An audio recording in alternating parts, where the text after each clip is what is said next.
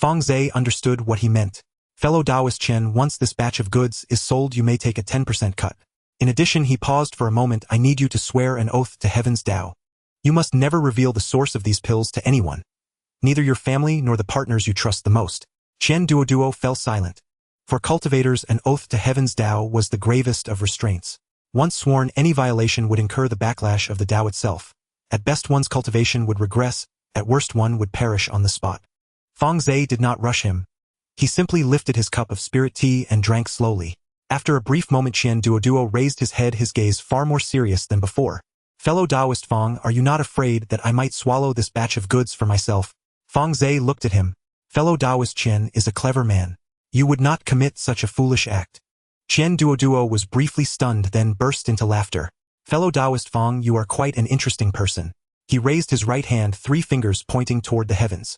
I Chen Duoduo swear by Heaven's Tao that I will never divulge to anyone the source of the pills provided by fellow Taoist Fang Ze. Should I violate this oath, may heaven strike me down and the earth annihilate me. An unseen ripple spread out from his body.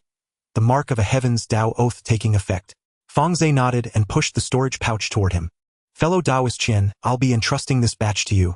Selling it within 2 months will suffice. Set the price as you see fit. I trust your judgment. Chen Duoduo accepted the storage pouch and carefully put it away. Rest assured, fellow Taoist Fang. I will definitely get you an excellent price for this batch. Fang Ze rose to his feet. Then I shall trouble you, fellow Taoist Chen. I will come by in a few days to collect the map of the secret realm. Chen Duoduo escorted him to the door, then suddenly lowered his voice. Fellow Taoist Fang, there is something I must warn you about. Fang Ze halted his steps. What is it? Chen Duoduo glanced around, then pressed his voice even lower. You have been making too many moves lately. I've heard that Zhou Mingshan has been contacting several inner sect disciples recently as if plotting something. Fang Ze's eyes turned cold. Thank you for the warning, fellow Taoist Chen. He pushed the door open and stepped out. Standing atop the dirt mound, Fang Ze drew in a deep breath. All 4 neighbors had been negotiated with. Zhao Wuji would handle alchemy, Sun Tai would be in charge of crafting artifacts, Li Qingshan would supply materials, and Chen Duoduo would manage sales and intelligence. The outline of a complete industry chain had taken shape. Next would be the 9 Heavens secret realm. He turned and walked toward his own stone hut. Back in his stone hut, Fang Ze shut the door and sank into thought. The 9 Heavens secret realm. 2 months from now it would open with a mortality rate of 30%. Yet within lay countless heavenly materials and earthly treasures. It was his only chance to obtain resources for the golden core stage. If he remained in the sect, the Zhou clan would suppress him unrelentingly. Missions, resources, cultivation arts. He could forget about obtaining any of them, let alone resources for forming a golden core. Entering the secret realm would be dangerous, but at least there was a chance for fortuitous encounters. Moreover, it would allow him to temporarily evade the Zhou clan's surveillance. Fang Ze lifted his head, his eyes resolute. Go. He had to go. He rose to his feet and pushed the door open. He walked toward the mission hall. He would register to enter the 9 Heavens secret realm. 2 months from now, he would make the Zhou clan see that he, Fang Ze, was not someone they could bully at will. Not long after, Fang Ze emerged from the mission hall, holding a jade plaque in his hand, upon which the 4 small characters for 9 Heavens secret realm were engraved. The registration had gone more smoothly than he had expected. He had handed over his identity token, and the steward behind the counter had taken a glance, recorded his name, and approved it. There had been no difficulties, no questioning, not even a second look in his direction. Fang Ze frowned slightly. This was not normal. With the Zhou clan's influence within the sect, it was impossible that they were unaware of his registration. And yet, they had not tried to interfere at all. Either they had not had time to react, or they were harboring a far more insidious scheme. He leaned toward the latter. Back in his stone hut, Fang Ze closed the door, activated the formation, and set the jade plaque on the table. The 9 Heavens secret realm would open in 2 months. For now, it was his only opportunity.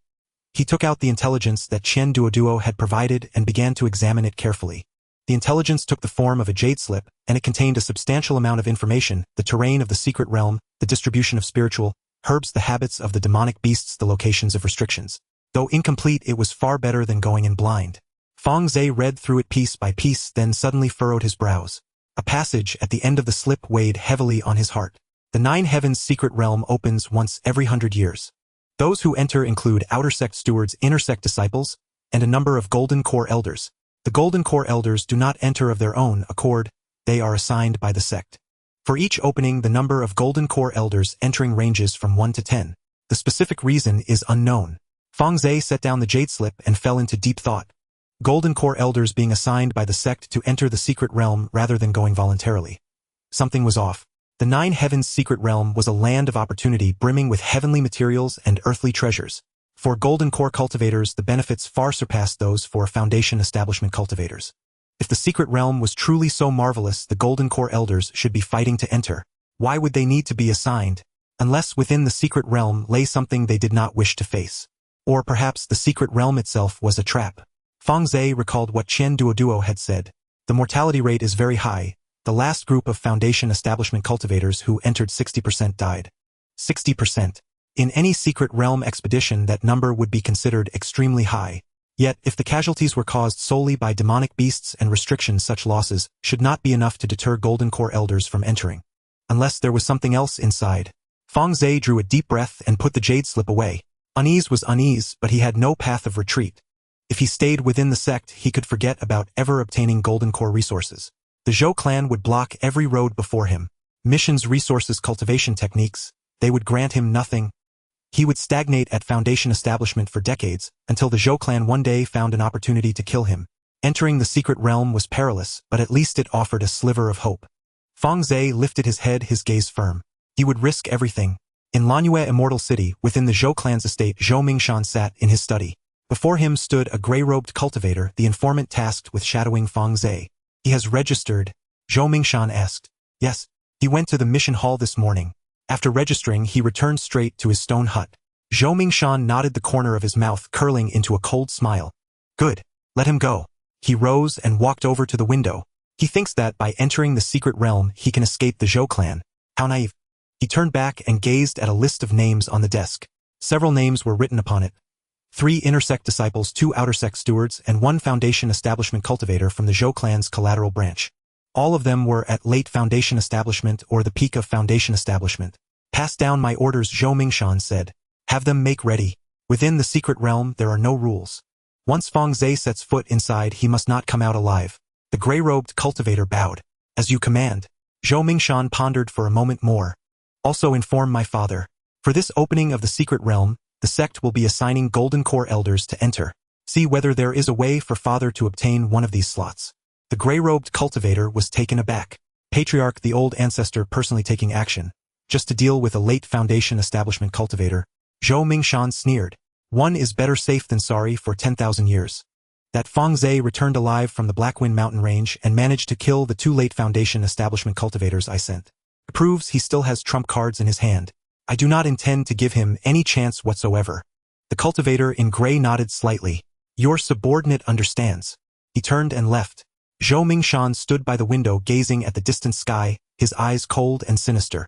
Fang Ze, you think entering the secret realm will guarantee your survival? Keep dreaming. The following 2 months passed with unusual tranquility for Fang Ze. By day, he would occasionally visit the shop or exchange insights on alchemy and artifact refining with Zhao Wuji and Sun Tai. At night, he returned to his personal space, continuing his cultivation and the nurturing of spirit beasts. His cooperation with Zhao Wuji proceeded smoothly. Fang Ze supplied spiritual herbs, while Zhao Wuji was responsible for refining pills. First-tier pills could now be produced steadily by Zhao Wuji with a rather decent yield. Fang Ze offered him a reward of splitting the profits 50-50, along with the privilege of borrowing Fang Ze's alchemical insights at any time. Zhao Wuji was thoroughly satisfied. Fellow Taoist Fang, the quality of your spiritual herbs is simply outstanding. Holding a stalk of golden thread lotus, he could not bear to put it down. The ones I bought outside compared to yours are nothing but trash. Fang Ze merely smiled. As long as you like them, fellow Taoist Zhao, there will always be enough spiritual herbs. You just focus on refining. Zhao Wuji nodded repeatedly. His cooperation with Sun Tai was equally smooth. Lanbua spirit bamboo feathers of fire sparrows. Every material Fang Ze provided was of superior quality. The artifacts forged by Sun Tai were now a whole level higher than before. Fellow Taoist Fang, where did you get these materials? Sun Tai clicked his tongue in wonder, as he held a length of Lanbua spirit bamboo. Century-old Lanbua spirit bamboo. I've never seen so much of it on the market. Fang Ze replied casually, a chance encounter and I acquired a batch. Sun Tai did not press further and lowered his head, continuing to refine artifacts. As for Li Qingshan, at first, he did not think much of this channel through Fang Ze. He was a rogue cultivator long accustomed to acting alone. The materials from the beasts he hunted had always been sold casually to random shops. the prices high or low were just like that. Cooperating with Fang Ze was at first merely an additional option. But after 3 transactions his attitude changed. The first time Fang Ze gave him an extra bottle of Qingling pills, calling it a meeting gift. The second time Fang Ze added a stalk of Zixin orchid, saying it was an extra reward for particularly good materials. The third time Fang Ze directly raised the purchase price by 20%, describing it as a discount for long-term cooperation. Li Qingshan was no fool. He knew Fang Ze was trying to win him over. Yet this man was truly generous, never delaying payment, each transaction clean and efficient. Fellow Taoist Fang. One day Li Qingshan sought out Fang Ze of his own accord. If you ever need help in the future, just say the word. Fang Ze smiled. You are too polite, fellow Taoist Li. In the future, just remember to reserve any good materials you hunt for me. Li Qingshan nodded, then turned and walked away. Watching his departing figure, Fang Ze nodded inwardly. This man was cold on the outside yet warm within. Someone who could be trusted. As for Chen Duodua, he had come to regard Fang Ze as a veritable money tree. That batch of pills took him less than 2 months to sell out completely. Hundreds of Qingling pills and dozens of Tianyun pills, all of superior quality or above, ultimately fetched the high price of 76,000 spirit stones. Fellow Taoist Fang. Chen Duoduo held a storage pouch in both hands, his smile so wide his eyes almost disappeared. Here are your 70,000 spirit stones. I only took 6,000 this time as my cut. This haul alone is more than I usually earn from 2 years of flipping goods. Fang Ze accepted the storage pouch and sent his spiritual sense into it. 76,400 spirit stones. Adding in what remained from before, he now had over 200,000 at hand. You have worked hard, fellow Taoist Chen. He took out a bottle of Qingling pills and tossed it over. This is an extra token of my appreciation. Chen Duoduo caught the jade bottle, opened it for a look, and broke into an irrepressible grin. Fellow Taoist Fang, from now on you're like my own brother. If you need anything, just say it. Fang Ze nodded. There will be another batch of goods in the future. I'll come to you then. Chen Duoduo nodded repeatedly. No problem. Leave it all to me. Within his personal space, Fang Ze stood at the edge of the spirit fields, gazing at the purple-pupiled cloud-winged tiger. 2 months had passed outside, while over 10 years had gone by within the space. The aura of the purple-pupiled cloud-winged tiger had reached the very limit of the second tier's perfection. Just like the howling moon sky wolf before its breakthrough, it was only a single step away. Fang Ze crouched down and gently patted its head. Are you ready? The purple-pupiled cloud-winged tiger let out a low growl, its eyes filled with ardent desire. Fang Ze rose to his feet and walked to the open ground at the edge of the spirit fields. 200,000 spirit stones were embedded piece by piece into the ground. Array patterns connected as spiritual light surged upward. The spirit-gathering formation was identical to the previous one. He took out the last 3 golden yuan fruits and held them to the purple-pupiled cloud-winged tiger's mouth. The tiger swallowed them in a single gulp. As the golden yuan fruits entered its belly, an immense surge of spiritual energy erupted at once. The purple-pupiled cloud-winged tiger shuddered all over, then crouched down, beginning to refine the power. Fang Ze stepped back a few paces and watched quietly. Time flowed by moment after moment. 1 hour, 2 hours, 3 hours. The aura of the purple-pupiled cloud-winged tiger began to climb. From second-tier perfection. And still rising. Suddenly it threw back its head and let out a long, resounding howl. The cry was less like a wolf's and more like a tiger's roar, causing the entire space to tremble. The spiritual sea surged in massive waves, and the spiritual herbs in the spirit fields were blown askew by the shock waves. The sky changed. Dark clouds churned, lightning flickering within. It was exactly the same as last time. Fang Ze's heart beat faster, yet, compared to before, he now carried an additional measure of composure. He knew the sequence of events, knew the might of the tribulation lightning, and knew the purple-pupiled cloud-winged tiger could endure it. The first bolt of tribulation lightning descended. Unlike the howling moon sky wolf, the purple-pupiled cloud-winged tiger did not simply take it heedin. It lifted its head as the vertical eye on its forehead snapped open, shooting out a violet beam that collided with the lightning. The lightning shattered and the violet beam dissipated as well. Fang Ze's eyes lit up. The power of that vertical eye was now more than 10 times stronger than before. The second bolt, the third, the fourth. The purple-pupiled cloud-winged tiger blocked them one after another, each time using the vertical eye to fire a violet beam. Its aura was being consumed, yet its gaze remained calm. When the fifth bolt of tribulation lightning descended, it no longer used the vertical eye. Instead, it opened its jaws and spat out a stream of violet gold flames. Flames and lightning collided, erupting with a heaven-shaking boom. Fang Ze's heart trembled. Was this a new ability of the purple-pupiled cloud-winged tiger? Before, it could only breathe fire, and its power had been far inferior to this. After its breakthrough to the third tier, had even its innate techniques evolved? the 6th bolt, the 7th, the 8th. The purple-pupiled cloud-winged tiger exhausted all of its methods. Violet beams from the vertical eye, violet gold flames, razor-sharp claws and fangs. Each attack met a bolt in turn. Its fur was scorched over most of its body, its entire form charred black, yet its eyes remained razor-sharp. The 9th bolt, the final one. Dark clouds roiled, lightning flared, and a single violet gold bolt of lightning split down from the clouds. This one was stronger than the previous 8 combined. The purple-pupiled cloud-winged tiger rose to its feet and lifted its head, staring at the descending bolt. Its vertical eye snapped open, once more unleashing a final violet beam. The beam and the lightning collided, locked in a brief stalemate, then both dissipated. The lightning continued to fall. The purple-pupiled cloud-winged tiger opened its jaws and spat out a final breath of violet gold flames. The flames and lightning met and vanished once more. The lightning had reached overhead. The purple-eyed cloud-winged tiger did not evade.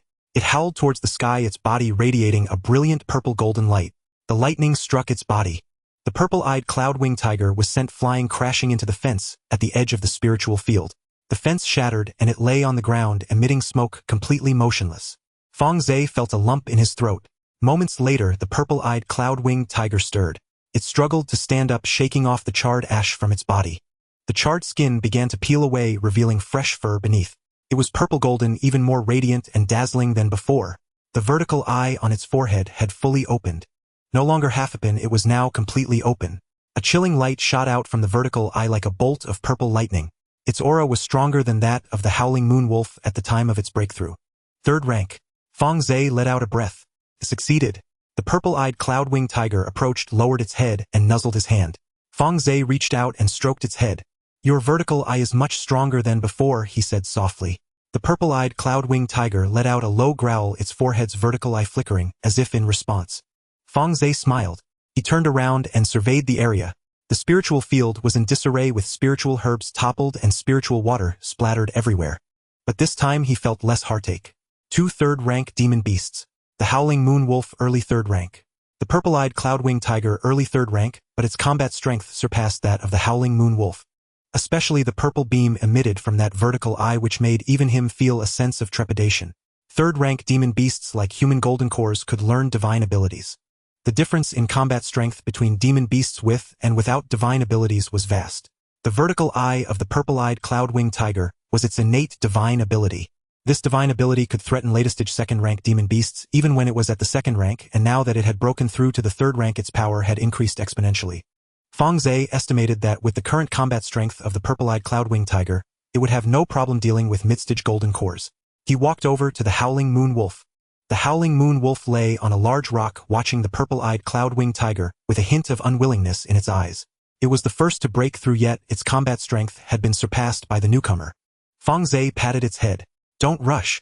You have your strengths too. In the future, the wolf pack will rely on you to grow stronger." The howling moon wolf let out a low growl, as if to say, "That's more like it." Fang Ze smiled and turned to check on the spiritual insects. The spiritual insect area was on the other side of the spiritual field, separated by a formation to prevent them from getting out and harming the spiritual herbs. Golden-eating worms, 1,200 of them. Fang Ze stood outside the formation, observing the golden cloud of worms, inside secretly amazed. 2 months ago, there were only over 600 golden-eating worms. In the span of several years, within the space, their numbers had doubled. Among them, there were over 300 above the 2nd rank. The highest few had already reached the peak of the 2nd rank. What surprised him the most was that 2 special individuals had appeared in the swarm of golden-eating worms. One was particularly large, more than 3 times the size of the others, entirely golden with silver patterns on its shell. It lay at the center of the swarm, surrounded by a circle of golden-eating worms, as if being guarded. The Worm King. The other one was also large, with a swollen abdomen, as if it were gestating something. It lay beside the Worm King, occasionally having golden-eating worms crawl over to feed it. The Worm Queen. Fang Ze concentrated, and several golden-eating worms flew over and landed in his hand. He carefully sensed them. The aura of the Worm King was already close to the limit of the peak 2nd rank. The Worm Queen was slightly weaker, but also at the late 2nd rank. If these 2 could break through to the 3rd rank. Fang Ze took a deep breath. A 3rd-rank Worm King, a 3rd-rank Worm Queen, along with over 1,000 golden-eating worms. The sight was terrifying to even think about. He had previously tested the combat strength of the golden-eating worms. Single golden-eating worms were nothing against demon beasts of the same rank. Their defense was average, their attack was average, their speed was average, none of their attributes were outstanding. But the situation changed when their numbers increased. 100 golden-eating worms attacking together would make even mid-stage second-rank demon beasts flee. 1,000 would give even peak second-rank demon beasts a headache. Moreover, golden-eating worms had a unique ability. They could devour each other to give birth to stronger individuals. The Worm King and the Worm Queen were born through continuous consumption. Fang Ze put the golden-eating worms back and went to check on the soul-eating ants. There were 3,500 of them. Their numbers were greater than the golden-eating worms, but their combat strength was far inferior. These ants were small with weak defenses often eliminated before they could get close. However, they possessed a unique ability to bite through a cultivator's spiritual protection. First-rank soul-eating ants could bite through first-rank protective spiritual light. Second-rank soul-eating ants could bite through second-rank protective spiritual light. They were quite useful for scouting and breaking restrictions. But they were still too inadequate for combat. Fang Ze shook his head and turned to leave the space. Outer Sect Scripture Pavilion. Fang Ze stood at the entrance of the Scripture Pavilion looking up at the plaque. He had been to the 3-story Scripture Pavilion several times already. Previously it was to research information about the Black Wind Mountain Range. This time it was for the spiritual insect secret techniques. The numbers of golden-eating worms and soul-eating ants had increased, but without suitable secret techniques. They were just a group of scattered troops, unable to exhibit their true combat strength. He entered the Scripture Pavilion and presented his identity token. Outer Sect Steward can enter the first 3 floors. The disciple guarding the door stepped aside. Fang Ze headed straight for the 3rd floor, finding the area where the spell jade slips were stored. Spiritual Insect Secret Technique. Spiritual Insect Secret Technique. He searched through rows of jade slips and finally found a few relevant ones. He examined them one by one. Insect Control Technique First Rank High Grade can control up to 100 spiritual insects simultaneously conducting simple formations. Requires 100 contribution points to exchange. Fang Ze frowned. 100. He had over 1,000 golden-eating worms and over 3,000 soul-eating ants. A limit of 100 was too little. He continued searching. 10,000 insects Great Formation Second Rank Low Grade can control over 1,000 spiritual insects forming a defensive formation. Requires 300 contribution points to exchange. Fang Ze's eyes brightened. This is it. He continued searching for a while and found another one. Soul-eating Formation Second Rank Low Grade can enhance the devouring ability of soul-eating ants, allowing them to absorb spiritual energy faster. Requires 200 contribution points. Fang Ze took out these 2 jade slips and walked to the counter. The steward behind the counter was an old man in the early foundation establishment stage, dozing with his eyes closed. Fang Ze placed the jade slips and his identity token on the counter. I want to exchange these 2. The old man opened his eyes, glanced at the jade slips and then at Fang Ze. 10,000 insects Great Formation 300 contribution points. Soul-eating Formation 200 contribution points. A total of 500. Or, you can use 200 contribution points plus 500 spirit stones for the exchange. Do you have them? Fang Ze nodded. He had received 300 contribution points from the last task in the Black Wind Mountain Range. Although he hadn't done much during the past 6 months, he still had 270 points left which he hadn't spent. The old man swiped the token, deducting 200 contribution points, while placing 500 spirit stones into the storage bag below, handing the jade slips over to him. Fang Ze took the jade slip and turned to leave. Returning to the stone house, he entered the space, sat cross-legged, and began to study the 2 secret arts. The myriad insect formation has its core, based on divine sense, as a guide using spiritual insects, as soldiers to connect thousands of spiritual insects into a whole. The swarm is no longer a scattered mass but a moving fortress. Fang Ze closed his eyes and, following the method in the jade slip, probed into the golden-eating insect swarm with his divine sense. 1,200 golden-eating insects gradually gathered under his guidance, stacking layer upon layer to form a golden shield. The shield was thick, shining with golden light. With a thought, Fang Ze summoned a mid-second stage purple-winged tiger that pounced forward, slamming its claw against the shield. The shield stood firm without a tremor. The purple-winged tiger unleashed a jet of flame, yet the shield remained intact. Fang Ze felt a surge of joy. The defensive power of this myriad insect formation was stronger than he had anticipated. The full-force strike of the mid-second stage purple-winged tiger surprisingly left no mark whatsoever. If the Insect King and Insect Queen also joined the formation, the defense would rise to another level. He continued to study the soul-eating formation.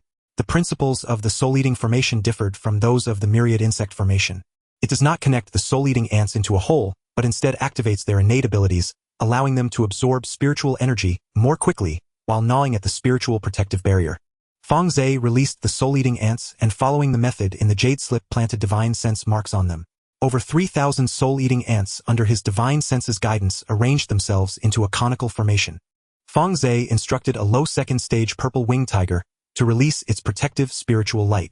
The swarm of soul-eating ants rushed forward, biting into the spiritual light.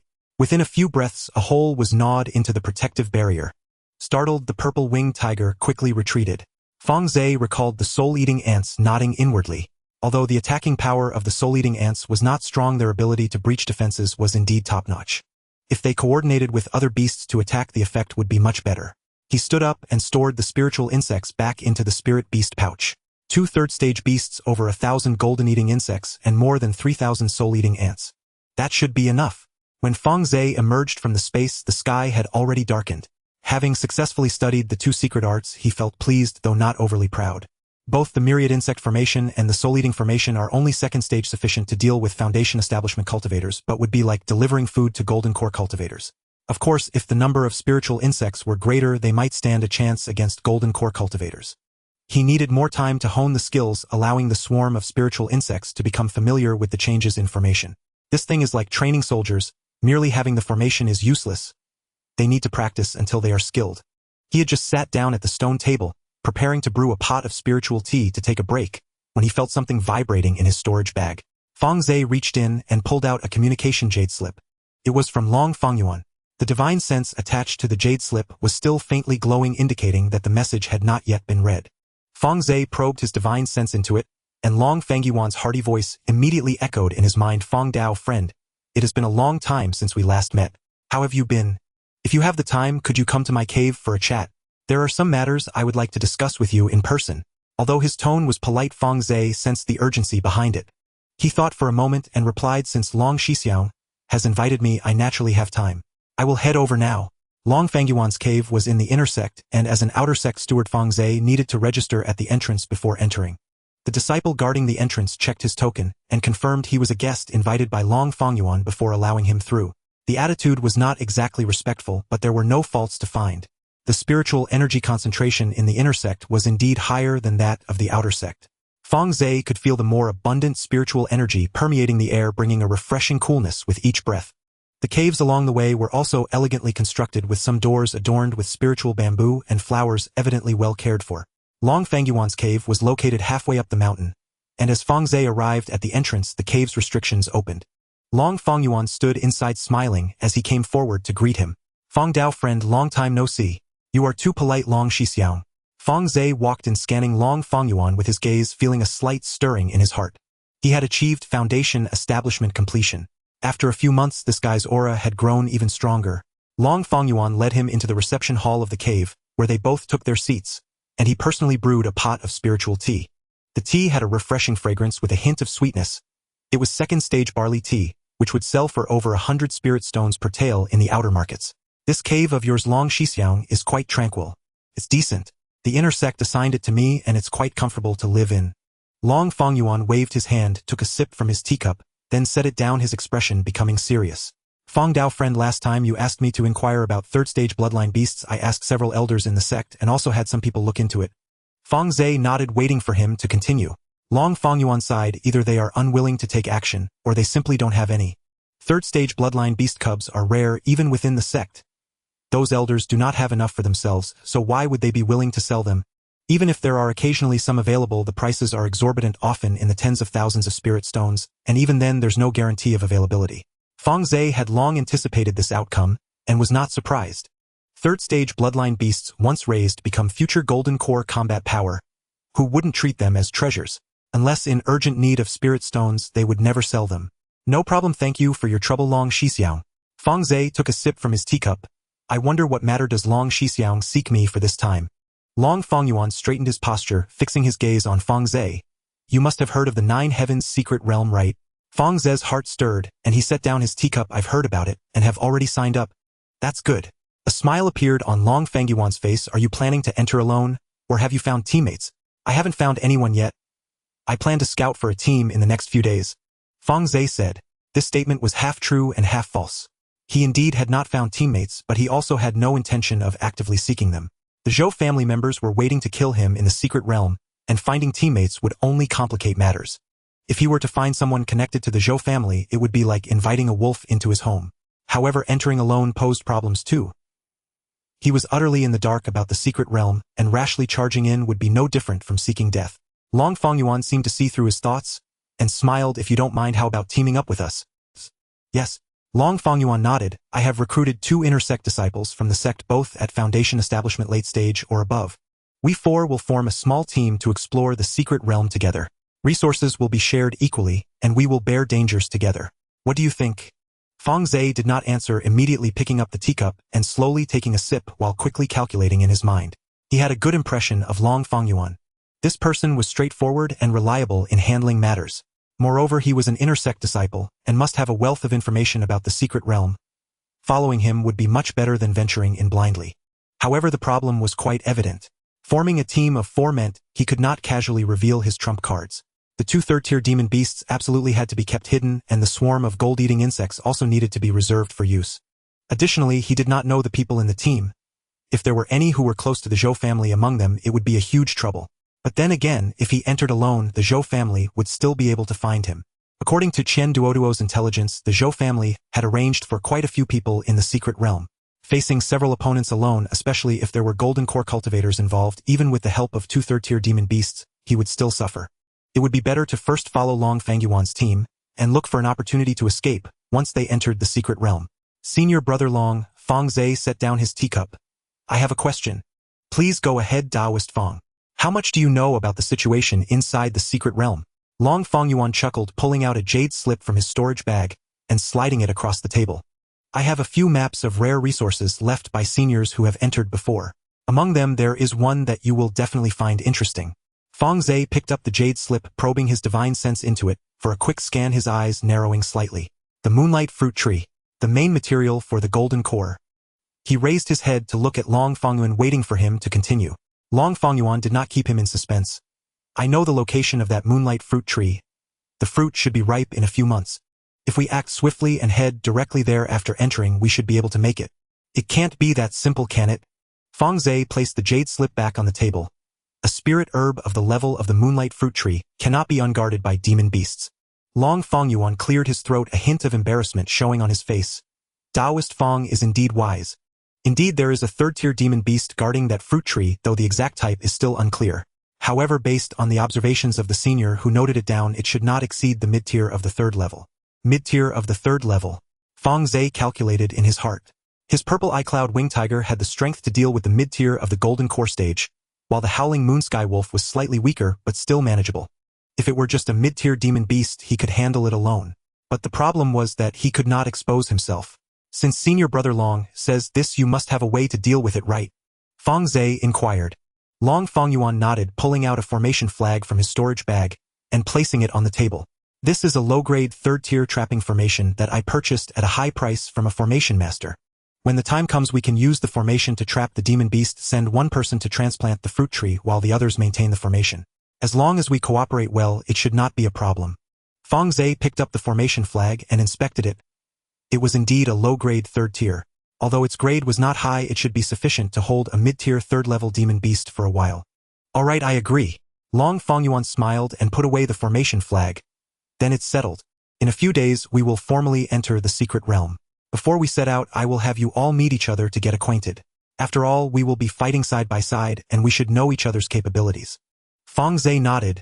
That's appropriate. The two chatted a bit more about the secret realm, and then Fang Ze got up to take his leave. Long Fangyuan escorted him to the entrance of the cave dwelling, reminding him to stay in touch, before returning to continue his preparations. As Fang Ze stepped out of the inner door, the smile on his face gradually faded. A mid-tier 3rd-level demon beast, the moonlight fruit tree. Long Fangyuan's team. These seemed like good things, yet he felt uneasy in his heart. Long Fangyuan was indeed a decent person, but he had no idea about the backgrounds of the 2 inner sect disciples he had gathered. Moreover, Long Fangyuan was a bit too eager. They were forming a team, sharing intelligence, and even preparing a formation. It seemed like he had been plotting this for a while. But then again, Long Fangyuan indeed owed him a favor. At the last auction, when Fang Ze purchased the purple eye-cloud wing tiger, Long Fangyuan had mentioned that he owed him a favor. This time, forming a team likely had an element of repaying that favor. Fang Ze shook his head, dismissing further thoughts. Regardless of Long Fangyuan's intentions, he just needed to keep a hand hidden. As long as he did not reveal all his trump cards, no one could trick him. 3 days later, Long Fangyuan sent a message saying that everyone had arrived, and they would meet in a reception room in the inner sect. When Fang Ze arrived, Long Fangyuan was already waiting inside. The reception room was small but very tidy with a stone table in the middle and 4 chairs. Long Fangyuan was sitting in the chair by the window with 2 other people beside him. The 2 men appeared to be in their 30s and looked very similar. They had thick eyebrows and big eyes, square faces, and sturdy builds, clearly siblings. Seeing Fang Ze enter, Long Fangyuan smiled and stood up to introduce, Taoist Fang has arrived. Let me introduce you. These 2 are the Zhou brothers Zhou Yuanhao and Zhou Yuanming. Eldest brother Zhou Yuanhao, Foundation Establishment Perfection. Second brother Zhou Yuanming, Late Foundation Establishment. Fang Ze's heart skipped a beat. Zhou family. He maintained his composure, cupping his hands. Greetings, Zhou brothers. Zhou Yuanhao and Zhou Yuanming also stood up to return the greeting. The elder brother Zhou Yuanhao said little, simply nodding and saying, Greetings, Taoist Fang. The younger brother Zhou Yuanming was more enthusiastic, smiling as he said, I've long heard senior brother Long speak of Taoist Fang. Today I see it is indeed well deserved. Fang Ze took a glance at the 2. They appeared honest enough, dressed simply, and bore no difference from ordinary inner sect disciples. However, Fang Ze had been in the cultivation world long enough to learn one thing. The more honest someone seemed, the more one had to be wary, especially since their surname was Zhou. Although there were many branches of the Zhou family in the Lanyu sect, not all were connected to the Zhouming mountain family. But Fang Ze did not dare to take that gamble. He had offended the daughter of the Zhou family's head. The Zhou family had operated within the Lanyu sect for hundreds of years, so who knew how many connections there were? He maintained a polite demeanor as he sat down, already beginning to calculate how to handle the situation. Long Fangyuan and the others settled down and said, Since everyone is here, let's get to know each other's capabilities. After all, entering the secret realm means we will be fighting side by side, and knowing each other's skills will facilitate cooperation. I'll go first. He cleared his throat. I specialize in beast taming, and I have 3 second-tier demon beasts. One is a second-tier perfection Qingyi eagle responsible for aerial reconnaissance and attacks, another is a late second-tier golden back bear responsible for tanking damage, and the third is a mid-second-tier green-scaled snake responsible for ambush and distraction. As for myself, I am at Foundation Establishment Perfection, and I possess a mid-grade spiritual weapon level armor. My offensive capabilities mainly rely on my demon beasts and spells. After speaking, he looked toward Zhou Yuanhao. Zhou Yuanhao replied in a low voice, I specialize in Moonlight Attribute Techniques Foundation Establishment Perfection. I have 2 demon beasts, one is a second-tier perfection Ironback Wolf, and the other is a mid-second-tier Crimson Flame Fox. I possess a low-grade spiritual weapon level longsword which is decent for close combat. Zhou Yuanming continued, I am similar to my elder brother at the late stage of Foundation Establishment. I also have 2 demonic beasts, one is a late-stage second-tier Windwing Bat, and the other is a mid-stage second-tier Earth Spirit Turtle. The Windwing Bat is fast and suitable for harassment. The Earth Spirit Turtle has strong defense and can serve as a shield. I specialize in mid-range spell attacks. After the 2 finished speaking, they both looked towards Fang Ze. Fang Ze quickly calculated in his mind. The strength of these brothers is not weak. With the late stage of Foundation Establishment and perfected Foundation Establishment Cultivation plus 2 second-tier demonic beasts, each their combat power is quite considerable. If they are sincerely forming a team, then this group would definitely be top-notch in the secret realm. But if they are people arranged by the Zhou family, Fang Ze revealed a hint of embarrassment on his face. Both Zhou brothers possess impressive strength, making me feel a bit ashamed. Zhou Yuanming smiled and said, There's no need for Elder Fang to be so polite. We are all fellow disciples, so feel free to share your methods without holding back. Fang Ze nodded and said half-truthfully, I have a latest-stage second-tier Azure Feather Eagle which is good for traveling and scouting. Additionally, I have some spirit-eating ants, not many, probably a few hundred, which are useful for scouting and breaking formations. As for my own combat power, I am at the late stage of Foundation Establishment, and I have a high-quality spiritual artifact that allows me to barely protect myself. He did not mention the Howling Moon Sky Wolf or the Purple-Eyed Cloudwing Tiger, nor did he bring up the spirit-eating insect swarm or the insect army formation, even downplaying the grade of the Azure Feather Eagle. The Azure Feather Eagle is actually at the perfected second tier, but he only stated it as latest-stage second tier. Zhou Yuanming showed a hint of disappointment on his face, but quickly concealed it. Spirit-eating ants are indeed good things. They are very useful for breaking formations. Zhou Yuanhao merely nodded and remained silent. Long Fangyuan did not find it surprising. He had seen Fang Ze at the auction and knew he had many hidden cards, yet he did not expect it to be so meager. However, he did not ask much. After all, everyone has their own secrets, and pressing for information would only seem distrustful. Well, since we are all acquainted, I will share some information about the secret realm. Long Fangyuan took out a map from his storage bag and spread it on the table. The map was made of beast skin with numerous markings indicated. Fang Ze glanced at it and could roughly see that it depicted a mountainous terrain with a few places marked with red crosses and small annotations beside them. This map was obtained from a senior who has been inside. Although it's not particularly detailed, it marks the important resource points. Long Fangyuan pointed at several red crosses on the map. These places have rare resources, but most are guarded by demonic beasts. Our targets are these few: moonlight fruit trees, heavenly spirit flowers, and a place that might be a spiritual vein spring. Fang Ze carefully examined the map, memorizing these locations. The distribution of demonic beasts in the secret realm is quite regular, Long Fangyuan continued. The outskirts have first-tier and second-tier demonic beasts, and as you go deeper, third-tier great demons will appear. Currently no fourth-tier ones have been discovered, but we cannot let our guard down. Foundation Establishment Cultivators and Golden Core Cultivators enter at different locations. Foundation Establishment Cultivators are on the outskirts while Golden Core Cultivators are in the core region. However, Golden Core Cultivators can enter the territories of Foundation Establishment Cultivators, so if we are unlucky enough to encounter a Golden Core Cultivator, it would be troublesome. Fang Ze furrowed his brows. Golden Core Cultivators can come and go freely. In theory, yes, but in practice, they typically do not do so, Long Fangyuan explained. The resources in the core area are far richer than those on the outskirts, so Golden Core Cultivators have no need to come to the outskirts to compete with us. Moreover, the distribution of spiritual energy in the secret realm is different. The concentration of spiritual energy in the core area is significantly higher than on the outskirts. A Golden Core Cultivator can cultivate for a day inside, equivalent to 10 days outside. Thus, they generally do not come out.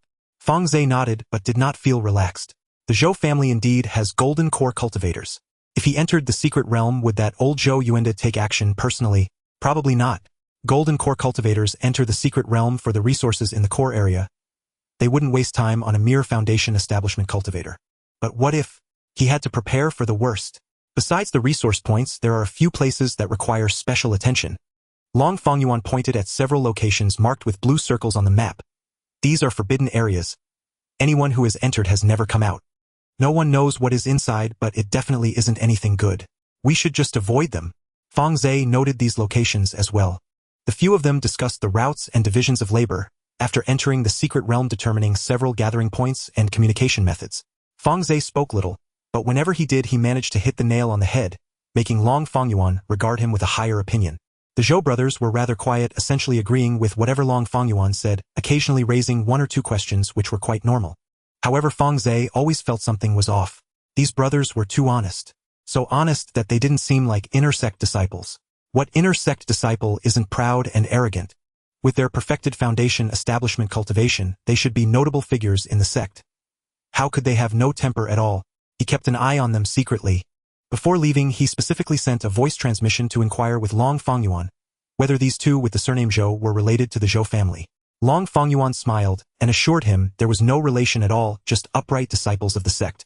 Meanwhile, deep within the forbidden area of the Lan Yu sect there lies a valley shrouded in formations, perpetually engulfed in clouds and mist. In the center of the valley stands a stone hall which appears simple, yet every stone is etched with forbidden runes. Inside the stone hall, 4 figures sit facing each other. 3 of them resemble humans dressed in various colored robes, their auras unfathomable. Each of them possesses cultivation, at least at the nascent soul stage, and any one of them could easily be a major figure guarding one side in the outside world.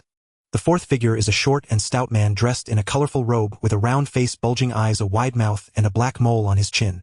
If one did not say anything, no one would guess that this somewhat comical-looking fat man is actually a transformed 4th-tier great demon. Moreover, his true form is that of a toad. Gentlemen, the new round of the 9 Heavens secret realm is about to open. The toad Jai's voice is sharp and thin, which can be uncomfortable to the ear. I hope this time the number of Golden Core Cultivators entering isn't as few as before. The 3 nascent soul cultivators exchanged glances, and one white-haired elder spoke. Lord Toad Ji, rest assured. This time we have prepared at least 30 Golden Core real people. There will also be over 1,000 Foundation Establishment Cultivators. Very good, Toad Ji nodded in satisfaction, his bulging eyes sweeping over the 3, a slight smile appearing at the corners of his mouth. Then his figure vanished as if he had never existed. The stone hall fell into silence for a while. The white-haired elder sighed, and the look of respect on his face slowly faded, replaced by deep weariness and helplessness. Sigh, when will we be rid of that demon? A middle-aged beauty sitting opposite him said with a bitter smile, don't think about it. The restrictions in our sea of consciousness are at least at the 5th tier level. The frog in that secret realm must be above the 5th tier in cultivation. With our meager cultivation, we are no different from ants in front of him. 5th tier. The white-haired elder murmured that is equivalent to a transformation stage existence. Why would a 5th-tier great demon hide in a place like this? Who knows? Another middle-aged man with a gloomy expression sneered. Maybe he came down from the spirit realm to escape some calamity. Otherwise, with his cultivation, he would have ascended to a higher realm long ago. Why would he be stuck here with us? Alright, stop complaining. The middle-aged beauty stood up. We need to arrange the matters of the secret realm. This time, the affiliated forces have also relaxed their requirements, so let them in. The more people that go in, the more satisfied Lord Frog G should be. Just more people going in to die. The gloomy man snorted but stood up as well. The white-haired elder waved his hand. Go, prepare separately. Remember, do not let Lord Frog G be dissatisfied, otherwise the 3 of us won't survive. The 3 of them dispersed and the stone hall was once again enveloped in silence. Time passed quickly and soon it was the day the secret realm was to open. In the early morning, Fang Ze emerged from the space, changed into a clean Dao robe, and checked the equipment he needed to bring once more.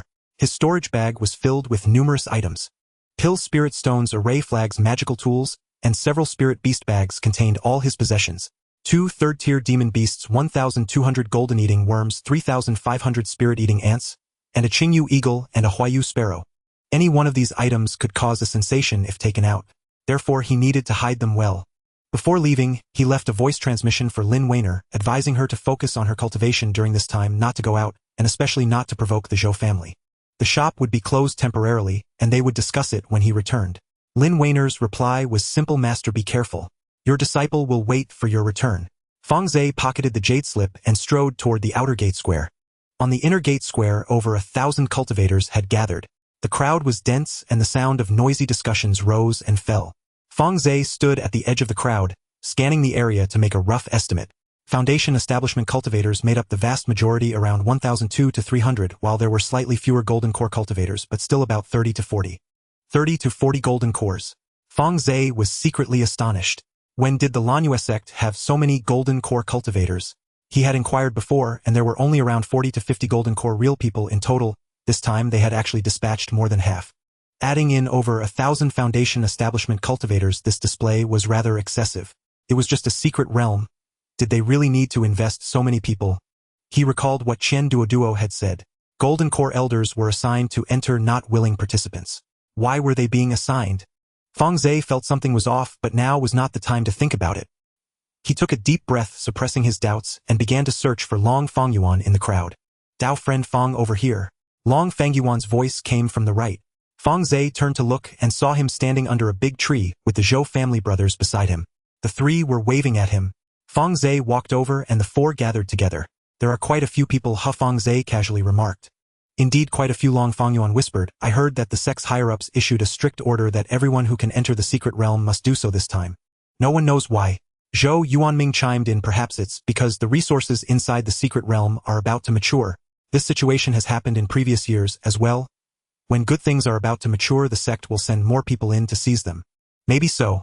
Long Fangyuan didn't say more, but Fang Ze noticed a hint of unease flash in his eyes. Fang Ze did not respond, casually glancing toward the distance. The Zhou family members stood on the other side of the square, with about a dozen foundation establishment cultivators led by Zhou Minghui and a few late foundation establishment cultivators beside him. They were huddled together, talking, occasionally glancing over at Fang Ze. Zhou Minghui's gaze was cold. Fang Ze calmly withdrew his gaze, sneering inwardly. Want to kill him? Then come at him. He turned to look at the high platform in the center of the square. On the high platform stood a white-haired elder dressed in a golden Dao robe. At least at the nascent soul stage or above. He stood with his hands behind his back, calmly scanning the entire area, and everyone felt an invisible pressure. Silence. The elder's voice clearly reached everyone's ears. The clamor in the square instantly ceased and over 1,000 people fell silent. Today is the day the 9 heavens secret realm opens. You all know the rules, but I will say it again. The elder's voice was neither hurried nor slow. Once the secret realm opens, you will be randomly transported to the outer areas. The resources within the secret realm belong to whoever obtains them. The sect will not intervene. However, there is one rule: no infighting. Fang Ze's heart stirred. Since there is no surveillance inside the secret realm, who would know who killed whom? As long as one is careful, the sect would not investigate at all. The opening time of the secret realm is 1 month. After 1 month, you will be automatically transported out. At that time, everyone must submit a portion of their gains with specific ratios calculated based on cultivation level. After the elder finished, he took out a golden token from his sleeve and held it high. The token was engraved with complex runes. The elder infused spiritual power into it, causing the runes on the token to begin circulating. A golden beam of light shot up into the sky, piercing through the clouds. The sky began to tremble. A huge crack slowly opened in the clouds, revealing a vast mountain range on the other side with spiritual energy, so dense it was about to overflow. The 9 heavens secret realm has opened. Go in. With a command from the elder, the cultivators in the square soared into the air, transforming into streaks of light rushing toward the crack. Fang Ze took a deep breath and glanced at Long Fangyuan. Long Fangyuan nodded. Let's go. The 4 of them flew up simultaneously, merging into the crowd. Fang Ze flew at the back, his gaze sweeping around, always paying attention to the movements of the Zhou family.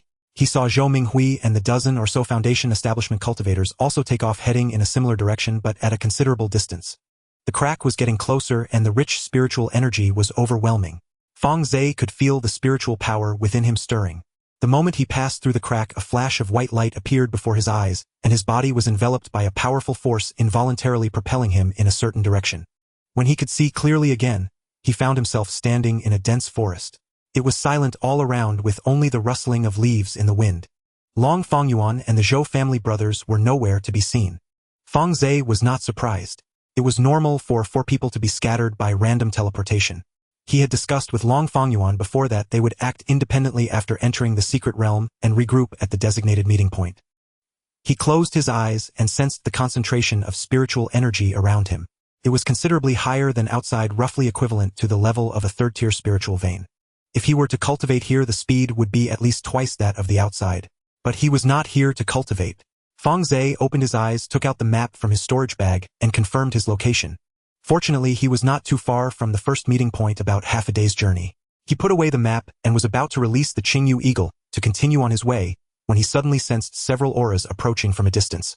Fang Ze immediately concealed his aura and hid in the canopy of a large tree. A few moments later, 3 figures flew out from the woods and landed near the spot where he had been standing. They were 3 Midstage Foundation establishment cultivators, and their attire did not resemble that of the Lanyue sect. They were likely rogue cultivators from an affiliated force. Strange, I clearly sensed someone over here just now. A sharp-faced cultivator looked around. Perhaps it was a mistake in sensing. Another round-faced cultivator waved his hand, saying, "Forget it, let's hurry to find the spiritual herbs. This year's influx of cultivators is several times more than in previous years. Good things do not wait for anyone." After chatting for a while, the 3 hurriedly left. Fang Ze emerged from the tree canopy, looking thoughtfully in the direction the 3 had left. More cultivators than in previous years. This matched the intelligence he received from Chen Duoduo. The higher-ups of the sect indeed invested a large number of personnel this time, and even a considerable batch of rogue cultivators from affiliated forces were allowed in. What were they really after? Fang Ze shook his head, no longer overthinking. Regardless of the sect's intentions, it had little to do with him. His current goal was very clear. Find the Yuehua fruit tree to obtain the main material for the golden core, and then look for an opportunity to break through to the great perfection of foundation establishment within the secret realm. As for the Zhou family, Fang Ze's lips curled into a cold smile. No matter how many come, he would kill them all. He released the Qingyu eagle, mounted it, and flew towards the meeting point. The forest rapidly receded beneath him as he observed the surrounding environment. The spiritual energy in the secret realm was indeed dense, but the dangers were not few. As he flew over, he had already sensed several auras of demon beasts, 2 of which were at least at the late 2nd-tier level. However, those demon beasts had fixed territories, and as long as one did not intrude, they generally would not come out to attack. After flying for about 2 hours, Fang Ze suddenly sensed the sounds of a battle ahead. He instructed the Qingyu eagle to lower its altitude, conceal its aura, and quietly approached. In a clearing within the forest, 4 cultivators were besieging a late 2nd-tier iron-armored rhino.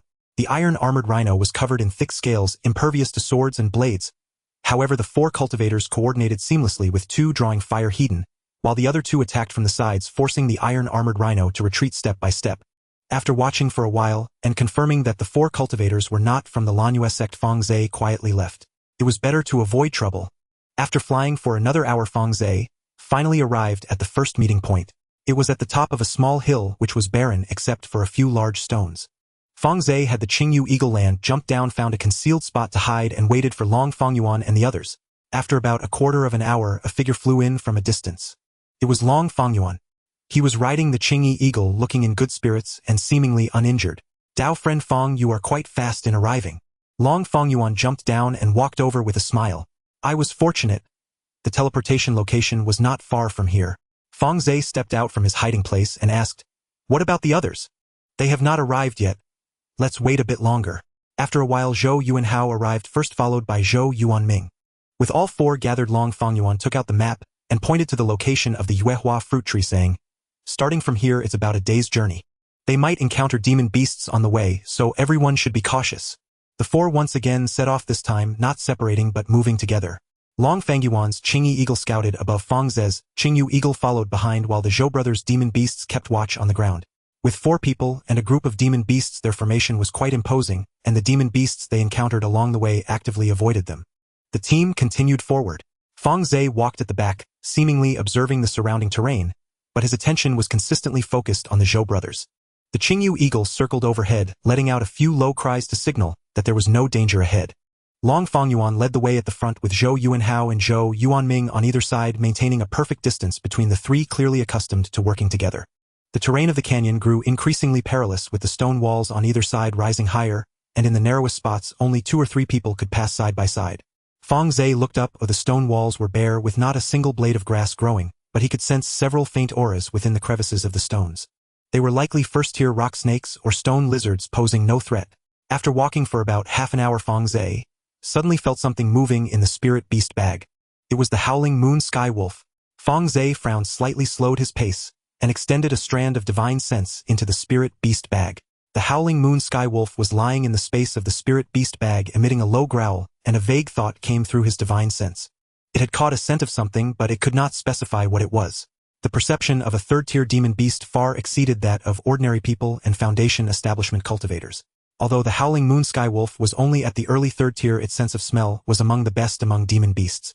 Fang Ze shared a telepathic connection with it and could roughly sense that it was alerting him to something. Fang Ze discreetly quickened his pace, closing the distance to the Zhou brothers.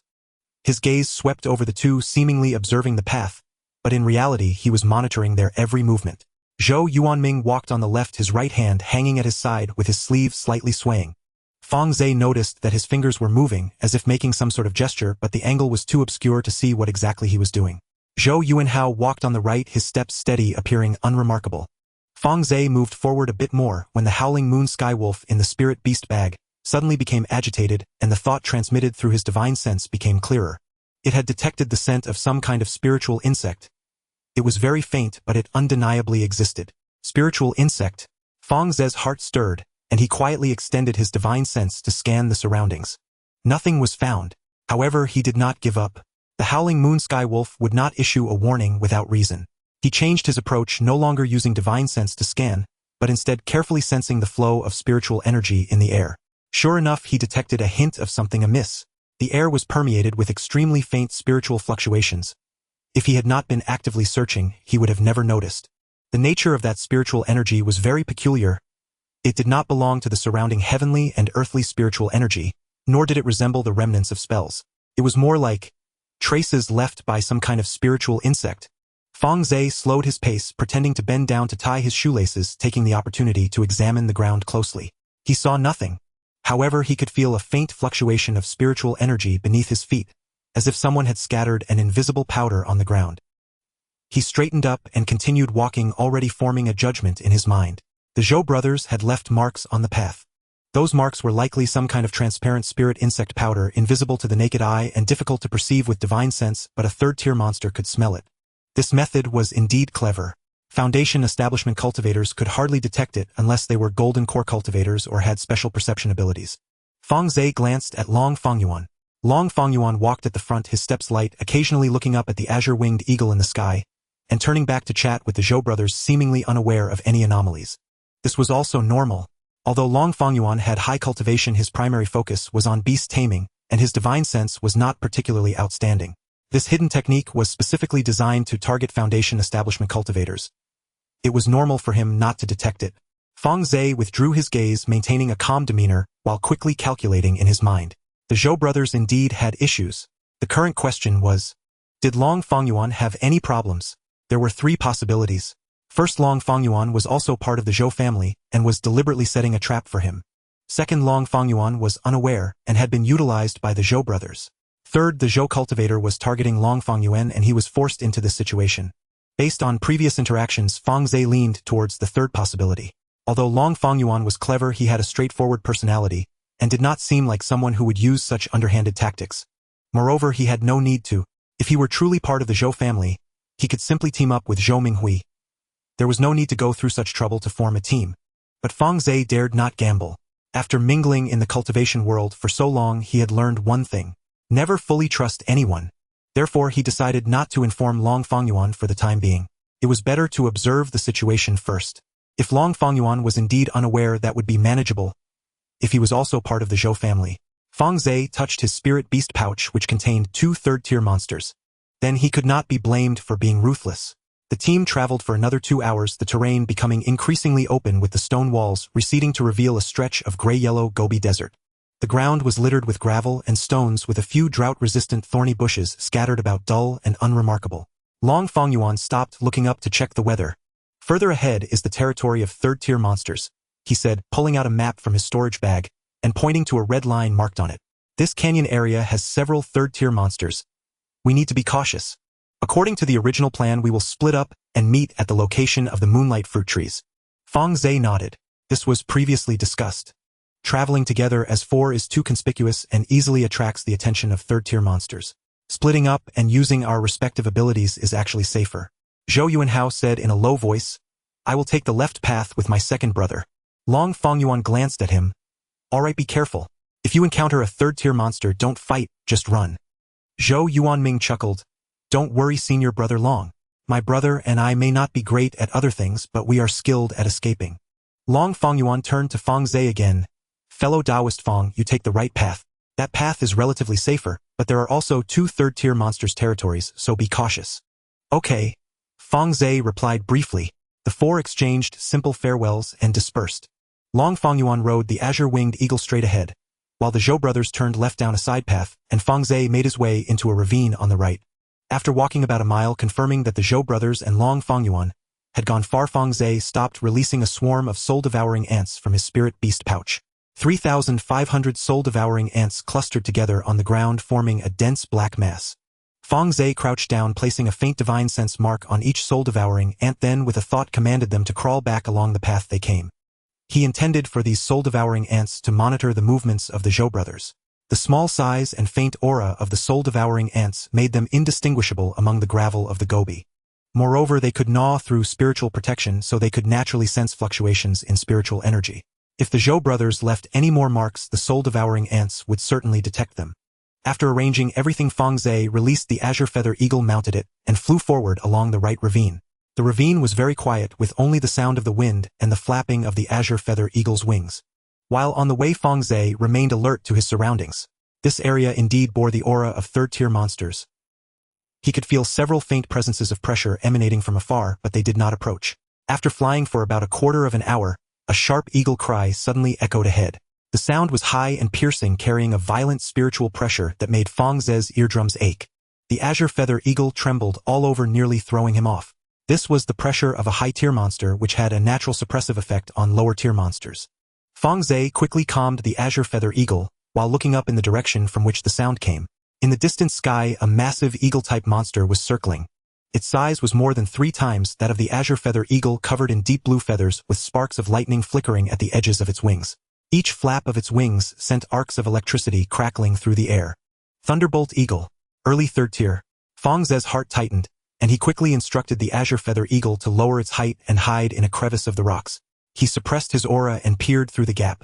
The thunderbolt eagle circled twice in the sky before suddenly diving down, pouncing toward a certain direction. That direction. Fang Ze squinted. It was the path taken by the Zhou brothers. A smile curled at the corner of his mouth.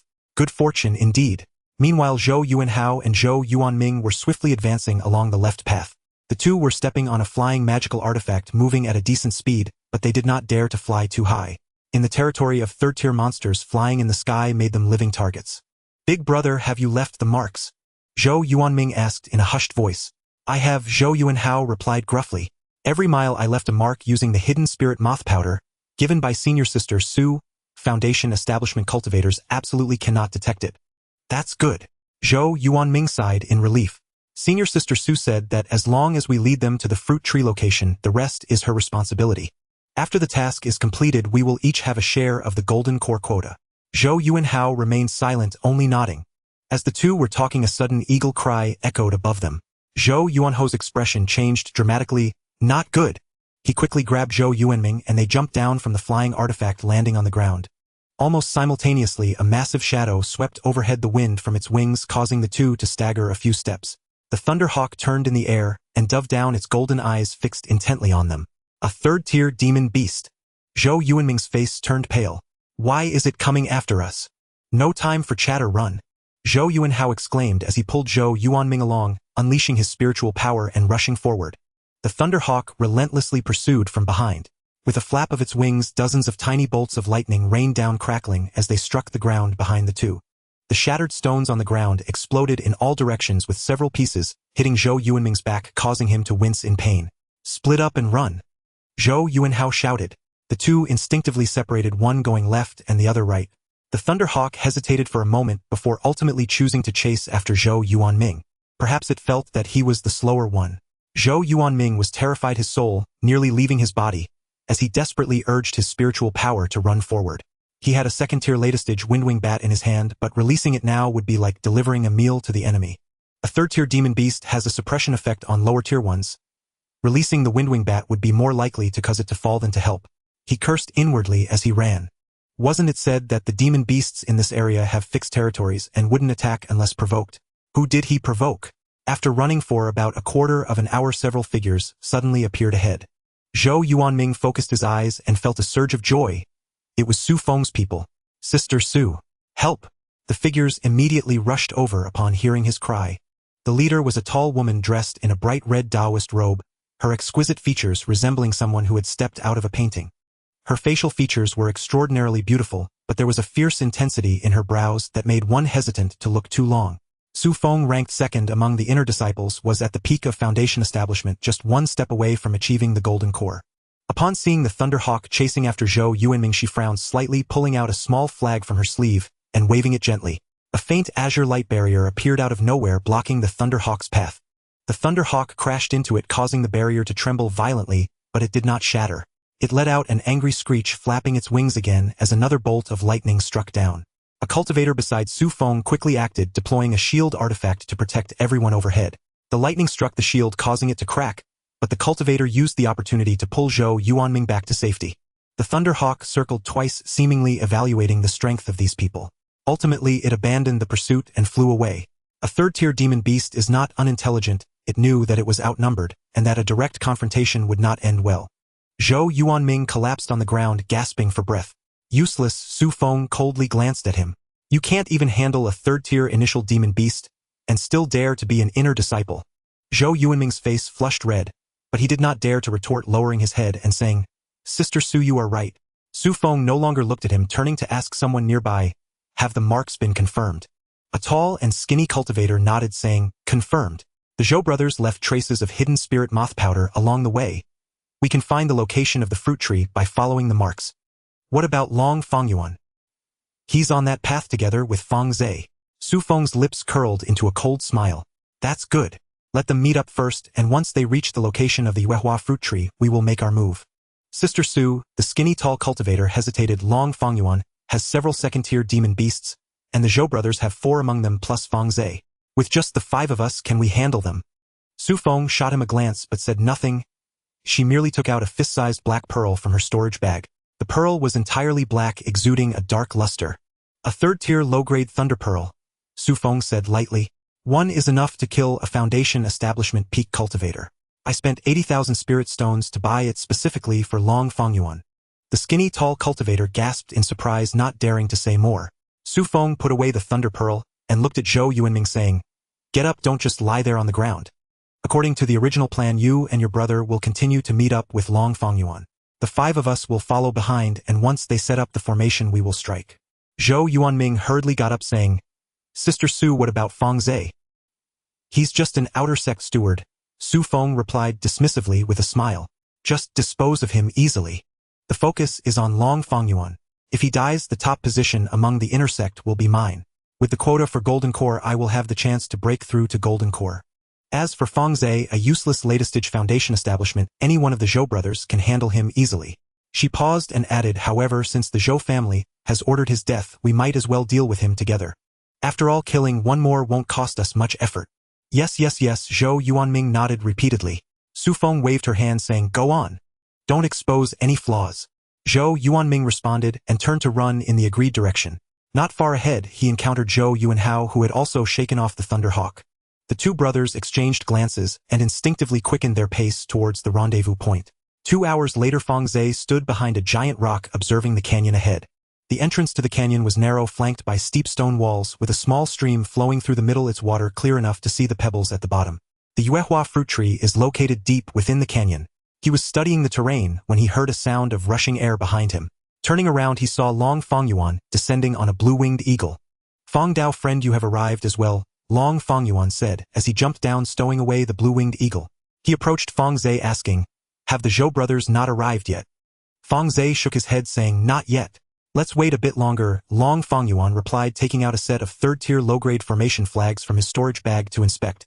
Fang Ze watched him busily checking, hesitated for a moment, but ultimately decided not to tell him about the Zhou brothers' situation. It wasn't a matter of distrust, but rather a lack of evidence. He was only suspicious at this point, with no solid proof that the Zhou brothers were problematic. Speaking without evidence might not convince Long Fangyuan, and could instead alert the enemy. It would be better to observe the situation first. If the Zhou brothers truly made a move, he could still act. After a while, the Zhou brothers' figures appeared at the canyon's entrance. The two looked somewhat disheveled, their clothes covered in dust, and Zhou Yuanming's sleeve had been torn open. What happened to you? Long Fangyuan stepped forward. Zhou Yuanming chuckled bitterly, saying, unlucky we encountered that Thunderhawk. It chased us for several miles and we barely managed to shake it off. Long Fangyuan frowned, injured. Just a superficial wound, it's nothing, Zhou Yuanhao replied in a muffled voice. Long Fangyuan nodded, not asking further, and called the four together to begin arranging the task. According to the previous plan, I will be responsible for luring out that third-tier demon beast, while the three of you will control the formation outside. Once the beast enters the formation, activate it immediately. After trapping it, I will go in to transplant the moonlight fruit tree.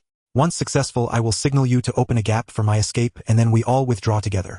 He paused, looking at the three. Any questions? Fang Ze shook his head. Zhou Yuanhao replied in a muffled voice, no. Zhou Yuanming smiled. Senior brother Long has arranged everything perfectly. We just need to follow his lead. Long Fangyuan nodded, pulling out formation flags from his storage bag, distributing 3 to each of the three. I have already set up the formation in advance, right around the moonlight fruit tree deep in the canyon. Remember your positions. Fang Daoyu is to the east, Zhou Yuanhao to the west, and Zhou Yuanming to the north. I will take the south, which is the direction from which the demon beast will be lured out. Once the beast enters the formation, you will simultaneously inject your spiritual energy, and the flags will activate. The three took the flags, confirming their positions. Long Fangyuan took a deep breath. Then let's begin.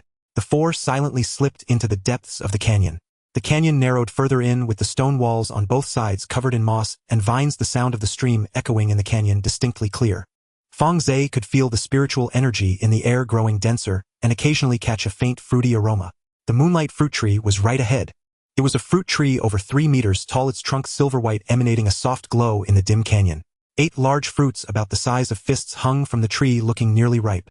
Beneath the fruit tree lay a massive demon beast. It was an early-stage ironback bear, its body covered in black scales resembling a small mountain. It lay beneath the fruit tree, eyes closed, seemingly asleep. Its chest rose and fell with each breath, white mist billowing from its nostrils. Long Fangyuan signaled, and the four scattered, quietly moving to their positions. Fang Ze crouched in a crevice to the east, gripping the formation flag, his gaze fixed on the ironback bear.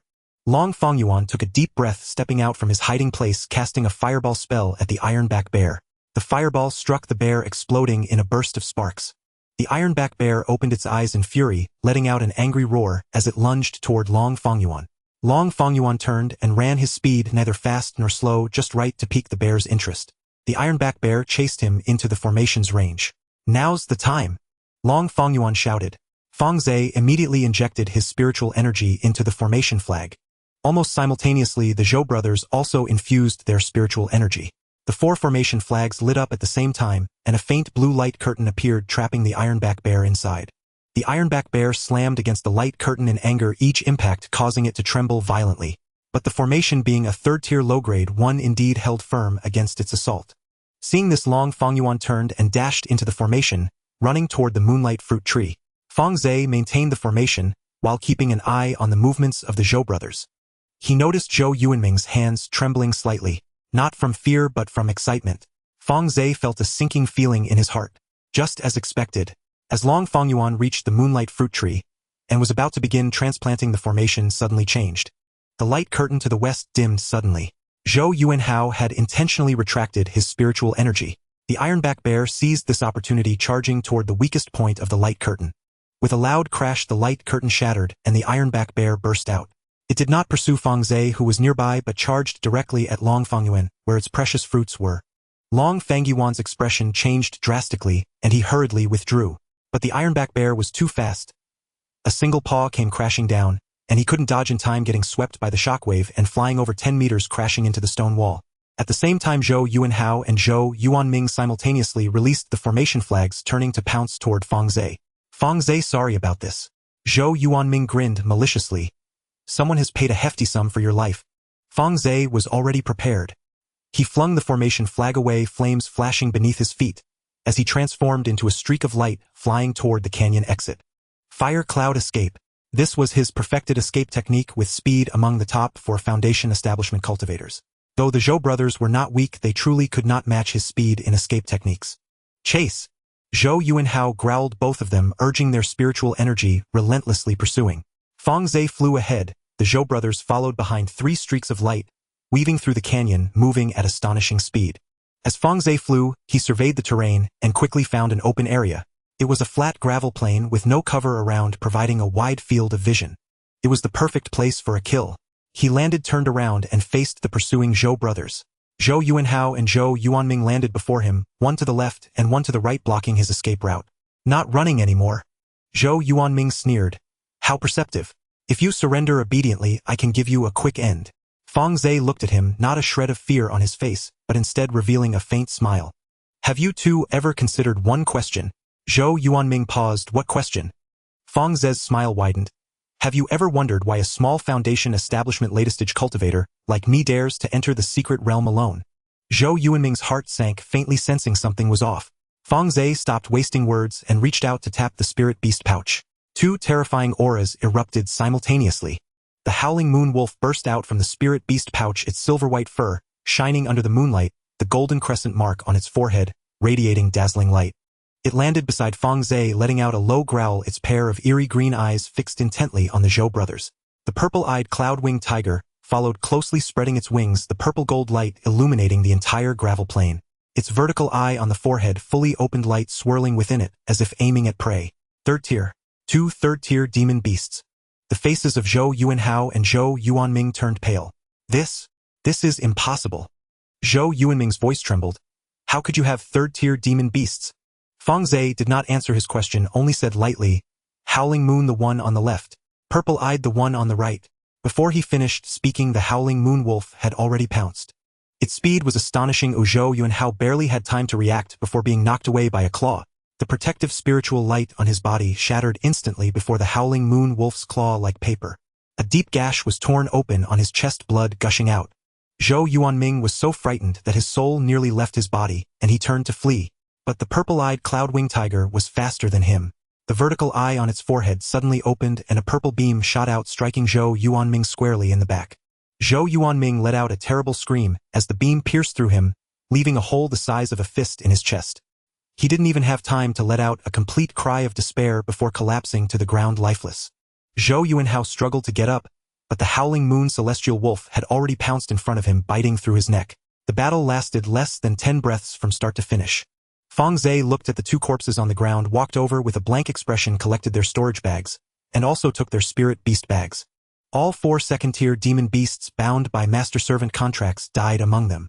Although they were not as valuable as third-tier beasts, they still represented a considerable fortune. After dealing with the bodies of the Zhou brothers, Fang Ze didn't spare a moment to examine the contents of the storage bags and activated his fire cloud escape, hurrying back. He was worried about Long Fangyuan. Though their friendship wasn't deep, Long Fangyuan was indeed a good person. He was straightforward, righteous, and reliable in handling matters. It's rare to meet such a person in the cultivation world, and Fang Ze didn't want to see him die. Of course, there was another consideration. If Long Fangyuan died, the moonlight fruit tree would likely be lost as well. The fruits on that tree would mature in a few months, one of the main materials for refining the golden core, which was crucial for Fang Ze. He was still missing several materials for refining the golden core, and the moonlight fruit was among the rarest. Fang Ze moved swiftly through the valley, as fast as a shooting star. The stone walls rushed past him and the wind howled in his ears. While hurrying, he calculated in his heart. The Zhou brothers were dead. Su Feng probably still didn't know. If he returned in time, he might catch her off guard. But he couldn't rush too much. Su Feng had 5 people on her side, and with their spirit beasts, their combat power was not to be underestimated. Moreover, since she dared to act against Long Fangyuan, she must have her trump cards. Although Fang Ze had 2 third-tier spirit beasts, those were his greatest trump cards, and he preferred not to reveal them. Once exposed, news would spread, and not just the Zhou family but the entire Lanyue sect would target him. The best outcome would be for Long Fangyuan and Su Feng to suffer mutual destruction, allowing him to clean up the aftermath. As Fang Ze contemplated various possibilities, his speed did not slow down at all. In less than a quarter of an hour, he returned to the valley where the moonlight fruit tree was located. He slowed down, concealed his aura, quietly approached behind a massive rock at the entrance of the valley, and peered inside. The scene before him left him momentarily stunned. In the depths of the valley, the situation had already divided into 3 levels. The highest was the sky. 2 enormous third-tier demon beasts were confronting each other in midair, the airwaves generated by their clash of spiritual pressure, crashing down in waves, causing the debris on the ground to roll about. One was the ironback bear, its size akin to a small mountain, and every flap of its forelimbs summoned a gust of wind. The other was a giant eagle Fang Ze had never seen before. This eagle was entirely grayish-blue with a wingspan larger than that of the ironback bear, and its feathers were as hard as steel. Its gaze was sharp and its claws curved like hooks, clearly a type skilled in attack. The aura it emitted was similar to that of the ironback bear, both at the initial stage of 3rd tier. Was this Long Fangyuan's spirit beast? Fang Ze was somewhat surprised. Long Fangyuan had previously claimed to possess only 3 2nd-tier demon beasts, and had not mentioned any 3rd-tier ones. It seemed this inner sect disciple was not as simple as he appeared. He wasn't the only one hiding his trump cards. In the middle was the ground battlefield. Long Fangyuan stood alone in the center of the clearing, surrounded by 5 people. His Dao robe was already soaked in blood, and his left shoulder had caved in, looking severely injured from the ironback bear's powerful strike. Yet his gaze remained sharp, gripping a blue long sword in his hand. He was accompanied by 3 2nd-tier demon beasts. The Qingyi eagle circled above him, the goldenback bear stood in front as a meat shield, and the Bai Lin snake hid in the shadows, waiting for an opportunity to strike. All 3 demon beasts were in poor condition. The goldenback bear bore several wounds, and the Qingyi eagle's wings were injured, causing it to fly somewhat unevenly. Among the 5 people surrounding him, Fang Ze immediately recognized the woman in the lead, Su Feng. Her reputation in the Lanyue sect was significant. She was ranked 2nd among the inner sect disciples, with a perfect foundation establishment, said to be just 1 step away from forming a golden core. Indeed, she was beautiful, dressed in a fiery red Dao robe, and wielding a crimson long sword. Beside her stood 4 others, 2 men and 2 women with cultivation levels between mid to late foundation establishment. Each of them was accompanied by 1 or 2 2nd-tier demon beasts of various kinds. There were wolves, snakes, eagles, and leopards ranging from mid to late 2nd tier. On the ground, the demon beasts on both sides faced off. Su Feng's 5 2nd-tier demon beasts had the numerical advantage over Long Fangyuan's 3, but Long Fangyuan's beasts were generally of higher tier, leading to a stalemate. Fang Ze hid behind the massive rock, quickly analyzing the situation. Long Fangyuan was in a precarious position. He was injured, had expended a considerable amount of spiritual power, and being besieged by 5 people holding on until now was already his limit. Su Feng was clearly not using her full strength. The crimson long sword in her hand had hardly been used most of the time, directing the 4 people beside her to wear down Long Fangyuan. She was waiting for Long Fangyuan's spiritual power to be exhausted, or for the battle of the 3rd-tier demon beasts in the sky to come to a conclusion. As Fang Ze pondered whether to intervene, Su Feng suddenly spoke. Long Xixiang, why bother? Her voice was melodious yet carried a chilling mockery. If you had kept that 3rd-tier demon beast by your side, you might have been able to hold out a little longer. To send it against the ironback bear is simply seeking your own demise. Long Fangyuan chuckled coldly, wiping the blood from the corner of his mouth. Su Feng, do you think him a fool? The ironback bear is a 3rd-tier demon beast with territorial awareness. Its target has always been other 3rd-tier demon beasts. Luring it here would only result in self-inflicted suffering. Su Feng chuckled lightly. Long Xixiang is indeed clever. Unfortunately, clever people often do not live long. She paused, her tone turning even colder. Long Xixiang, you have blocked my path. You have held the position of 1st in the inner sect for 3 years. The golden core quota is always reserved for the 1st place. Have you ever considered that I also need that quota? Long Fangyuan said in a deep voice. The golden core quota is ranked by strength, not something I took from you. If you are capable, the sect will naturally grant it to you. Strength. Su Feng's smile twisted somewhat. Do you think I don't know? The elders of the sect only see you sons of noble families. As a scattered cultivator, even if my cultivation surpasses yours, they wouldn't give the quota to me. So, she tightened her grip on the sword in her hand. I can only find a way myself. Long Fangyuan was silent for a moment, sighing. So you allied with the Zhou brothers just to kill me in the secret realm. Not only that, Su Feng said coolly.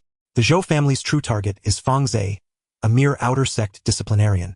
They approached me as well. Eliminating Fang Ze was merely incidental. My target is you. Mutual benefit. Perfectly fair. Fang Ze, concealed behind a boulder, heard this and let out a silent, icy sneer. Mutual benefit. Su Feng had no idea that her two so-called mutually beneficial partners now lay dead as cold corpses. Long Fangyuan did not reply. Instead, he drew a deep breath, his spiritual energy surging violently. He was fighting for his life. Fang Ze recognized it instantly. Long Fangyuan was burning his spiritual energy in preparation for one final desperate gambit. Without aid, he could endure no more than half a quarter hour. Fang Ze hesitated, but then decided to intervene. Not out of kindness, but because if Long Fangyuan fell, Su Feng's next move would inevitably be against him. Better to strike while chaos reigned. Catch her off guard, then wait for her to turn her full attention upon him. He stepped out from behind the boulder. Fang Ze. Long Fangyuan's face lit with surprise at the sight, then clouded with urgent concern. Run. Leave this to me. I'll hold them off. Su Feng also saw Fang Ze, and her brows knitted faintly. You're still alive. She glanced over her shoulder as if searching for the Zhou brothers. But she quickly pieced it together. The Zhou brothers had not returned. Yet Fang Ze had. The implication was unmistakable. Those two useless wretches. She gave a cold snort. Unmoved. The Zhou brothers were mere pawns. Their deaths changed nothing of consequence. Yet she would not ignore Fang Ze, the unpredictable variable. You too. She gestured curtly to the pair beside her. Eliminate that outer sect disciplinarian. Don't let him interfere. The two cultivators acknowledged her command and advanced toward Fang Ze. One was a tall, slender man at mid-foundational establishment, accompanied by a level 2 mid-rank black-winged wolf. The other a round-faced woman at late foundational establishment, flanked by a level 2 high-rank crimson flame fox. Watching them approach, Fang Ze assessed his options swiftly. He faced a choice: first, reveal his trump card, unleash a level 3 spirit beast, and crush them outright. That path offered certainty, but at great cost. Once exposed, his sanctuary within the secret realm would vanish. Su Feng deserved death, yet her backing faction was formidable. A word of his power leaking out would invite relentless peril. Second, stall. Wait until Long Fangyuan and Su Feng exhausted each other before striking. Riskier, yes, Long Fangyuan might collapse, but the reward would be supreme. With precise execution, he could eliminate all threats without ever exposing his deepest secrets. Fang Ze chose the latter. From his spirit beast pouch, he released the azure feather eagle and the flame plume sparrow, then summoned dozens of gold-devouring insects and hundreds of spirit-devouring ants, sending them to entangle the two level 2 spirit beasts. The azure feather eagle nearing level 2 perfection and the flame plume sparrow at level 2 high rank were more than sufficient to overwhelm a level 2 mid-rank black-winged wolf and a level 2 high-rank crimson flame fox. As for the two cultivators themselves, Fang Ze avoided direct confrontation, instead using terrain and footwork to evade and harass them. His fire cloud evade technique granted extraordinary speed. He darted effortlessly among the canyon's jagged cliffs, leaving the two pursuers grasping at empty air, unable even to brush his hem. Stop! Don't run! The tall, thin cultivator shouted, hopping with fury. Fang Ze ignored him entirely, running all the while, eyes fixed on the main battlefield. Long Fangyuan's situation deteriorated rapidly. Su Feng finally unsheathed her crimson longsword. With a single sweep, a searing scarlet blade light cleaved the air, warping it with heat. Long Fangyuan barely deflected the blow with his azure sword. Yet the impact hurled him backwards several paces, splitting his palms wide open. Blood streamed down the hilt. The golden-back bear lunged to assist, but was blocked by a shield artifact wielded by one of Su Feng's attendants, the azure wing rock dove from above, only to be intercepted by another's level 2 spirit beast. Long Fangyuan's spirit beasts dwindled, his wounds multiplied. Fang Ze watched impassive, intent on playing the fisherman who waits for others' exhaustion. At that moment, Su Feng withdrew a fist-sized black orb from her storage bag. A thunder pearl. Fang Ze's pupils contracted sharply. The orb gleamed obsidian dark, its surface rippling with ominous violet-black lightning. A level 3 low-rank thunder pearl, its blast capable of obliterating even a late foundational establishment cultivator. Without hesitation, Su Feng hurled it straight at Long Fangyuan. No! Long Fangyuan's face paled. He poured every ounce of strength into activating his armor. A high-rank spirit artifact, whose silvery radiance flared, forming a thick barrier of spiritual energy around him. Simultaneously, he slashed his azure sword forward, erecting 3 shimmering ice walls before him. The golden-back bear charged, placing its massive body directly in front of him. All in vain. The thunder pearl detonated inches from Long Fangyuan. A blinding white flash erupted, followed by a deafening thunderclap echoing through the valley. The shockwave blasted outward in all directions, hurling boulders and dust skyward in a churning plume.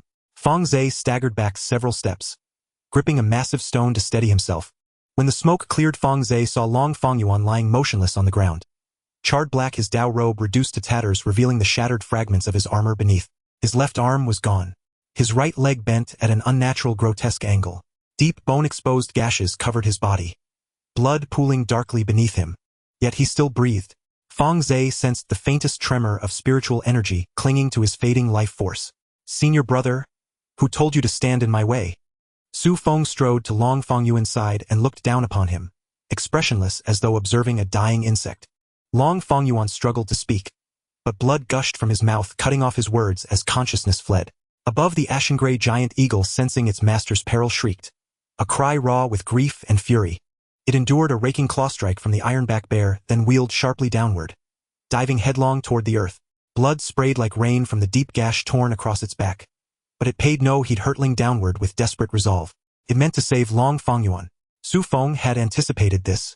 A jade pendant at her waist shattered, triggering a pale golden barrier that materialized around her, flawless and impenetrable. The eagle's talons slammed into the barrier, causing violent tremors, but failing to breach it. Enraged, it struck again and again, with beak with wings. Yet the barrier held unmoved. That pendant was no lesser than a level 3 mid-rank defensive artifact, exorbitantly valuable. Su Feng had indeed invested heavily in this ambush. Beasts remain beasts, Su Feng murmured coldly, drawing a slender needle from her sleeve. 3 inches long, finer than a hair, gleaming silver-white with a subtle chilling luster. Infusing it with spiritual energy, she launched it. A streak of white light too swift for the naked eye to track. It pierced Long Fangyuan's forehead with surgical precision. Long Fangyuan's body convulsed once, then stilled forever.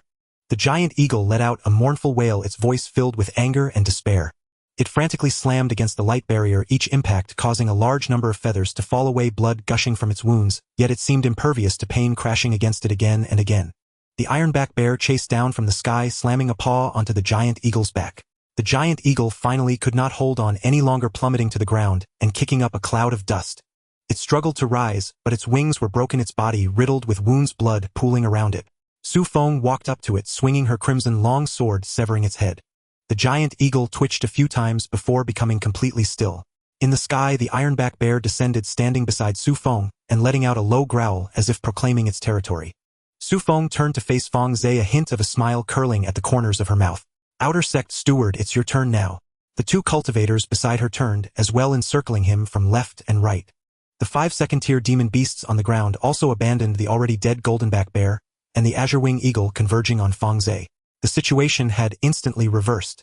But Fang Ze was not at all flustered. He had been waiting for this moment for a long time. "Is it my turn?" Fang Ze looked at Su Feng, a faint smile appearing on his face. "Sister Su, have you ever considered a question?" Su Feng frowned. "What question?" "Have you ever thought," Fang Ze said, patting the spirit beast pouch at his waist, "why I dared to come back alone?" Su Feng's expression changed, instinctively taking a step back. 2 terrifying auras erupted simultaneously. The howling moon wolf burst forth from the spirit beast pouch. It landed beside Fang Ze, emitting a low growl, its pair of eerie green eyes fixed intensely on Su Feng. The purple-eyed cloud-winged tiger followed closely behind, unfurling its wings, the purple-golden light illuminating the entire canyon. "Third tier." 2 third-tier demon beasts. Su Feng's face instantly turned pale. "Third tier. 2 third tiers." Her voice trembled. "What? Who exactly are you?" Fang Ze did not answer her question, continuing to release more demon beasts from the spirit beast pouch. Fire feather sparrow, snow crane, 2 fully realized second-tier purple wing tigers, over a dozen first-tier silver moonwolves, more than 20 first-tier crimson flame foxes, and wood vine foxes. One after another, the demon beasts poured out of the spirit beast pouch, densely filling half the canyon. Although these demon beasts were not of high rank, their sheer number was terrifying. Altogether, there were at least 40 or 50. The few people beside Su Feng were so frightened that their legs turned to jelly. How is this possible? A female cultivator stammered. How could he possibly support so many demon beasts alone? Fang Ze did not give them time to think. Make your move, he said flatly. The howling moon wolf was the first to charge out. Its speed was astonishing. One mid-foundation establishment cultivator beside Su Feng didn't even have time to react before being sent flying by a paw. The protective spiritual light around him shattered before the howling moon wolf's claws like paper instantly tearing open a gash in his chest, blood gushing forth. The purple-eyed cloud-winged tiger followed closely behind its third eye on its forehead, suddenly opening wide, unleashing a purple beam that accurately struck another cultivator. The man let out a horrified scream, his body pierced by the beam, a hole the size of a fist appearing in his chest as he collapsed to the ground lifeless. Meanwhile, the dozens of second-tier demon beasts, released by Fang Ze, also charged forward, entangling with the 5 second-tier demon beasts beside Su Feng. The advantage in numbers became instantly apparent. 3 second-tier demon beasts besieged one, and in less than a few breaths Su Feng's 5 second-tier demon beasts were torn to shreds. The last 2 cultivators beside Su Feng tried to flee, but were blocked by the fire feather sparrow and snow crane working together. The fire feather sparrow spewed a flame blocking one person's path. The snow crane breathed out a mist of ice, freezing the other in place. The howling moon wolf pounced on them swiftly, taking them down with a claw each. From the moment Fang Ze released the demon beasts to the time all of Su Feng's companions fell, it took less than 10 breaths. Su Feng stood frozen in place, trembling all over. She looked at her fallen companions, at the corpses of demon beasts littering the ground, at the 2 third-tier demon beasts, and the remaining second-tier ones, before finally realizing something. She was finished. Fang Ze. Su Feng's voice was hoarse. You can't kill me. I'm an inner sect disciple. If you kill me, the sect won't let you off. Fang Ze looked at her expressionless. Sister Su, do you think I care about that? Su Feng's lips turned pale as she gritted her teeth, suddenly pulling out the already used thunder pearl from her storage pouch. There was still some residual spiritual power inside. Although it couldn't kill anyone, it could at least buy her some time. She threw the thunder pearl towards Fang Ze and turned to flee. Fang Ze didn't even move. The third eye of the purple-eyed cloud-winged tiger opened wide, shooting out a purple beam that shattered the thunder pearl in midair. The residual lightning exploded, but not even Fang Ze's clothing was touched. Su Feng desperately urged her spiritual power, stepping on a flying artifact, hastily fleeing towards the canyon's exit. Her speed was not slow, but compared to the third-tier demon beasts, it was lacking. The howling moon wolf transformed into a silver streak, catching up to her in just a few breaths. It opened its jaws wide, biting down on Su Feng's flying artifact, throwing both the artifact and her down to the ground. Su Feng fell heavily, spitting out a mouthful of blood. Struggling to get up, she pulled out a small flag from her storage pouch.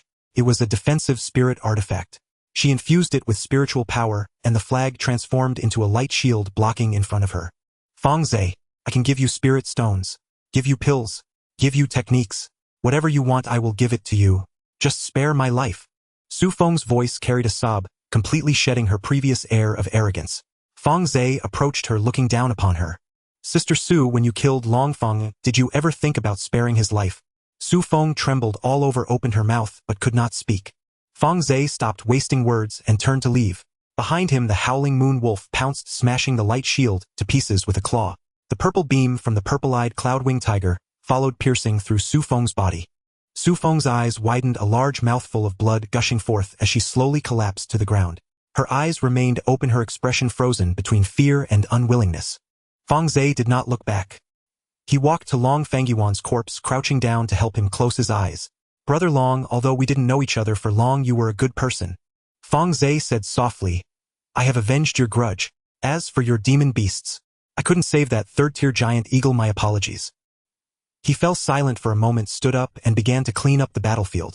Su Feng and the others collected all the storage bags and spirit beast bags, including Long Fangyuan's storage bag. The bodies of the demon beasts on the ground were also collected into the space.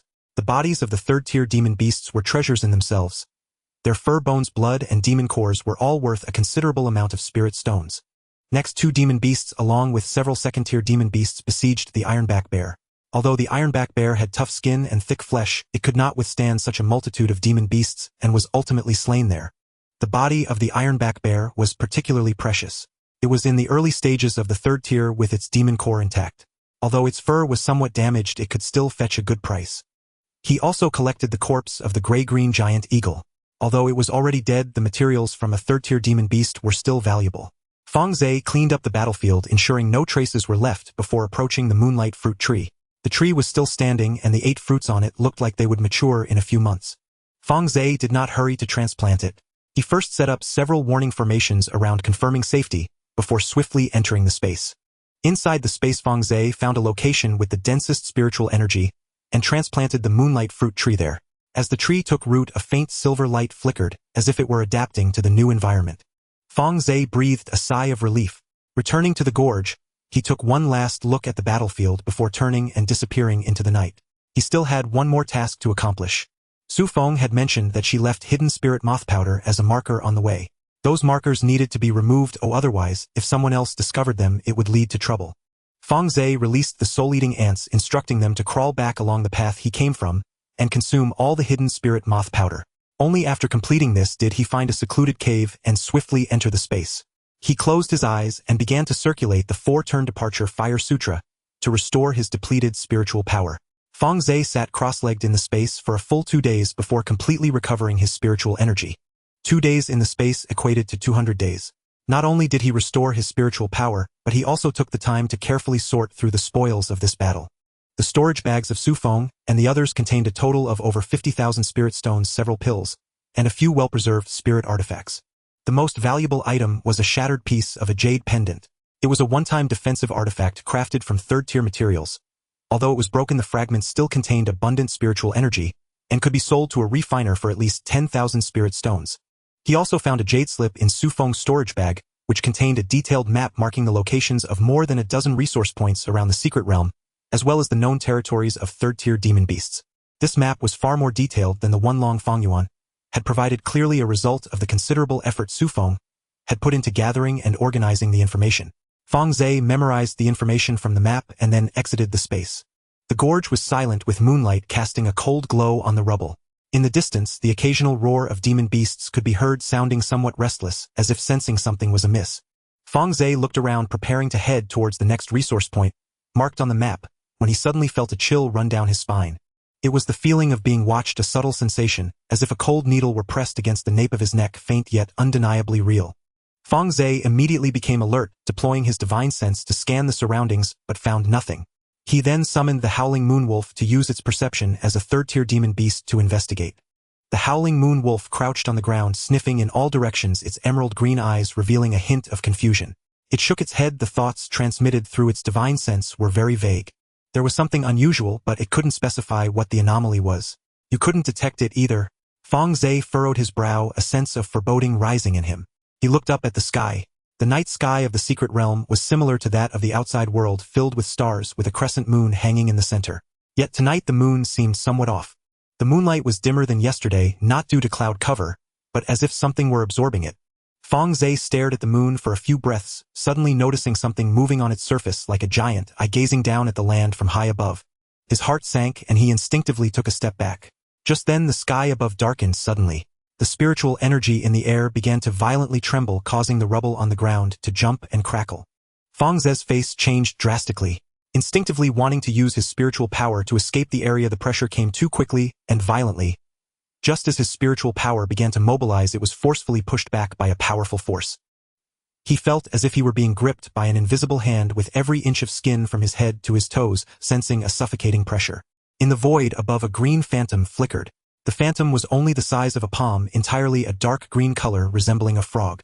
It moved with astonishing speed. Fang Ze barely had time to glimpse its form before he felt a cold force penetrate his brow. His spiritual power was sealed. A cold chain wrapped around the spiritual energy in his dantian, firmly locking away all of his true essence, rendering him unable to mobilize even a trace. Fang Ze's body instantly lost control and fell straight down. Before his consciousness faded, he felt that force enveloping his body, flying in a certain direction. The sound of wind howling in his ears, the surrounding light grew dimmer, until he was completely engulfed in darkness. He did not know how long it had been when he was jolted awake by a pungent, foul odor. He opened his eyes to find himself lying on damp, muddy ground. The light around him was very dim, only a grayish expanse was visible. The air was thick with a strong stench of decay, like a mix of rotting corpses and moldy dead leaves, making him feel nauseous with just a single breath. Fang Ze struggled to sit up and found himself utterly weak, his spiritual power still sealed, and the true essence in his dantian felt like a stagnant pool, unresponsive no matter how he urged it. Taking a deep breath, he forced himself to calm down and began to observe his surroundings. This was a basin. The steep slopes surrounded him covered in gray-green moss and unknown vines with viscous liquids hanging from the vines emitting a pungent odor. The ground of the basin was black mud soft underfoot, occasionally bubbling up with gas that released a faint green mist when burst. Poison gas. Fang Ze immediately held his breath and circulated the remaining trace of spiritual energy in his body to protect his heart veins and sea of consciousness. He carefully sensed the toxicity of the green mist and was secretly astonished. The toxicity of this gas was extremely strong enough to kill Foundation establishment stage cultivators in just a few breaths. With his spiritual power sealed, he could only rely on his physical resistance to endure, which would last at most 1 or 2 hours. Looking around, he realized he was not the only one in the basin. In the darkness, many shadowy figures stood or sat in the vicinity. Some people were groaning softly, others were coughing violently, and some lay motionless on the ground, uncertain whether they had fainted or already perished. Fang Ze counted and roughly estimated that there were at least 100 people. Most of them were unfamiliar to him, but from their attire it was clear they were all Foundation establishment cultivators who had entered the secret realm. A few wore the robes of disciples from the Lanue sect, while many others donned the mixed garments of affiliated forces, and some appeared as loose cultivators, their clothes stained with blood and dirt. What? What is this place? A hoarse voice came from the right. Fang Ze turned to look. The speaker was a male cultivator in his 30s at the midstage of Foundation establishment, dressed in a gray robe with a small family crest embroidered on his chest. His complexion was pale, and his lips were purple, clearly having inhaled a considerable amount of toxic gas. I don't know. Someone next to him chimed in, fear evident in his voice. I was searching for spiritual herbs with my teammates when I was suddenly grabbed by a force. And I woke up here. Me too. Same here. Others around began to respond, their voices rising in confusion and fear. Fang Ze remained silent, quietly observing the people around him, while quickly analyzing the situation in his mind. These individuals had all been captured by that green phantom. The phantom was capable of capturing hundreds of Foundation establishment cultivators, simultaneously rendering everyone powerless to resist, indicating that its cultivation level was at least at the golden core stage, possibly even at the nascent soul stage. He recalled the appearance of that phantom. It was about the size of a palm, entirely dark green, resembling a frog. Fang Ze felt a jolt in his heart, vaguely guessing something but dared not confirm it. Look over there! Someone suddenly shouted, pointing to the center of the depression. Fang Ze followed the direction indicated. In the very center of the depression was a protruding stone covered in runes. The runes were slowly flowing, emanating a dark red glow resembling a slowly opening eye. Is that a formation? Someone whispered. It doesn't look like one. It resembles some kind of sacrificial altar. Sacrifice? Sacrificing to whom? No one could answer that question. Yet everyone felt an increasingly intense unease. Time ticked by and the number of people in the depression grew. Every little while a green light flashed, and then one or several cultivators were thrown into the depression. Some struggled to stand up while others fell to the ground and became motionless. Fang Ze silently counted, starting from just over 100, the number gradually increased to nearly 200. Among them were inner disciples of the Lanue sect, elites from affiliated forces, and skilled loose cultivators. They were all standouts among Foundation establishment cultivators in the outside world, full of vigor and arrogance. But now everyone was like pigs and sheep awaiting slaughter, trapped in this toxic-filled depression, unable to move. Fear spread among the crowd. Some began to attempt to break the spiritual power seals on themselves, sitting cross-legged and desperately urging their dantian, but no matter how hard they tried, their spiritual power remained utterly motionless. Some tried to scramble up the slope, hoping to escape this depression, but the moss on the slope was treacherously slippery, and the vines writhed like snakes, pulling people back down. A burly man at the late stage of Foundation establishment exerted immense effort to climb to the midpoint of the slope. Just as he was about to flip over, a green light flashed, sending him tumbling back, crashing heavily into the mud, spitting out a mouthful of blood.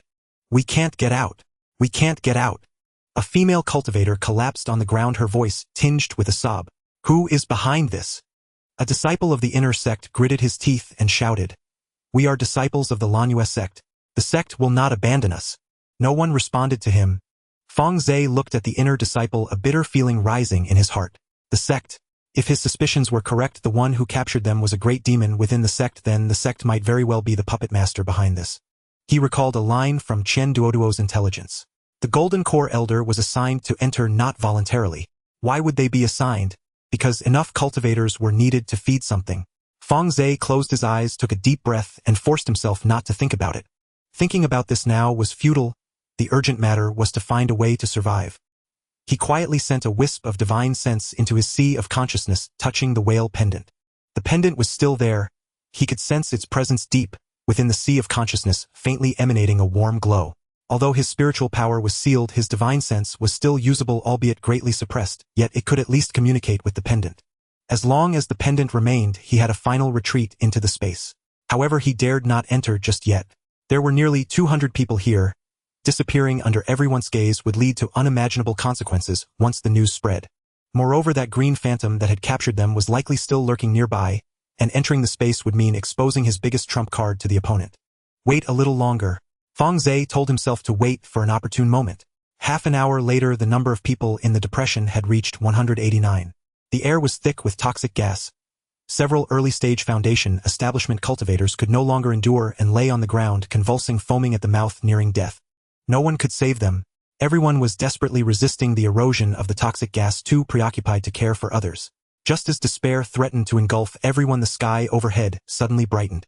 A ball of dark green light descended from above like a massive lantern hovering above the depression. Within the light, a gigantic frog phantom slowly emerged. The frog was about 10 zhang in size, entirely dark green, its skin covered in pus-filled blisters and lumps, each one slowly writhing as if alive. Its eyes were large and bulging golden yellow with vertical pupils resembling sharp blades gazing down at the people in the depression.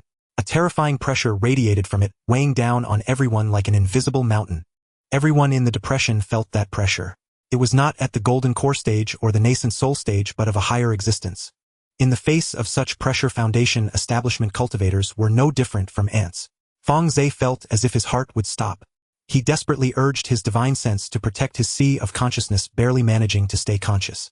The frog phantom hovered in the air for a moment before slowly descending onto the stone covered in runes in the center of the depression. It opened its mouth and let out a sharp cry. After the croaking, the frog's phantom turned around and respectfully bowed its head towards the void above. "Master," it said, its voice sharp and thin, laced with a hint of flattery. "I have captured 189 people. The others are trash, their vitality waning and combat power weak, of no use to you." "Master." Fang Ze's heart shook as he looked up at the void above.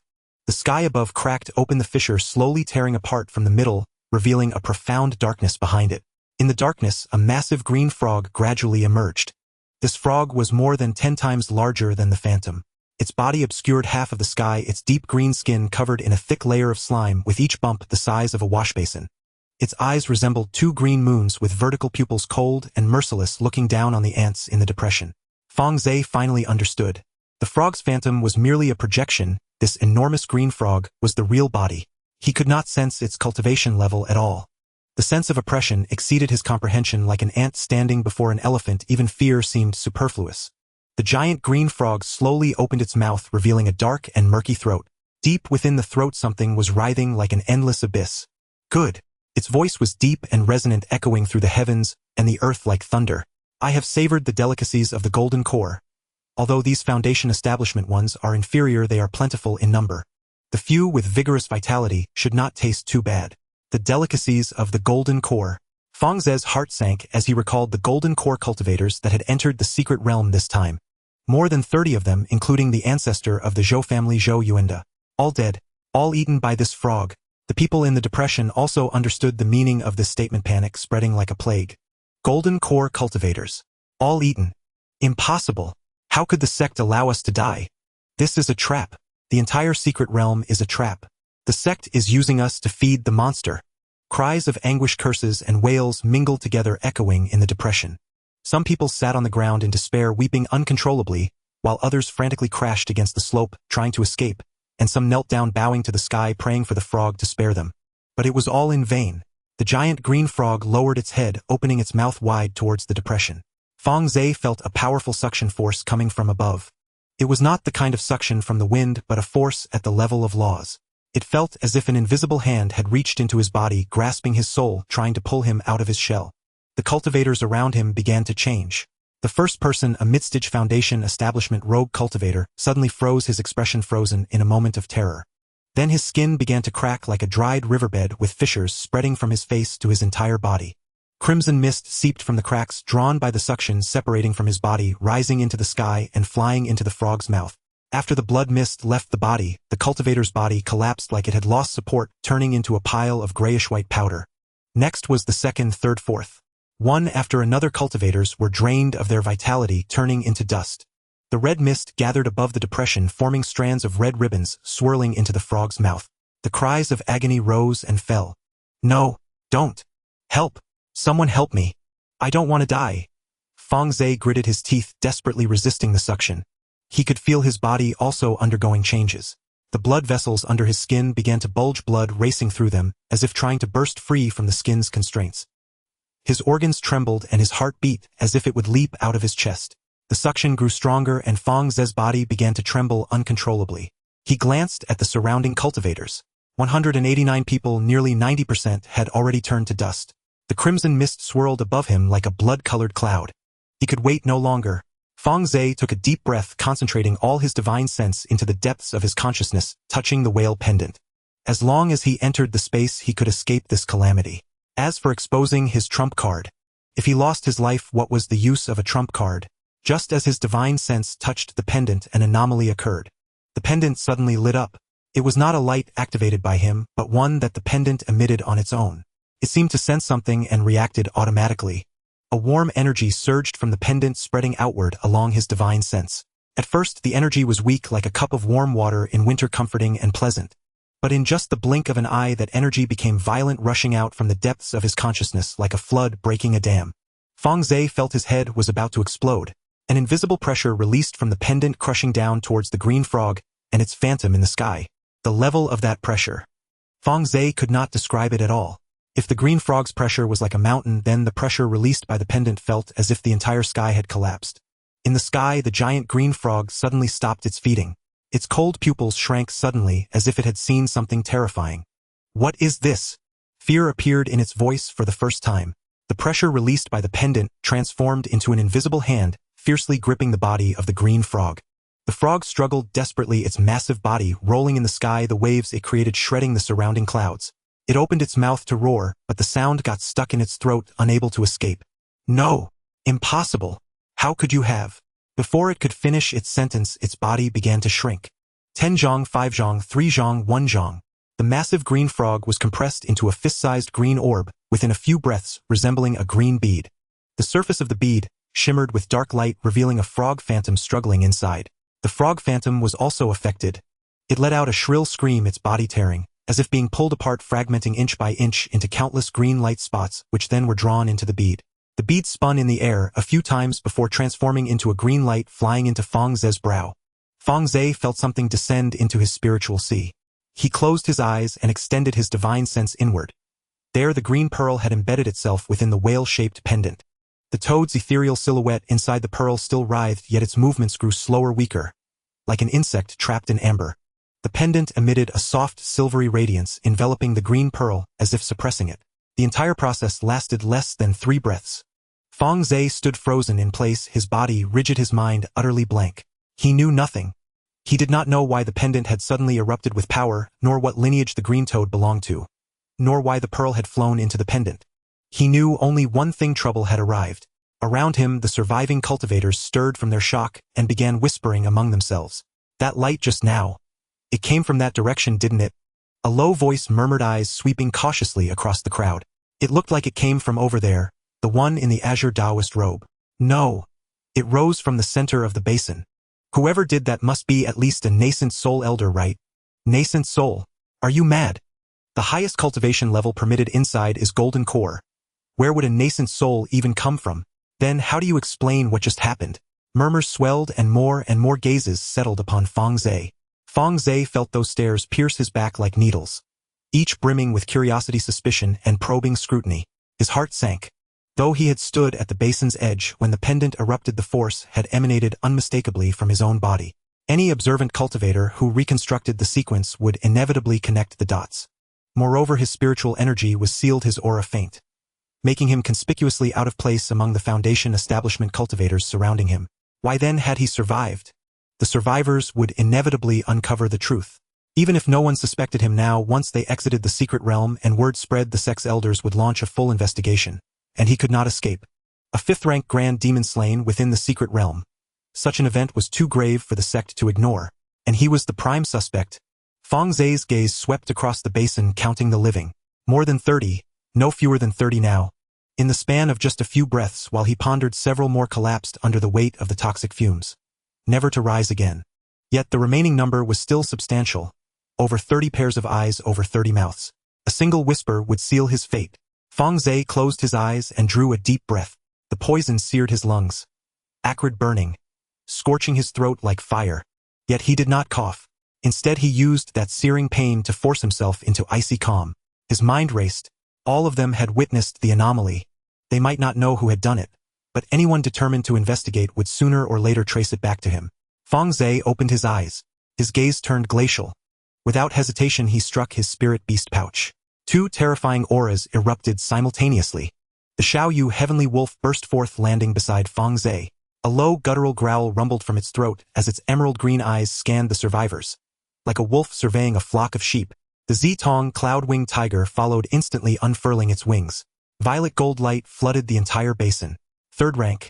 Two third-rank spirit beasts. Silence crashed over the basin. Every murmur, every sob, every groan ceased at once. Over 30 survivors stared, eyes wide, their expressions shifting from shock to terror, and finally to utter despair. Third-rank spirit beasts. A voice trembled. Who is he? How does he command third-rank beasts? That light just now, it was him. It was him. Fang Ze. He's that outer sect disciple, Fang Ze. I've seen him before. Senior disciple Fang, Elder Fang. We're fellow sect members. You can't. The voice cut off abruptly.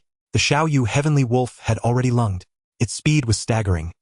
The first cultivator to beg for mercy did not even finish his sentence before a single claw shattered his skull. Blood and brains splattered across the ground. The headless corpse swayed, once then collapsed into the ashen-gray dust. The Zitong cloud-winged tiger struck next. The vertical eye on its forehead snapped open, unleashing a violet beam that pierced 3 cultivators huddled together. They did not even cry out. 3 fist-sized holes bloomed in their chests before they toppled lifelessly to the ground. Run! No one knew who shouted it, but the survivors finally reacted, scrambling desperately up the slope. Yet their spiritual energy was sealed, their stamina sapped by poison. They climbed slower than ordinary mortals. One slipped halfway up and tumbled down, snapping his legs, screaming in agony. Another became entangled in moss, unable to break free. A third barely reached the slope's crest before the Zitong cloud-winged tiger caught him, snapping his neck clean through. Screams, wails, and desperate pleas echoed across the basin. Don't kill me.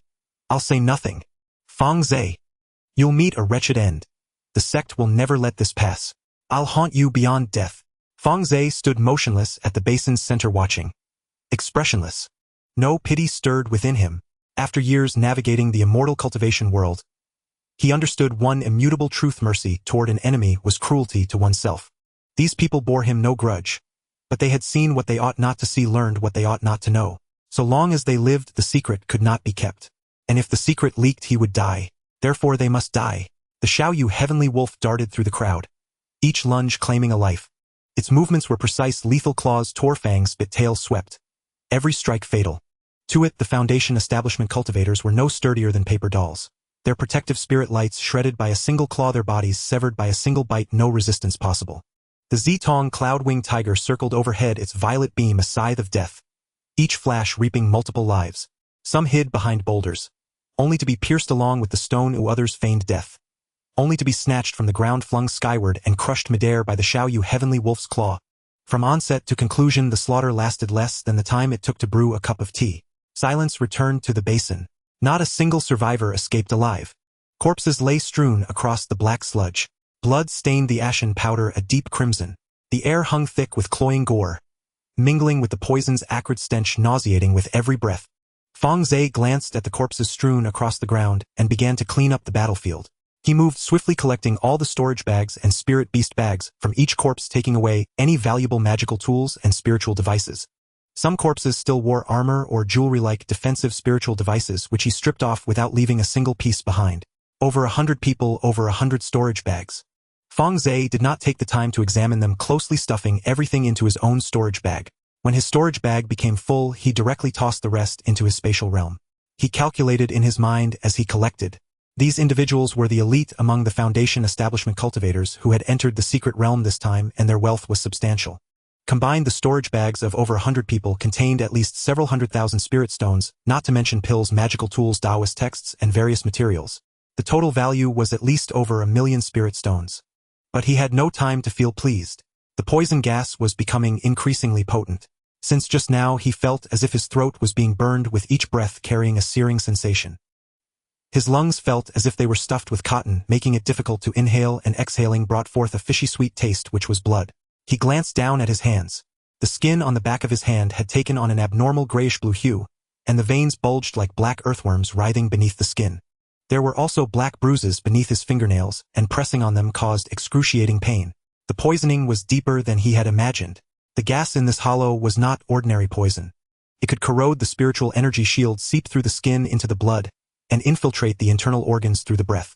Just earlier he had used the last remnant of his spiritual energy to protect his heart meridian to make it this far. But now his spiritual energy was waning while the poison gas grew thicker. If he stayed any longer he would be lying alongside those corpses within half an hour. Fang Ze hastened his movements, collecting the last few storage bags from the remaining corpses, then staggered up the slope. The moss on the slope was extremely slippery. With each step forward he slipped back too. The purple-eyed cloud-winged tiger flew down, grasping his shoulder with its claws and lifting him up. Once on the slope, Fang Ze collapsed to the ground, gasping for air. Fresh air filled his lungs, bringing a wave of sharp pain. He coughed a few times, expelling a mass of black blood. The blood splattered on the ground, hissing as it corroded the grass beneath. Fang Ze looked at the blood mass, feeling a heaviness in his heart. This poison was even more terrifying than he had imagined. He forced himself to stand, recalled the howling moon, celestial wolf, and the purple-eyed cloud-winged tiger into their spirit beast bags, and then found a concealed crevice in the rocks to hide in. The crevice was narrow, barely allowing one person to squeeze in sideways. Fang Ze pushed himself into the deepest part, confirming that there was no one and no beast around before slipping into the spatial realm. Inside the spatial realm, as soon as Fang Ze entered, he collapsed onto the ground. He felt as if his body was being roasted over fire, every inch of skin burning and every muscle aching. His internal organs churned, and acidic bile kept rising in his stomach. He sat cross-legged and began to assess his injuries. When the frog transformed into a bead and entered the pendant, the spiritual energy in his dantian was unsealed. The poison gas had already infiltrated his entire bloodstream. A black substance flowed within his blood like ink, circulating throughout his body. His heart, liver, lungs, kidneys. Each organ was covered with a layer of black membrane, slowly eroding his organs. The most serious damage was to his lungs. Several areas of the lung lobes had turned black. With each breath, those blackened parts would crack, leaking out black blood. The blood surged up the trachea, forcing him to cough.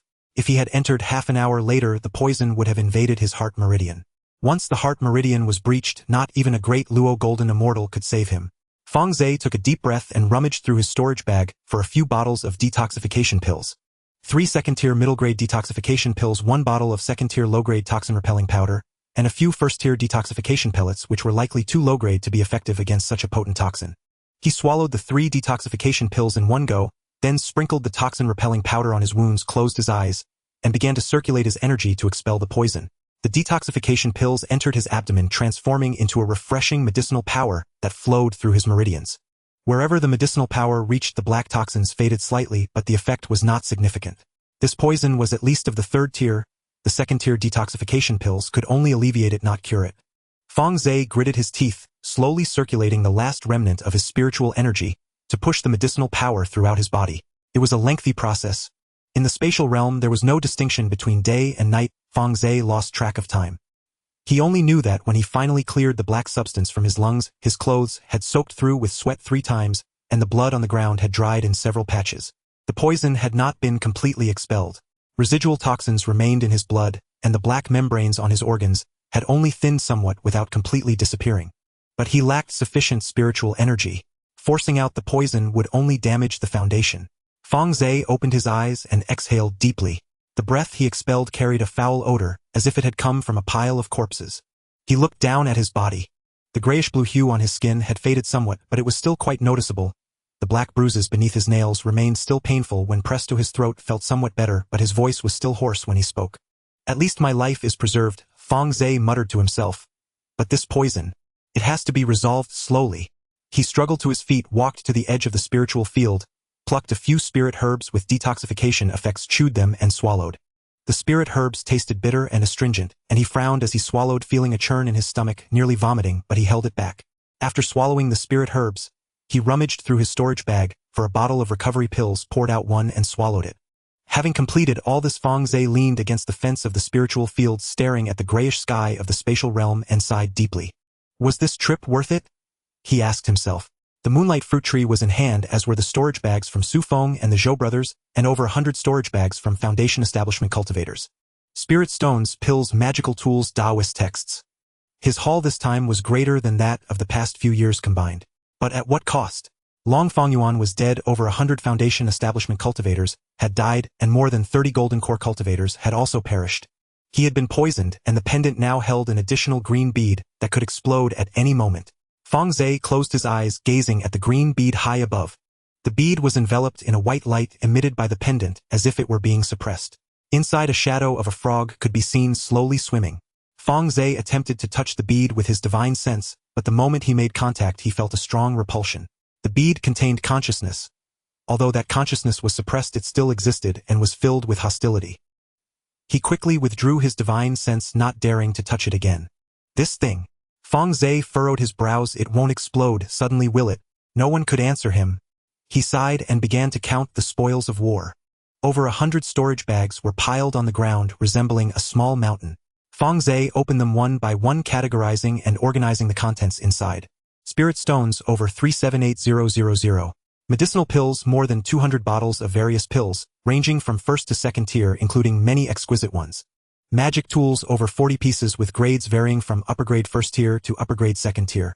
Technique jade slips, more than 20 mostly yellow and mysterious level techniques, with only one earth level slip, which was a fragmented beast control technique. Various materials, spiritual herbs, ores, beast skins, beast bones, demon cores. All piled up on the ground. There were also several tokens and jade slips which looked like maps or tokens from the secret realm. Fang Ze had no time to examine them closely and put them all into the storage bags. After organizing everything, he let out a long breath. 1,000,000 spirit stones. It should be more, not less. Fang Ze let out a bitter smile. With so many spirit stones, he could comfortably cultivate for several years outside. But right now he didn't have the heart to feel happy. The poison was not yet resolved. In the space, Fang Ze slowly opened his eyes. He sat cross-legged beside the spiritual field, his body drenched in sweat, his robe stained with dark blood. The bloodstains had dried, forming dark scabs that emitted a putrid odor. But he did not care. What he cared about was that the poison had finally been expelled. Fang Ze looked down at his hands. The skin on the back of his hands had returned to a normal color, no longer that unsettling blue-gray. The black bruising under his nails had also disappeared, and pressing on it no longer caused pain. The black substance in his veins had been completely cleared, and his blood had returned to a vibrant red, flowing slowly beneath his skin. He took a deep breath. The air filled his lungs, refreshing and clear, no longer burning with pain. The black spots in his lungs had completely vanished, the lung lobes restored to a healthy pink, and each breath was incredibly smooth. Finally, it's done. Fang Ze exhaled deeply, his voice hoarse, tinged with the exhaustion of having survived a tribulation. This detoxification had taken him far too long. 3 days had passed in the outside world, while 300 days had elapsed in the space. For a full 300 days, he had been battling the toxins within his body almost every day. The toxins seemed alive, hiding in his blood organs and bone marrow, impossible to completely cleanse. He repeatedly flushed his meridians with spiritual energy, using the burning power from the technique to gradually incinerate the toxins. Each time he could only remove a small amount, and a moment's carelessness could injure himself. Were it not for the fire attribute spiritual power from the 4-turn Li Huijing that had a purifying effect, and the purity of his spiritual energy far exceeding that of cultivators of the same tier, he might not have been able to expel the poison. Fang Ze stood up, stretching his stiff body. After 300 days of minimal movement, his bones creaked with each motion, his joints felt rusty, and every movement was accompanied by soreness. He walked to the pond beside the spiritual field and splashed some water on his face. The cool water washed away the sweat and blood, making him feel significantly refreshed. There are still about 20 days until the secret realm closes. Fang Ze dried his face and looked at his reflection in the pond. I need to hurry up. Now his cultivation was still at the peak of Foundation Establishment, just a step away from great perfection. But after enduring the ordeal of poisoning and detoxification, his meridians had widened significantly, and the purity of his spiritual energy had increased by 30% compared to before. The bottleneck remained, but he felt that the bottleneck had loosened like a mud wall, soaked by water for a long time, looking intact on the surface, while actually ready to collapse at any moment. Fang Ze shifted his gaze from the pond to the center of the space. Above the spiritual field, the green orb still floated. The orb was the size of a fist, a deep green color with a dim sheen flowing across its surface. Inside the orb, the shadow of the frog was still slowly swimming, but its movements were now much slower than 300 days ago, like an insect trapped in amber struggling with diminishing strength. Fang Ze walked beneath the orb and looked up at it. For 300 days, He had been paying attention to the changes in this orb. Initially, the orb was a pure deep green resembling a fine jade. The shadow of the frog crashed wildly inside trying to break free, but each time it was pushed back by the white light emitted from the pendant. After 100 days, the color of the orb began to change.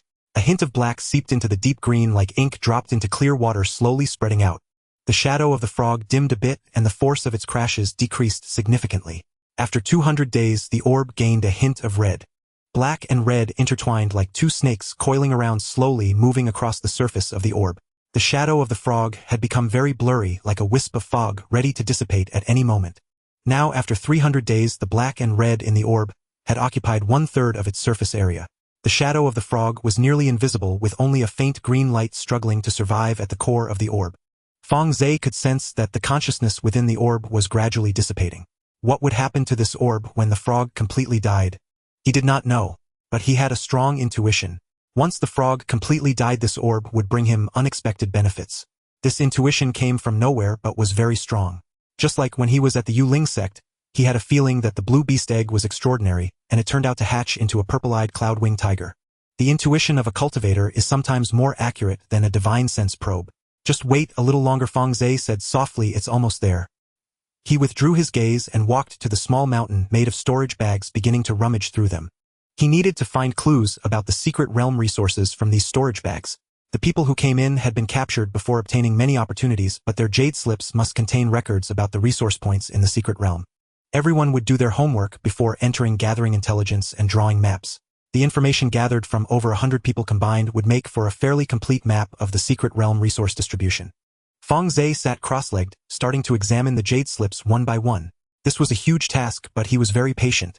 The first jade slip belonged to an inner disciple of the Lan Yu sect. It recorded the locations of 3 resource points, all second-tier spiritual herbs, which held little value. Fang Ze noted the locations and tossed the jade slip aside. The second jade slip belonged to a scattered cultivator from an affiliated force. It only contained scattered notes recording the habits and weaknesses of several demon beasts, with no information on resource points. The third, fourth, fifth.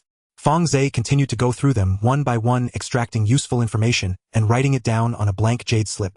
This process was tedious and lengthy, but the more he looked, the more excited he became. The compilation of information from over 100 cultivators exceeded his expectations. He currently had 37 resource points around the periphery of the secret realm. Among them, there were 21 second-tier spiritual herb locations, 9 second-tier mineral veins, and 7 third-tier resource points. 7 third-tier resource points. Fang Ze's eyes lit up. Previously, he had only received information about the moonlight fruit tree from Longfang Yuan, but now he had suddenly discovered 7 more locations. Although most of them had already been harvested by other cultivators or were guarded by demon beasts, even if just 1 or 2 remained untouched, they were worth a try. He continued to flip through the records, focusing on those concerning third-tier resources. The 63rd jade slip belonged to an inner sect disciple who had reached perfection in foundation establishment. The jade slip contained detailed records including his previous experiences in the secret realm and the information he gathered from the sect elders. Fang Ze found 2 pieces of information that made his heart race. The first, golden lioli grass. A third-tier spiritual herb, it grew near a volcano in the northeastern direction of the secret realm. This spiritual herb was the primary material for refining the golden lioli pill, a third-tier low-grade pill that was remarkably effective for golden core cultivators to enhance their magical power. The guarding demon beast was a fire tiger in the early stage of the 3rd tier. Fang Ze pondered. A fire tiger in the early stage of the 3rd tier could be easily dealt with by either his howling moon wolf or his purple-eyed cloud-winged tiger. With both of them going at it together, they could secure a stable victory. The second piece of information, dragon scale fruit tree. A 3rd-tier spiritual fruit tree, it grew deep within a gorge in the southeastern direction of the secret realm. The dragon scale fruit was a very rare spiritual fruit that had body-enhancing effects for golden core cultivators, significantly strengthening physical strength. More importantly, this spiritual fruit was also extremely beneficial for demon beasts. Especially for serpent and dragon-type demon beasts, consuming it could strengthen their scales and even trigger bloodline evolution. The guarding demon beast was a fire dragon in the mid-stage of the 3rd tier. Fang Ze furrowed his brow. The fire dragon, a serpent-type demon beast, was recognized for its formidable combat strength among those of the same rank. They possess a diluted dragon lineage, which is enough to grant them overwhelming advantages in strength, speed, defense, and spell attacks over ordinary demon beasts. A fire dragon in the mid-stage of the 3rd tier would have combat strength equivalent to a human cultivator in the late stage of golden core, possibly even approaching golden core perfection. His howling moon wolf and purple-eyed cloud-winged tiger were both in the early stage of the 3rd tier with the purple-eyed cloud-winged tiger being slightly stronger and capable of contending with mid-stage golden core opponents. However, the fire dragon also possessed mid-stage golden core strength, and being a dragon naturally exerted bloodline suppression. Taking on one with two would not yield favorable odds. Yet Fang Ze was unwilling to give up. The value of the dragon scale fruit to him was immense. His current physical strength was only average among cultivators of the same rank. If he could increase it before achieving golden core, his success rate in forming the core could rise by at least 20%. Moreover, the demon beasts he had also needed to increase their strength. Although the howling moon wolf and the purple-eyed cloud-winged tiger were already at the third tier, they still fell short in the secret realm. Let's risk it. Fang Ze gritted his teeth. Let the two demon beasts hold it off while I retrieve the fruit tree. Once I have it, I'll run, not engaging in direct conflict with it. Having made his decision, he hesitated no longer and quickly finished flipping through the remaining jade slips, organizing a complete map of the resource points before standing up. It's time to head out. In the northeastern direction of the secret realm at the volcano, Fang Ze stood at the edge of the volcano looking down. The volcano had not erupted for a long time, its mouth covered with a thick layer of grayish-white volcanic ash. Occasionally wisps of hot air emerged from the crevices carrying a sulfuric odor. In the center of the volcanic crater was a small depression where a golden-yellow spiritual herb grew, its leaves transparent like glass shimmering in the sunlight. Golden lioli grass. He did not see any sign of the fire tiger nearby, but Fang Ze could sense a scorching aura emanating from a stone cave beside the depression. That tiger must be sleeping inside. Howling moon, go lure it out. The howling moon wolf jumped out of the spiritual beast pouch, silently landing on the edge of the volcano. It lowered its head to sniff the air, confirming the fire tiger's position, then transformed into a silver streak, darting toward the stone cave. Moments later, an angry roar of a tiger echoed from within. A massive tiger charged out of the cave, its body engulfed in golden-red flames, its mane resembling a flowing mass of lava. It chased the howling moon wolf out of the volcano, opening its mouth to unleash a fire pillar that scorched the ground where the howling moon wolf had just stood. The howling moon wolf nimbly dodged, turning back to give a provocative howl before fleeing. The fire tiger angrily pursued. Fang Ze watched as the two demon beasts disappeared into the distance, a smile tugging at the corners of his mouth. He jumped into the volcano, landing beside the golden lioli grass, and used a jade shovel to uproot the spiritual herb, transplanting it into his space. The entire process took less than 10 breaths. Just as he secured the spiritual herb, a piercing tiger roar came from a distance. Fang Ze looked up just in time to see the purple-eyed cloud-winged tiger diving from the sky, its vertical eye on its forehead, shooting out a purple beam that accurately struck the fire tiger's head. The fire tiger let out a miserable cry, collapsing to the ground and twitching a few times before becoming still. The howling moon wolf returned, wagging its tail at Fang Ze as if seeking praise. Fang Ze patted its head and walked over to collect the fire tiger's corpse into his space. Well done. The early-stage third-tier fire tiger had demon cores, fur, bones, and blood, each a valuable treasure. Even if he did not sell it, keeping it for himself would provide excellent materials. He had initially considered attempting to contract the fire tiger. If he could tame a demon beast with early-stage third-tier combat strength, it would be a significant boost for him. However, after trying, he realized that his spiritual strength was simply insufficient. This fire tiger was wild and difficult to tame, entirely different from demon beasts raised from a young age.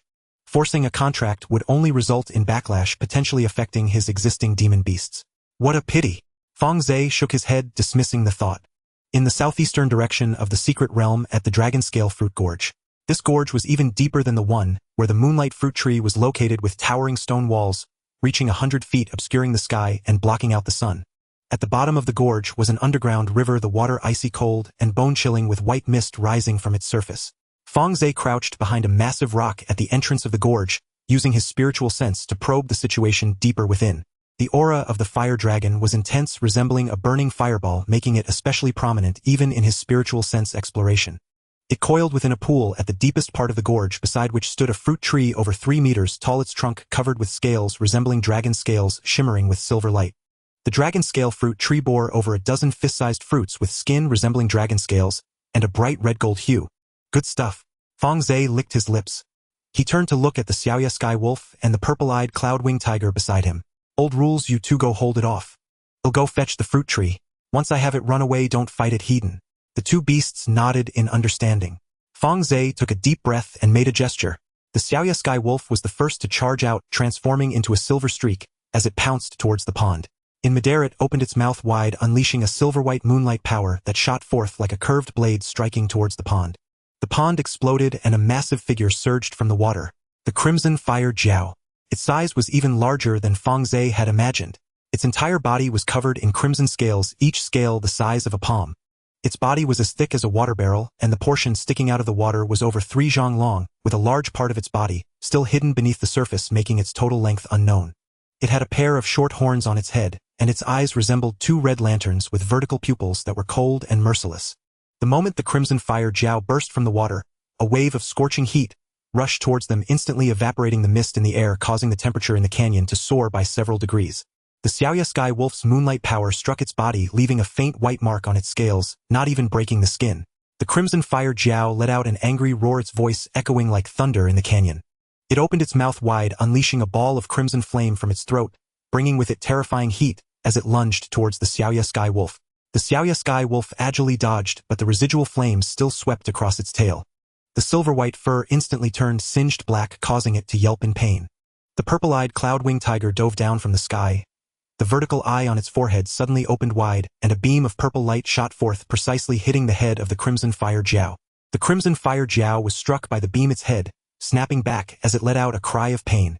The purple beam left a fist-sized indentation on its scales, with several surrounding scales shattered, oozing dark red blood. But that was about it. The crimson fire jiao shook its head, glaring angrily at the purple-eyed cloud-winged tiger, and with a fierce flick of its tail it whipped towards the sky like a giant whip. The purple-eyed cloud-winged tiger couldn't dodge in time, and was swept by the tail on its left wing, its entire body sent flying into the stone wall. The wall was smashed into a large crater with debris falling down.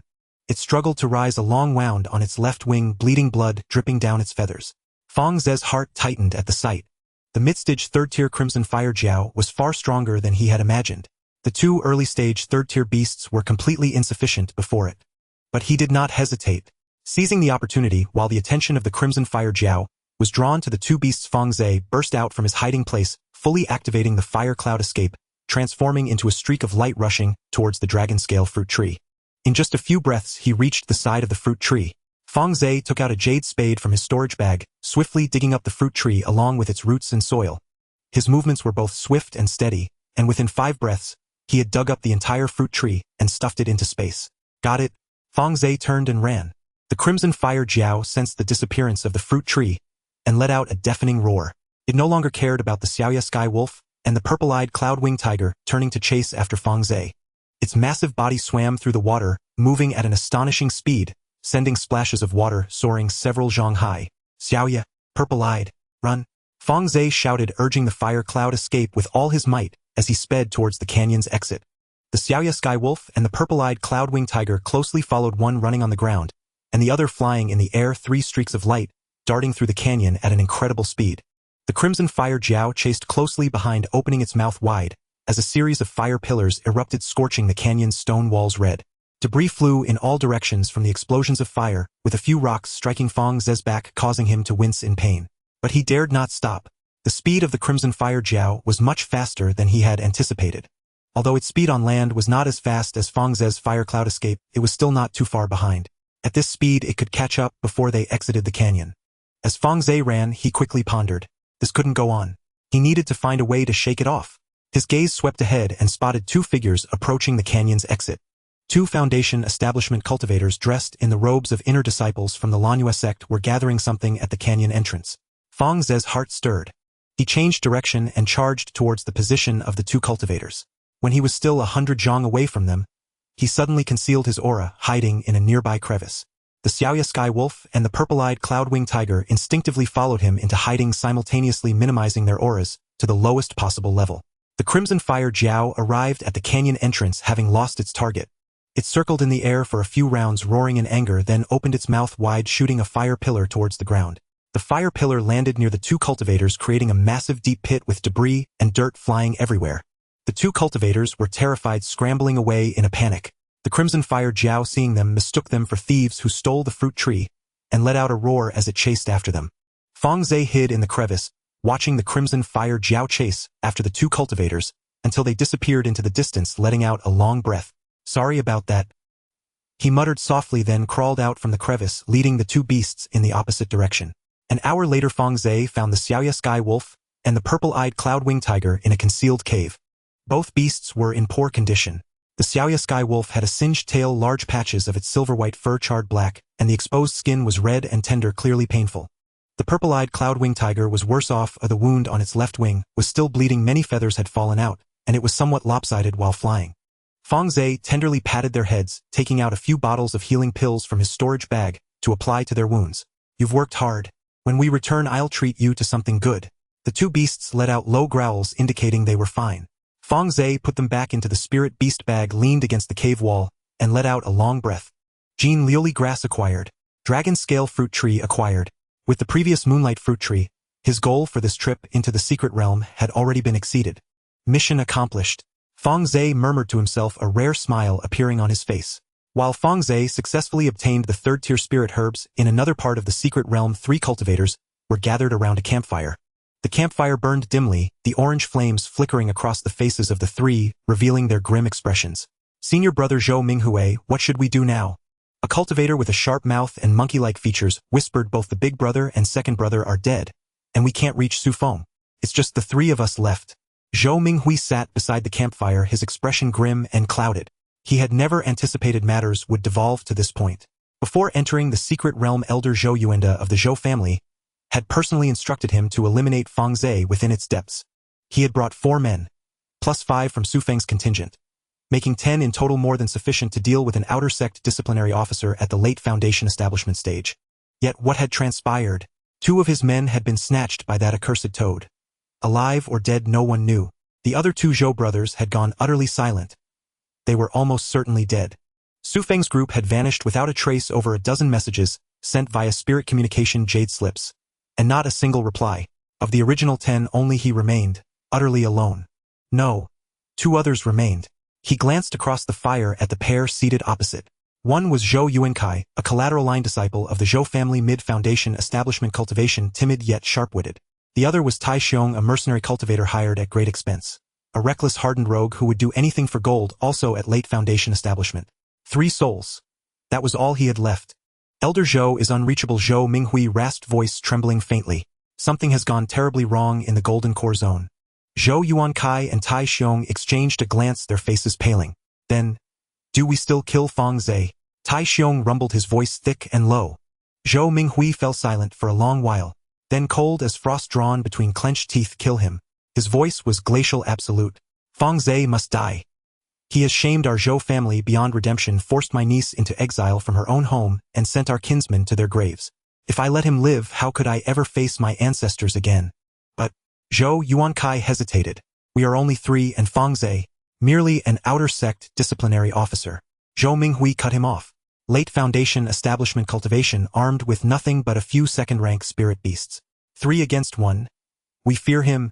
He paused, then withdrew a jade slip from his spatial storage pouch. Moreover, I have learned Fang Ze's approximate whereabouts. Witnesses spotted him northeast of here. He is likely seeking spirit herbs. We move now to intercept him. Zhou Yuankai and Tai Xiong nodded wordlessly. They extinguished the fire and rose, setting off toward the northeast. What they did not know was that even as they plotted Fang Ze's demise, he had already returned from the northeast, and was now drawing near. Riding atop Qingyu Eagle, Fang Ze soared silently across the sky. His gaze swept idly over the forest floor, then froze. 3 figures moved stealthily through the trees below. His brow furrowed. He guided the eagle lower, peering intently.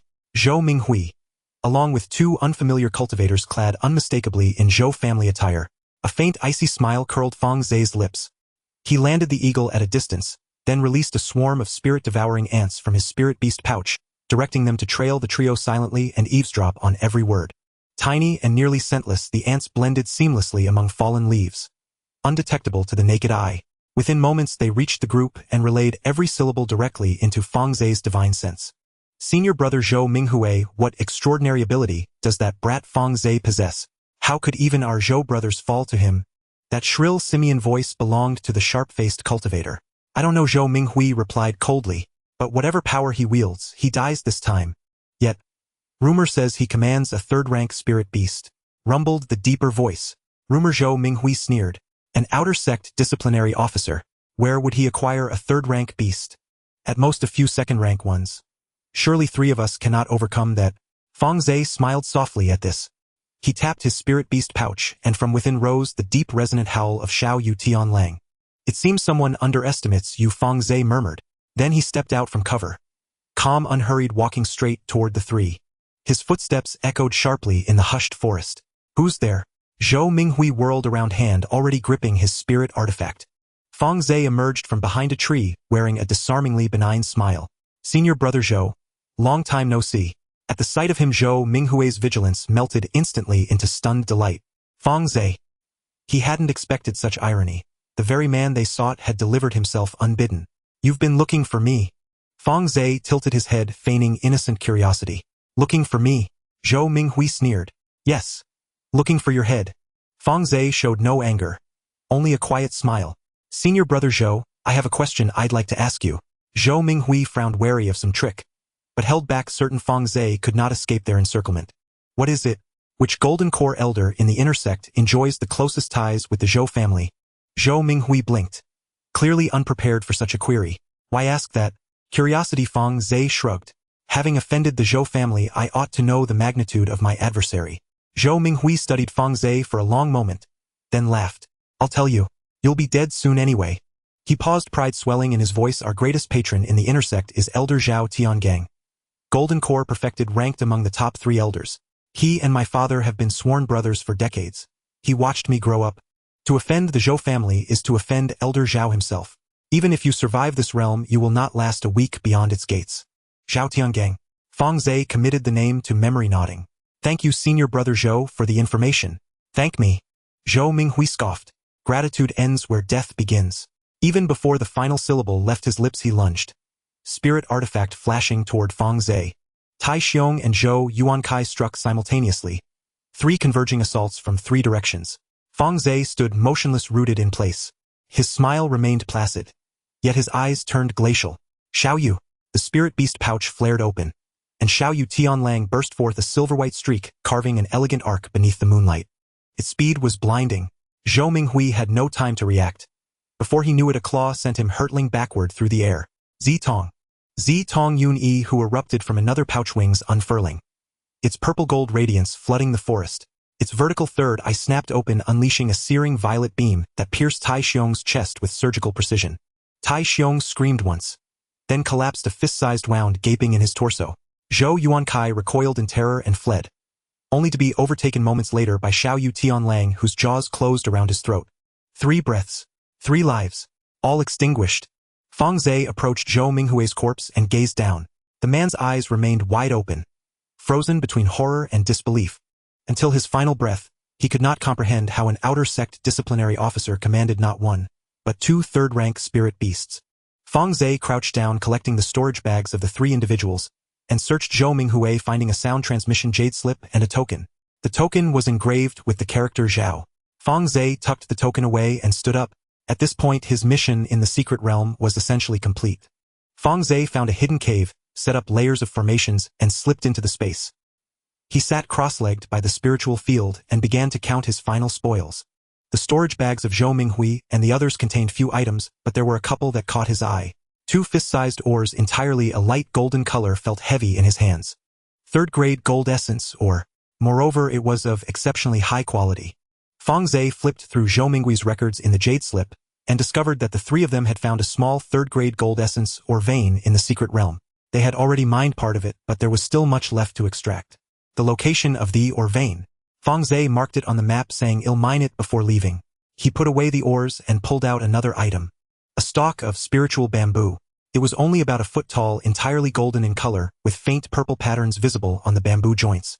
The aura of the spiritual bamboo was very weak, but Fang Ze could feel the thunder attribute spiritual power contained within.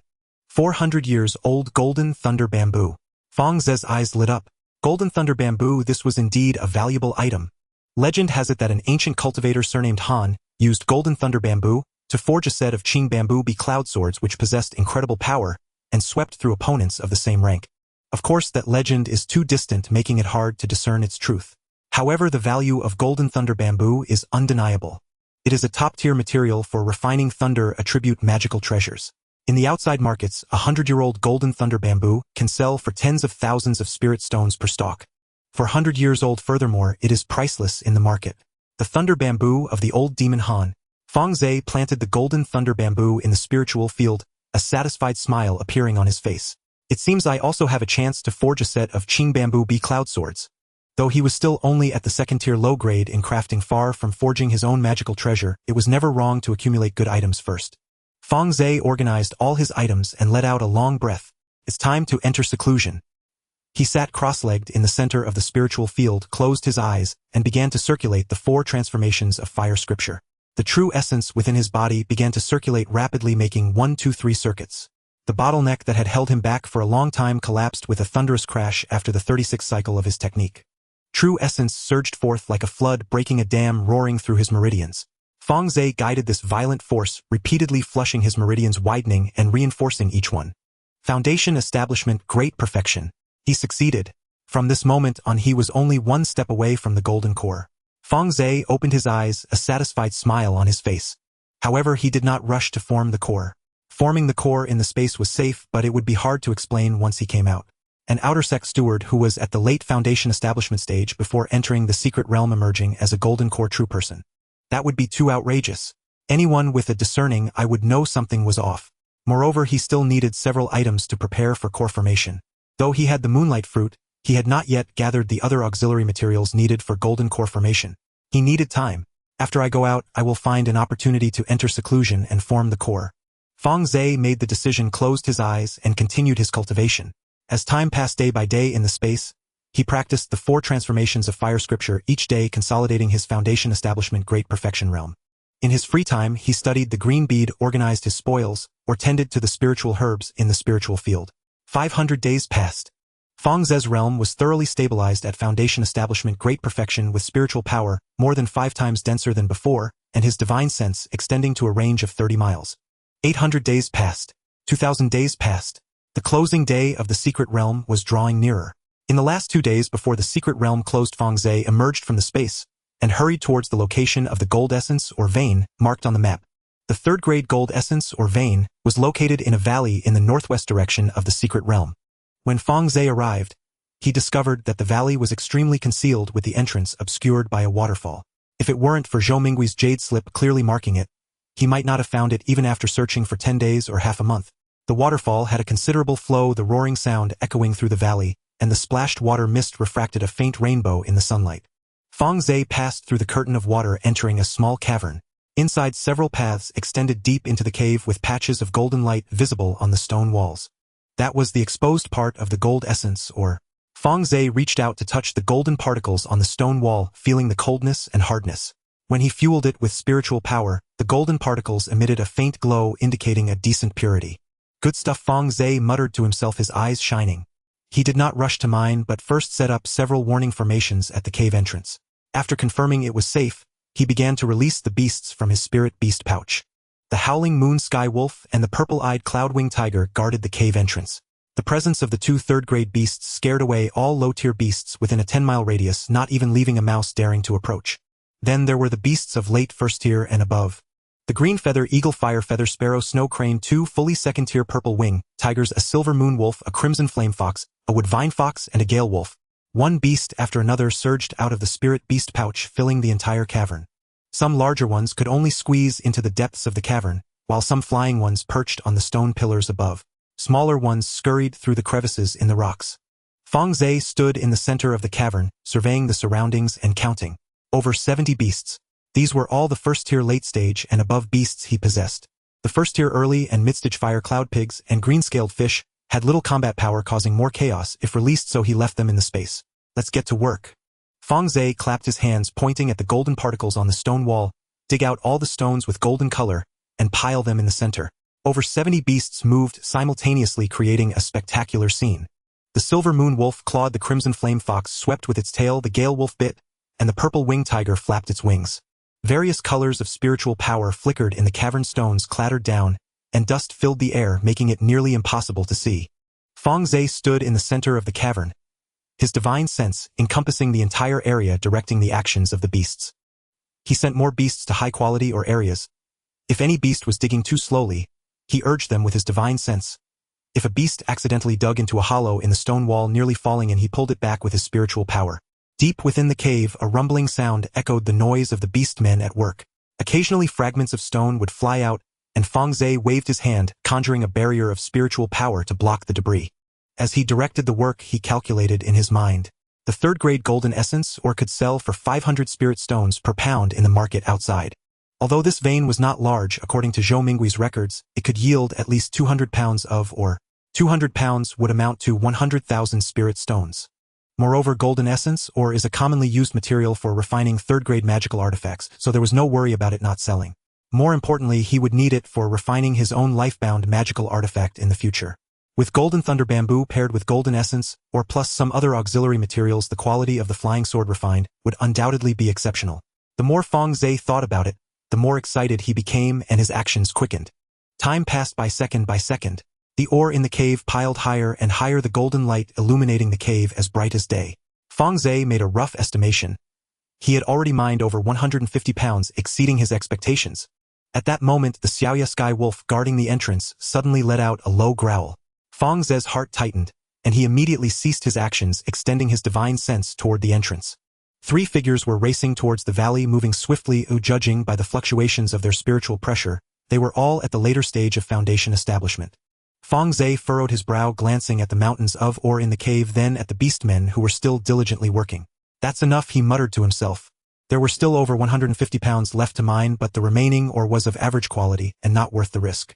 Moreover, the secret realm would soon close, and he did not wish to encounter complications at this critical moment. With a thought, over 70 beastmen halted their actions, simultaneously transforming into streams of light that flew back into the spirit beast pouch. The cave fell silent, with only the sound of falling debris and the distant roar of a waterfall remaining. He stored all the gathered ore in his spatial pouch, leaving a few second-grade beastmen in the cave to continue mining, creating the illusion that someone was still at work. Then he concealed his aura and quietly left through another passage of the cave. As he walked out by the waterfall, Fang Ze glanced back. The 3 figures had already reached the entrance of the valley, looking around cautiously. One of the cultivators with an especially long nose sniffed and pointed in the direction of the waterfall, prompting the 3 to approach carefully. A smile crept across Fang Ze's lips as he turned to disappear into the woods. He had given orders to those beast men. After the 3 entered, they would abandon the cave and escape from the other side. The 3 would be busy chasing a group of second-grade beastmen for a while. By the time they realized there were still over 100 pounds of high-quality golden essence, or left unmined, the secret realm would already be closed. Consider this a compensation for you, Fang Ze thought to himself. After all, he had taken Zhou Minggui's mining information and the ore. He ought to leave something behind for others. The exit of the secret realm was located in an open plain in the central area. By the time Fang Ze arrived, quite a number of people had already gathered on the plain. They stood in small groups spaced far apart from each other, resembling a pack of wary wild dogs. Fang Ze stood at the edge of the crowd, sweeping his gaze across the scene and roughly counting. There were about 200 people. Fang Ze was secretly astonished. When he entered, there had been over 1,000 and now only about 200 remained. Over 800 had perished within the secret realm. Some were killed by beasts, some by others, and some were turned to dust by that frog. The casualty rate was frighteningly high. The survivors did not look well.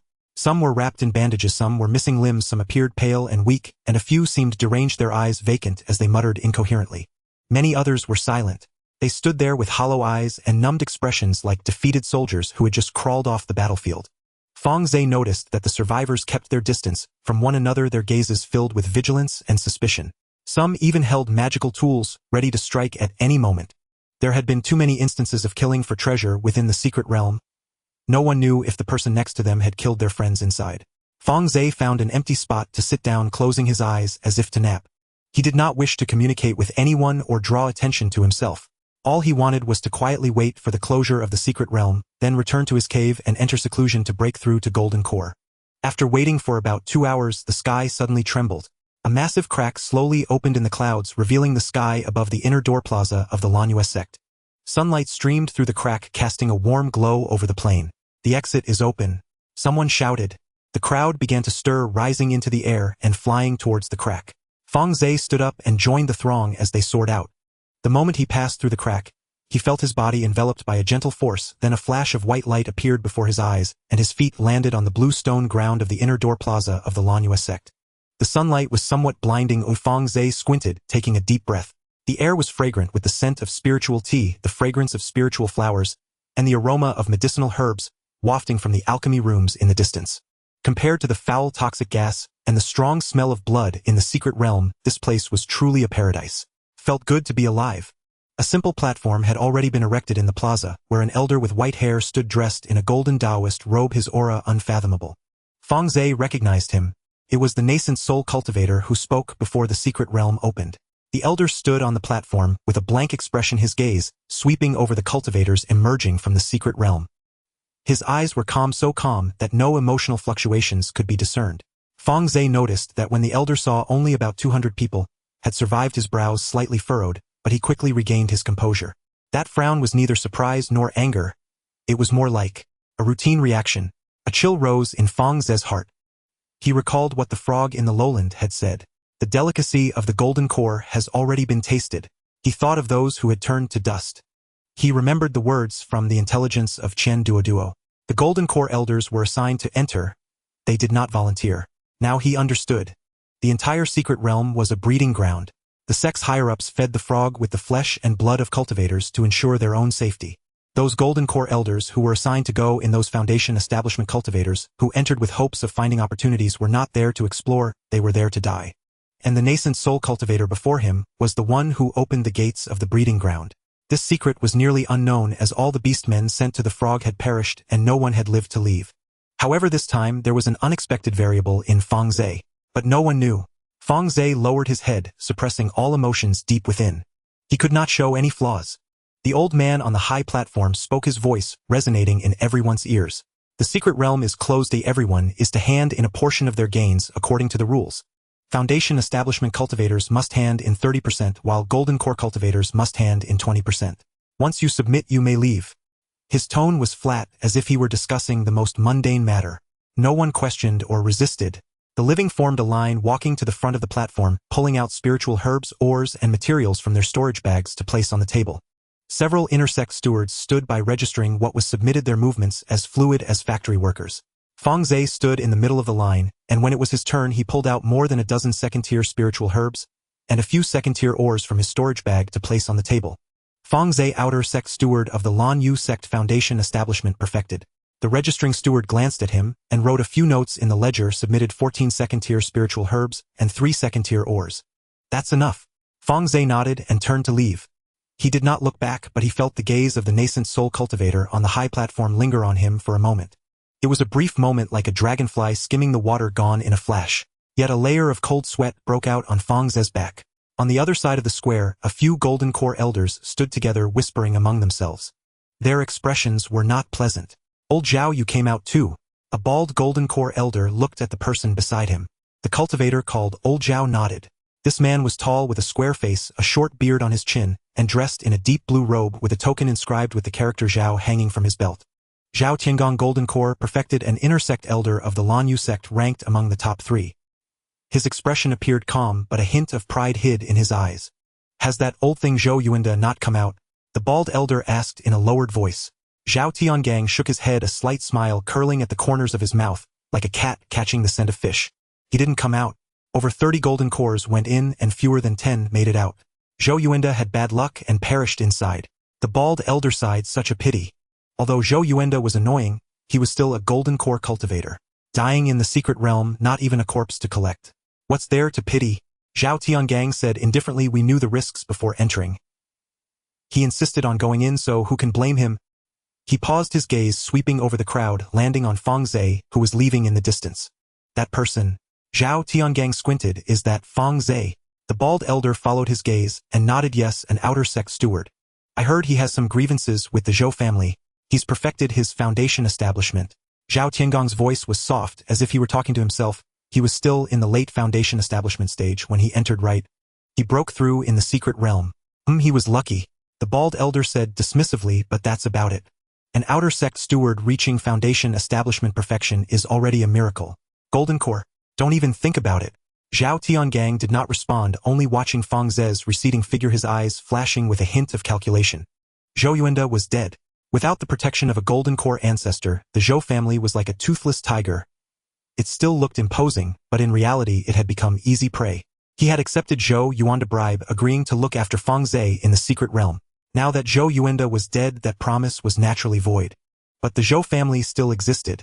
Zhou Mingshan was at the peak of foundation establishment, and the Zhou family had operated in the Lanyu sect for hundreds of years. Their foundation was rich. If the Zhou family wanted to continue to stand in the Lanyu sect, they would have to find a backing. And he was the best choice. Interesting. Zhao Tiangang murmured, his smile growing more pronounced. No golden cores came out, but a foundation establishment perfected did. If the Zhou family seeks my protection, I can reap another harvest. Quite good, quite good. For him, Zhou Yuan to death was not a loss but an opportunity. An opportunity to harvest the Zhou family. Fang Ze had no idea of Zhao Tiangang's schemes, nor did he wish to know.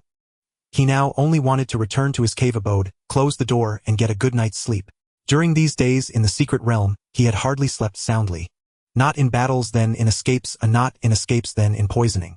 Exhausted in body and mind, he felt weak even walking. He walked out of the inner sect square, passed through the outer sect market, and took the familiar path back to his stone house. From a distance, he saw a figure standing at the door.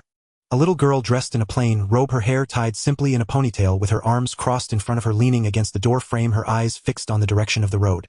It was Lin Weiner. Upon seeing Fang Ze's figure, her eyes instantly brightened, and she sprang up from the door frame, running over in quick steps. "Master, you're back." Lin Weiner ran up to Fang Ze, sizing him up from head to toe, tears shimmering in her eyes. Her voice trembled slightly, as if she were trying hard to control her emotions. Fang Ze looked at her, warmth surging in his heart. In the world of cultivation, having someone genuinely worry for you is a rare luxury. "I'm back." Fang Ze smiled, reaching out to pat her head. "Sorry to have made you worry." Lin Weiner's tears finally fell, but she quickly wiped them away, showing a smile.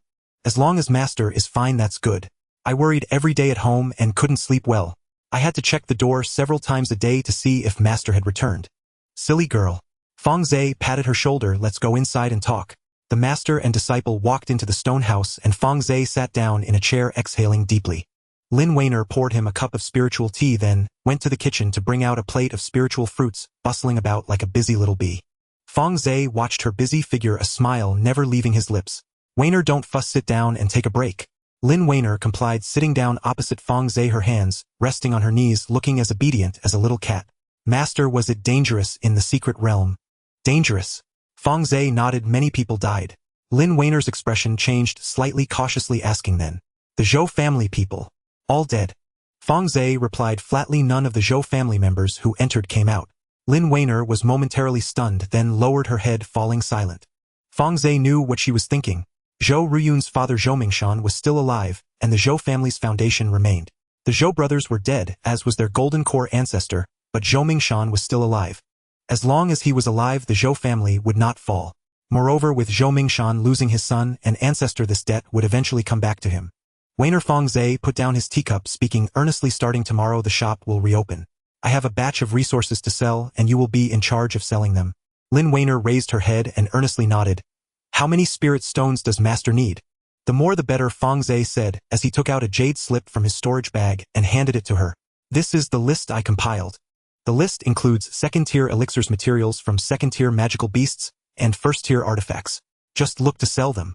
Lin Weiner took the jade slip, her divine sense probing inside for a glance, her eyes widening in surprise. "Master! So many!" The list was densely packed with hundreds of resource items, ranging from first-tier to second-tier, encompassing a wide variety and staggering quantities. Fang Ze smiled. "I made a small fortune in the secret realm." Lin Weiner looked at Fang Ze's smile, feeling that her master had returned this time with a distinct difference. She couldn't pinpoint exactly what was different, but she sensed that master had gained a certain composure, a calmness that came from having crawled out of a sea of corpses and blood. "Do not worry, master. I will manage the shop well." Lin Weiner stored the jade slip away and stood up, saying, "Then I will prepare first. We will open tomorrow." "Go then." Fang Ze waved his hand. "Stay safe. Although a few from the Zhou family have died, Zhou Mingshan is still around. Do not get into conflict with them." "Understood, master." Lin Weiner bowed and turned to leave. The stone house fell silent once more. Fang Ze leaned back in his chair, closing his eyes as he contemplated his upcoming plans. He entrusted the resource matters to Lin Weiner, feeling reassured. Though she was young, she was diligent and quick-witted. She had managed the shop for over half a year without making a single mistake.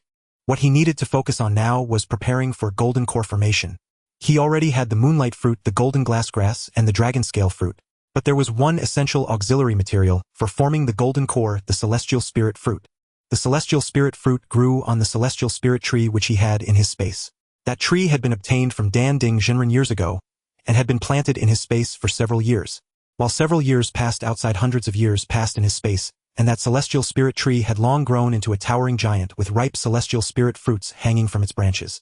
Aside from being one of the auxiliary materials for forming the golden core, the celestial spirit fruit was also the main ingredient for the foundation establishment pill. He had been reluctant to use it before, wanting to wait until it was time to form the golden core. Now the time had come. Fang Ze flashed into the space and walked to the celestial spirit tree. It stood 10 zhang tall with a trunk so thick that it required 2 people to embrace its branches and leaves lush shading the sky. Dozens of fist-sized fruits hung from the tree, their entire bodies a light golden color exuding a sweet fragrance. Fang Ze picked one celestial spirit fruit, and then walked over to the moonlight fruit tree to pluck a moonlight fruit. He then approached the spirit field, sat cross-legged, and took out an alchemy furnace from his storage bag. It was a second-tier high-grade furnace obtained from a foundation establishment cultivator storage in the secret realm, of good quality, better than the one he had used before. Taking a deep breath, Fang Ze placed the alchemy furnace in front of him and ignited the flame. He was about to refine pills. The golden core was a third-tier low-grade pill, the crucial medicine for foundation establishment cultivators to break through to the golden core stage. He had never refined a third-tier pill before. His alchemy level was still at the second-tier middle grade, leaving him quite a distance from the third tier. But Fang Ze did not want to wait any longer. Time in the space was ample, allowing him to try slowly. If one furnace failed, he could try 2. If 2 failed, then 10. He had plenty of materials. With dozens of celestial spirit fruits, 7 or 8 moonlight fruits, and other auxiliary materials piled up like a mountain, even if he failed 10 times he could afford it. Fang Ze tossed the celestial spirit fruit and moonlight fruit into the alchemy furnace, followed by a succession of auxiliary materials like bloodjade ginseng and purple heart orchid. He closed the lid and began to stimulate the flames. The flames danced at the bottom of the alchemy furnace, gradually increasing in temperature. Fang Ze's divine sense entered the furnace, carefully sensing the changes in each spirit herb. The celestial spirit fruit slowly melted under the high temperature, turning into a golden liquid. The moonlight fruit followed closely, transforming into a silvery liquid. The 2 liquids spun, collided, and fused within the alchemy furnace. Everything appeared to be going smoothly. Then there was a loud bang. A plume of black smoke erupted from the alchemy furnace, and the residue of the spirit herbs spewed out from the gaps in the lid, splattering Fang Ze's face. The furnace had exploded. Fang Ze wiped the residue off his face, looking expressionless at the alchemy furnace. First failure. He did not feel discouraged, cleaning the alchemy furnace thoroughly before reinvesting the materials. Second failure. Third failure. Fourth time. Fang Ze tried again and again, failing time and time again. Days passed in the space, and the discarded materials by the spirit field piled up into a small mountain. On the 11th attempt, Fang Ze's hands trembled slightly, but he steadied himself. He took a deep breath and tossed the materials into the alchemy furnace, igniting the flames. This time he did not rush to merge the medicinal liquids, but patiently waited for each spirit herb to reach its optimal state. The golden liquid of the celestial spirit fruit surged in the alchemy furnace, releasing a rich fluctuation of spiritual power. The silvery liquid of the moonlight fruit swirled beside it, forming a delicate balance between the 2 liquids. Fang Ze's divine sense guided the 2 liquids, slowly bringing them closer, making contact and merging. The golden and silvery colors intertwined, slowly rotating in the alchemy furnace like a nebula. Fang Ze's heart raced, but he dared not let his mind wander for a moment. His divine sense was like a taut string, ready to snap at any moment. Half an hour later, a crisp sound echoed from the alchemy furnace. Fang Ze opened the lid, and a rich medicinal fragrance wafted out. At the bottom of the furnace lay 3 plump pills. Golden core pills. 3 of them. Fang Ze stared blankly at the pills in the furnace, taking a long time to regain his senses. He reached out and took the pills, placing them in his palm. The 3 golden core pills were all full, with even colors and a rich fragrance. 2 of them were low-grade and 1. Fang Ze carefully examined the brightest pill, his eyes lighting up. It was a middle-grade pill. He had refined a middle-grade golden core pill. Fang Ze stored the pills away and laughed heartily. In the moonlight immortal city at the Zhou family estate, Zhou Mingshan sat in the main seat of the conference hall, holding a once lustrous soul token that had now lost its sheen, the color draining from his face. The soul token belonged to Zhou family ancestor Zhou Yuanda. Before entering the secret realm, Zhou Yuanda had personally attached a trace of his soul to the token and entrusted it to Zhou Mingshan, cautioning him that if the token shattered, he should not wait any longer. At this moment, the soul token had not shattered, but its light was dimming at a visible speed, eventually extinguishing. Zhou Mingshan stared at the token, his fingers turning white from gripping it tightly. His lips trembled slightly, wanting to say something but finding himself unable to. Head of the family. A cautious voice came from an elder of the Zhou family, beside him the ancestor. Shut up. Zhou Mingshan's voice was hoarse, laced with suppressed anger. His eyes were red with blood vessels visible on his eyelids. The skin under his eyes was dark, clearly indicating he hadn't slept for several nights. In the conference hall stood 7 or 8 core members of the Zhou family, but none dared to speak. All heads were bowed, eyes fixed on their toes, not daring to make a sound for fear of provoking the head of the family. The silence lasted for a long time. Finally, Zhou Mingshan released the soul token in his hand and placed it on the table. Zhou Mingshan knew that Zhou Yuanda's soul had completely dissipated. The golden core ancestor was gone. He closed his eyes, took a deep breath, his chest heaving significantly. Then he slowly exhaled, accompanied by a deep sigh. The atmosphere in the conference hall grew even more oppressive. After a long while, Zhou Mingshan finally opened his eyes, his gaze eerily calm. The ancestor cannot return. His voice was soft. From now on, the Zhou family has lost its golden core. A deathly silence enveloped the conference hall. Everyone's faces turned pale. Someone's lips trembled trying to say something, but they opened their mouth without uttering a word. A golden core cultivator is the foundation of a family, the backbone that supports their standing in the Mooncatcher Immortal City. Without the golden core ancestor, the Zhou family resembled a tiger with its teeth pulled, appearing majestic and intimidating yet unable to bite. What would the surrounding golden core forces think? They would swarm like sharks, catching the scent of blood, eyes gleaming with greed, mouths dripping drool, tearing apart the Zhou family's assets, territory, disciples, and resources until nothing was left. Even those golden core loose cultivators without a family or sect would come to take advantage. They wouldn't dare provoke a family backed by a golden core, but against a family that had lost its golden core they would show no mercy. Head of the family, what should we do? An elder asked in a trembling voice. His hands shook, causing his sleeves to tremble as well. Our Zhou family has operated in the Mooncatcher Immortal City for hundreds of years, our assets spread over 1,000 miles. Without a golden core to oversee those forces. I know. Zhou Mingshan interrupted him, his tone calm, yet deep within his eyes lay a profound sense of helplessness. He certainly understood. The Zhou family's shops, mines, spirit fields, and market stalls. Everything was being eyed by others. In the past, with Zhou Yuanda around, those forces only dared to drool in the shadows, occasionally harboring small thoughts, but they never truly dared to reach out. Now that Zhou Yuanda was gone, they would pounce like starving wolves, not even offering a greeting. He needed a backing. A golden core cultivator willing to protect the Zhou family. Several names flashed through Zhou Mingshan's mind. The inner door elder of the Mooncatcher sect. Those who had connections with the Zhou family were few.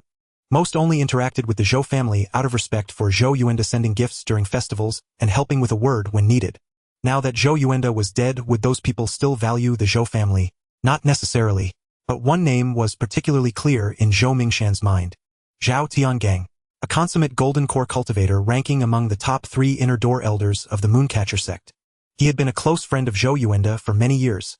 They had known each other since their youth, adventuring through several secret realms together, fighting beasts and drinking together. When Zhou Mingshan was young, he had called him Uncle Zhao, sat on his knee, and had been lifted up to his shoulders. Zhou Mingshan understood Zhao Tiangang well. He valued profit. As long as the Zhou family could present enough sincerity, he should not refuse. Find Zhao Tiangang. Zhou Mingshan stood up. This person is a friend of the ancestor. He should help the family out of respect for him. Zhao Tiangang. The elder hesitated, a troubled expression on his face. Head of the family Zhao Tiangang is not easy to deal with.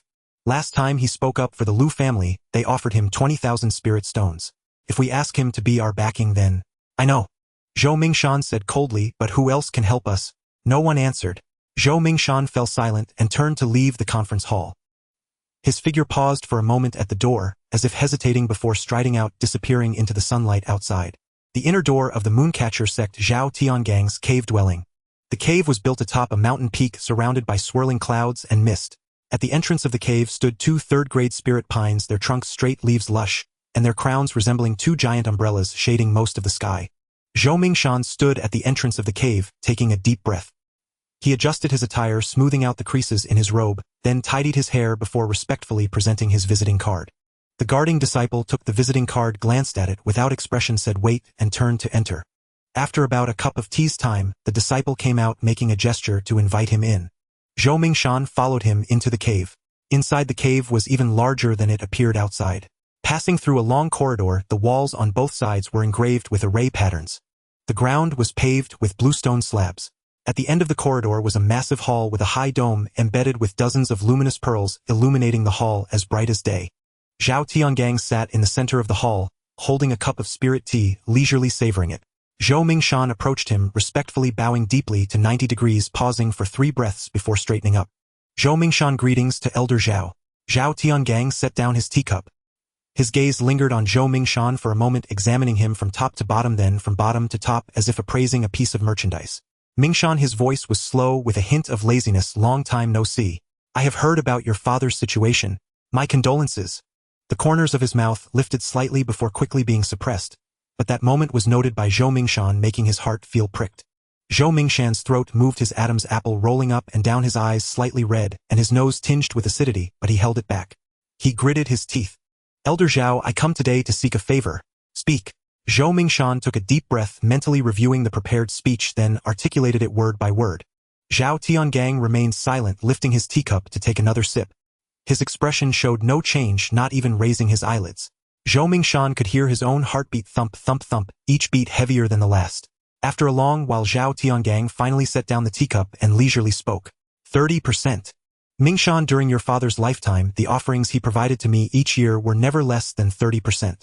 Are you joking with me by offering 30%? Zhao Tiangang's eyes narrowed, his gaze becoming sharp. Zhou Mingshan's complexion changed slightly, his lips turning pale as he hurriedly said, Elder Zhao, you've misunderstood. Mingshan never intended such a thing. It's just that the Zhou family's income this year, 50%. Zhao Tiangang interrupted him, holding up 5 fingers. 50% of the Zhou family's income each year. No room for negotiation. Zhou Mingshan's face suddenly turned grim. 50%. Half of the family assets. This is even more than what Zhou Yuanda offered Zhao Tiangang during his lifetime.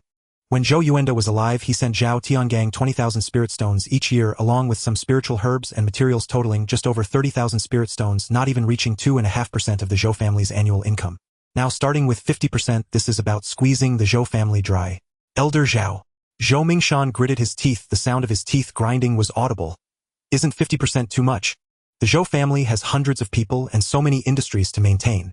Too much. Zhao Tiangang chuckled, a hint of mockery in his smile, the corners of his mouth curving upward, though his eyes were devoid of laughter. He stood up, moving his chair back, causing a harsh scraping sound against the ground. He walked in front of Zhou Mingshan, looking down at him.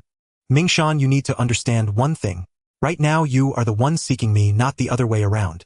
Your father is dead and the Zhou family has lost its golden core. Do you know what this means? It means that as long as I wish, I can now swallow up all of the Zhou family's industries in Lanyue Immortal City, without even leaving a bone behind. He stretched out a hand, palm open, fingers spread wide, then slowly clenched it as if crushing something. I promise to protect the Zhou family, not because of your meager assets but out of respect for your father. 50% is already showing you some face.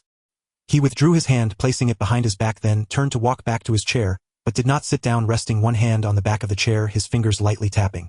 Zhou Mingshan's face turned red, veins bulging on his neck, his fists clenched tightly, making a cracking sound. But he did not dare to explode in anger. What Zhao Tiangang said was the truth. With a complete golden core cultivation, he ranks among the top 3 elders in the inner sect of the Lanyue sect. Such a person could easily swallow the Zhou family without breaking a sweat, not even enough to get stuck between his teeth. He took a deep breath, swallowing all the humiliation and resentment back down. 50%. Just 50%. Zhou Mingshan's voice was hoarse. Mingshan agrees. Zhao Tiangang nodded in satisfaction, a smile appearing on his face. This time it was a genuine smile, the corners of his mouth lifted and the wrinkles at the corners of his eyes softened. He walked over and patted Zhou Mingshan on the shoulder. The pressure of his palm was neither too heavy nor too light, but Zhou Mingshan's shoulder involuntarily sank, his knees bending slightly, nearly kneeling on the ground. That's more like it. Zhao Tiangang sat back down in his chair.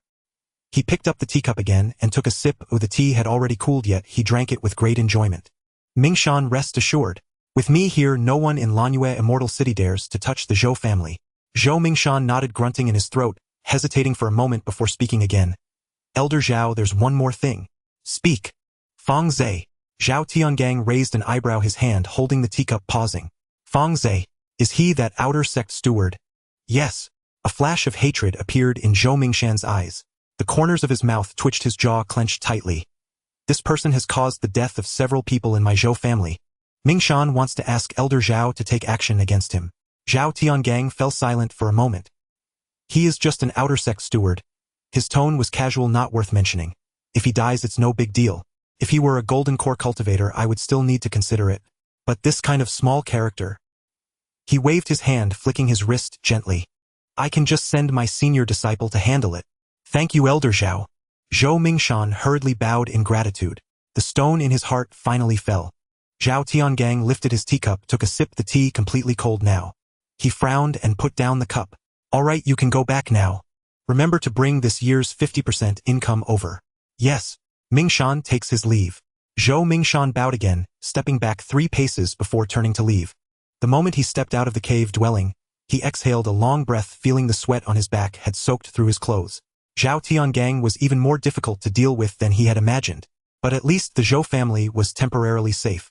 As for Fang Ze, Zhou Mingshan's lips curled into a cold smile, his expression carrying a sense of satisfaction. Zhao Tiangang's senior disciple was at the early stage of the golden core. A foundation establishment cultivator is no match for a golden core like an ant that could be crushed underfoot. Fang Ze, you're doomed. He walked down the steps, his steps much lighter.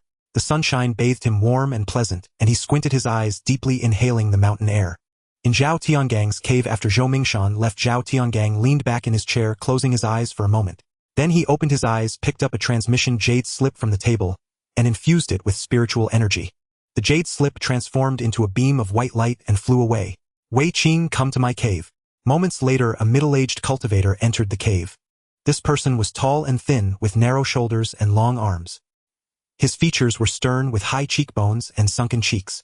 He wore a black Taoist robe. Wei Qing, at the early stage of the golden core, was Zhao Tiangang's senior disciple, and also his most capable enforcer. He had followed Zhao Tiangang for over 60 years, starting from the Qi refinement stage all the way to the golden core. Zhao Tiangang commanded him to go east, he would never go west. Commanded to kill, he never asked why. Master! Wei Qing walked up to Zhao Tiangang, cupping his hands in salute. Zhao Tiangang opened his eyes, looking at his senior disciple, a smile appearing at the corners of his mouth. Wei Qing, go to the outer sect and look for an outer sect steward named Fang Ze. Wei Qing nodded, his face devoid of any expression. Does master want him alive or dead? Zhao Tiangang pondered for a moment, tapping his fingers lightly on the armrest. Alive. He's just a foundation establishment cultivator. Killing him isn't very meaningful. Bring him to me. I have some questions for him. Understood. Wei Qing replied and turned to leave. Wait. Zhao Tiangang called out to him. Wei Qing stopped and turned around. Be careful. Zhao Tiangang's tone was casual.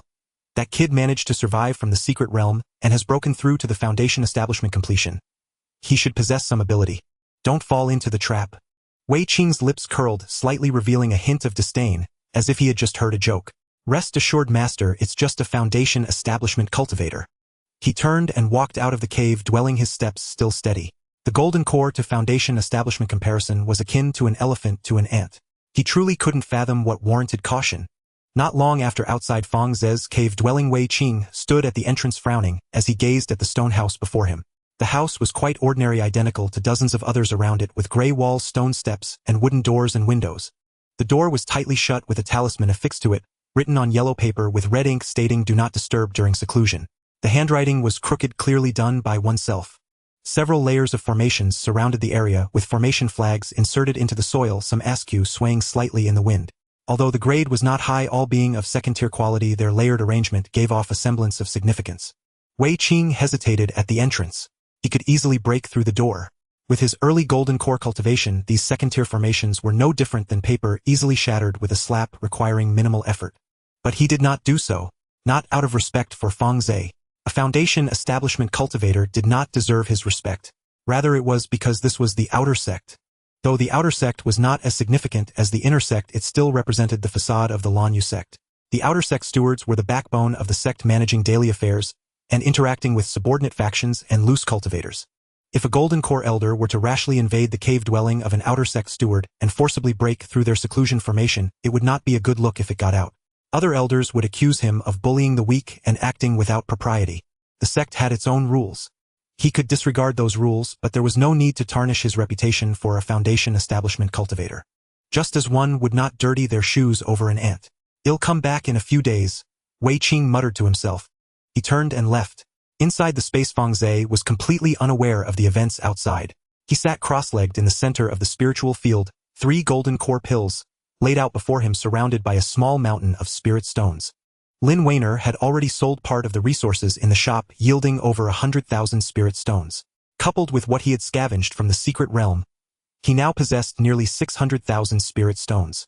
The 600,000 spirit stones were all stacked around the spirit gathering array. The spiritual energy from the stones permeated the air, forming a thin layer of spiritual mist that was sweet to breathe in. Fang Ze closed his eyes and mentally reviewed the process of breaking through to golden core. While it sounded simple, it was challenging in practice. Within a foundation establishment cultivator's dantian lies true essence. The liquid spiritual energy lies calmly in the dantian. The first step to forming a golden core is to compress, condense, and solidify all the true essence into a solid golden core. This step tests the purity of the spiritual energy and the cultivator's control over their spiritual sense. The purer the spiritual energy, the easier it is to compress, much like the difference between water and mud. Water compresses easily while mud is difficult. The stronger the spiritual sense, the steadier the control, akin to a hand shaping clay. Too much force will break it, while too little won't mold it. Once the golden core takes shape, the second step is to draw in the surrounding spiritual energy, allowing the golden core to absorb more, becoming larger, rounder, and brighter. This step tests the quality of the spirit gathering array and the concentration of spiritual energy in the surroundings. The better the spirit gathering array and the denser the spiritual energy, the more the golden core can absorb, leading to a more profound foundation after forming. For the same golden core, some may be the size of a mung bean, while others as large as a longan. The difference is not trivial. The third step, and the most dangerous, is to undergo the lightning tribulation. At the moment the golden core is formed, the heavens will unleash a lightning tribulation. 9 bolts of heavenly lightning, each stronger and more ferocious than the last. If one withstands it, they become a golden core true person reborn and their lifespan greatly increased. If not, they will be reduced to ashes with not a trace remaining. Moreover, the tribulation must be faced alone. This is the rule of the heavens. The tribulation is a test from the heavenly Tao for the cultivator. Any assistance is considered cheating, which the heavenly Tao does not permit. Be it demonic beasts, magical artifacts, or formations, they can only provide support, not replacement. The lightning tribulation will recognize its master, locking onto the aura of the one undergoing the tribulation. If others interfere, the tribulation will double, and no one will survive. Fang Ze took a deep breath and picked up a golden core pill, placing it in his mouth. The pill melted instantly upon entry, a warm force spreading from his stomach, warming him yet with a hint of heat. He felt the true essence in his dantian begin to stir. Fang Ze closed his eyes and began to circulate the 4 transformations of fire. The spiritual energy surged through his meridians, starting from the dantian, flowing through every meridian and acupoint before returning to the dantian. 1 cycle, 2 cycles, 3 cycles. With each cycle, the true essence in the dantian thickened and the agitation increased. The meridians were being washed by the spiritual energy, feeling slightly warm. After 36 cycles, the true essence in the dantian had condensed to an extreme limit. It swirled, rolled, and collided at the center of the dantian, emitting deep rumbling sounds. Fine cracks appeared on the surface of the true essence, on the verge of shattering. Fang Ze's spiritual sense tightly gripped that mass of true essence, compressing it little by little. The power of the spiritual sense surged forth like a tide, enveloping that mass of true essence, applying pressure from all directions. He could feel the true essence resisting and struggling, desperately trying to break free. Sweat beads formed on his forehead, trickling down his cheeks and dripping onto his robe. The true essence became thicker and more concentrated during compression, transitioning from liquid to solid, from softness to hardness, like water turning into ice. Suddenly a sound echoed from the dantian, resembling a seed breaking through its shell. A golden pill slowly took shape at the center of the dantian. It was only the size of a mung bean, glowing a faint golden color. It rotated slowly in the dantian, and with each rotation, a trace of spiritual energy emanated from the pill, flowing through the meridians and throughout his body. The golden core was formed. Fang Ze felt an unprecedented surge of power rising within him. His meridians were now more than 3 times wider, with spiritual energy surging through them, vast and powerful. His internal organs were nourished by the spiritual energy, his heartbeat stronger and his breathing deeper. A layer of dark, oily sludge began to seep from the surface of his skin. This was the impurities within his body being forced out by the power of the golden core. Yet Fang Ze knew this was just the beginning. He opened his eyes, formed seals with his hands, and activated the spirit gathering array beside him. The 600,000 spirit stones lit up simultaneously. A vast surge of spiritual energy poured out from the stones, converging into the spirit gathering array. The spiritual mist thickened, nearly condensing into liquid, and with each breath, the spiritual energy flowed into his lungs like water. The spirit gathering array purified and compressed the spiritual energy, then injected it into Fang Ze's dantian. The golden core began to rotate. It turned slowly at the center of the dantian, absorbing a portion of spiritual energy, with each rotation growing larger. Fang Ze's divine sense tightly locked onto the golden core, guiding the infusion of spiritual power. He could not act too quickly, for if he did, the golden core would crack, nor could he be too slow, for delay would halt its growth. His divine sense was on the verge of breaking at any moment. His temples throbbed violently, as if his head were about to explode. The golden core grew larger from the size of a mung bean to that of a peanut and then to that of a longan. The surface patterns became increasingly clear and complex. Just as the golden core reached its maximum expansion, the sky of the space suddenly darkened. Fang Ze looked up and his pupils constricted sharply. That gray, unchanging sky cracked open a seam. Beyond the crack lay the true sky. Dark clouds churned roiling and roaring. The thunder crashed, shaking the very fabric of space. Arcs of lightning darted through the clouds, crackling in a cacophony. The tribulation was upon him. Fang Ze's heart pounded fiercely. He felt a sense of oppression from the laws of heaven and earth. This pressure did not come from any cultivator but from the Tao itself, from the entire world. He had long known that transcending tribulation in this space was possible. The howling moon sky wolf and the purple-eyed cloud winged tiger had both endured the third-tier thunder tribulation within this realm. But knowing was one thing, facing it for real brought an oppressive sensation from the laws of heaven and earth that made him tremble all over, his teeth chattering. The first lightning bolt struck down. The flash descended from the clouds, carrying the might to destroy the world. The air was torn apart, emitting a sharp howling sound. Fang Ze had no time to think. He raised his hand and summoned a shield spirit tool. The second-tier upper-grade blue steel shield came from Su Feng's storage bag. It was his best defensive spirit tool. The blue steel shield met the lightning, colliding with a thunderous boom like the sound of mountains collapsing and the earth splitting. The shield shattered instantly, its fragments scattering. The residual force of the lightning struck Fang Ze. He felt a tingling sensation throughout his body, as if thousands of needles pierced his skin simultaneously. His hair stood on end and a wisp of smoke rose from his robe, filling the air with the smell of burning. Fang Ze gritted his teeth and pulled out a second spirit tool from his storage bag. Were it not for the 100 or so storage bags he had scavenged in this space, he would not have had so many spirit tools on hand. The second lightning bolt struck down. It was thicker than the first and twice as bright. Fang Ze unleashed another spirit tool, the red copper bell. The red copper bell met the lightning, producing a dull bell sound before splitting in two and falling from the sky.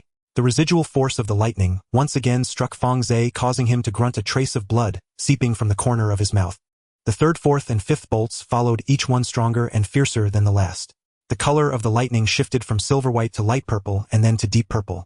With each strike, the space trembled, and the spiritual herbs in the spiritual field were blown about by the shock waves, causing waves to rise on the surface of the spiritual sea. Fang Ze threw out the spirit tools from his storage bag, one by one, like tossing out trash. The blue steel shield, red copper bell, black iron armor, golden light shield, ice mirror, flame banner. Each spirit tool shattered to pieces after blocking the lightning with no chance to recover them. By the time the sixth lightning bolt struck, Fang Ze had already exhausted all his high-grade spirit tools. His storage bag contained only a pile of mid to low-tier second-grade spirit tools and first-grade artifacts. Though their quality was inferior, he had no other choice. Fang Ze clenched his teeth and began throwing those artifacts one by one.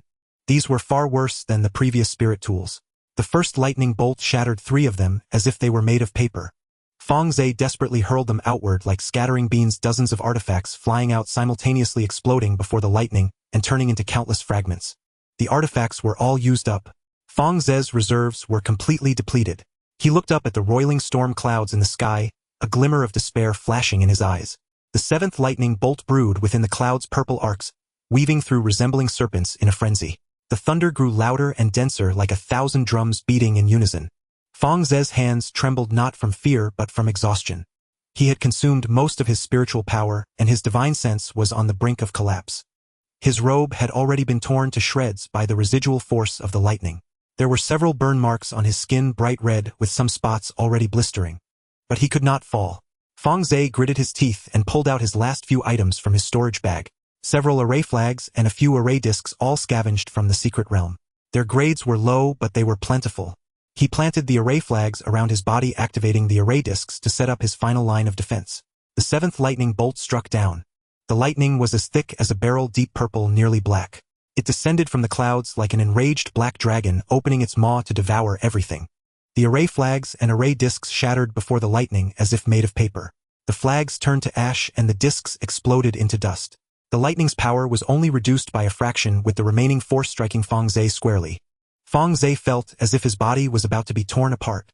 Every inch of his skin burned as if he had been thrown into a furnace. Every muscle felt like it was being ripped apart, as if he were being pulled in 5 directions. Every bone cracked, the sound echoing in his ears. He could hear his blood boiling, evaporating the liquid in his veins, turning to gas, threatening to burst his blood vessels. He heard his soul letting out its final scream. Blood poured from the corners of his mouth, nostrils, and ears, dripping down his chin and into the soil of the spiritual field. His vision blurred, everything swirling before him, unable to distinguish between heaven and earth. Yet he did not fall.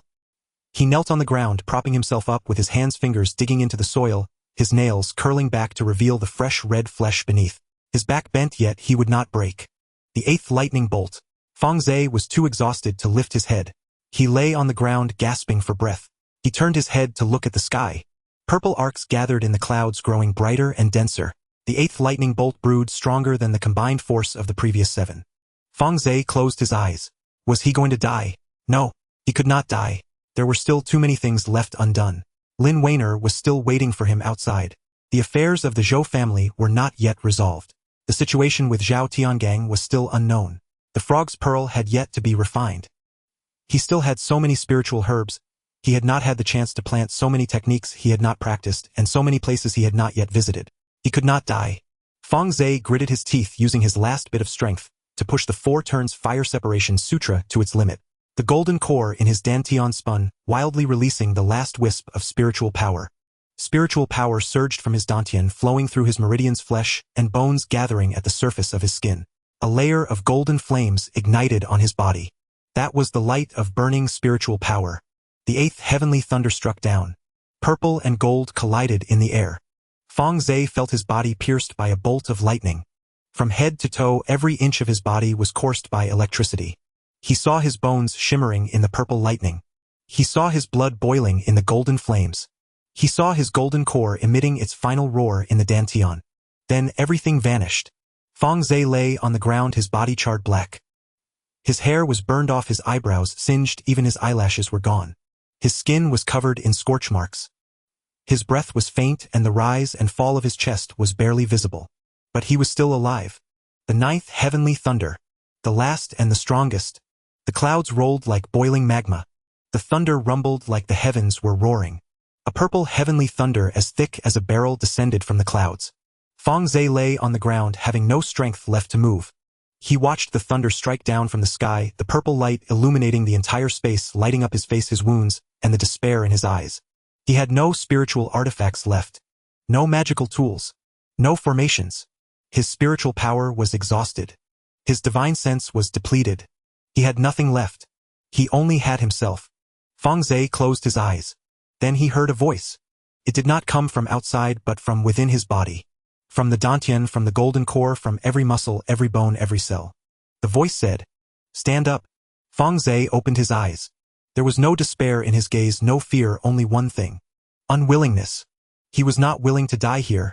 He struggled to stand up. His knees trembled. His back curved. His fingers shook. But he stood up. He stood beneath the heavenly thunder like a nail driven into the ground. The heavenly thunder struck down. In the forbidden area of the sect, deep within the secret realm, the stone hall is enveloped in silence. 3 nascent soul cultivators sit in their respective positions, their postures identical to a few days prior. The white-haired elder sits at the main seat, still holding the cup of spiritual tea. He hasn't finished. The middle-aged beauty leans against the adjacent chair, her fingers resting on her knee, as if she were playing a musical instrument. The middle-aged man with a gloomy expression stands by the window, facing away from the two, gazing out at the gray sky. They have been sitting like this for several days. No one has moved, no one has uttered a word, and not even the sound of breathing can be heard. The spiritual energy in the stone hall remains dense, and the prohibitory runes on the walls still shimmer with light. Everything appears normal, indistinguishable from the past decades or even centuries. However, if someone were to approach and look closely, they would notice something amiss. The elder's hand holding the tea has knuckles turning white, and there is not a trace of color beneath the skin. His eyes are open, pupils dilated, devoid of any luster. The middle-aged beauty still has a faint smile at the corners of her mouth, but that smile is frozen on her face. Her chest shows no rise and fall, or her heart has long since stopped beating. The middle-aged man standing by the window maintains his stance, staring outside, but his gaze is hollow. The gray sky outside merges with the color of his pupils, making it impossible to discern where the sky ends and where death begins.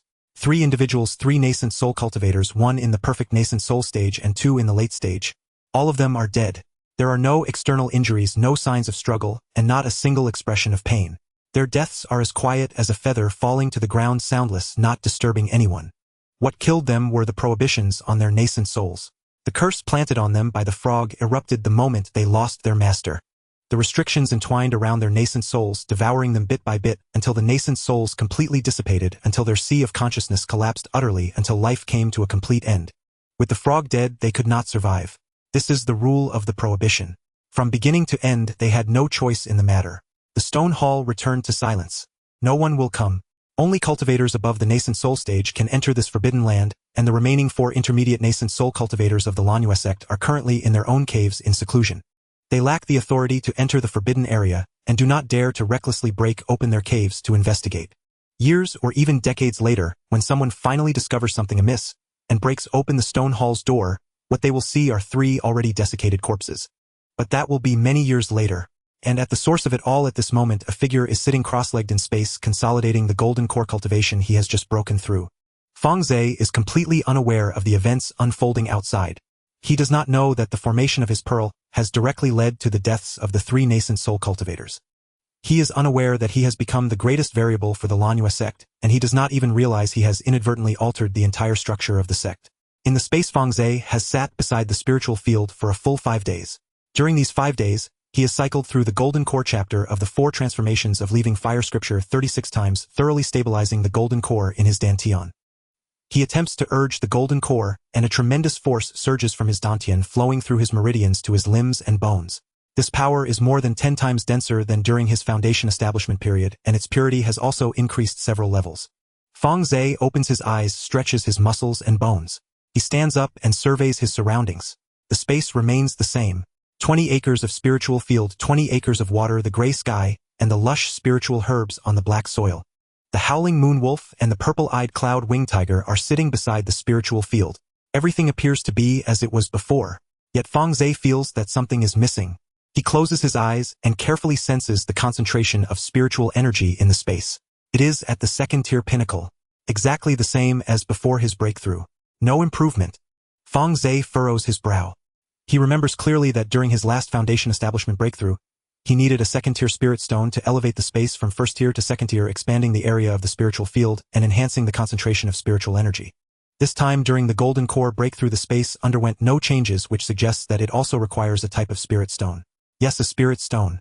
So, does this mean I also need to find a spirit stone this time? And it must be a spirit stone of tier 3 or above. He stands up, brushes the dirt off his hands, and commits this to memory. I'll take my time finding it. Fang Ze tells himself, after all, there's no rush now. The golden core has already formed, and the matter of upgrading the space can be postponed. The urgent task is to figure out the function of that green pearl.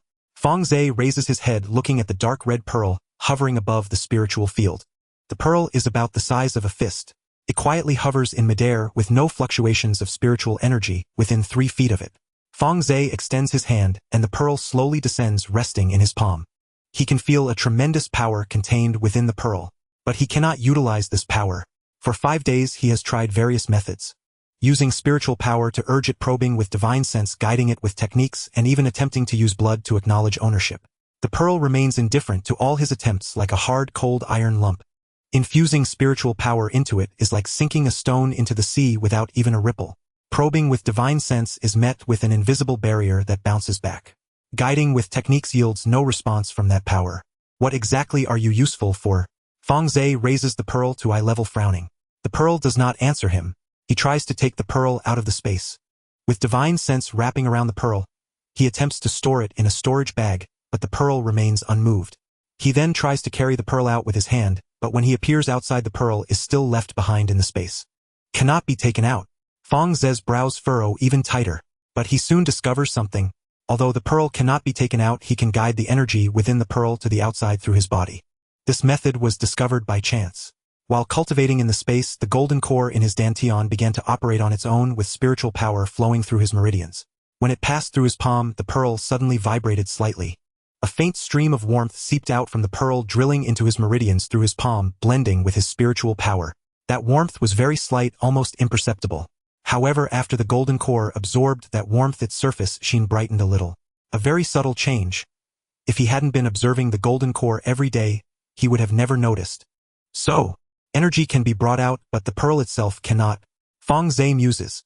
He tries to actively guide the energy inside the pearl, but the pearl does not cooperate.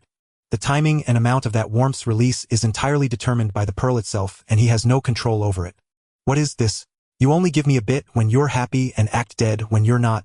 Fang Ze looked at the orb in his hand, his tone filled with helplessness. He sighed, putting the orb back into the air, letting it continue to hover. He needed to figure out what this orb was truly capable of. For the next 2 days, he did nothing but study this orb. He scanned it with his divine sense, probed it with his spiritual power, and touched it with various attribute spells, even attempting to refine it using alchemy techniques. The orb showed no reaction to any of his attempts, remaining utterly still. Just as he was about to give up, he inadvertently discovered something. While organizing his spirit beast pouch, he released a first-tier crimson flame fox. The fox ran around near the spirit field, and as it passed beneath the orb suddenly flickered. It was a brief flicker like a blink of an eye. Fang Ze immediately became alert. He called the crimson flame fox back and had it stand directly beneath the orb. The orb remained unresponsive. He tried several other beasts: silver moon wolf, swift wind wolf, purple winged tiger, and azure feather eagle. The orb showed no reaction to them either. Fang Ze frowned, testing all the beasts in his pouch. No response. Could it be a coincidence? Fang Ze muttered to himself. Just as he was about to give up, his gaze fell upon the pond at the edge of the spirit field. The pond housed thousands of azure scalefish, which he used as meat. Fang Ze casually scooped up an azure scalefish and placed it beneath the orb. The orb remained unresponsive. He sighed and tossed the fish back into the pond. As he turned to leave, a question suddenly struck him. He had tried all the beasts, but there was one type he hadn't. Frogs. He didn't have any frog-type beasts. Fang Ze froze in his tracks. He turned back, looking at the dark red orb. Do you only respond to frogs? The orb floated quietly, giving him no response. However, Fang Ze already had a hunch. This orb was likely related to frogs. After all, it was left behind by that frog. Fang Ze stood in the space, pondering for a moment. He needed a frog-type beast for experimentation. But there were no frogs in the space, nor did he have one on hand. He would have to go buy one. Fang Ze looked up at the dim sky of the space, then looked down at his own Dao robe. He was now a golden core cultivator. Yet his cultivation had not been publicly disclosed. In the secret realm, he had killed over 100 Foundation establishment cultivators, seized resources worth hundreds of thousands of spirit stones, and even killed a frog. Though he hadn't personally killed that frog, he couldn't escape the consequences. If these matters got out, it wouldn't just be the Lan sect. The entire cultivation world would come looking for trouble. He couldn't reveal his golden core cultivation, at least not now. He needed to disappear for a while and then reappear as if he had just broken through.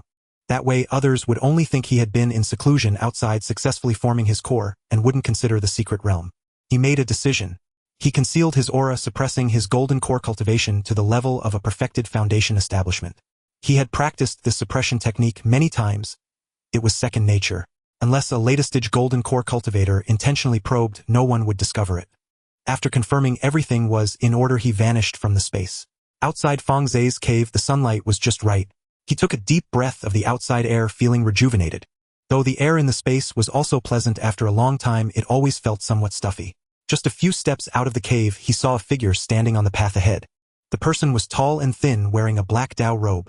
He stood motionless in the middle of the road. Fang Ze paused in his steps. A golden core cultivator.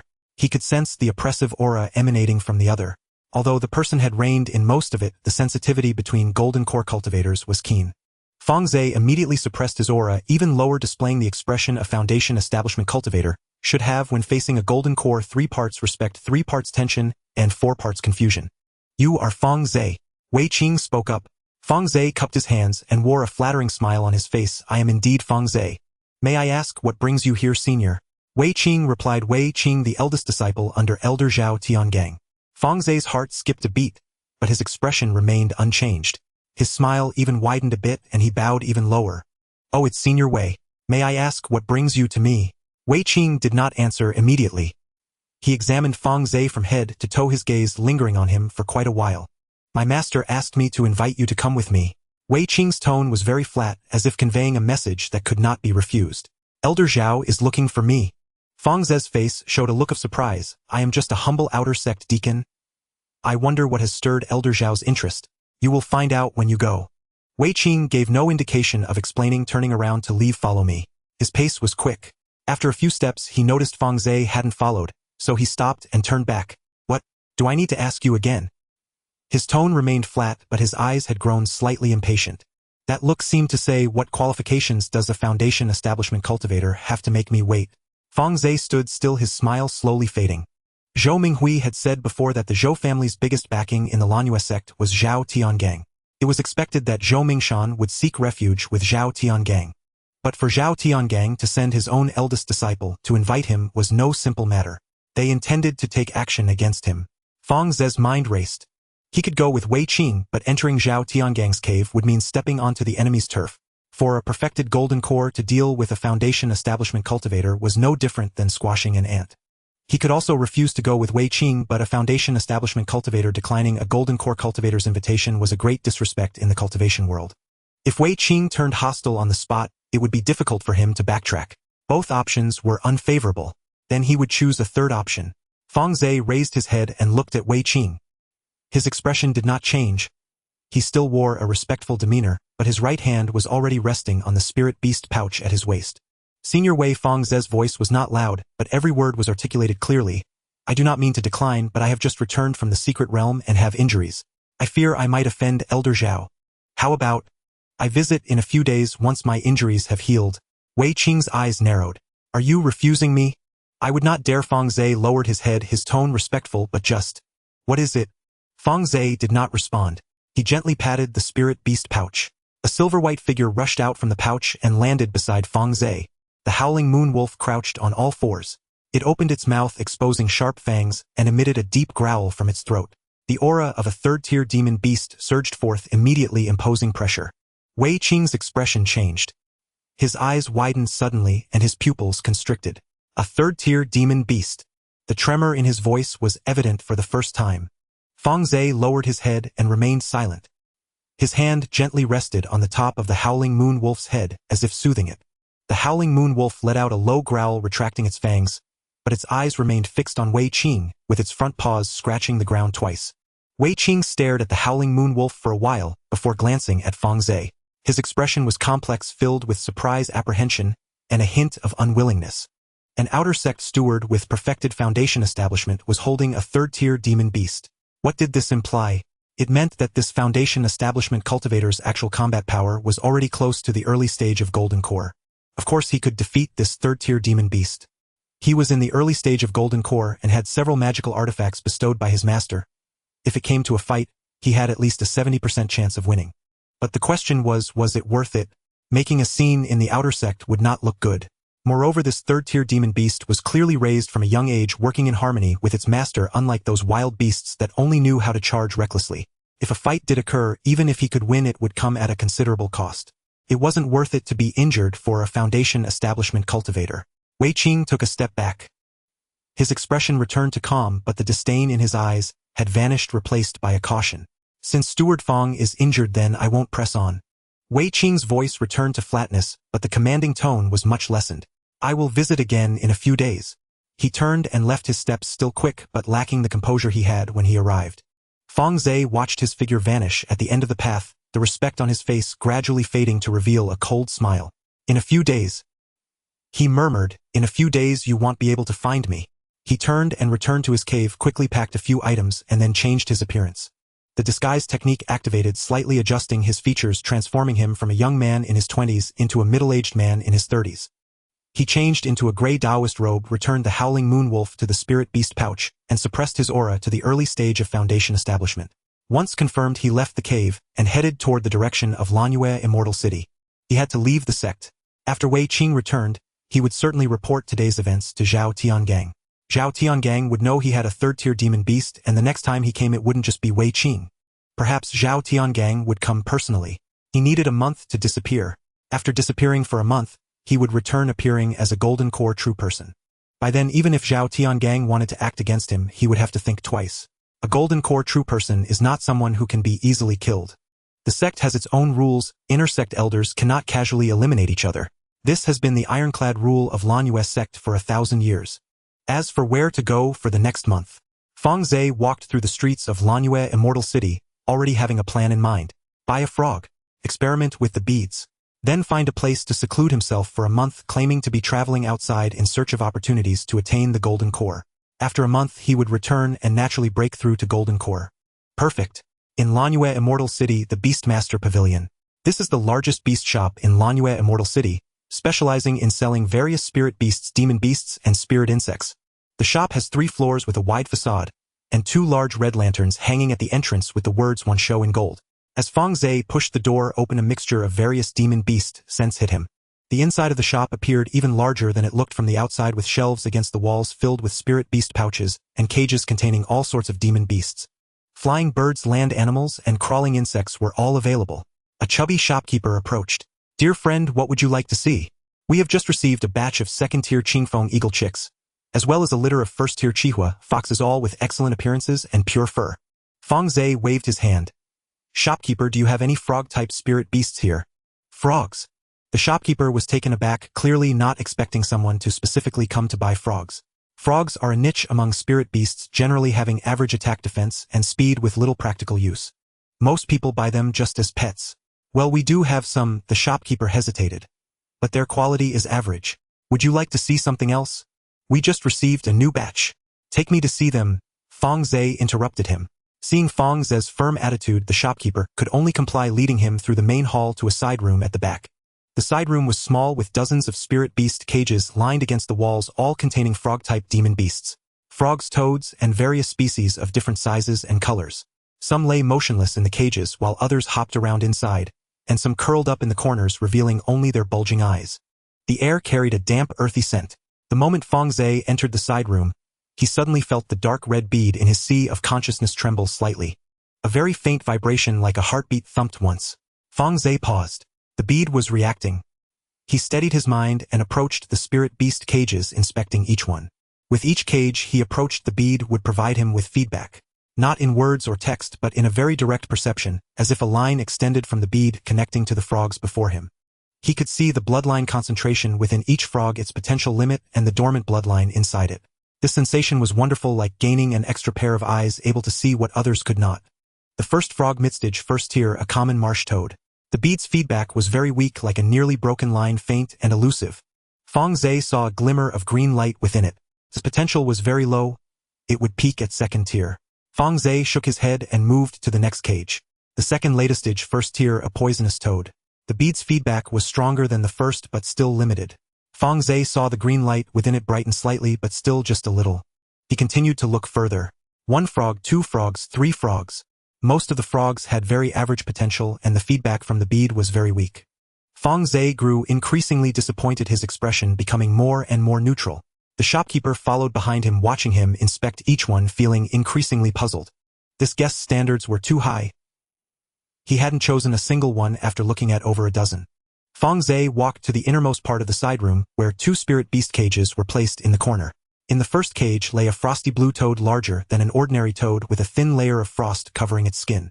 It lay at the bottom of the cage, its bulging eyes half open and half closed, appearing lazy. With each breath, 2 streams of white cold air spouted from its nostrils. Fang Ze stood in front of the toad, and the bead trembled violently. It was not the previous slight vibration, but rather like being struck by a hammer, with a resounding thud that made his head buzz. He took a deep breath, steadied his mind, and used the bead to look at the ice toad. 4 layers of treasure light appeared above the ice toad. Fang Ze's pupils slightly constricted. He did not know what 4 layers of treasure light specifically meant, but the feedback from the bead was very strong. Within this ice toad slumbered an extremely powerful bloodline. He turned to look at the adjacent cage, where a soil-colored toad lay, even larger than the ice toad, with skin as rough as tree bark and covered in lumps. It lay motionless in the cage like a rock. Fang Ze looked over with the bead. 4 layers of treasure light. Again it was 4 layers. 2. The only 2 spirit beasts in the side room with 4 layers of treasure light. Fang Ze turned to the shopkeeper. "How much for these 2? The shopkeeper glanced at the 2 toads. He was pointing at, revealing a troubled expression. "Friend, these 2 are not cheap. This ice toad is a latest stage first tier ice attribute, relatively rare, costing 1800 spirit stones. This soil toad is a mid-stage first tier earth attribute, cheaper at 1200 spirit stones. Together they total 3000 spirit stones. 3000 spirit stones." Fang Ze took out 30 medium-grade spirit stones from his storage bag and placed them on the counter. Each medium-grade spirit stone is equivalent to 100 low-grade spirit stones, so 30 stones amount to 3000. The shopkeeper's eyes lit up quickly, taking the spirit stones, deftly placing the 2 toads into a spirit beast bag and handing it to Fang Ze. "Safe travels, friend. We welcome your next visit." Fang Ze took the spirit beast bag and turned to leave the 10,000 Beasts Pavilion. He left the Lanyue City and flew south for a full day, He found a desolate mountain wilderness confirmed that there were no signs of human activity or demon beasts, not even a bird before landing and seeking a concealed cave. The cave was not deep but spacious enough. He set up several warning and concealment formations at the entrance, placed a few spirit-eating ants outside for vigilance, then vanished into space.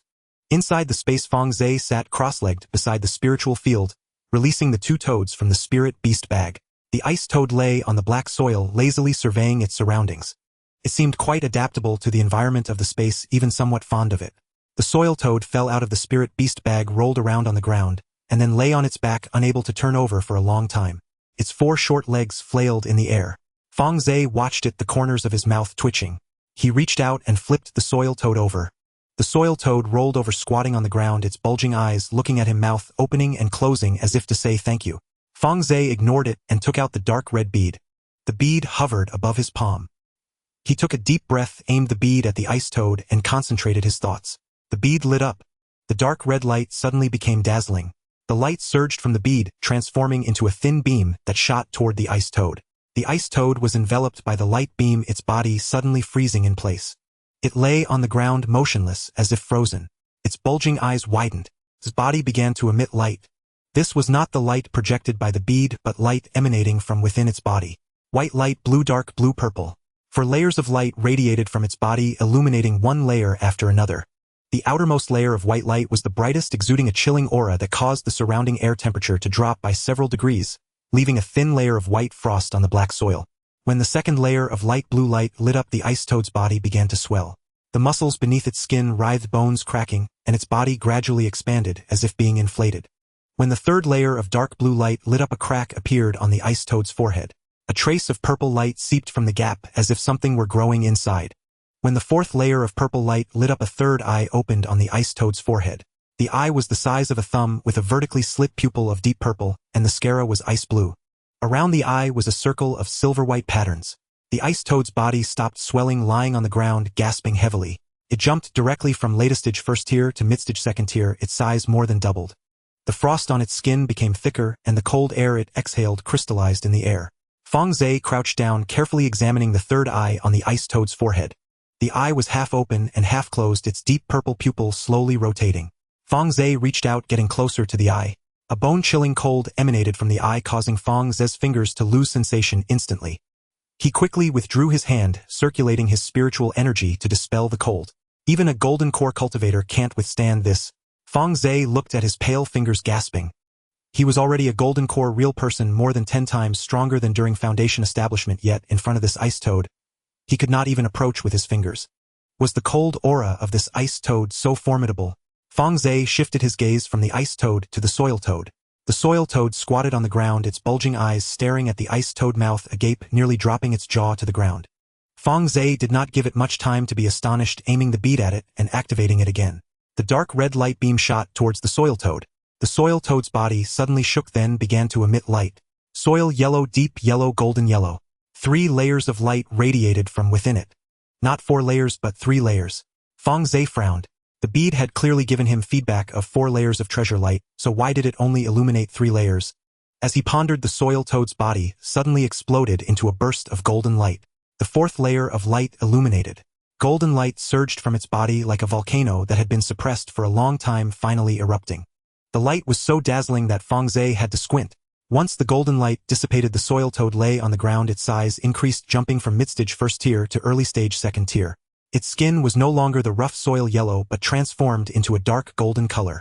The lumps on its skin also changed shape from round lumps to sharp protrusions resembling short thorns. It squatted on the ground, its 4 short legs straightened like 4 pillars. The golden light sparkled in its bulging eyes, its mouth tightly shut, no longer drooping its chin, and its entire demeanor changed. From a foolish soil frog it transformed into a majestic golden toad. Fang Ze looked at the 2 toads, nodding in satisfaction. The ice toad, mid-stage second tier, with a 3rd eye on its forehead, emitted cold air that even golden core cultivators found bone-chilling. The golden toad, early stage second tier, had transformed its skin to dark golden. Moreover, the potential of both had been activated. At first tier, possessing 4 layers of treasure light indicated the ability to advance to 5th tier. 5th tier corresponds to the human transformation phase. It turns out that the true function of the toad bead is to awaken the dormant bloodlines within toad-type demon beasts. At most 2 can be activated, as the blood-colored mist within the bead has now disappeared. Fang Ze put the bead away, stood up, and brushed off the dirt on his hands. The matter with the toads was settled. Next he needed to enter seclusion here for a month. After a month, he would return to the Lanhua sect. By that time, he would be a golden core real person. In the space, Fang Ze sat cross-legged beside the spiritual field, his palm open, as a small golden sword quietly hovered above his palm. It spun slowly above his palm, and with each rotation the runes on the sword flashed once, pulsating like a rhythmic breath. This was something acquired from Dan Ding Jinren back in the day. After the old monster failed to seize his body, and was killed by him, everything in the storage ring fell into his possession.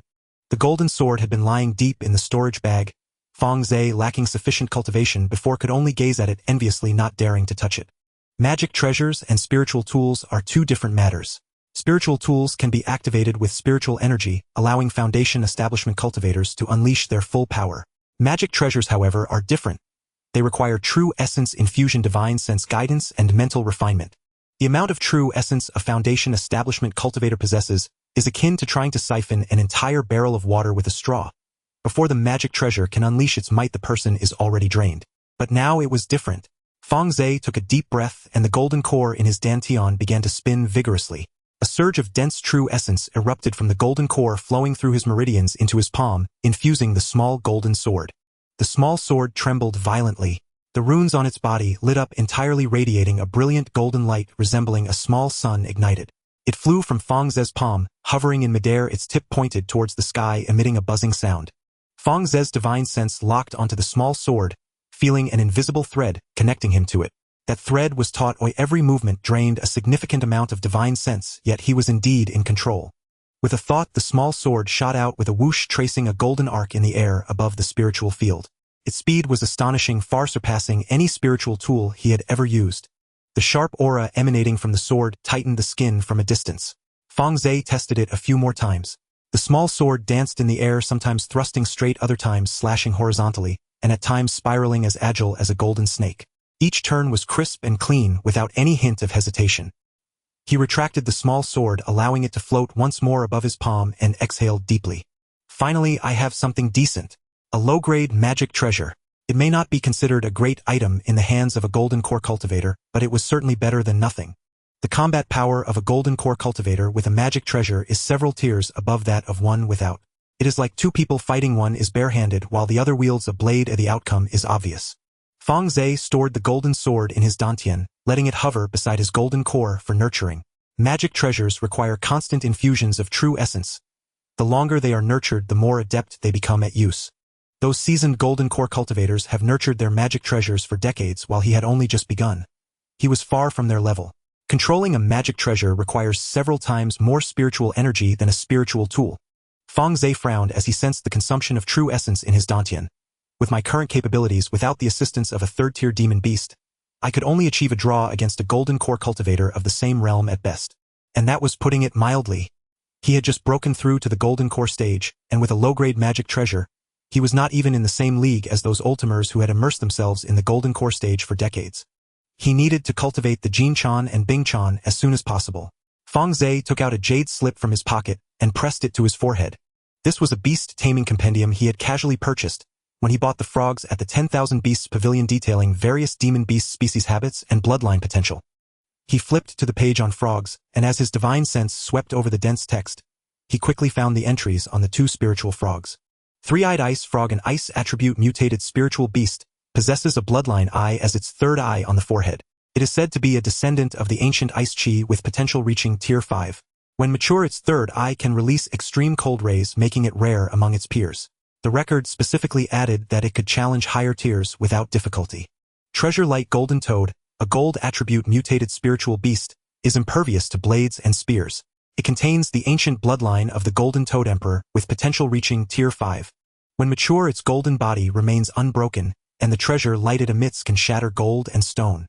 The record similarly noted that it could challenge higher tiers without difficulty.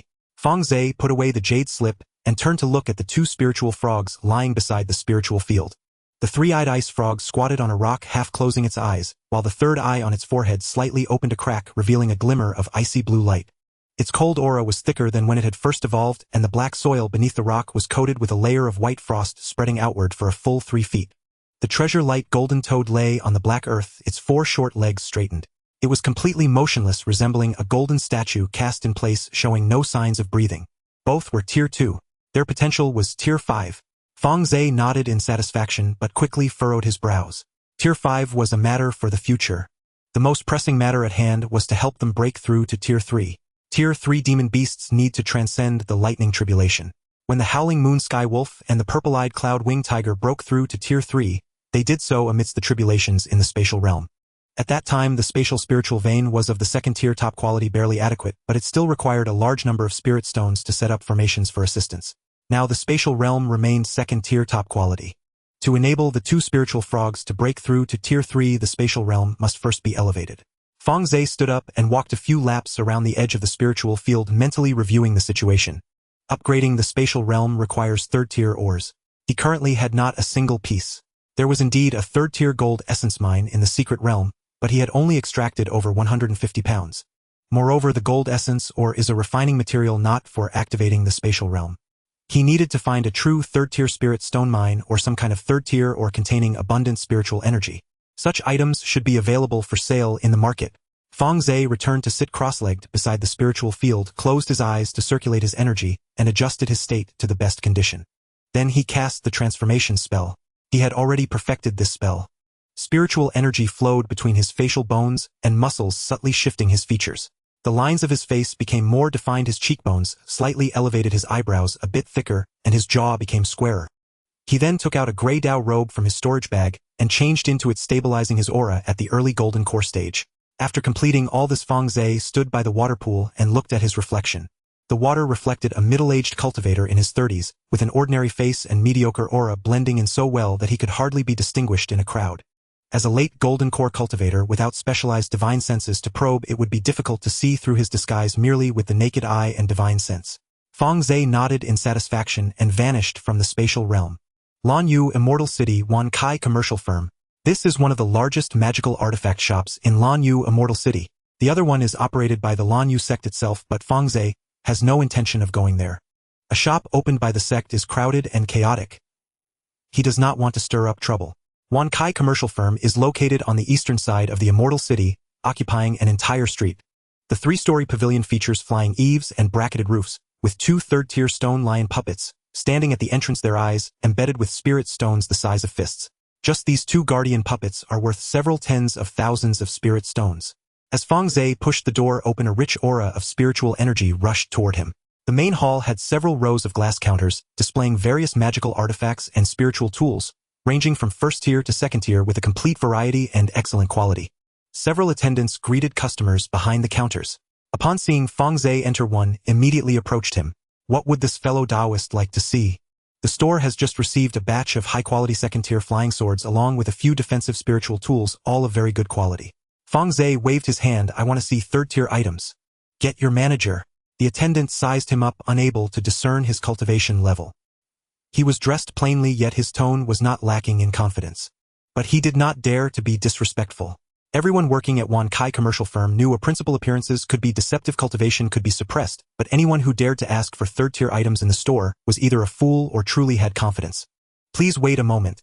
The attendant turned and entered the back hall. Moments later, a middle-aged man walked out from the back. This man appeared to be in his 40s, with a fair complexion, a short beard, and wearing a royal blue robe with a jade pendant of emerald green hanging from his waist. He walked with steady steps, his aura faint yet discernible. Fang Ze instantly recognized him as being at the early stage of golden core. I am Zhou Wenyuan, an attendant of Wan Kai Commercial Firm. The middle-aged man cupped his hands and wore a standard merchant smile. May I ask how I should address you, fellow Taoist? My surname is Chun. Fang Ze casually fabricated a name. Chun. Taoist Zhou Wenyuan gestured for him to enter. Let's talk inside. Fang Ze followed him through the main hall into a quiet room at the back. The quiet room was not large but was elegantly arranged. On the wall hung a landscape painting with the waterfall depicted using spiritual ink, and as the spiritual energy flowed, the water seemed to genuinely cascade down. In the corner stood a bronze censer burning calming incense that refreshed the mind with each breath. The two took their seats and the attendant served spiritual tea before stepping out and closing the door.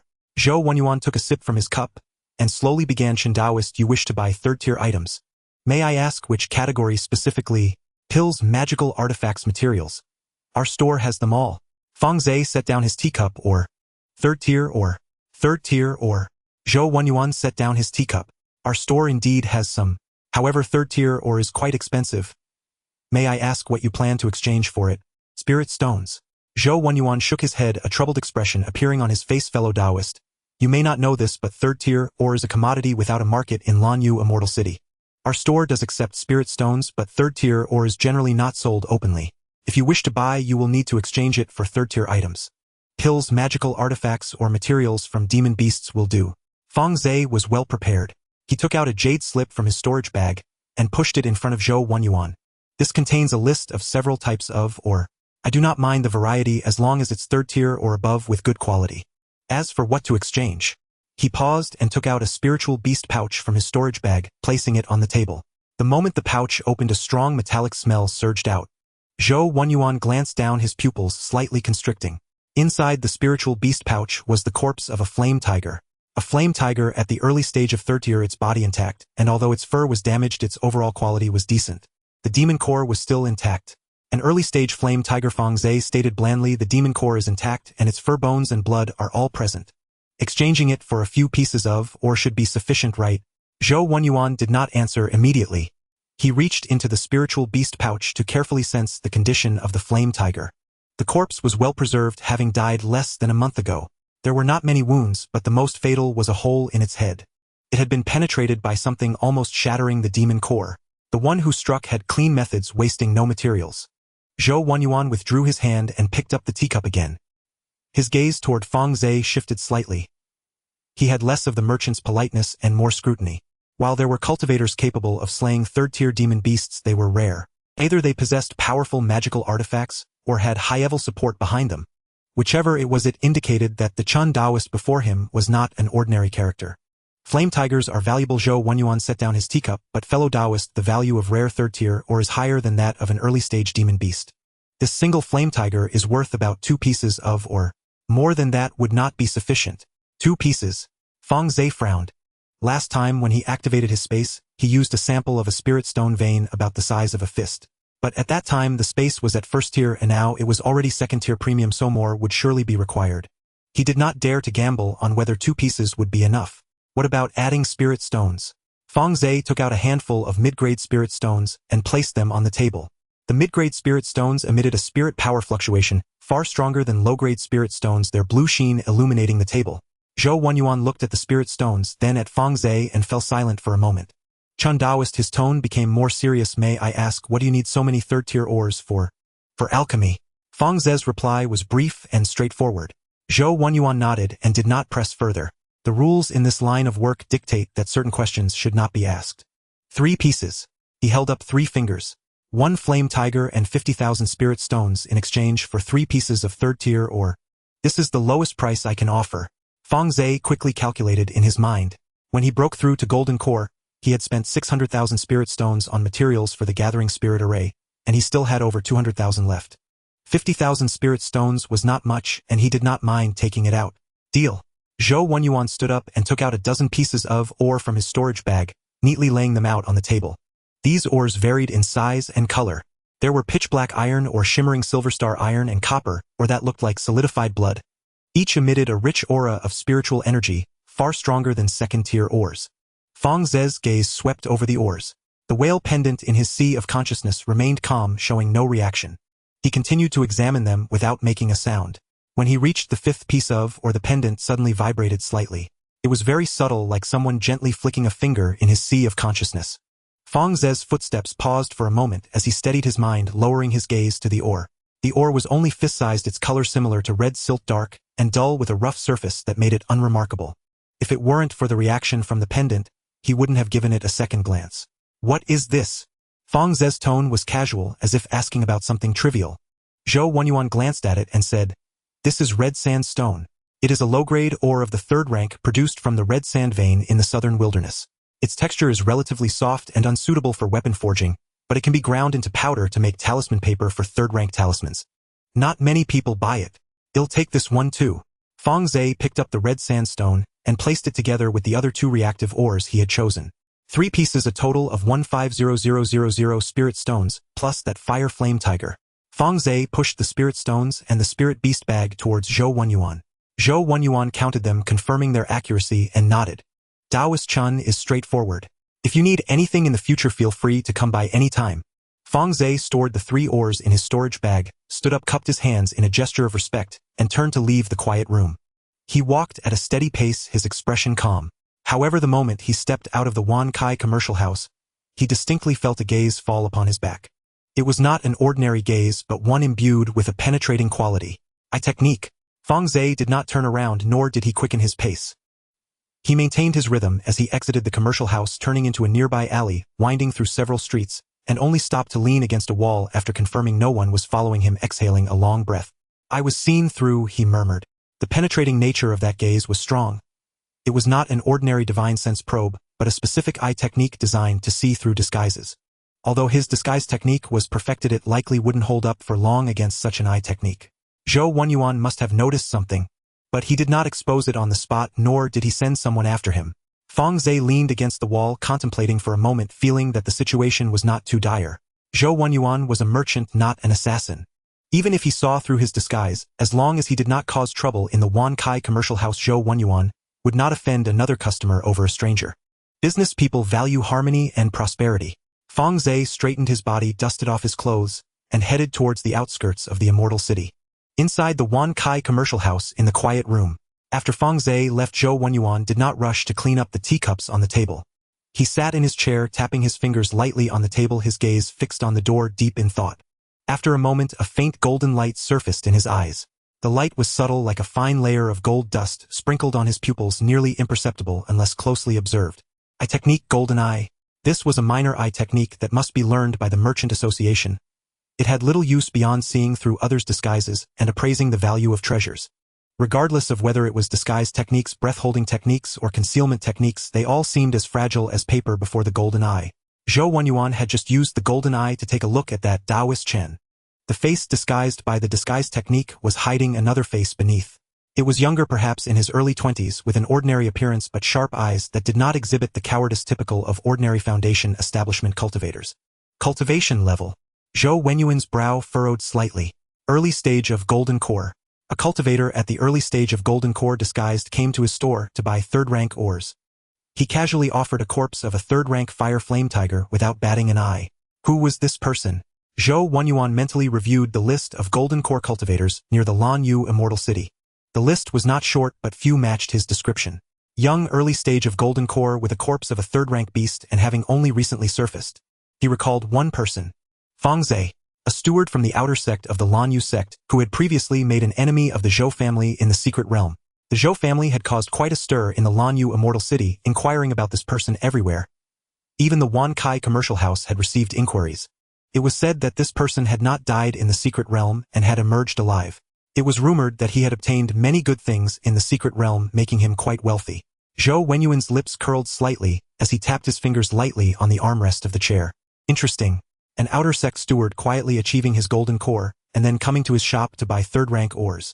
What does this indicate? It indicates that this person possesses great opportunities and does not want outsiders to know. In the cultivation world, such individuals are the most worth befriending. Not because of their character, but because those with opportunities usually have good luck. Making friends with lucky people can also bring oneself some benefits.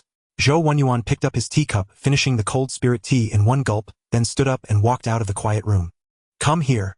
A servant ran over asking, "What can I do for you, boss?" Find out what that steward named Fang Ze from the outer sect of the Lan Yu sect has been up to lately. Be careful and don't let anyone know it was us asking. Understood. Fang Ze left the immortal city flying at high speed, seeking a secluded valley to land. He found a concealed crevice in the mountainside, ensuring that there were no cultivators or beasts around before slipping into the space. Everything in the space was as usual. The spiritual herbs in the spiritual field were growing lush and green, the azure-scaled fish in the spiritual sea were flipping their white bellies up to bask in the sun, and 2 spiritual toads were occupying their respective territories, ignoring one another. Fang Ze walked to the center of the spiritual field, taking out the 3 ores from his storage bag, iron or star iron and red sandstone. He placed the first 2 on the ground, only holding the red sandstone as he approached the edge of the spiritual field. The pendant in his consciousness was emitting a slight warmth like a stone warmed by the sun. The closer he got to the boundary between the spiritual field and the spiritual sea, the higher the temperature of the pendant. Standing at the boundary, Fang Ze took a deep breath and raised the red sandstone. Then he froze. He realized he did not know what to do. The last time the space was upgraded the sample of the third-rank spirit stone, or had flown out on its own, he hadn't done anything. What was he supposed to do this time? Should he throw the ore on the ground, bury it in the soil, or toss it into the spiritual sea? Fang Ze hesitated for a moment and placed the red sandstone on the line where the spiritual field met the spiritual sea. There was no reaction. He picked up the red sandstone again, trying to inject a trace of spiritual power into it. The surface of the ore glowed momentarily before dimming again. Still no reaction. Fang Ze frowned just as he was about to try again. The red sand stone in his hand suddenly flew out on its own.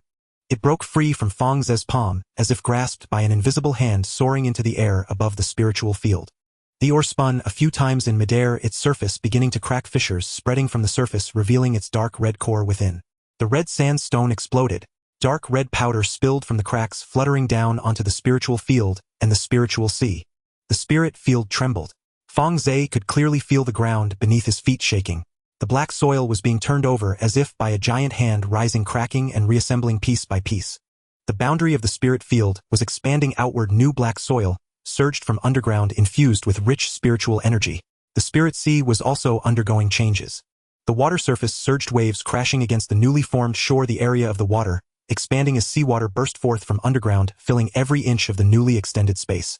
Fang Ze stood at the edge of the spirit field, watching everything unfold. His divine sense enveloped the entire space, allowing him to keenly sense the changes in spiritual energy concentration. Second tier premium, third tier low grade, third tier mid grade, third tier high grade, third tier premium. The increase in spiritual energy concentration halted at the third tier premium level. Fang Ze took a deep breath, feeling as if he were submerged in spiritual energy, every pore opening up, greedily absorbing the surrounding spiritual power. He glanced at the spirit field. 40 acres. Then looked at the spirit sea. 40 acres. The area had doubled. Fang Ze squatted down and poked at the black soil with his finger. The soil was darker and oilier than before. He could squeeze out oil from it with his hand, and the spiritual energy contained within was several times denser than before.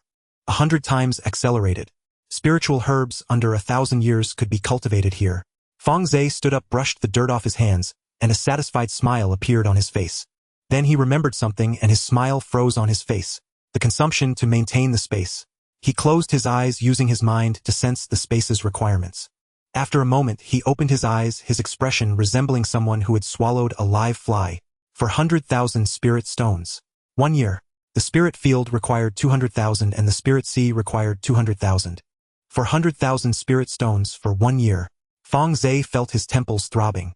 Previously maintaining 20 acres of spirit field plus 20 acres of spirit sea cost him 80,000 spirit stones a year. Now that the area had doubled, the consumption had increased fivefold. This ratio was incorrect. It was not that larger areas consumed more. Rather, the higher the grade of the spiritual vein, the more spirit stones were needed to maintain it. A third-tier premium spiritual vein was far more expensive to maintain than a second-tier premium one. 400,000 a year. Fang Ze squatted by the spirit field, counting on his fingers. He still had a little over 100,000 spirit stones left. Adding to that, the resources he had given to Lin Weiner to sell it totaled around 300,000. Enough to last over half a year, but what after that? Selling second-tier pills. A batch of second-tier pills would only sell for a few thousand spirit stones. How many batches would he need to gather 400,000? Selling spiritual artifacts. The second-tier spiritual artifacts he had were all scavenged from the secret realm. Selling one would only fetch a few thousand spirit stones, at most 10,000. To earn spirit stones steadily, he needed to sell third-tier items. Third-tier pills, third-tier treasures, third-tier materials from demon beasts. His current alchemy level was mid-tier, second, still quite a distance from third-tier. His artifact refining level was even lower, being only first-tier premium, barely able to manage second-tier. He did have a pile of materials from demon beasts. The corpse of the flame tiger had been sold, but he still had those third-tier demon beast pelts, bones, and ores from the secret realm that could fetch quite a sum. But these were all one-off transactions. Once sold, they were gone. What he needed was a stable source of income. Fang Ze stood up, pacing at the edge of the spirit field, his mind racing. Open a shop. As a foundation establishment cultivator, running a shop for third-tier materials would be too conspicuous. Moreover, Lin Weiner was only at the chi refining stage and couldn't manage such a large operation. Take on sect missions. The rewards for tasks given to golden core cultivators were high, but they were also very dangerous. Going outside to hunt third-tier demon beasts for materials. Third-tier demon beasts were hard to find, and killing one meant losing another. It wasn't a sustainable plan. After thinking it over, the most reliable option was still alchemy. Third-tier pills could sell for tens of thousands of spirit stones per batch. He could grow the materials himself, making costs almost zero. As long as his alchemy level improved, spirit stones would no longer be an issue. Fang Ze stood at the edge of the spirit field for a long time, replaying everything in his mind, finally exhaling a long breath. First, I need to improve my alchemy skills. He turned to leave the spirit field when he suddenly remembered something. He looked up at the sky. That dark red orb was still floating there. Fang Ze flew up and landed beside the orb. The color of the orb had changed. Previously dark red, it now swirled with gas that intertwined black and blood red. Now those gases were all gone, and the orb had transformed into a translucent sphere resembling a polished piece of glass, empty inside with nothing. Fang Ze reached out to hold the orb, probing inside with his divine sense. It was completely empty. The sense of submission remained, but the power within the orb had been exhausted. Its only remaining function was to sense the bloodline potential of toad-like demon beasts. Fang Ze turned the orb in his hands, contemplating whether he could replenish its energy. The corpse of a toad. It should be. But what tier was needed? Third tier? Definitely not enough. Fourth tier? Most likely not either. Fifth tier? Fang Ze's lips twitched. Where was he going to find the corpse of a fifth-tier toad?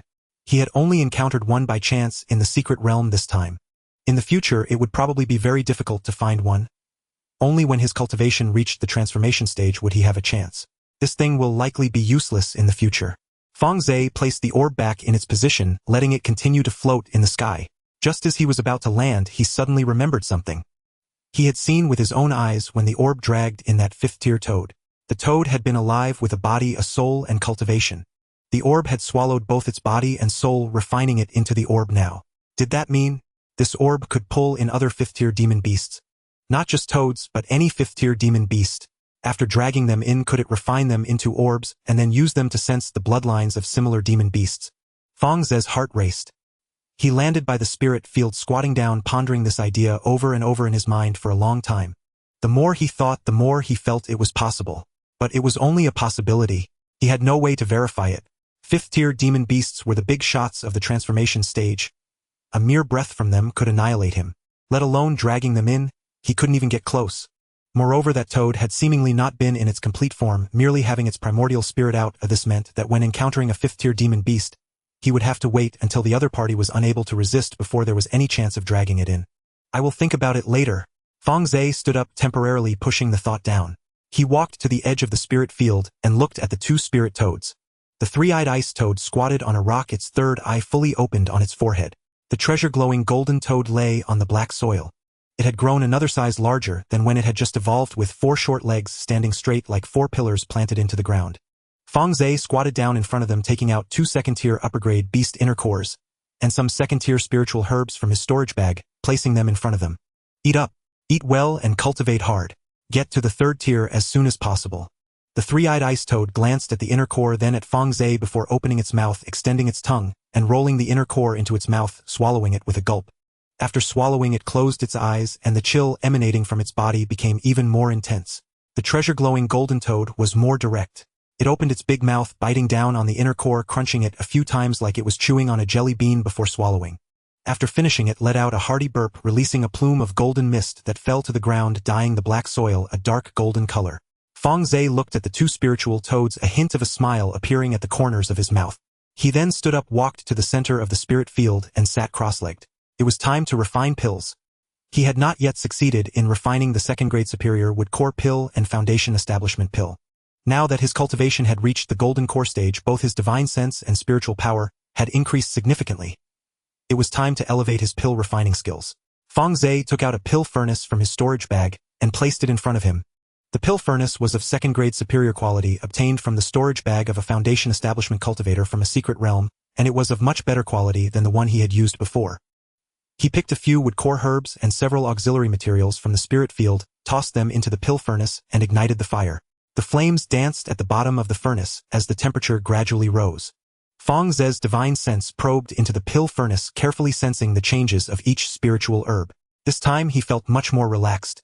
The enhancement in his divine sense due to his golden core cultivation was immense. Previously, using his divine sense to manipulate the spiritual herbs in the pill furnace felt like trying to catch a loach in water. They would slip through his fingers, and if he wasn't careful they would escape. Now it was different. His divine sense felt like a large hand firmly holding each spiritual herb, precisely controlling their temperature and the speed of their fusion. The wood core herb gradually melted under the high temperature, turning into a mass of emerald green liquid. The auxiliary materials were added one after another, each at the perfect moment, neither too much nor too little, neither too fast nor too slow. Half an hour later, a crisp sound resonated from the pill furnace. Fang Ze opened the lid, and a rich medicinal fragrance wafted out. At the bottom of the furnace lay 3 round pills. They were entirely emerald green with a faint sheen on their surface resembling 3 green pearls. The wood core pill. 2nd grade superior. All successful, not a single waste pill. The quality was all inferior. Fang Ze took the pills out, holding them in his palm, and examining them for a long time, unable to suppress the smile at the corners of his mouth. He hadn't expected that, after breaking through to the golden core stage, refining 2nd grade pills would be so easy. Next up was the foundation establishment pill. He picked a celestial spirit fruit from the spirit field, and took out several auxiliary materials from his storage bag, tossing them into the pill furnace. The celestial spirit fruit slowly melted in the pill furnace, transforming into a mass of golden liquid. The auxiliary materials were added sequentially, each fusing in at precisely the right moment. Fang Ze's divine sense firmly controlled everything in the pill furnace, not daring to be the slightest bit distracted. An hour later, the pill furnace chimed once more. Fang Ze opened the lid. 4 foundation establishment pills lay quietly at the bottom of the pill furnace. For inferior quality. Fang Ze stored the foundation establishment pills away, standing up to stretch his stiff body. His joints cracked with a few pops, but he didn't feel tired. After breaking through to the golden core stage, his physical condition was completely different from before. He was now a 3rd grade inferior alchemist, especially since he had refined the golden core pill before. As for stabilizing at the 3rd grade, that was too difficult. He still needed to wait several years until the materials matured in large quantities. Golden glazed grass moonlight fruit.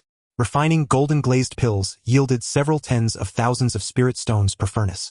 Standing by the spirit field, Fang Ze looked at the ground covered with spiritual herbs, and the overcast sky above, letting out a long breath.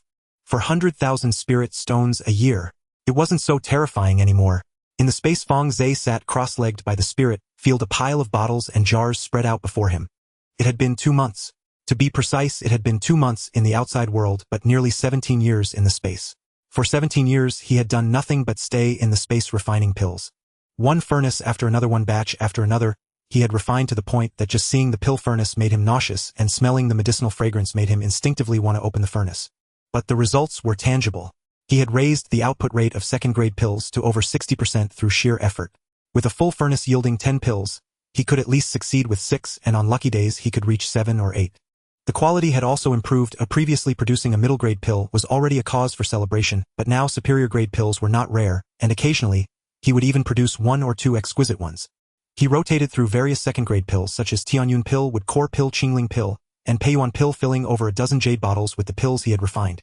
With 10 pills per bottle by market value, they were worth at least 4,000 to 5,000 spirit stones.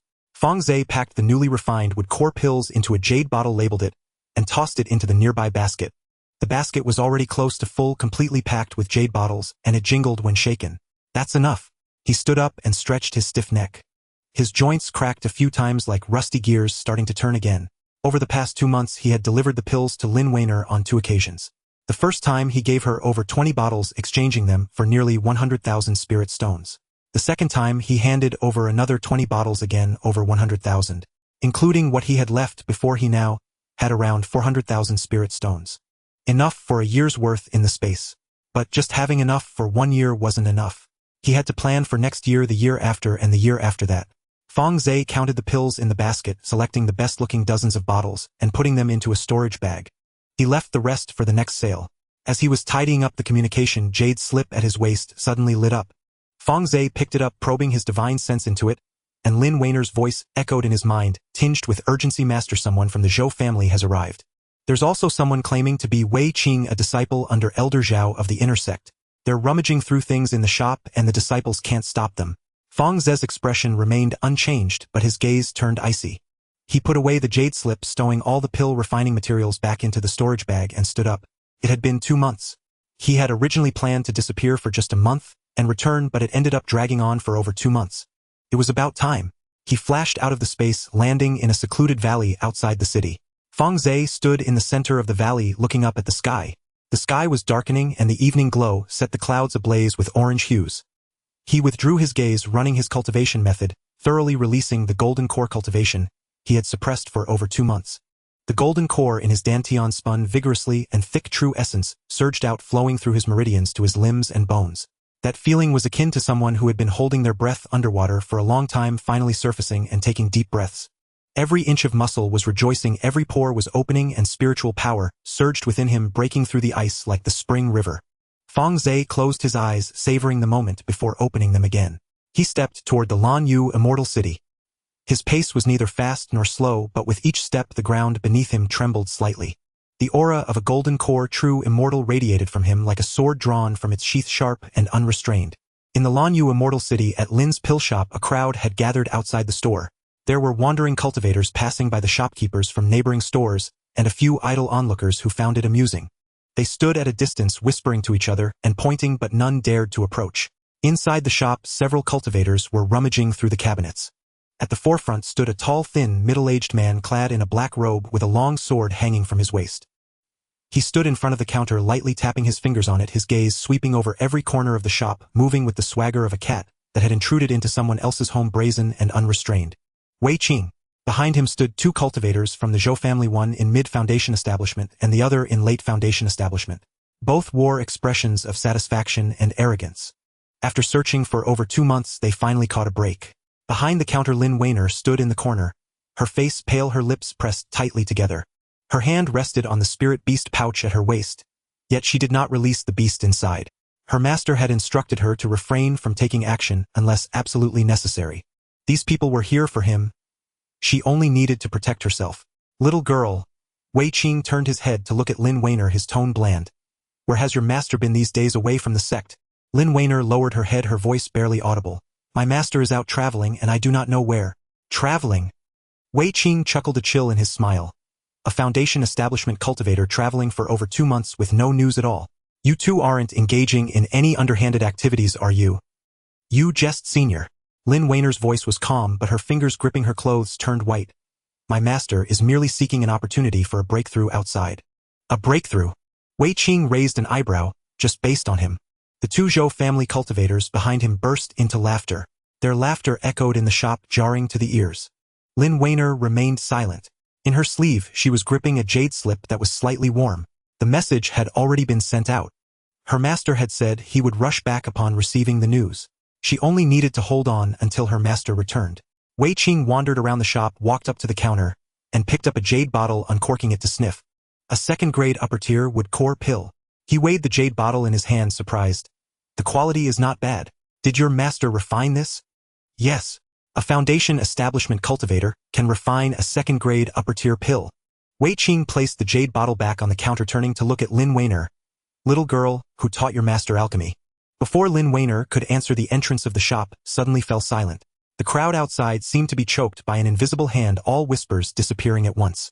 Some stepped back a few paces, others widened their eyes to look at the end of the street, while a few instinctively covered their mouths. Wei Qing sensed something was wrong and turned to look at the entrance. A figure was approaching from the end of the street. Dressed in a gray robe, he had an ordinary appearance, neither tall nor short. His walking posture was casual, like a leisurely stroll after a meal. Yet his aura was anything but casual. Golden core. The aura of a golden core cultivator emanated from him, flooding the shop and filling every corner. Wei Qing's complexion changed. His hand instinctively gripped the hilt of his sword. He stared intently at the person at the door. Fang Ze stepped into the shop. He did not look at Wei Qing at first. Instead, his gaze fell on Lin Weiner. The little girl stood in the corner, her face pale but unharmed and neatly dressed. Fang Ze's expression relaxed slightly, and he nodded at her. Then he turned to look at Wei Qing. Senior Wei, Fang Ze's voice was not loud, but every word was clear. It has been 2 months. Wei Qing swallowed hard. 2 months ago, he had stood at the entrance of Fang Ze's cave, looking down at this foundation establishment cultivator, as if he were an ant. At that time, he had spoken in an authoritative tone, commanding him to follow. 2 months later, the same face, the same person. But the aura had transformed from foundation establishment to golden core. Wei Qing felt as if an invisible hand had slapped him across the face. It burned from his cheek to the roots of his ears. Fang Ze. His voice was somewhat dry. It is I. Fang Ze took a step forward, his gaze shifting from Wei Qing to the 2 Zhou family cultivators. The expressions of the Zhou family cultivators could no longer be described as just ugly. The one in late foundation establishment had trembling lips, his face drained of color like a blank sheet of paper. The one in mid-foundation establishment fared worse. His legs trembled, and if he weren't holding onto the counter, he likely would have collapsed to the ground. Fang Ze looked at them, a slight smirk appearing at the corner of his mouth. That smile was faint like the fleeting glimmer of cold light on a blade. I heard, Fang Ze's voice was very calm, that someone was rummaging through my shop. No one answered. Wei Qing released his grip on the sword hilt and stepped back. His movement seemed casual, as if his foot had slipped, but Fang Ze saw clearly. He was creating distance. Fang Daoyu. Wei Qing changed his tone, addressing him as Fang Daoyu's voice softening a bit. This is a misunderstanding. We were just passing by and dropped in to take a look. Passing by. Fang Ze tilted his head, rummaging through the cabinets while passing by. A hint of embarrassment flashed across Wei Qing's face, but he quickly suppressed it. Fang Daoyu is joking. He forced a smile, but it was stiff like a mask stuck to his face. We heard that Fang Daoyu was traveling, and we were concerned for the safety of the shop. So concerned? Fang Ze interrupted him. You need not worry about the safety of my disciple. His tone remained calm, but the temperature in the air seemed to drop several degrees. Everyone in the shop felt the pressure. The aura of a golden core cultivator was no joke. Sweat beaded on Wei Qing's forehead. He was at the early stage of golden core, and Fang Ze was also at the early stage of golden core. If it came to a real fight, he was not afraid. But this was Lanyu Immortal City, the territory of the Lanyu sect. If two golden core cultivators fought in the city, regardless of who was right or wrong, the sect's punishment would be unavoidable. Moreover, although his master Zhao Tiangang was formidable, Fang Ze was now a golden core true person. Killing a golden core true person was a completely different matter from killing a foundation establishment cultivator. He needed to stabilize the situation. Fang Daoyu, Wei Qing took a deep breath, trying to make his voice sound as steady as possible. I am indeed here today at the behest of my master, hoping to invite Fang Daoyu to discuss matters in your cave. Previously, Fang Daoyu mentioned you were injured, and my master was considerate, so he did not disturb you. Now that you have returned healed and achieved a breakthrough to golden core, it is a cause for celebration. If my master were to know, he would certainly be very pleased. Fang Ze glanced at Wei Qing. This guy's reaction was quicker than he had anticipated. In the previous moment he was rummaging through his shop, and in the next he could speak without leaving a trace. No wonder he is the eldest disciple of Zhao Tiangang. He has a thick skin and a sharp mind. I appreciate Elder Zhao's good intentions, but Fang will pay a visit another day to personally express my gratitude to Elder Zhao. That's good, that's good.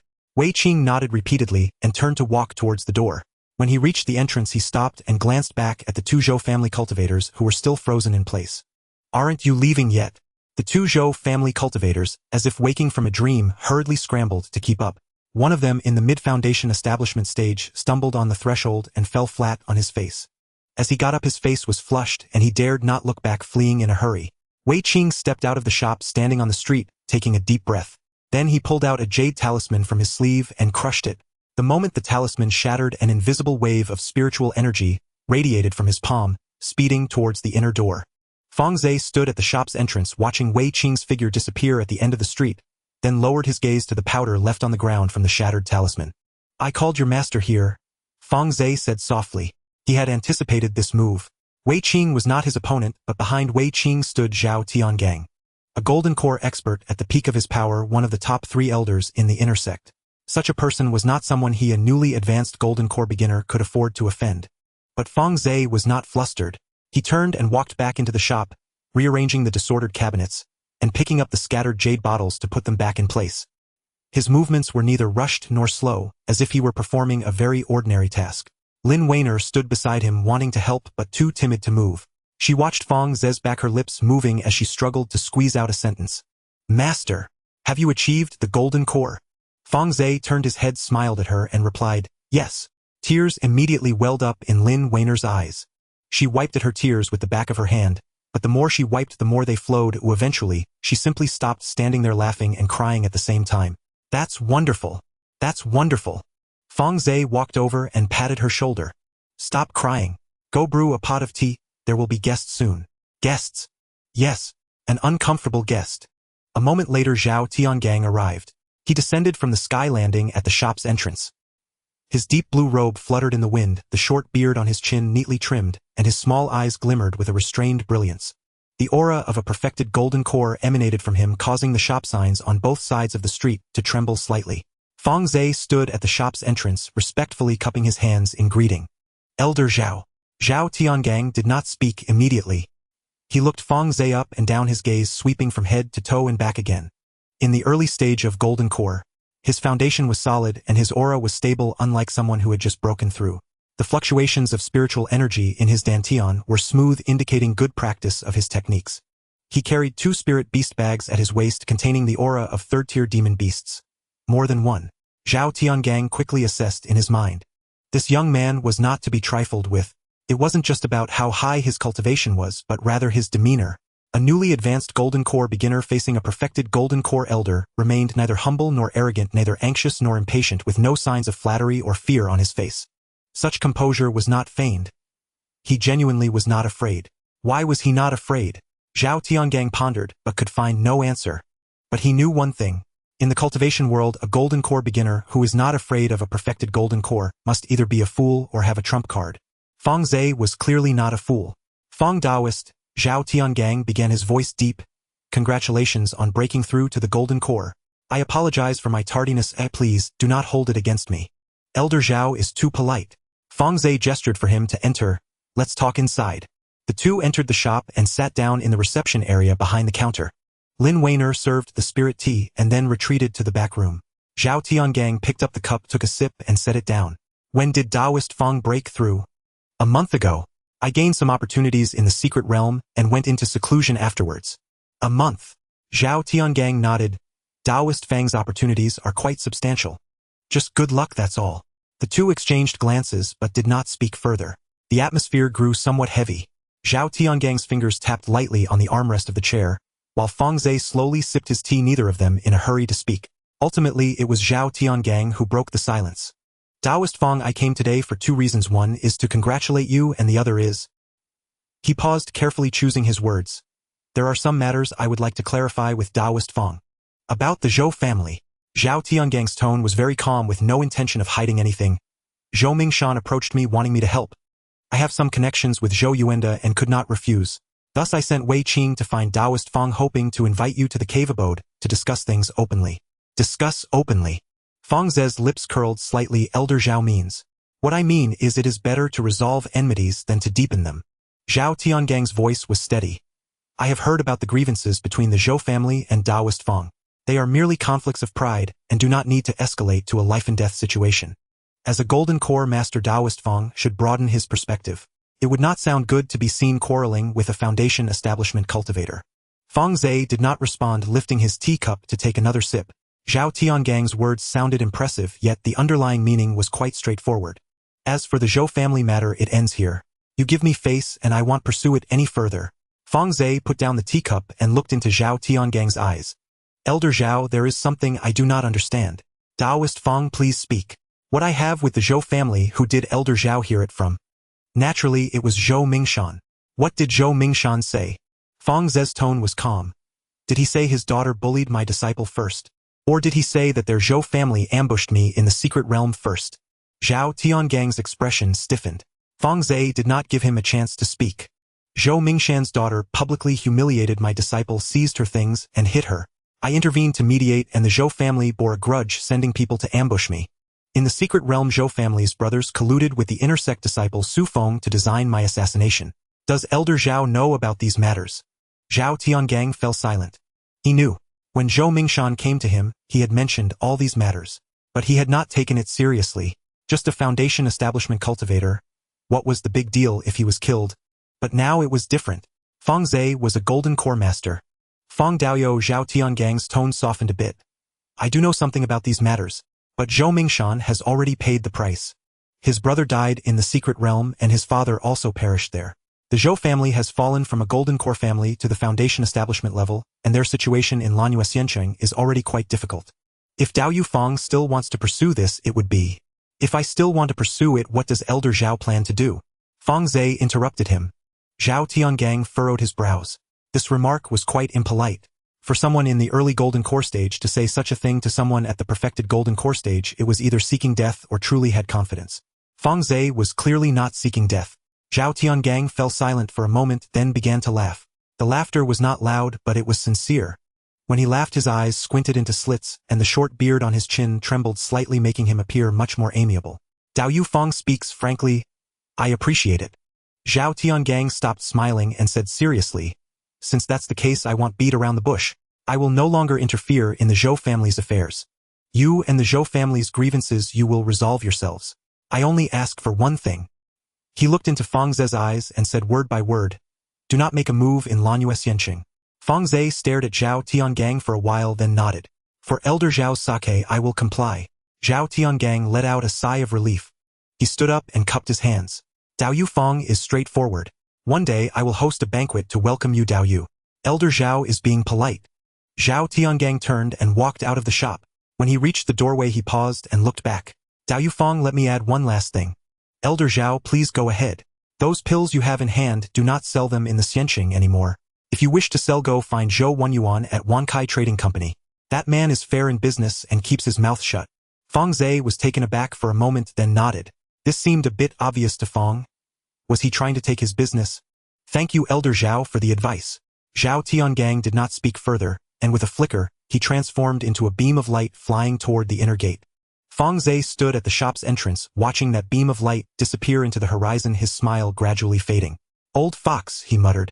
Zhao Tiangang's visit today on the surface was to plead for the Zhou family, but in reality it was a test of him. Testing his bottom line, testing his confidence, testing whether he was worth courting. That last reminder about the pills was not out of kindness. It was an olive branch. I am willing to be friends with you. Are you willing? Fang Ze was of course willing. At least until his strength surpassed Zhao Tiangong, he was willing. He turned and walked into the shop, finding Lin Weiner in the back hall. The young girl sat in a chair holding a teacup with both hands. The tea had long cooled, and she hadn't taken a sip. Master! Lin Weiner looked up, her eyes still red. It's all right now. Fang Ze sat down opposite her, poured himself a cup of cool tea, finished it in one gulp. From now on the Zhou family will not come to trouble us again. Really? Really? Fang Ze set down the teacup and took out the jade bottle containing the Foundation Establishment pill from his storage bag, placing it on the table. This is for you. Lin Weiner opened the bottle cap and poured out a pill. Foundation Establishment pill. Lin Weiner's hands trembled. Wait until you reach the peak of qi refinement, then take this pill. I have already prepared a place for you to go into seclusion. Lin Weiner's tears welled up again. She opened her mouth wanting to say something, but her throat felt choked and she couldn't speak a word. Fang Ze reached out and patted her head. Don't cry. Focus on your cultivation and establish your foundation as soon as possible. Once you have established your foundation, I will teach you alchemy. Lin Weiner nodded vigorously, carefully storing the Foundation Establishment pill into her storage bag, as if it were a rare treasure. Langyue Xianxing Zhou family's residence. Zhou Mingshan sat in the main seat of the conference hall, his face pale. His hands rested on his knees, fingers slightly trembling, without a hint of color beneath his fingernails. After Wei Qing left Fang Ze's shop, he immediately sent him a message. Fang Ze had attained the golden core. A golden core true person. When Zhou Mingshan heard this news, he felt as if the sky had collapsed. His father was dead, his brother was dead, and his only support, Zhao Tiangong, had just sent a message saying he would no longer intervene in this matter. Zhou Mingshan closed his eyes, took a deep breath, and slowly exhaled. Head of the family, an elder next to him asked cautiously, "What did Elder Zhao say?" Zhou Mingshan opened his eyes, his voice hoarse. Elder Zhao said, Fang Ze is not to be trifled with. The Zhou family should have less contact with him in the future. The conference hall fell into a dead silence. Moreover, Zhou Mingshan's voice lowered. The profit share is reduced from 50% to 40%. What? The elder's face changed. On what basis does Zhao Tiangang have the authority to do this? On what basis? Zhou Mingshan suddenly stood up, slamming his palm on the table. The table shattered with a loud crack, wooden shards flying everywhere. On the basis that he is at the perfected golden core stage. On the basis that with a single word he can cause the Zhou family to disappear from Langyue Xianxing. On that basis. Zhou Mingshan's voice caught in his throat as if something was choking him. He stood there, his chest heaving violently, his lips trembling, unable to say a word for a long time. Then, as if all his strength had been drained, he slumped back into his chair. Forget it. His voice was low, as if he were talking to himself. Forget it. 40% is 40%. As long as it can preserve the Zhou family, that's enough.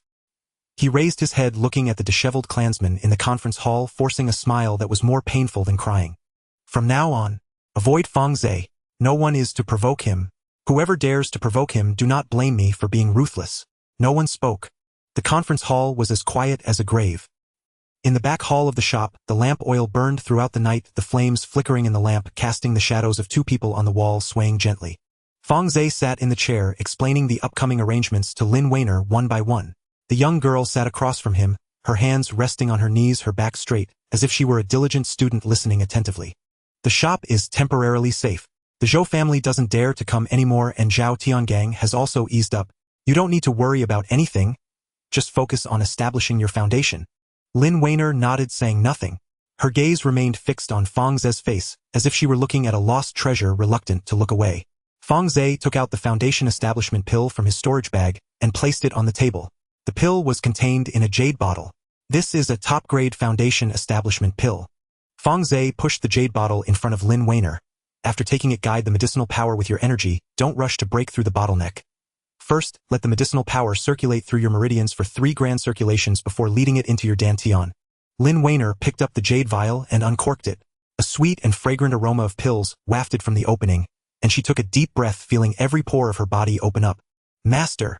Her voice trembled slightly. What merit do I have? Don't say such useless things. Fang Ze waved his hand, interrupting her. You are my disciple, and it is only right for me to give you the foundation establishment pill. Once you establish your foundation, just focus on your cultivation, and don't bring me shame. Lin Weiner clutched the jade vial tightly in her hand. Her eyes were red, but no tears fell. Taking a deep breath, she stored the jade vial into her storage bag and looked up at Fang Ze. Master, I will always be yours. Fang Ze smiled at her serious expression. Alright, don't make it sound like you are taking a heavenly vow. Go close yourself off in the backyard. I will guard the front. Lin Weiner stood up, deeply bowing to Fang Ze, then turned and walked into the backyard. Fang Ze leaned back in his chair, watching her figure disappear behind the curtain, letting out a long sigh. He picked up his teacup and took a sip. The tea had already gone cold, and the bitter taste spread across his tongue. Half a month later, when Lin Weiner came out of the backyard, Fang Ze was flipping through a book on alchemy behind the counter. Hearing footsteps, he raised his head and saw Lin Weiner standing at the door of the backyard. Her complexion was rosy, her breath steady, and her steps were much more stable than before, each footfall solid, as if rooted to the ground. Early foundation establishment. With a solid foundation and stable breath, there was no sense of hollowness. Fang Ze closed the book in his hand, appraising her from head to toe, and nodded. Not bad.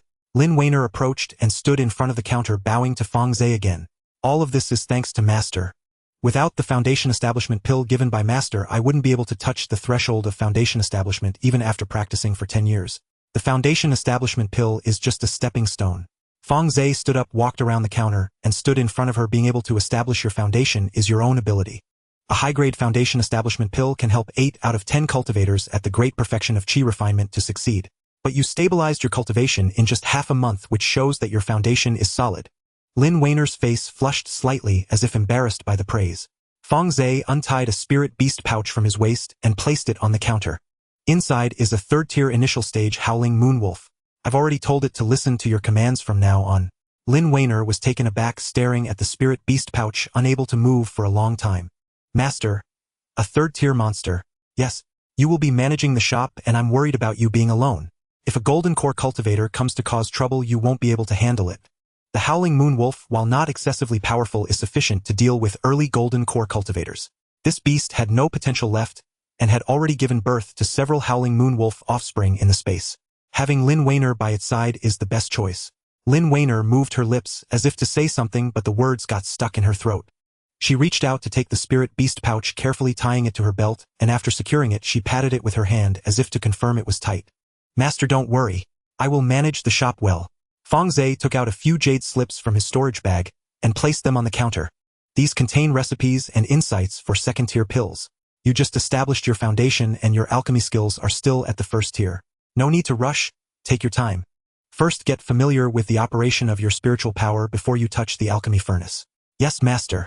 If there's anything you can't handle later, let me know through the communication jade slip. Don't force yourself, don't show off, and don't get into conflicts with others. If you can endure, then endure, if not run, and if you can't run, call for me. Lin Weiner nodded and stored the jade slips in her storage bag. Fang Ze looked outside at the sky. The sun had risen to its peak and light streamed through the window, casting bright patches on the floor. I have to return to the sect. After advancing to Golden Core, I need to report and receive the Elder's token. Be careful outside. Yes, Master. Lin Weiner bowed again, this time deeper than before, bending almost at a right angle. Disciple congratulates Master on becoming an elder. Fang Ze glanced at her but said nothing further and turned to leave the shop. His figure turned around a corner at the end of the street, disappearing into the crowd. Lin Weiner stood at the shop's entrance gazing in that direction motionless for a long time. Lan Yu Sect Disciplinary Hall. Fang Ze stood at the entrance of the disciplinary hall looking up at the plaque. The plaque was black with the 3 golden characters Disciplinary Hall inscribed on it, the brush strokes vigorous and powerful. The last time he came here was when he first joined the sect. Back then, he was just an outer sect steward waiting at the door for half a day before someone acknowledged him. This time was different. As soon as he approached the door, the guarding disciple recognized him. It was not his face they recognized but his aura.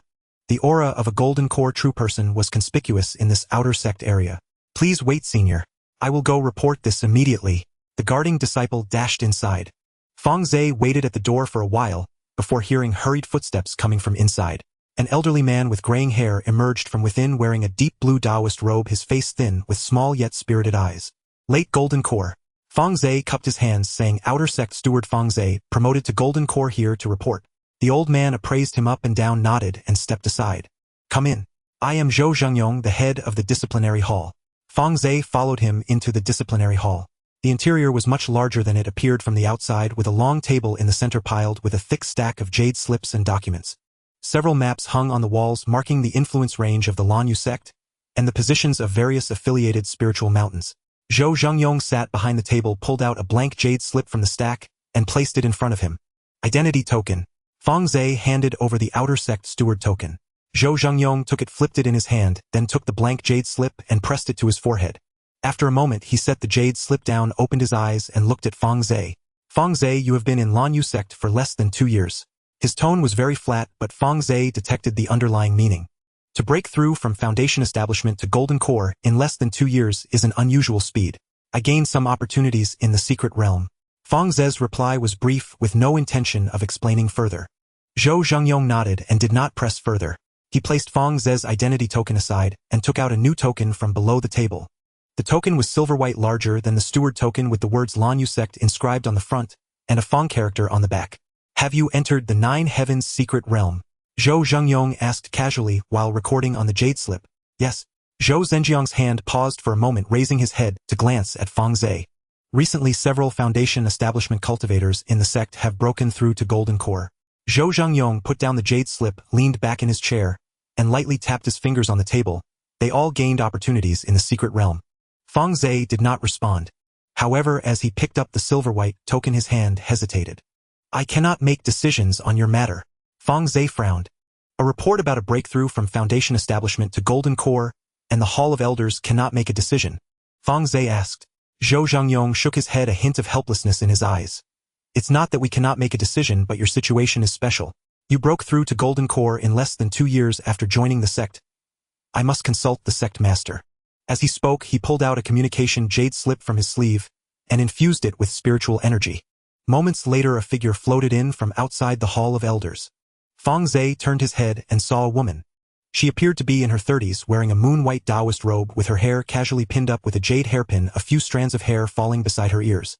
Her features were not extraordinarily beautiful but quite pleasing to the eye, possessing an indescribable charm reminiscent of tea brewed for a long time, not strong yet increasingly flavorful. Golden Core perfected. Fang Ze felt a slight stir within. He had heard of the sect master of the Lan Yu sect being a woman when he joined, but he had never seen her in person. Now that he saw her, she seemed even more reserved than the rumors suggested. The sect master stood at the entrance of the Hall of Elders, her gaze lingering on Fang Ze for a moment. That gaze was not sharp. It was even somewhat languid, yet Fang Ze felt as if he were enveloped by a thin veil of water. It was not that he was seen through, but rather that he was permeated. Fang Ze. Her voice was soft, tinged with a hint of hoarseness. Indeed, Fang Ze cupped his hands in greeting. The sect master walked in and sat beside Zhou Zhengyong. Zhou Zhengyong quickly stood up, offering his chair to her, then moved to sit on another chair nearby. The sect master picked up the silver-white token, turned it in her hand, and then set it down. I have heard about your situation from Hall Master Zhou. She looked at Fang Ze, her lips slightly curling as if smiling or perhaps simply tugging at the corners of her mouth. In less than 2 years from Foundation establishment to Golden Core. What is your spiritual root? Fang Ze hesitated for a moment. The matter of spiritual roots was not a secret in the cultivation world, yet it was not something to be spoken of casually, and he could not directly confess. Having 5 spiritual roots made Foundation establishment difficult, let alone Golden Core. Dual spiritual roots. The sect master's eyebrows raised slightly. Zhou Zhenjiang's eyebrows also lifted. The Hall of Elders fell silent for a moment. Dual spiritual roots. The sect master repeated, her tone devoid of mockery, merely seeking confirmation. Yes. The sect master fell silent for a moment before smiling. That smile was brief, like ripples on the water appearing and fading away. Your cultivation speed does not seem indicative of dual spiritual roots, she remarked. Fang Ze did not respond. The sect master did not press further. She placed the token back on the table, lightly tapping it twice with her fingers. There are two choices. Her tone became more formal, outer hall elder or inner hall elder. Fang Ze looked at her, waiting for her to continue. As an inner hall elder, you will have the opportunity to inherit the sect's core cultivation method, but there will also be certain requirements. For instance, you must make a vow of loyalty to the Lanue sect. Inner hall elders enjoy higher treatment, with the sect prioritizing resource allocation and access to high-level techniques and supernatural abilities in the scripture pavilion. However, correspondingly, when the sect requires your assistance, you cannot refuse. The sect master nodded, offering no further persuasion. She turned and walked towards the door, stopping briefly to glance back at Fang Ze. It's not easy for an outer sect deacon to cultivate to the golden core stage. Her tone was very calm. Cultivate diligently, and do not waste your hard-earned cultivation. Having said that, she turned and exited the deacon hall. The moon-white robe flashed at the doorway before vanishing into the light outside. Fang Ze gazed in that direction, remaining silent for a moment. Zhou Zhengyong stood up, retrieving a jade slip from beneath the table and handing it to him. Elder Fang, this is the duty description for outer sect elders, along with some important notes. Take your time to read it. Additionally, after advancing to the golden core, you can visit the scripture pavilion to choose a technique and a legacy of the 100 arts of cultivation. This is the only chance to exchange directly with spirit stones. Any future exchanges will require contribution points. Fang Ze took the jade slip and stored it in his storage pouch. Thank you, sect leader Zhou. You're welcome, Zhou Zhengyong replied with a smile, a hint of worldly wisdom in his expression. Elder Fang, you are young and talented. Your future is boundless. I have spent most of my life in the Deacon Hall and have seen many Golden Core elders, but few have cultivated at Elder Fang's speed. Fang Ze sensed the subtle invitation in his words, but chose not to respond. He cupped his hands in acknowledgement and turned to leave the Deacon Hall. After exiting, he did not head straight back to his cave, but made a turn towards the Scripture Pavilion. The Scripture Pavilion was located to the north of the outer sect, a four-story building with blue bricks and gray tiles featuring flying eaves and bracketed roofs with two stone lions standing at the entrance. Fang Ze had visited several times before, but previously, he could only enter the first 3 floors. The 4th floor was restricted to Golden Core elders. Today was different. He presented his elder token to the guarding disciple. The disciple glanced at the token, then at Fang Ze, and quickly stepped aside. Elder Fang, please enter. Fang Ze entered the Scripture Pavilion, crossing through the Grand Hall on the 1st floor and directly ascending to the 4th floor. It was much quieter up there than on the lower floors. The entire floor was empty except for him. Sunlight streamed in through the windows, casting dappled light on the bookshelves and floor. There was a faint scent of sandalwood in the air, though its source was unknown. Fang Ze walked slowly between the bookshelves, his gaze sweeping over the various jade slips. The area for techniques was at the back, along a wall lined with bookshelves displaying a dozen jade slips. The ranks ranged from high Shen grade to middle earth grade, with no high earth grade techniques available. High earth grade techniques were core legacies of the sect and would not be casually offered for exchange here. Fang Ze stood in front of the technique bookshelf for a while, casually picking up a few jade slips to examine. Qingmu Longevity Technique, Xianbing True Art, Stone Shatter Technique. Each was a complete technique capable of cultivating to the early nascent soul stage. If placed outside, any one of them would be fiercely contested by rogue cultivators. However, Fang Ze did not lack techniques. The 4-turn Li Huijing was sufficient for him to reach the peak of the nascent soul. Greed would only lead to trouble. He returned the technique jade slips to their place and turned towards the area of the 100 arts of cultivation. This area was 3 times larger than the techniques area, with 3 full rows of bookshelves filled with jade slips. Alchemy, artifact, refinement, formations, talismans, beast taming, puppetry. Various categories were all present, with ranks ranging from 1st to 3rd. Fang Ze paused in front of the artifact refinement shelf. His current refinement level was still at the peak of the 1st tier. It was not that he did not want to learn, but there had never been a suitable legacy. He had the legacy of the Danding real person for alchemy, but nothing for artifact refinement. With so many materials piled in his space, such as gold essence or gold thunder bamboo, burning flame bamboo, and various demon beast furs and bones, they were just taking up space. It would be better to learn artifact refinement and turn them into usable items. Fang Ze searched the shelf for a while before selecting a few jade slips on artifact refinement. Basics of Artifact Refinement 3rd Tier Edition. A 3rd tier inferior legacy, covering the principles of refining third-tier magical tools, material handling, and control of fire. Exchange requires 10,000 spirit stones. Golden Essence Artifact Refinement Technique, a third-tier middle-grade legacy, specializing in the crafting of gold attribute magical tools, particularly adept at flying swords. Exchange requires 30,000 spirit stones. Spirit Fire Tempering Method, a third-tier inferior legacy, discussing how to use various attributes of spirit fire to temper magical tools, enhancing their quality and power. Exchange requires 20,000 spirit stones. Fang Ze held these 3 jade slips in his hands and flipped through others, finding no better options.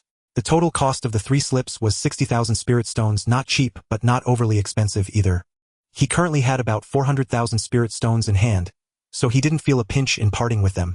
Fang Ze walked to the counter with the 3 jade slips. The deacon behind the counter was a middle-aged man in the mid-foundation establishment stage. Upon seeing the 3 jade slips in Fang Ze's hands, his eyes brightened. Elder Fang, 3 jade slips total 60,000 spirit stones. Fang Ze took out 600 middle-grade spirit stones from his storage pouch and placed them on the counter.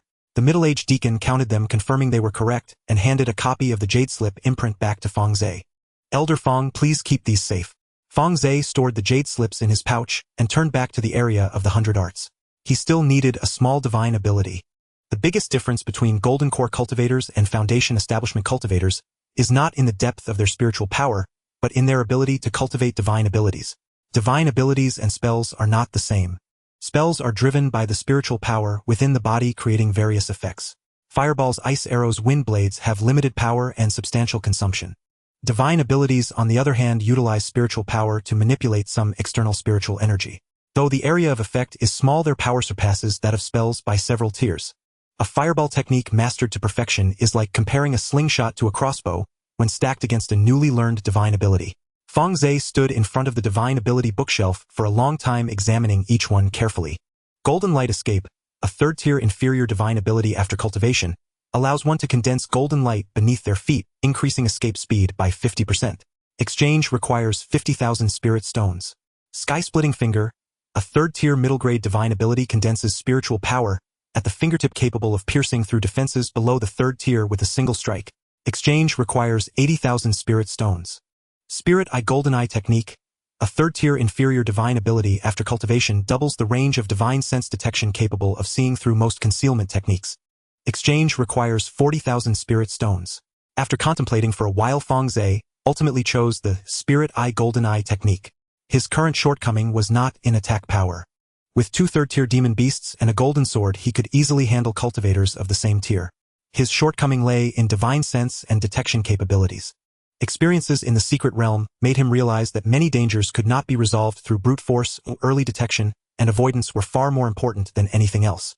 Moreover, the Spirit Eye Golden Eye Technique only required 40,000 spirit stones, which was inexpensive. Fang Ze approached the counter again with the jade slip of the Spirit Eye Golden Eye Technique, paying the 40,000 spirit stones. The middle-aged deacon handed him the jade slip with a smile, saying, "Elder Fang, this divine ability is very practical. Many Golden Core elders select this first to enhance their divine sense before choosing attack types." Fang Ze nodded, storing the jade slip carefully, and then exited the scripture pavilion. Within the inner sect of the Lunar Embrace sect in Zhao Tiangang's cave dwelling, he sat in a chair holding a cup of spiritual tea that had long cooled untouched. His gaze fell upon a map on the wall, but his expression was distant, clearly lost in thought. Wei Qing stood before him, head bowed, not daring to speak. After a long silence, Zhao Tiangang set down his teacup and spoke. "What have you found out?" Wei Qing raised his head, his voice barely above a whisper. "Disciple has investigated all records since Fang Ze entered the sect. He entered the sect through the recommendation of Elder Meng, spending 20,000 spirit stones. After joining, he took on a disciple, that being Lin Weiner. The enmity with the Zhou family arose because that disciple was bullied by Zhou Mingshan's daughter, and he stood up for his disciple." "Is that all?" "There's more." Wei Qing paused for a moment. "I couldn't find any information before he entered the sect. When he registered, he was only listed as a rogue cultivator with no specific master or background." Zhao Tiangang lightly tapped his fingers on the armrest of the chair. "Rogue cultivator." He repeated the term, a slight smirk on his lips. "A rogue cultivator in less than 2 years has advanced from Foundation Establishment to Golden Core. Wei Qing, do you think that's possible?" Wei Qing shook his head. "It's impossible. Either his spiritual root is fake or there's a powerful figure behind him. Whether the spiritual root is real or not is uncertain, but being brought into the sect by Elder Meng indicates there's no issue. Zhao Tiangang stood up and walked to the wall, turning his back to Wei Qing. Although Elder Meng is greedy, he wouldn't dare tamper with this matter. Then it means there is a powerful figure behind him. Zhao Tiangang turned around looking at Wei Qing. Or perhaps he had a fortuitous encounter. Wei Qing did not respond. Zhao Tiangang paced around the room before stopping. Send someone to investigate his background before he joined the sect. Whether he is a rogue cultivator or has a master, there must be a source. Go ask in the surrounding countries, find out where he was before coming to the Lunar Embrace sect. Yes, master. Additionally, Zhao Tiangang paused. Keep an eye on his disciple. Don't engage, just observe. See who he associates with, what he sells and what he buys. If we can't find anything on him, we can find it through his disciple. Wei Qing hesitated. Master Fang Ze has already formed his golden core. Should we still what? Zhao Tiangang shot him a glance. I never said we should harm him. Investigating his background, what's the issue? Knowing ourselves and our enemies ensures victory in every battle. Having lived for so many years, my ability to reach my current position in the Lunar Embrace sect relies on the principle of stability. I don't associate deeply with those I don't understand. I don't easily offend unknown rivals. But we also cannot remain completely oblivious, blind to everything. Wei Qing nodded. Disciple understands. Go then. Be careful, do not let him find out. Wei Qing bowed and turned to leave the cave dwelling. Zhao Tiangang returned to his chair, raised the now completely cold tea and drank it all in one go. Golden core. He murmured as if speaking to himself. Interesting. Fang Ze emerged from the scripture pavilion and headed straight back to his stone house. He closed the door, set up several layers of alert formations, then slipped into the spatial realm. Everything was as usual within the space. The spiritual herbs in the spirit field were lush and vibrant, while the blue-scaled fish in the spiritual sea were leaping at the surface. 2 spirit toads occupied their respective territories, ignoring each other. Fang Ze sat down by the spirit field, pressing each jade slip exchanged from the scripture pavilion against his forehead, memorizing all the contents. Basics of weapon refining, 3rd tier, discusses the most fundamental aspects, the characteristics of materials, control of flames, making molds, and engraving formations. The content is very detailed but lacks profound knowledge, focusing on building a solid foundation. Golden essence refining techniques is much deeper than the basics, specifically discussing the refining of gold attribute artifacts. From material selection to smelting, from forging to quenching, from shaping to sharpening, each step is explained in detail. Particularly the section on refining flying swords occupies half of the jade slip.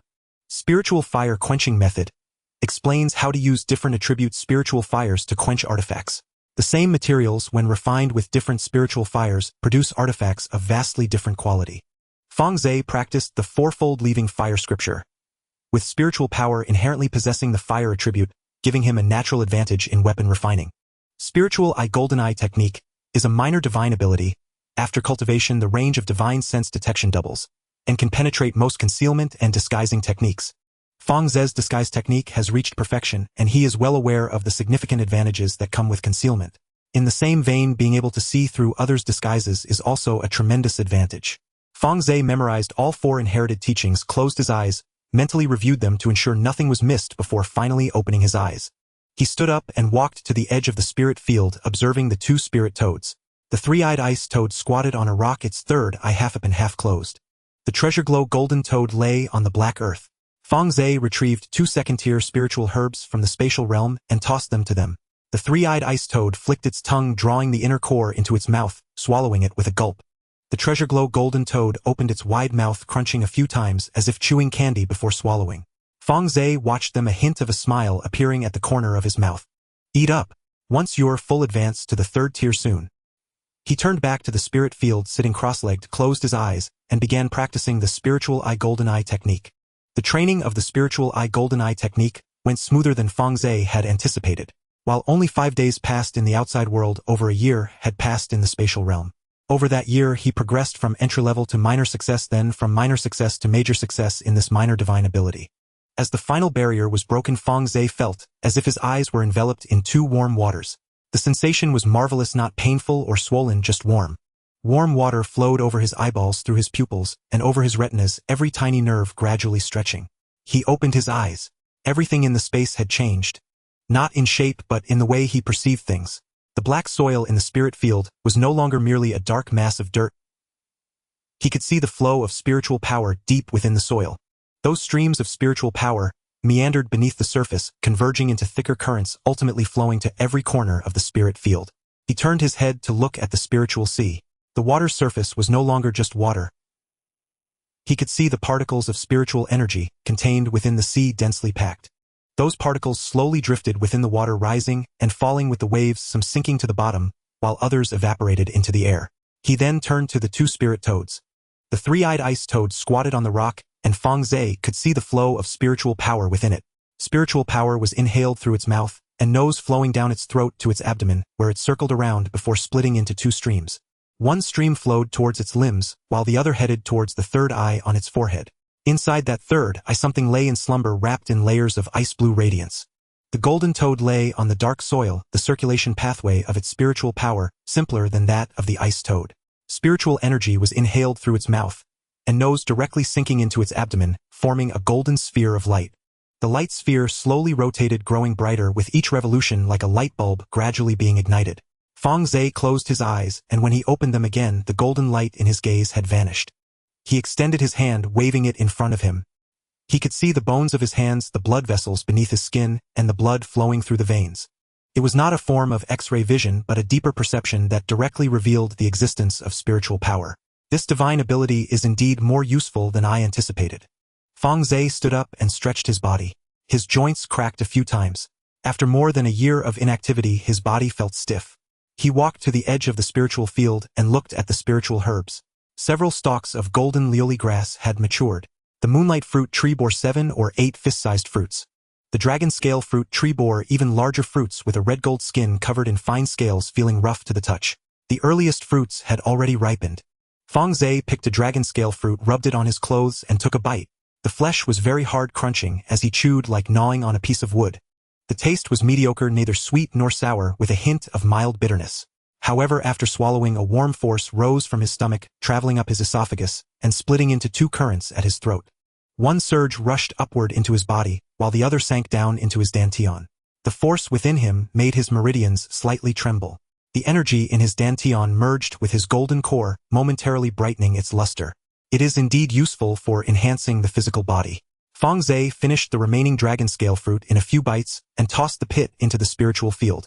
The pit took root upon hitting the ground, sprouting a tender green seedling in just a few breaths. He brushed off the remnants from his hands and turned towards the spiritual insect area. The spiritual insect area was separated from the spiritual field by a formation. Fang Ze stood outside the formation and looked in, his pupils narrowing slightly. A cloud of insects.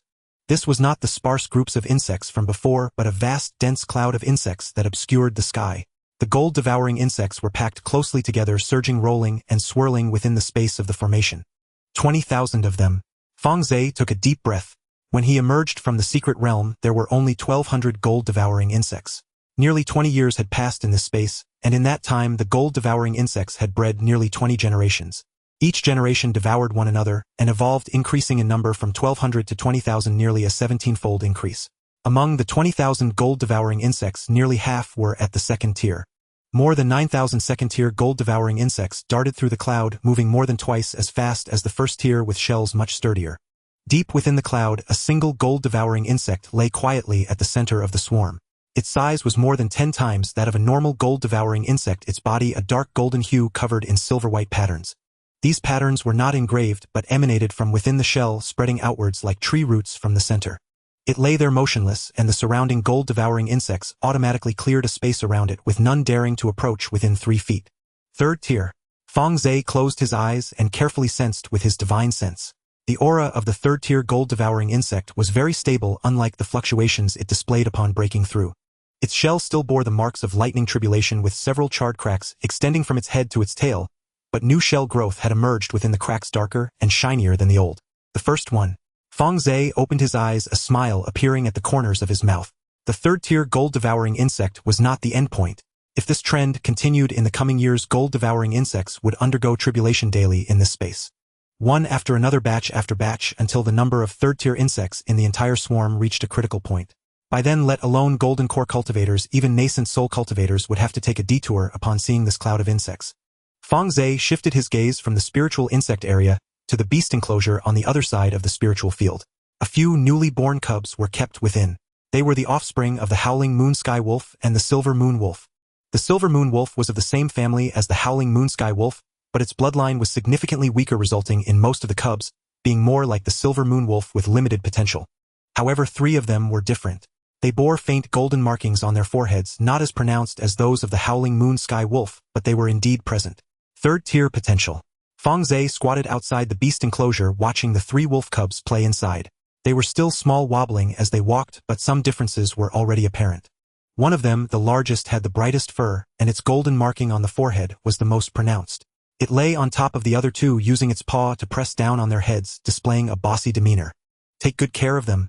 Fang Ze tossed a few pieces of 2nd-tier demon beast meat into the enclosure, and the large wolf cub was the first to pounce on it, grabbing the biggest piece and running to a corner to devour it.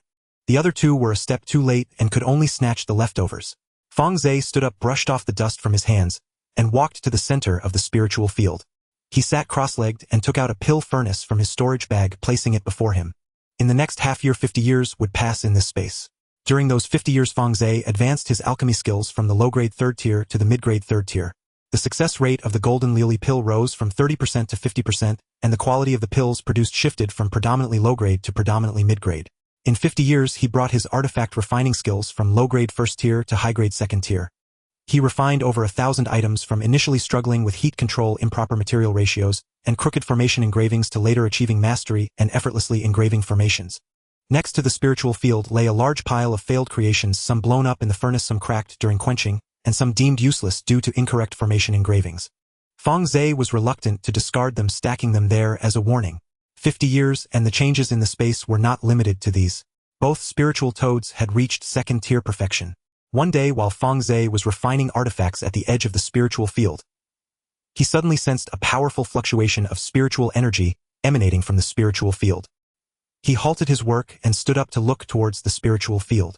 The golden toad lay on a patch of open ground, radiating blinding golden light. Its spiritual power was surging wildly, and the golden core within its dantian was spinning rapidly, emitting a buzzing sound. It was about to undergo tribulation. Fang Ze hurriedly walked to the side of the golden toad, pulling out a spirit stone from his storage bag and scattering it around it. The spirit stones fell to the ground, arranged in a certain pattern, forming a simple gathering formation. At the same time, a stalk of golden glass grass was fed to it. The golden toad raised its head, glancing at Fang Ze, a glimmer of gratitude flashing in its bulging eyes. Then it closed its eyes, and the golden light around its body became even brighter. A tear appeared in the sky of the space. Dark clouds surged in through the crack, gathering above the spiritual field. Thunder rolled within the clouds, arcs of electricity danced among the dark clouds like silver snakes writhing. The first bolt of heavenly thunder struck down. The golden toad did not evade. It opened its wide mouth and swallowed the bolt of heavenly thunder whole. Fang Ze's eyelids twitched.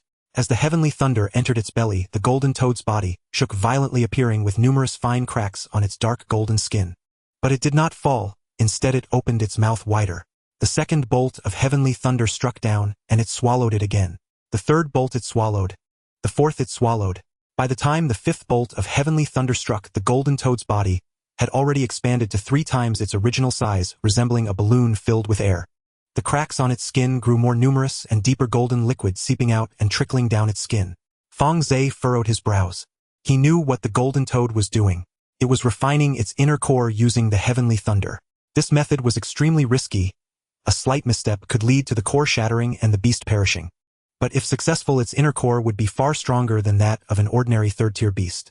The 6th, 7th, and 8th bolts followed. The golden toad's body had expanded to its limit, resembling a ball that could explode at any moment.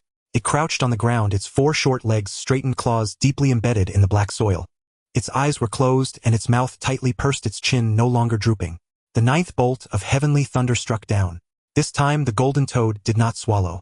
It opened its mouth, expelling all the accumulated power of the previous 8 bolts of heavenly thunder. A golden beam of light erupted from its mouth, meeting the 9th bolt of heavenly thunder. The 2 forces collided in the air, exploding into a blinding white light. The shockwave spread in all directions, toppling the spiritual herbs in the spiritual field, and sending the water in the spiritual sea soaring several feet high.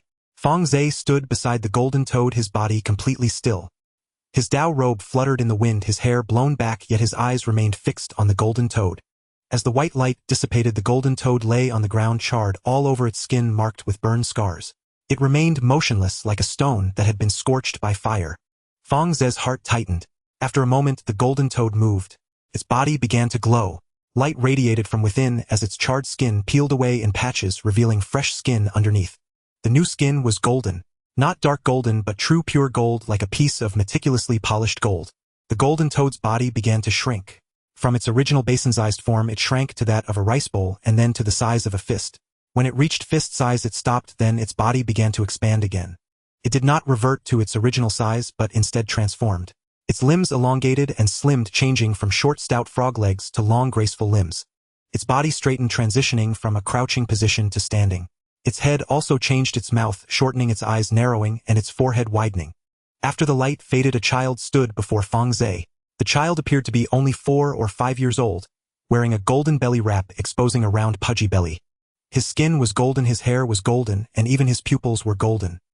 He stood there with his hands on his hips, chin held high, wearing a look of praise me. Fang Ze was stunned for a moment. Transformed. The golden toad. No, the golden child. Nodded, grinning to reveal 2 rows of golden teeth. Master. His voice was sharp and delicate, like a chick that had just learned to chirp. Am I impressive? Fang Ze squatted down, carefully examining him. Golden skin, golden hair, golden irises, even the fingernails were golden.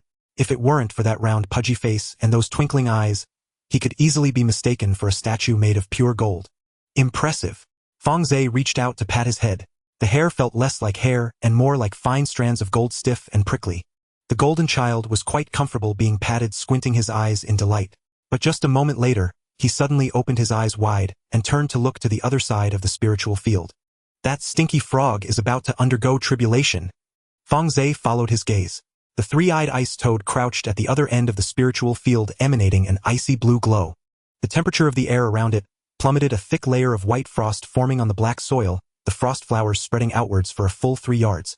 The ice toad's method of transcending tribulation was completely different from that of the golden toad.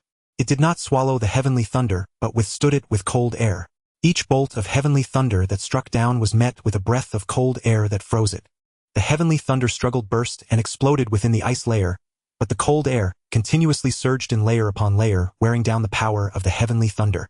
9 bolts of heavenly thunder, 9 breaths of cold air. When the last bolt of heavenly thunder struck down, the ice toad opened its mouth, expelling all the cold air at once. The cold air coalesced in the air into an ice dragon, opening its mouth wide to swallow the heavenly thunder. The ice dragon shattered, and the heavenly thunder dissipated. The ice toad lay on the ground, covered in a thick layer of ice armor. Moments later, the ice armor shattered. A little girl crawled out from within. She appeared slightly younger than the golden child, about 3 or 4 years old, wearing an ice blue belly wrap. Her skin was snow white, her hair was ice blue, and her eyes were also ice blue. She crouched on the ground, hugging her knees, shivering like someone just pulled out from an ice cellar. Cold. So cold. Her voice was soft and delicate. Fang Ze walked over, squatting down to look at her. The ice toad lifted its head, its ice blue eyes looking at him, lips trembling. Master, is there anything to eat? I'm so hungry after transcending the tribulation. Fang Ze paused for a moment, then laughed. He took out a golden yuan fruit from his storage bag and handed it to her. The ice toad accepted it, cradling it in her hands, examining it, then opened her mouth and exhaled a breath of cold air, turning the golden yuan fruit into an ice lump. Crunch. She took a bite, the sound crisp and crunchy ice chips falling from the corners of her mouth. Delicious. The golden child stood beside her, watching the ice toad eat the golden yuan fruit, a glimmer of disdain flashing in his golden eyes. Glutton, he muttered softly.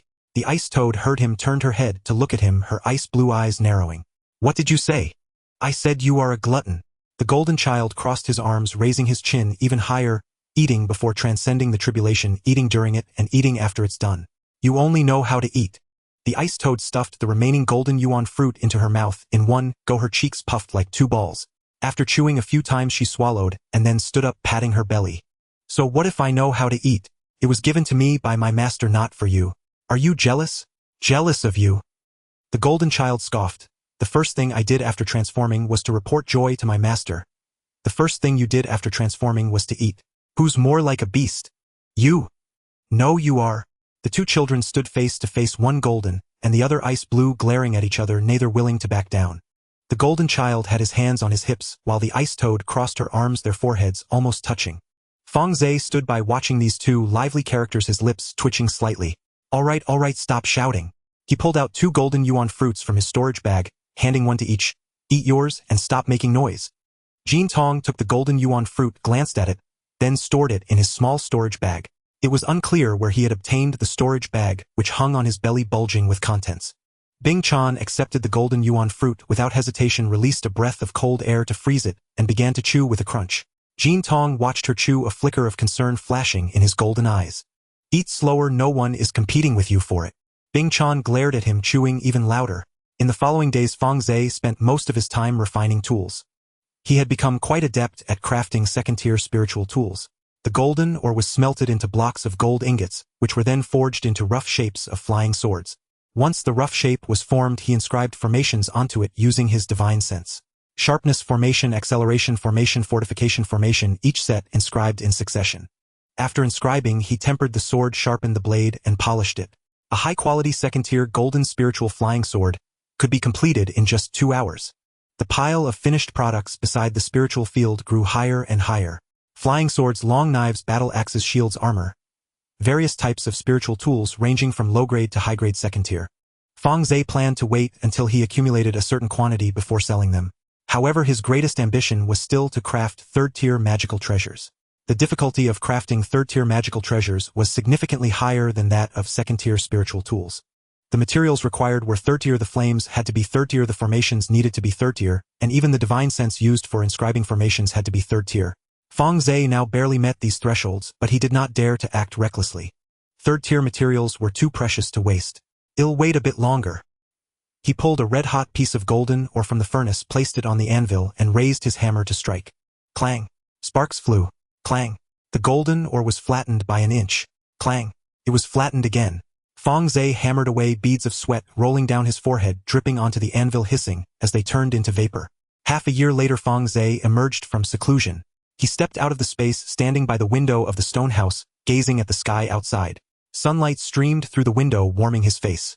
In the past 6 months, many changes had occurred in the outside world, but they had little to do with him. He changed into a clean Dao robe, hung his storage bag at his waist, and walked out of the stone house. The outer sex market was still the same, bustling with activity. Vendors selling spiritual herbs, magical weapons, materials from demon beasts, and all sorts of miscellaneous items shouted their wares in a cacophony. Fang Ze first went to Lin's Danchi shop. The shop had expanded significantly compared to 6 months ago. Lin Weiner had taken over the 2 adjacent shops, breaking down the walls to connect them. Behind the counter, several large shelves were neatly stocked with various pills and magical artifacts. Lin Weiner was at the counter introducing pills to a customer. She wore a plain Dao robe, her hair pinned up with a wooden hairpin, looking considerably more mature than 6 months ago. The aura of early foundation establishment was stable, and her voice had become much steadier. Fang Ze stood at the door and watched for a while without interrupting. Lin Weiner sent off the customer, turned around, and upon seeing Fang Ze, her eyes brightened. "Master!" She hurried over, stood before Fang Ze, and bowed. "Disciple pays respects to master." Fang Ze nodded, entered the shop, and sat down on a chair behind the counter. "How have you been recently? Has the Zhou family caused any trouble?" Lin Weiner shook her head and brought Fang Ze a cup of spiritual tea, holding it with both hands. "No. The Zhou family hasn't shown their face in the past 6 months. I heard they closed several shops in the Immortal City and moved back to their old residence." Fang Ze took the teacup and drank a sip. The tea was made from second-tier spiritual buds, sweet on the palate and lingering in aftertaste. "What about Zhao Tiangang's side?"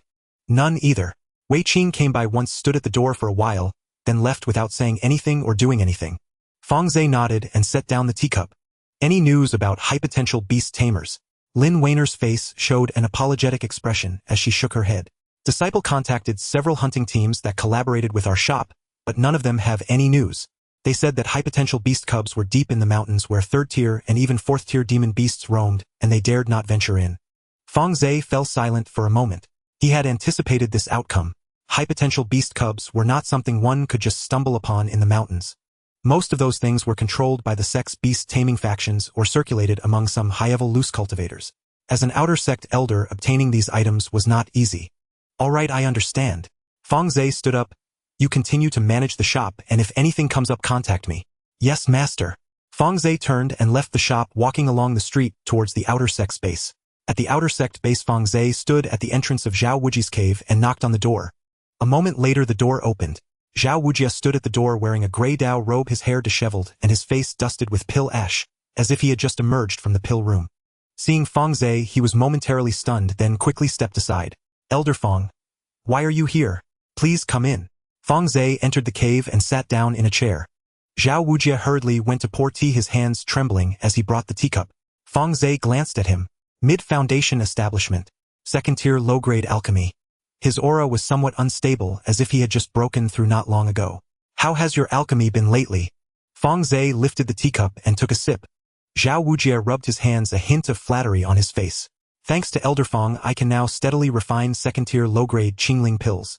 The success rate is about 30% and the quality is decent. Fang Ze nodded and took out a jade slip from his storage bag, placing it on the table. This is the formula and refining insights for the wood core pill. It's second-tier high-grade.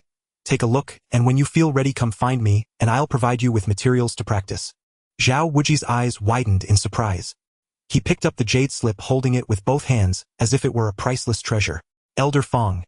This is too precious. Take it. Fang Ze waved his hand. Refine well and don't embarrass me. Zhao Wujie nodded repeatedly, carefully storing the jade slip in his storage bag. Fang Ze stood up and patted his shoulder. Call Li Qingshan and have him come to my cave later. I have something to discuss with you both. Yes, Elder Fang. In Fang Ze's cave dwelling, 3 individuals sat around the stone table. Fang Ze occupied the main seat with Zhao Wujie to his left and Li Qingshan facing him. 2 positions remained empty. Sun Tai was out on a mission, while Chen Duoduo was occupied with business outside.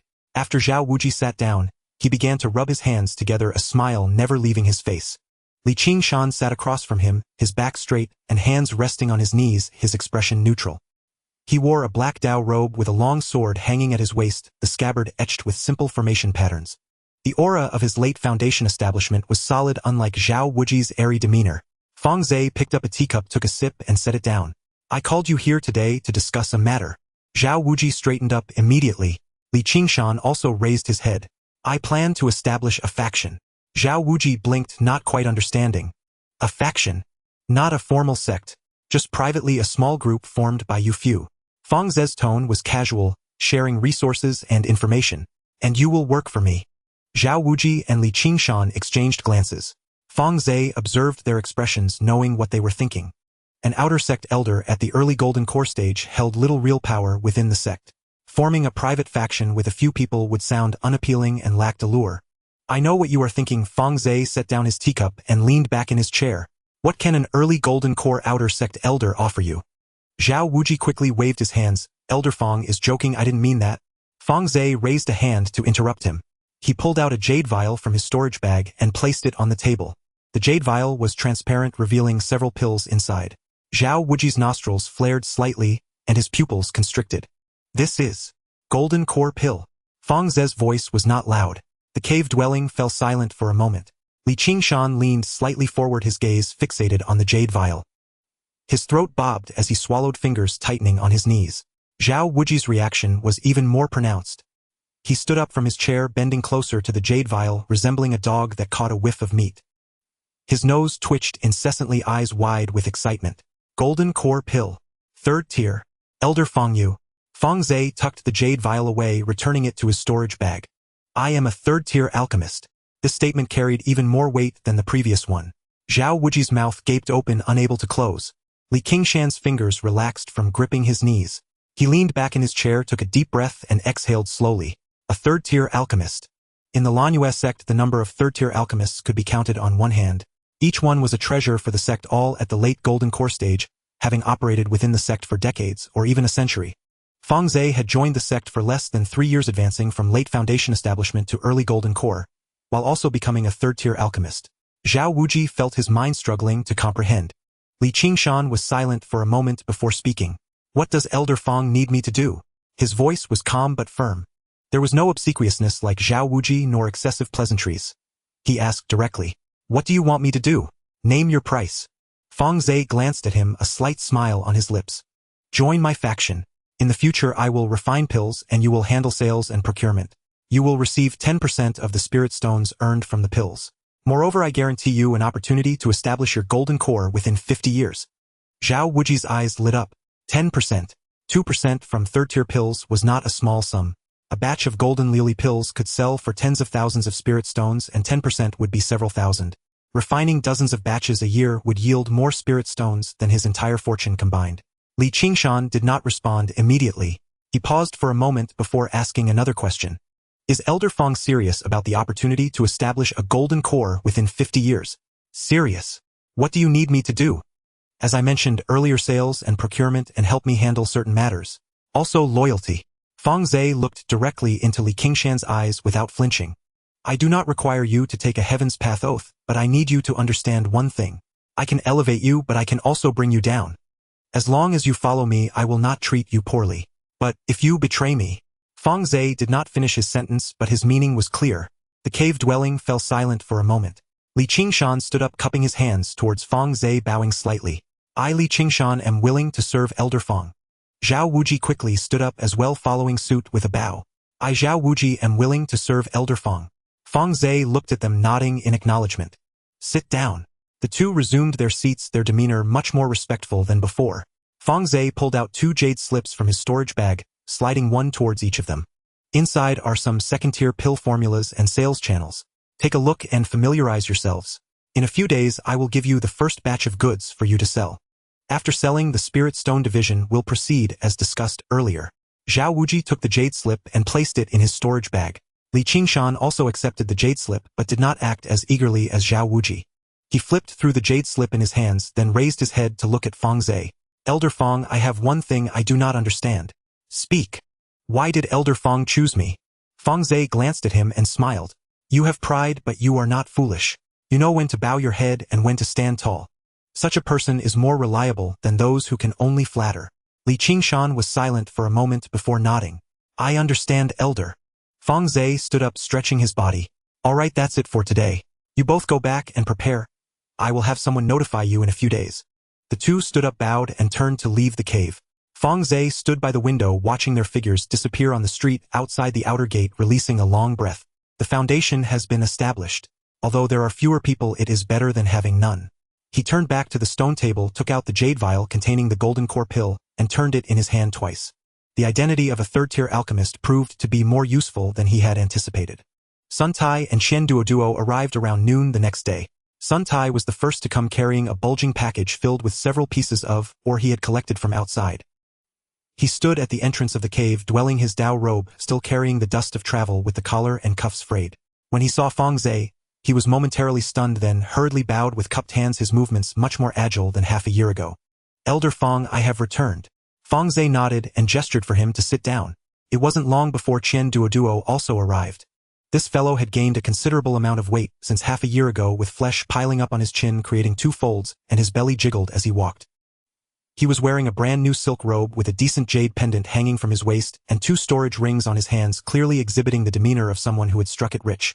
However, once inside the cave dwelling, the shrewdness on his face quickly faded, and he respectfully greeted Fang Ze, sitting obediently in a chair without daring to make a sound. Zhao Wuji and Li Qingshan were already present. The 4 of them sat around the stone table. Zhao Wuji rubbed his hands together. Sun Tai sat upright. Li Qingshan leaned back in his chair, with his eyes closed, and Qian Duoduo's eyes darted around, scanning the expressions of the other 3. Fang Ze emerged from the inner room and took a seat at the main position. The 4 of them straightened their backs simultaneously. Fang Ze did not rush to speak, his gaze sweeping over each of their faces. Zhao Wuji, mid-foundation establishment, a second-tier low-grade alchemist. His talent is average, but he compensates with hard work.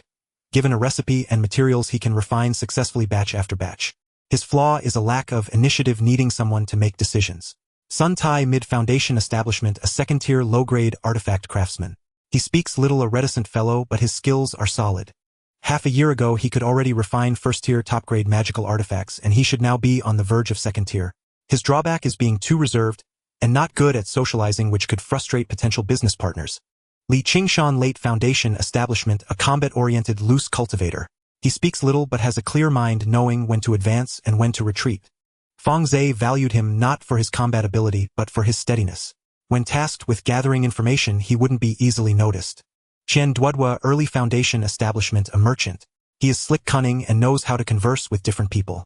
Such individuals are unreliable but highly useful, as they become the best pawns when interests are tightly bound. For individuals, 4 distinct personalities perfectly complementing one another. Fang Ze raised his teacup, took a sip, and set it down. The reason I called you here today is to finalize matters. He pulled out 4 jade slips from his storage bag and pushed one toward each person. The jade slips contain my upcoming arrangements. Take a look first. The 4 of them picked up the jade slips and pressed them to their foreheads. The cave dwelling fell into silence for a moment. Zhao Wuji was the first to set down his jade slip, his expression, a mix of surprise and delight. Sun Tai was the second to put his down, silently tucking the jade slip into his sleeve.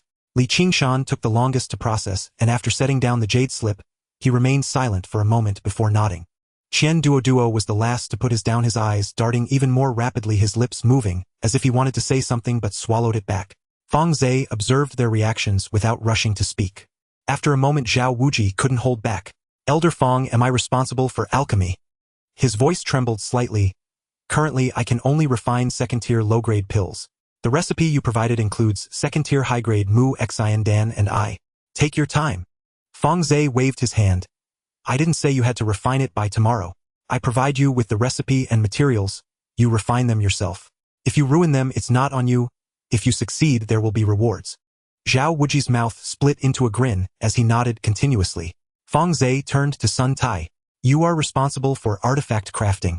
Start with first-tier magical artifacts. When you feel ready, come to me for second-tier materials. Sun Tai quietly replied with a yes. Fang Ze looked at Li Qingshan again. You are responsible for gathering intelligence. Keep an eye on which golden core elders in the sect have beast offspring, which alchemists have produced good pills, and where there are auctions or secret realms opening. These matters are yours to monitor. Don't go asking around ostentatiously. Be cautious and don't let others notice you. Li Qingshan nodded. I understand, Elder. Finally, it was Qian Duoduo's turn. You are in charge of operations. The shop will be managed by Lin Weiner and you will assist her. The shop will expand, branch out, and establish a trading company. These matters are your responsibility. Qian Duoduo's eyes lit up for a moment but quickly dimmed again. He rubbed his hands together and cautiously spoke. Elder Fang, my cultivation. You don't need to worry about your cultivation. Fang Ze pulled out a jade bottle from his storage bag and placed it on the table, pushing it toward him. The pills inside are enough for you to reach mid-foundation establishment. Do your job well and there will be more to come. Qian Duoduo cradled the jade bottle in both hands, uncorked it for a glance, and his pupils slightly constricted. He corked it back up, stored it in his storage bag, and stood up to bow deeply to Fang Ze. I will certainly do my utmost. Fang Ze nodded and gestured for them to sit down. There is one more thing. When you conduct business outside, remember 3 rules.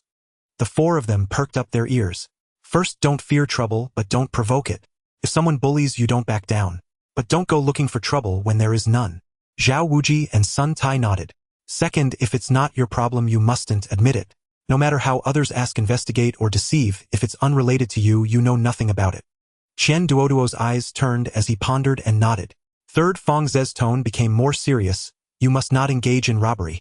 Killing and robbing are strictly forbidden. You are legitimate businessmen, not bandits. If anyone dares to act recklessly outside, don't blame me for turning hostile. The 4 of them responded in unison. Fang Ze took out a large storage bag from his storage bag and placed it on the table. The storage bag was bulging, tightly sealed, filled with jade bottles and wooden boxes. The items inside are sufficient for half a year's worth of sales. 120 bottles of pills ranging from second-tier low-grade to second-tier high-grade. 60 spirit tools from first-tier high-grade to second-tier mid-grade. He looked at Qian Duoduo. The name of the shop has been changed to Baozi Trading Company. Qian Duoduo took the storage bag, weighed it in his hands, and his face jiggled slightly. He opened his mouth to say something, but Fang Ze raised his hand to interrupt him. Your salary is 1 bottle of second-tier pills of the same grade each year. Zhao Wuji and Sun Tai will receive second-grade mid-grade Tian Yun Dan, Li Qingshan will get second-grade high-grade Mu Xian Dan, and Qian Duoduo will have second-grade low-grade Qing Ling Dan. Additional rewards will depend on your performance. The 4 of them stood up to bow again. Zhao Wuji bent the lowest, Li Qingshan stood the straightest, Qian Duoduo moved the fastest, and Sun Tai silently followed with a slight bow. Fang Ze stood up and walked to the window, turning his back to them. By the way, notify me immediately if there is any information about beast tamers with bloodlines of 3rd tier or above. Also, he paused, pay attention to spiritual insects or beasts that produce resources. Spiritual bees, spiritual silkworms, those that can spin silk, produce honey, or secrete spiritual liquid. Anything that can yield valuable items will do. Understood. The 4 responded in unison. Fang Ze waved his hand, go on. The 4 of them filed out. As they walked out of the cave's entrance, Zhao Wuji glanced back, his mouth moving as if to say something. He was pulled by Li Qingshan's sleeve and followed him out. After walking a few dozen steps, Qian Duoduo let out a long breath and wiped the sweat from his forehead with a handkerchief. Elder Fang's aura is much stronger than it was half a year ago. Zhao Wuji nodded repeatedly, indeed. I didn't dare to breathe while sitting in front of him. Sun Tai said in a low voice. He is a golden core true person, that's normal. Li Qingshan remained silent, only glancing back at the cave's direction, remaining quiet for a moment. Let's go, it's time to work. He stepped forward steadily. The three followed behind him, exiting the outer gate's residence. Inside the cave, Fang Ze stood by the window watching the four figures vanish down the street outside before turning back into the inner room, setting up several defensive formations, and stepping into the spatial realm. Everything in the spatial realm was as usual. The spiritual herbs in the spiritual field were flourishing and two transformed spiritual toads each occupied a piece of territory. The golden boy squatted by the edge of the spiritual field, counting a pile of spirit stones one by one. Medium-grade spirit stones, low-grade spirit stones, and a few fragments of gold essence, or from who knows where, all neatly stacked into several piles. He moved one stone aside for each one. He counted, muttering to himself as his golden fingers poked around on the spirit stones, seemingly inspecting their quality. The ice toad, now to be called Ice Maiden, squatted at the other end of the spiritual field, holding a frozen heavenly spirit fruit and crunching it noisily. Bits of ice fell from the corner of her mouth, landing on the black soil and melting into a small puddle. Each bite made her squint her eyes, her cheeks puffing out like two balls, looking quite satisfied. Fang Ze walked over and the golden boy glanced up at him before lowering his head to continue counting spirit stones. Master, is this spirit stone fake? He held up a low-grade spirit stone and handed it to Fang Ze. The color seems off. Fang Ze took a look at it. The spirit stone did indeed lack some quality and spiritual energy, but it was not completely fake. It was merely a low-grade spirit stone of inferior quality. It's real, just a bit inferior in quality. Keep it for later use. The golden boy took the spirit stone back, placing it in another pile, mumbling, "Don't collect this kind next time." Fang Ze ignored him and walked to the center of the spiritual field, sitting cross-legged. He reviewed his upcoming plans in his mind. The shop would be managed by Chen Duoduo and Lin Weiner, while he and Zhao Wuji along with Sun Tai would supply the pills and spirit tools. This way he wouldn't have to personally go out to sell items, and the time saved could be used for cultivation in the spatial realm.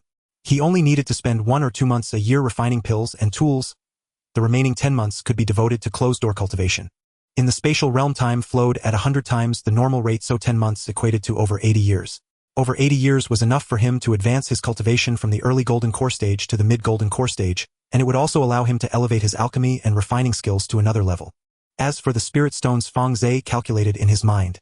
120 bottles of second-tier pills based on market price could sell for at least 70 to 80,000 spirit stones. 60 spirit tools ranging from high-grade first-tier to mid-grade second-tier could also fetch over 100,000. Together, that amounts to over 200,000. After deducting the salaries for Zhao Wuji and the others and the operational costs of the shop, making a net profit of 200,000 over half a year was not a problem. In a year, that amounts to 400,000. Plus, he had around 400,000 in reserves, enough to sustain the spatial realm for 2 years. But having just enough wasn't sufficient. The spatial realm requires 400,000 spirit stones in maintenance fees each year. He needed to find a way to earn a bit more. Either he had to increase production or enhance quality. Expanding production would require more manpower, but he did not want to recruit anyone else for the time being. Improving quality, however, could double the price of second-tier high-grade pills and second-tier mid-grade spirit tools. He was already quite stable in refining second-tier high-grade, with core pills producing 7 to 8 per batch with quality above mid-grade. He was slightly less successful in spirit tools. Achieving second-tier top-grade was his limit. I need to practice more, Fang Ze told himself. He stood up and walked to the edge of the spiritual field, pulling out a Dan furnace from his storage bag and placing it on the ground. Half a year in the spatial realm equated to 50 years. In those 50 years, Fang Ze completely refined the matured golden glazed grass. His cultivation advanced slightly from the early golden core stage, and although he was still far from the mid-stage, his foundation had solidified considerably. His alchemy skills improved as well. The success rate of his pill refining increased from 60% to 70%, with quality stabilizing above mid-grade. His progress in refining tools was even greater.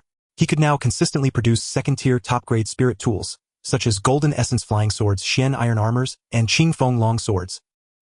He could refine various types of spirit tools, all of which were above exquisite quality. He began pondering the refining of third-tier treasures, but had not dared to take action yet. Third-tier treasures differ from third-tier pills. If a pill is ruined, it only results in a loss of a batch of materials, but if a treasure is destroyed, the loss is real gold and silver. A piece of third-tier gold essence or is worth several tens of thousands of spirit stones at the very least. He did not dare to practice with such precious materials. He needed to find some cheaper third-tier materials to start with.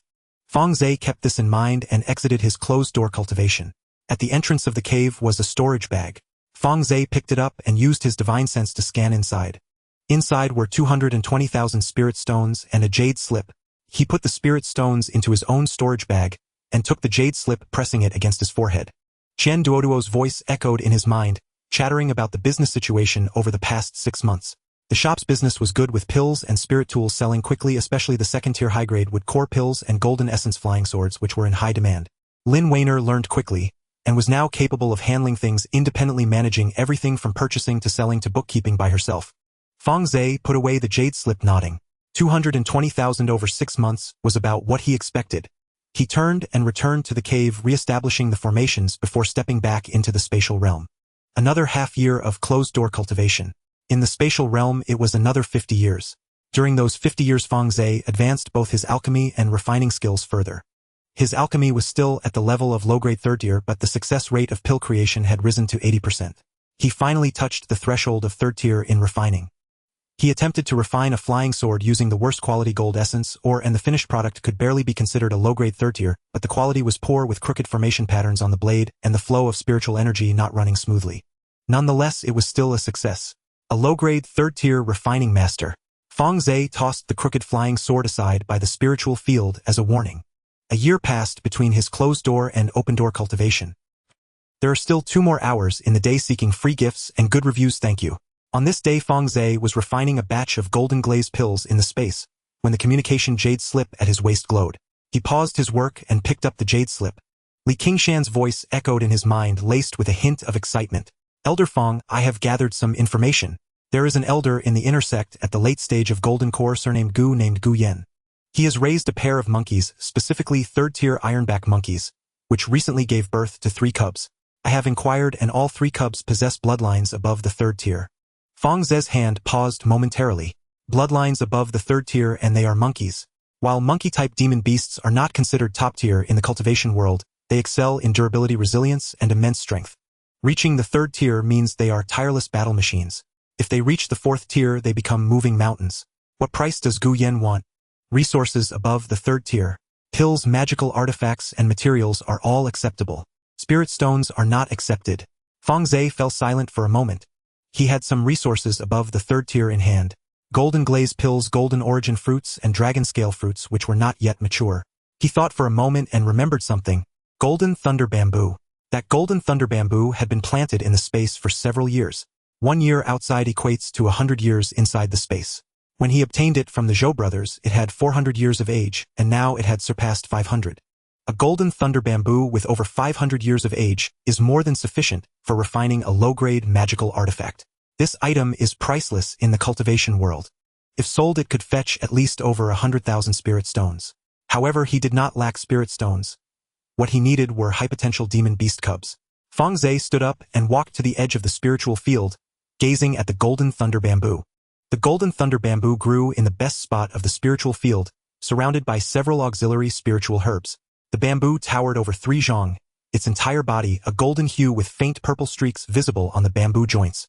With over 500 years of age, the golden thunder bamboo could be considered a third-tier material. Fang Ze crouched down and began to dig it out from the soil. The roots must not be broken. If they are, the quality would be greatly diminished. He used a jade shovel to dig it out bit by bit, and after spending nearly half an hour, he finally extracted the entire bamboo intact. The bamboo came out with a large clump of soil. Fang Ze wrapped the roots with a spiritual cloth and used spiritual power to dry the soil, making it appear as if it had just been dug up and not yet processed. He placed the golden thunder bamboo into a specially made wooden box and stored it in his storage bag.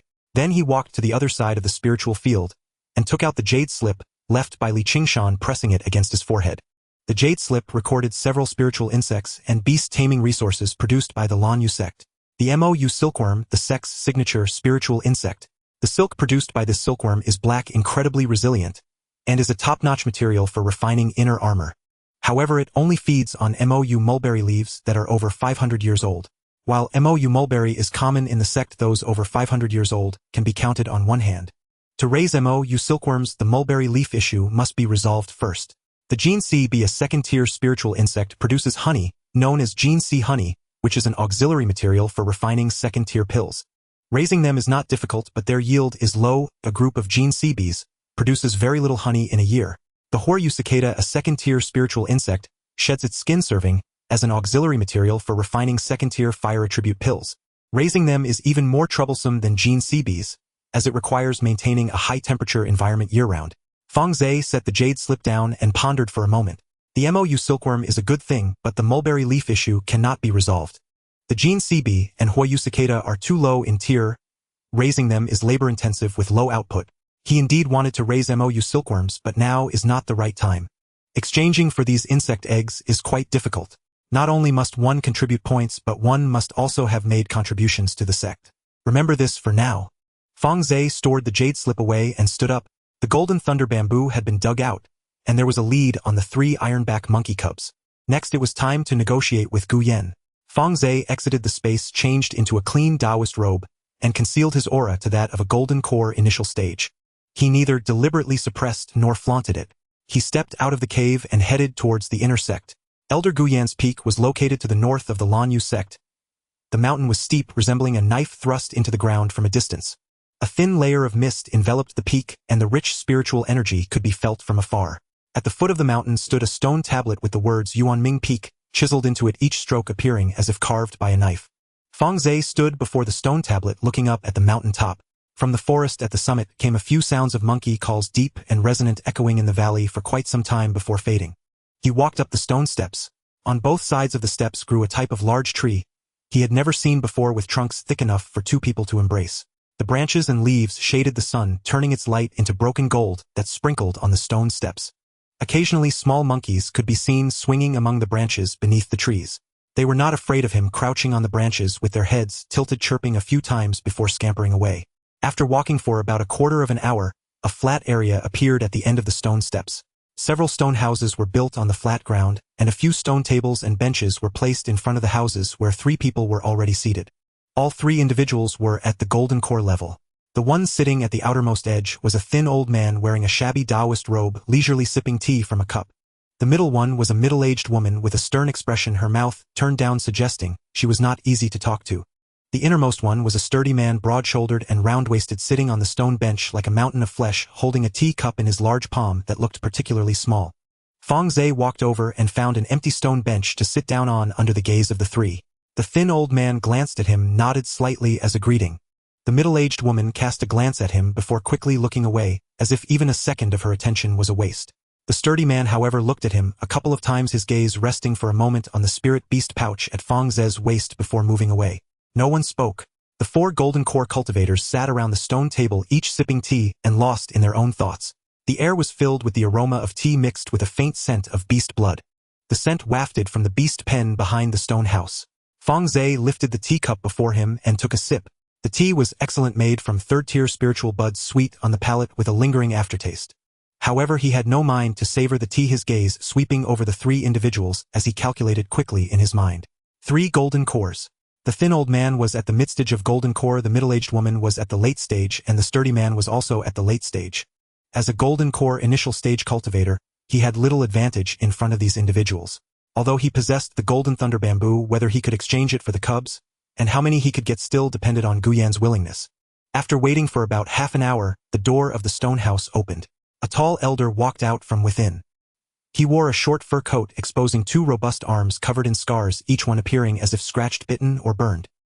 His hair was gray and disheveled, hanging over his shoulders, and his stubble was coarse and thick, resembling a patch of wild grass. Gu Yan, at the peak of golden core stage, was an elder of the Beast faction of the Lanyu sect. His gaze swept over 4 individuals, pausing briefly on Fang Ze.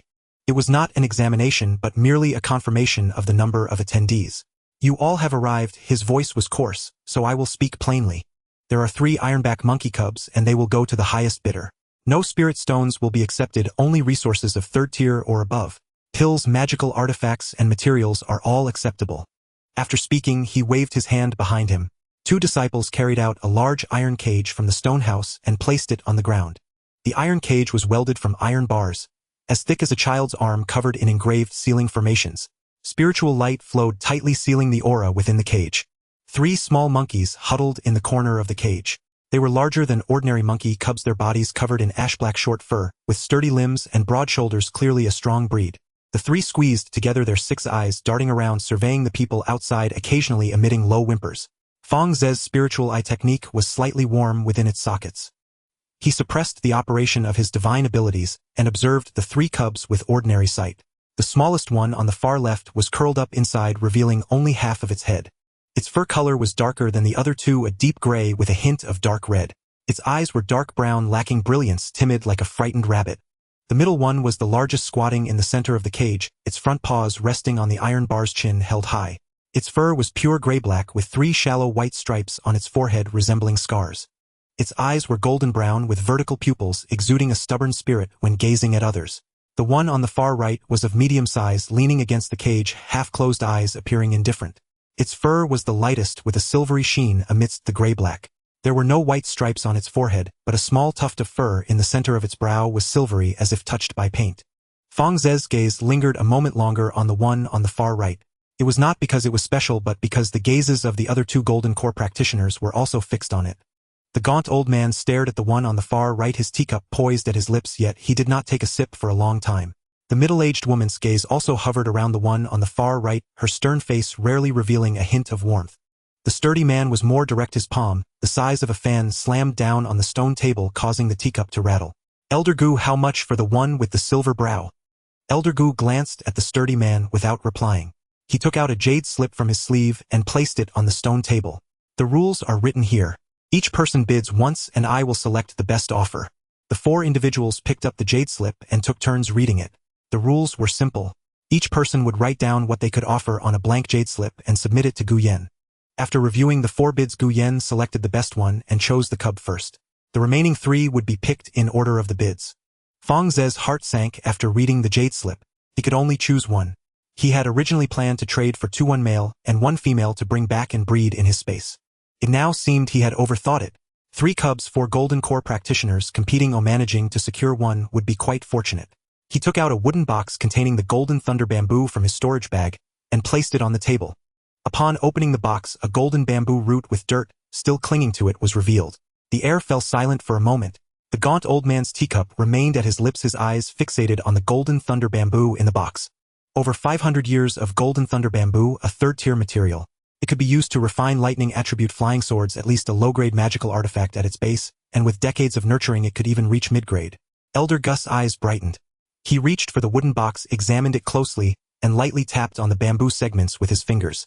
The bamboo emitted a crisp sound, and the purple patterns on the segments glimmered slightly as if awakened. 550 years of Golden Thunder bamboo. Gu Yan's voice carried a hint of satisfaction. In excellent condition with complete roots. A good item. He closed the wooden box and placed it in front of himself, looking at the other 3. What about you? The gaunt old man was silent for a moment, then took out a jade bottle from his storage bag and placed it on the table. 3 golden yuan pills. Mid-grade. The middle-aged woman pulled out a fist-sized ore from her sleeve and placed it on the table. The ore was deep blue with twinkling lights dancing across its surface. Star Iron Mother. 3rd tier. The sturdy man pulled out a piece of beast skin from his storage bag and spread it on the table. The beast's skin was as large as the tabletop, entirely pitch black with hairs standing straight up like steel needles. The residual aura on the beast's skin was intense, weighing down the surrounding air. Fur from a latestage black winged bear. Completely intact. Fang Ze's gaze swept across the table. 3 golden yuan pills held significant value, yet they paled in comparison to the Golden Thunder bamboo.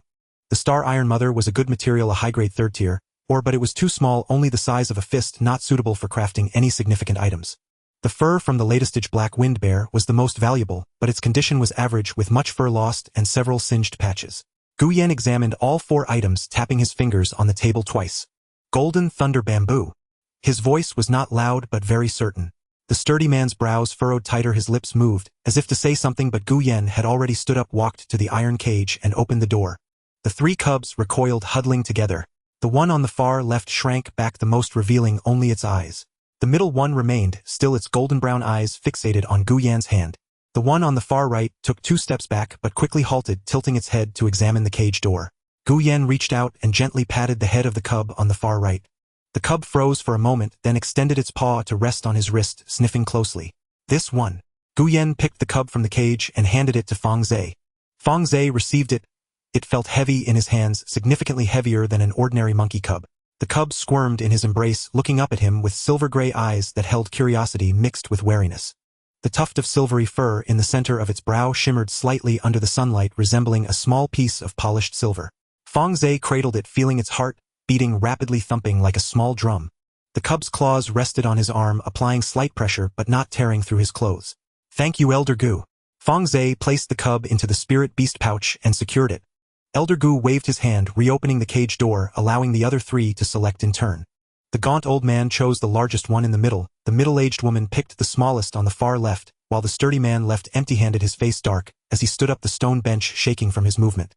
He cast a glance at Fang Ze, his expression like a dull knife, not sharp but suffocating. Fang Ze maintained a calm expression as he took a sip from his teacup. The burly man turned and walked away, each heavy step causing the ground to tremble slightly. The thin old man and the middle-aged woman each held a child, exchanged a few pleasantries with Gu Yan, and then left in succession. Fang Ze stood up, preparing to leave, when Gu Yan called out to him. "Elder Fang, please wait." Fang Ze turned around. Gu Yan presented another spirit beast pouch from behind the stone house and placed it on the stone table. "There are 3 mountain-moving apes inside. They are of second-tier bloodline. Raising them to third tier is no problem, but it gets difficult beyond that." He glanced at Fang Ze. "Elder Fang, you bid quite generously just now, so consider these 3 as a bonus. Take them back and raise them for fun." Fang Ze accepted the spirit beast pouch and probed inside with his divine sense, taking a quick look. The 3 young apes were huddled together, their fur a dull gray, smaller than the ironback apes by a bit, but their limbs were sturdy and their claws were thick, clearly adept at digging and hammering. "Thank you, Elder Gu." Gu Yan waved his hand and turned back to the stone house. Fang Ze tucked away the spirit beast pouch and walked down the stone steps. When he reached halfway down the mountain, he glanced back. Monkey Cry Peak was shrouded in clouds and mist, and the echoes of ape cries resonated from the mountaintop, reverberating through the valley. He touched the spirit beast pouch at his waist, the corner of his mouth curving up slightly. Young ironback apes with bloodlines above third tier. 3 mountain-moving apes with second-tier bloodlines. If he took them back to crossbreed with the ironback apes, he might just produce an even better variety. This trip was definitely worthwhile. Exiting Monkey Cry Peak, Fang Ze did not return to the outer gate, but took a turn heading towards the west side of the inner gate. To the west of the Lan Yu sect lay a valley perpetually shrouded in formations, appearing as an ordinary forest from the outside. But once inside, it was a different world. Inside the valley was a hidden paradise filled with spiritual flowers and herbs, the air rich with floral fragrance, and a continuous hum of buzzing filled the air as spiritual bees flitted about. This was the place designated for raising spiritual bees within the sect, and the valley was overseen by an inner gate elder named Lu Rushi. Fang Ze waited for a while at the entrance of the valley, and a disciple stationed at the gate went inside to report. Moments later, he emerged and gestured for Fang Ze to enter. The interior of the valley appeared much larger than it did from the outside. A small stream flowed out from the depths of the valley, its waters crystal clear, with a few flower petals floating on the surface. Both banks of the stream were lined with various spiritual flowers. Red, purple, white, and yellow, blooming vibrantly. Among the flowers, spiritual bees buzzed around, some collecting nectar from the blossoms, others dancing in the air, and some resting at the entrance of hives, fanning their wings. A middle-aged woman stood by the stream, dressed in a plain Taoist robe with a cloth wrapped around her head, holding a bamboo winnowing basket while inspecting the hives. Her movements were gentle, her fingers gliding slowly over the hives as spiritual bees crawled between her fingers without stinging her. Fang Ze approached and cupped his hands in greeting. "Elder Lu." Lu Rushi looked up, gave him a nod. Her features were quite ordinary, her skin rough, and her fingers bore numerous tiny wounds. These were from being stung by spiritual bees. Anyone who dealt with spiritual bees for a long time would carry such marks to some extent. "Elder Fang, do you wish to buy some spiritual bees?" "Yes," Fang Ze nodded. "I want to purchase several high-yielding bees and some spirit flower seeds." Lu Rushi set down the winnowing basket, brushed off the pollen from her hands, and led Fang Ze deeper into the valley. For high-yielding bees, there are first-tier golden silk bees, second-tier jade-winged bees, and third-tier purple-striped bees. Golden silk bees are easy to raise. They collect nectar from any flower, but yield is low, producing only about 10 pounds of honey annually per colony. Jade-winged bees are selective, only gathering from third-tier spiritual flowers, and their yield isn't high, but the quality of the honey is excellent, making them great materials for refining second-tier pills. As for purple-striped bees, she paused. They require third-tier or higher spiritual flowers to sustain them, and they need to be raised in large groups. If you have less than dozens, they won't survive, but if you have thousands, they can thrive. They have high yields, and their honey quality is also good, suitable for third-tier pills. Fang Ze calculated in his mind. The spiritual flowers in his space had yet to be planted, and third-tier spiritual flowers were even further out of reach. He couldn't raise purple-striped bees. Jade-winged bees needed third-tier spiritual flowers and weren't feasible in the short term, but he could nurture them gradually. Golden silk bees were undoubtedly his priority. "How much are the golden silk bees?" Lu Rushi quoted a price. A colony of golden silk bees, including a queen and worker bees, costs 1,000 spirit stones. The price was reasonable and Fang Ze immediately purchased 2 colonies. What about the jade-winged bees? Lu Rushi glanced at him. Jade-winged bees require 3rd-tier spiritual flowers. Do you have any seeds for 3rd-tier spiritual flowers, Elder Fang? Fang Ze pulled out several spirit flower seeds from his storage pouch and spread them in his palm. These seeds were what he had brought out from the secret realm, left unused and gathering dust in his storage pouch. Lu Rushi looked down at them, picked one up, and examined it between her fingers. Ice Spirit Flower 3rd tier. Purple Cloud P 3rd tier. There were also a few of lesser quality 2nd tier Spirit Smoking Grass and 1st tier Golden Thread Lily.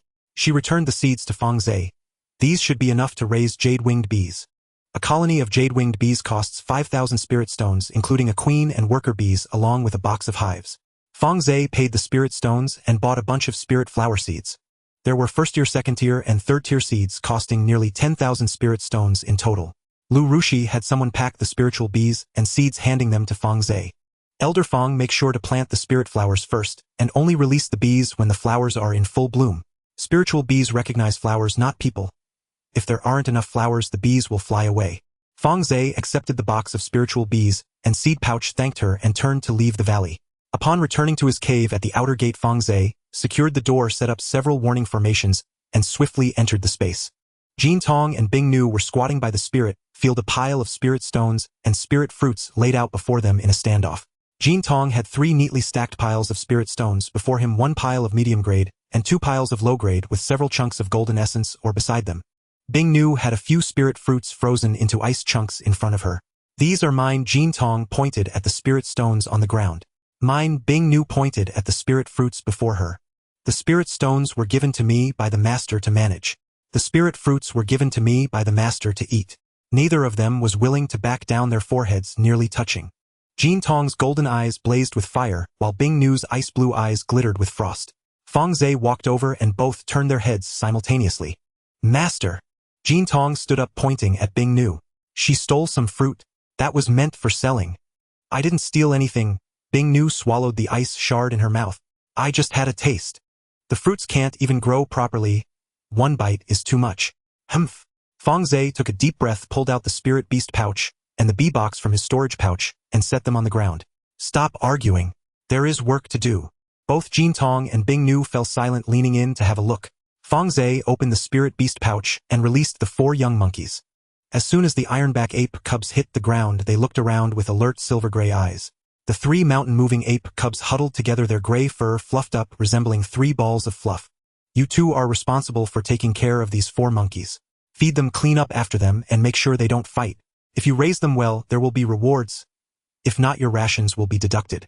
The golden boy crouched down and poked the forehead of the ironback monkey cub. The cub opened its mouth to bite, but the golden boy quickly withdrew his hand, avoiding the bite. This little creature has quite the temper. The ice girl squatted in front of the mountain-moving monkey cub, took out a frozen spirit fruit from her bosom, and divided it into 4 pieces, giving 1 to each person. The 3 mountain-moving monkey cubs eagerly munched on the icy fruit with a crunching sound. The ironback monkey cub hesitated for a moment, but also took 1 to eat. They are easy to raise. The ice girl clapped her hands and stood up. Fang Ze opened the spirit bee boxes again. 2 boxes contained golden silk bees, and 1 box contained jade wing bees. As soon as the boxes were opened, a buzzing sound filled the entire space. The golden silk bees were entirely golden and shimmered in the sunlight. The jade wing bees had transparent wings, leaving trails of afterimages as they flew. Plant the spirit flowers and release the bees once the flowers bloom completely. Fang Ze handed the spirit flower seeds to the golden boy. Plant them at the edge of the spirit field, and don't crowd the spirit herbs. The golden boy took the seed bag, opened it to take a look, and his golden eyes brightened. So many. Will there be a reward for planting them all? Yes. The golden boy put away the seed bag and turned to start tilling the land. Fang Ze gave a few more instructions before sitting cross-legged in the center of the spirit field. He took out the alchemy furnace from his storage bag and placed it in front of him. For the next 6 months, he would be refining pills. In this space, 6 months equated to 50 years. For 50 years, Fang Ze did nothing but refine pills and craft items. He produced over 1,000 bottles of 2nd-tier elixirs and crafted several hundred 2nd-tier spirit artifacts. The finished products piled up like a small mountain beside the spirit field, with jade bottles stacked on top of each other, and wooden boxes piled high, taking up a significant amount of space. He divided these finished products into 6 batches, allowing Chen Duo to collect them once every 6 months. Each time was around 200,000 spirit stones, neither more nor less, quite stable. In half a year, the changes in the space occurred even faster than he had anticipated. The 4 monkeys grew rapidly. The mountain-moving monkey reached half a human height in just 3 months, its fur transforming from a dull gray to a deep gray with limbs as sturdy as small tree stumps. A single slap could crack the stones at the edge of the spirit field. The ironback monkey grew somewhat slower, but its frame had already expanded with broad shoulders and a thick back squatting there like an iron tower. The tuft of silver-white fur on its brow grew increasingly bright, shimmering in the sunlight. Using the divine eye technique, one could see a vague light within its body. It was unclear, but it certainly existed. There was a high possibility that it was a hidden trace of bloodline. The spirit bees thrived as well. The golden silk bees busily flew among the spirit flowers, and the honey in their hive grew more abundant, needing to be harvested every few days. The jade-wing bees were somewhat delicate, only collecting nectar from third-tier spirit flowers. Their yield was low, but the quality of the honey was excellent, thick as melted amber, invigorating just by inhaling its scent. The golden boy was responsible for managing the spirit bees and spirit flowers, running around the flower bushes every day, his golden skin covered in pollen, resembling a moving golden flower from a distance. The ice girl took care of the monkeys and spirit fruits, feeding the 4 monkeys, grooming them, and cleaning their pens, busy as a bee. The 2 spirit toads each managed their own area, not interfering with each other, but they would still bicker when they crossed paths. The golden boy claimed that the ice girl's monkeys trampled the spirit flowers. The ice girl retorted that the golden boy's spirit bees stung her monkeys. The 2 argued at the edge of the spirit field for a quarter of an hour before Fang Ze handed each of them a golden yuan fruit, which finally calmed them down. 3 years passed. In the space, 300 years elapsed. Over 300 years, Fang Ze progressed from the early to the mid-stage of the golden core. Cultivating with 5 spirit roots relied on one word: endure. The more mixed the spirit roots, the lower the efficiency of absorbing spiritual power. With the same technique, others could absorb 10 units of spiritual power in one cycle, while he could only manage 2. While others could break through a small realm in 10 years, he required 50 or even 100 years. Fang Ze spent a full 300 years in the space just to ascend from the early to the mid-stage of the golden core. 300 years. He sat at the edge of the spirit field, introspecting the golden core within his dantian. The golden core had grown larger than before, expanding from the size of a longan to that of a walnut, with denser and more intricate patterns on its surface. Spiritual power circulated within the golden core, becoming thicker with each cycle. 300 years. Fang Ze opened his eyes and let out a long breath. Without the space, he would never achieve the golden core in this lifetime. During these 300 years of seclusion, the beasts in the space also grew rapidly. The golden boy and the ice girl were the first to break through. The bloodlines of the 2 spirit toads were significantly stronger than ordinary beasts, allowing them to cultivate much faster. In 300 years, they advanced from early stage 3rd tier to perfected 3rd tier, just 1 step away from the 4th tier. The golden boy's golden skin shone brighter. The ice girl's cold aura grew heavier wherever she walked. Frost formed.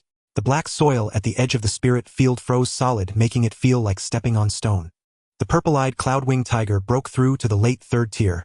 Its vertical eye on its forehead fully opened, and deep purple pupils occasionally flashed with lightning, sending shivers down one's spine.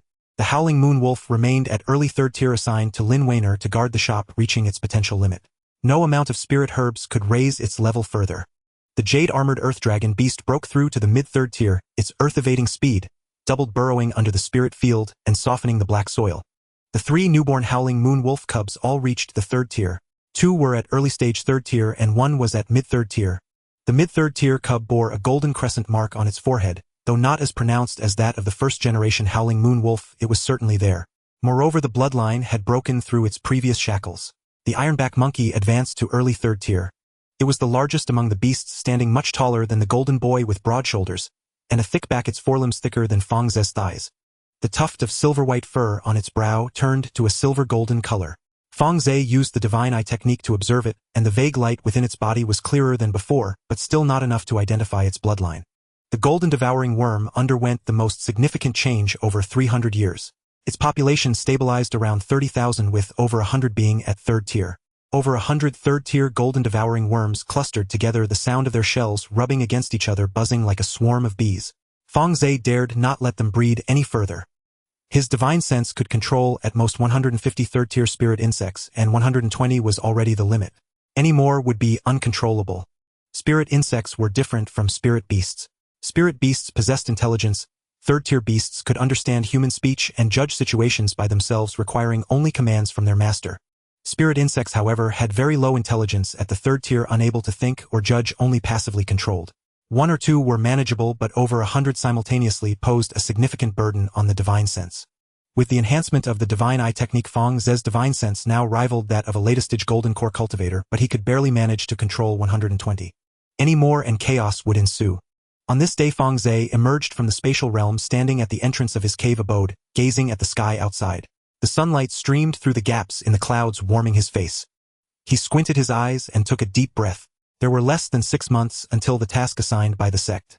In 5 years, he had progressed from the initial stage of golden core to the mid-stage, transitioned from being a solitary individual to having a group of followers, and transformed from having barely any spirit stones to earning 300,000 in profit annually.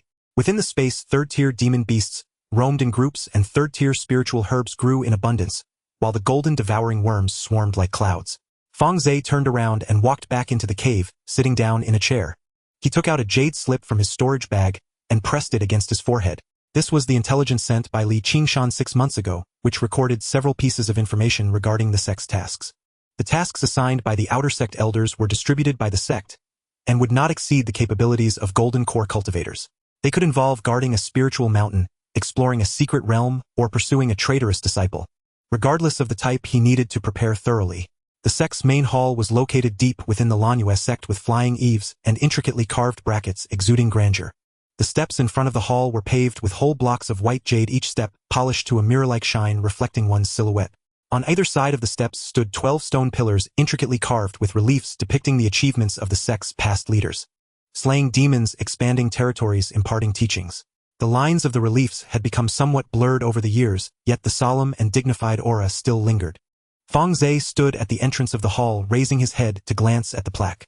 The 3 characters Lanue Hall were written in a powerful script, said to be penned by the founding ancestor himself, exuding a sharp sword intent that could strain one's eyes if stared at for too long. He withdrew his gaze and stepped into the hall. It was even more spacious inside than it appeared from the outside.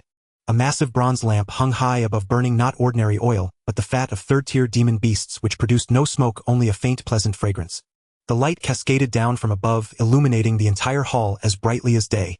At the end of the hall stood a high platform with a large table behind which sat a person. The sect leader. She wore a moon-white Dao robe, her hair casually pinned up with a jade hairpin with a few wisps of hair cascading down beside her ears. On the table lay several jade slips and a rolled-up beast skin map. She held a pen in her hand, sketching something on the map. Hearing the footsteps, she looked up, her gaze landing on Fang Ze. Fang Ze walked to the front of the platform and cupped his hands in greeting. Outer sect elder Fang Ze pays respects to the sect leader. The sect leader put down her pen, leaned back in her chair, and looked him up and down. Her gaze was neither sharp nor scrutinizing, merely casual, like observing someone who had walked into their own courtyard. Please sit. Fang Ze took a seat on a chair nearby. The chair was made of hard wood without any cushion, feeling cold to the touch. The sect leader picked up a teacup from the table, took a sip, and set it down, lightly tapping her fingers on the table. It's been 5 years. Fang Ze nodded in acknowledgement. The corners of the sect leader's mouth curled up slightly, not a smile but merely a twitch of her lips. In 5 years you've progressed from the initial stage of golden core to the mid-stage. Elder Fang's cultivation speed may not be the fastest in the Lanue sect, but it certainly ranks within the top 10. I won't respond. Fang Ze knew that the sect leader was not complimenting him but waiting for his reaction. When she didn't receive the expected response, she calmly took another sip of tea. The tea was hot and steam rose from the cup, forming a thin veil of white mist in front of her. You carry the scent of medicinal herbs. She set down the teacup, her voice soft, the aroma of third-tier pills. Jean Liuli Dan. Fang Ze's heart stirred slightly. This woman had a keen nose. He had refined so many Jean Liuli Dan in the spatial realm, and even after washing his clothes several times, the scent had not dissipated completely. Before coming out, he had even changed into a clean Dao robe, yet he was still detected. The sect leader has a keen eye. Fang Ze did not deny it. The disciple is indeed an alchemist. Third-tier low-grade I just broke through not long ago. The sect leader's fingers paused on the table. The hall fell silent for a moment. She looked at Fang Ze, her gaze now more serious than before. A third-tier alchemist. She repeated these words as if savoring their taste. How many years have you been with the sect? 5 years. 6 years. Not even 9 years. The sect leader raised her eyebrows. In less than 9 years you have risen from a latest-stage foundation establishment outer sect steward to a mid-stage golden core cultivator, while also becoming a third-tier alchemist. This speed was beyond what could be described as fast. She did not inquire how Fang Ze had achieved this. In the world of cultivation, everyone had their secrets. To ask about someone else's secrets is to fail to understand the rules. But she had already formed a judgment in her mind. This person's spiritual root and comprehension must be extraordinary. Heavenly spiritual root, or some kind of mutated spiritual root. The sect leader withdrew her gaze and picked up a jade slip from the table, pushing it toward him. Originally, your assigned task was to guard the spiritual mine. The spiritual mine is located in a desolate area with harsh conditions and little profit, but it is safe. The rotation is every 3 years, and after returning you can rest for a few years. Fang Ze took the jade slip, probing his divine sense into it for a glance. The jade slip recorded the location of the spiritual mine, the duties of the guard, and the necessary precautions. The location was indeed remote, surrounded by 1,000 miles of desert, with the nearest mortal town 800 miles away. The guarding task involved watching the miners at work and preventing demon beast ambushes. Throughout the year nothing would happen, but equally nothing could be achieved. He put the jade slip back down, waiting for the sect leader to continue. The sect leader did not rush to speak, but instead took out another jade slip from beneath the table and placed it beside the first. Now that you are a third-tier alchemist, let's assign you a different task. Fang Ze picked up the second jade slip and probed his divine sense inside. Nanhai Bibo Island, a territory occupied by the Lanyue sect overseas. The island spans 1,000 miles and has a 4th-tier spiritual vein with a nascent soul ancestor stationed there year-round. The outer sea is rich in resources, teeming with 3rd-tier demon beasts, and 4th-tier ones are not uncommon. The resources brought back from the outer sea account for over 40% of the sect's total income each year. The jade slip detailed everything. There are shops established by the sect that specifically purchase materials from demon beast spiritual herbs and ores brought back by cultivators from the sea, while also selling pills, magical artifacts, and various supplies. The shop requires a 3rd-tier alchemist to oversee it. The task duration is 3 years, after which there will be a rotation. Fang Ze set down the jade slip, having already made his decision in his heart. The outer sea is abundant in resources with 3rd-tier demon beasts everywhere. For other golden core cultivators this place is perilous, but for him it is a treasure trove. What he lacked the most were materials above the 3rd tier. Spirit herbs, ores, demon beast hides, bones. He was lacking in everything. The growth of spirit herbs in the spatial realm was slow, and 3rd-tier spirit herbs could take hundreds to thousands of years to mature, making him anxious.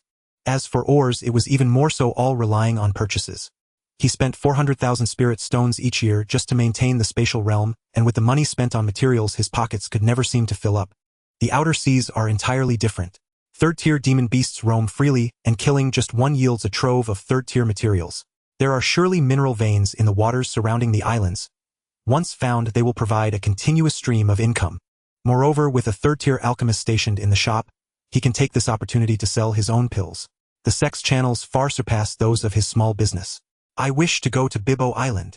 Fang Ze placed the jade slip back on the table, his voice steady yet resolute. The sect master glanced at him and nodded slightly. She did not question why he agreed so quickly, nor did she remind him of the dangers of the outer seas. A person who could cultivate from late foundation establishment to mid-golden core in less than 6 years needed no one to tell him these things. I have finished discussing the task. The sect master leaned back in her chair, lightly tapping her fingers on the table, her rhythm slower than before. There is one more matter. Fang Ze looked at her. The sect master paused for a moment, seemingly weighing her words. Elder Fang. She began, her tone softer than before. Have you ever considered changing your cultivation method? Fang Ze furrowed his brow slightly. The sect master retrieved 2 jade slips from a hidden compartment beneath the desk and placed them on the table. The color of the slips was deeper than ordinary ones, shimmering faintly, indicating their high quality. The Lanyue sect possesses 3 foundational cultivation techniques. One is the Moonlight sect's Taiyin Lanyue Ju, which you already know. The other 2 belong to the Beastmaster faction. She pushed the 2 jade slips closer. Zhujuan Huajiao Xinjing. This method allows for dual cultivation of both body and spirit. When perfected, it can transform one's beast companion into a dragon, merging with its master for a tremendous surge in combat power. It is of heavenly grade, capable of cultivating to the level of spirit transformation. Since the establishment of the sect, only 3 elders have succeeded in mastering it. Fang Ze picked up the jade slip and sent his divine sense into it, scanning through it briefly. The core of this technique is to nurture one's beast companion with their own spiritual energy, gradually transforming the beast's physique from an ordinary demon beast into a dragon. Each time the beast evolves, the master's physical body is reinforced as well.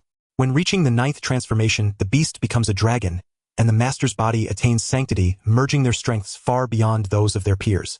This technique has a very high threshold. The beast companion must be a water type or possess dragon blood, and the bond between master and beast must reach an exceptionally high level. A slight misstep could lead to backlash from the beast, resulting in the master losing their cultivation, or even dying on the spot. Fang Ze placed the first jade slip back and picked up the second. Wuyuan Fenshin Dian. A purely fire attribute technique, when cultivated to perfection, it can condense the 5-element true fire burning the heavens and boiling the seas. It is of low heavenly grade, also capable of cultivating to spirit transformation. Since the establishment of the sect, the most elders have practiced this technique, yet none have truly perfected it. The threshold of this technique lies in the requirements for spiritual roots. The cultivator must possess a fire attribute spiritual root, preferably a pure fire root or a mutated fire root.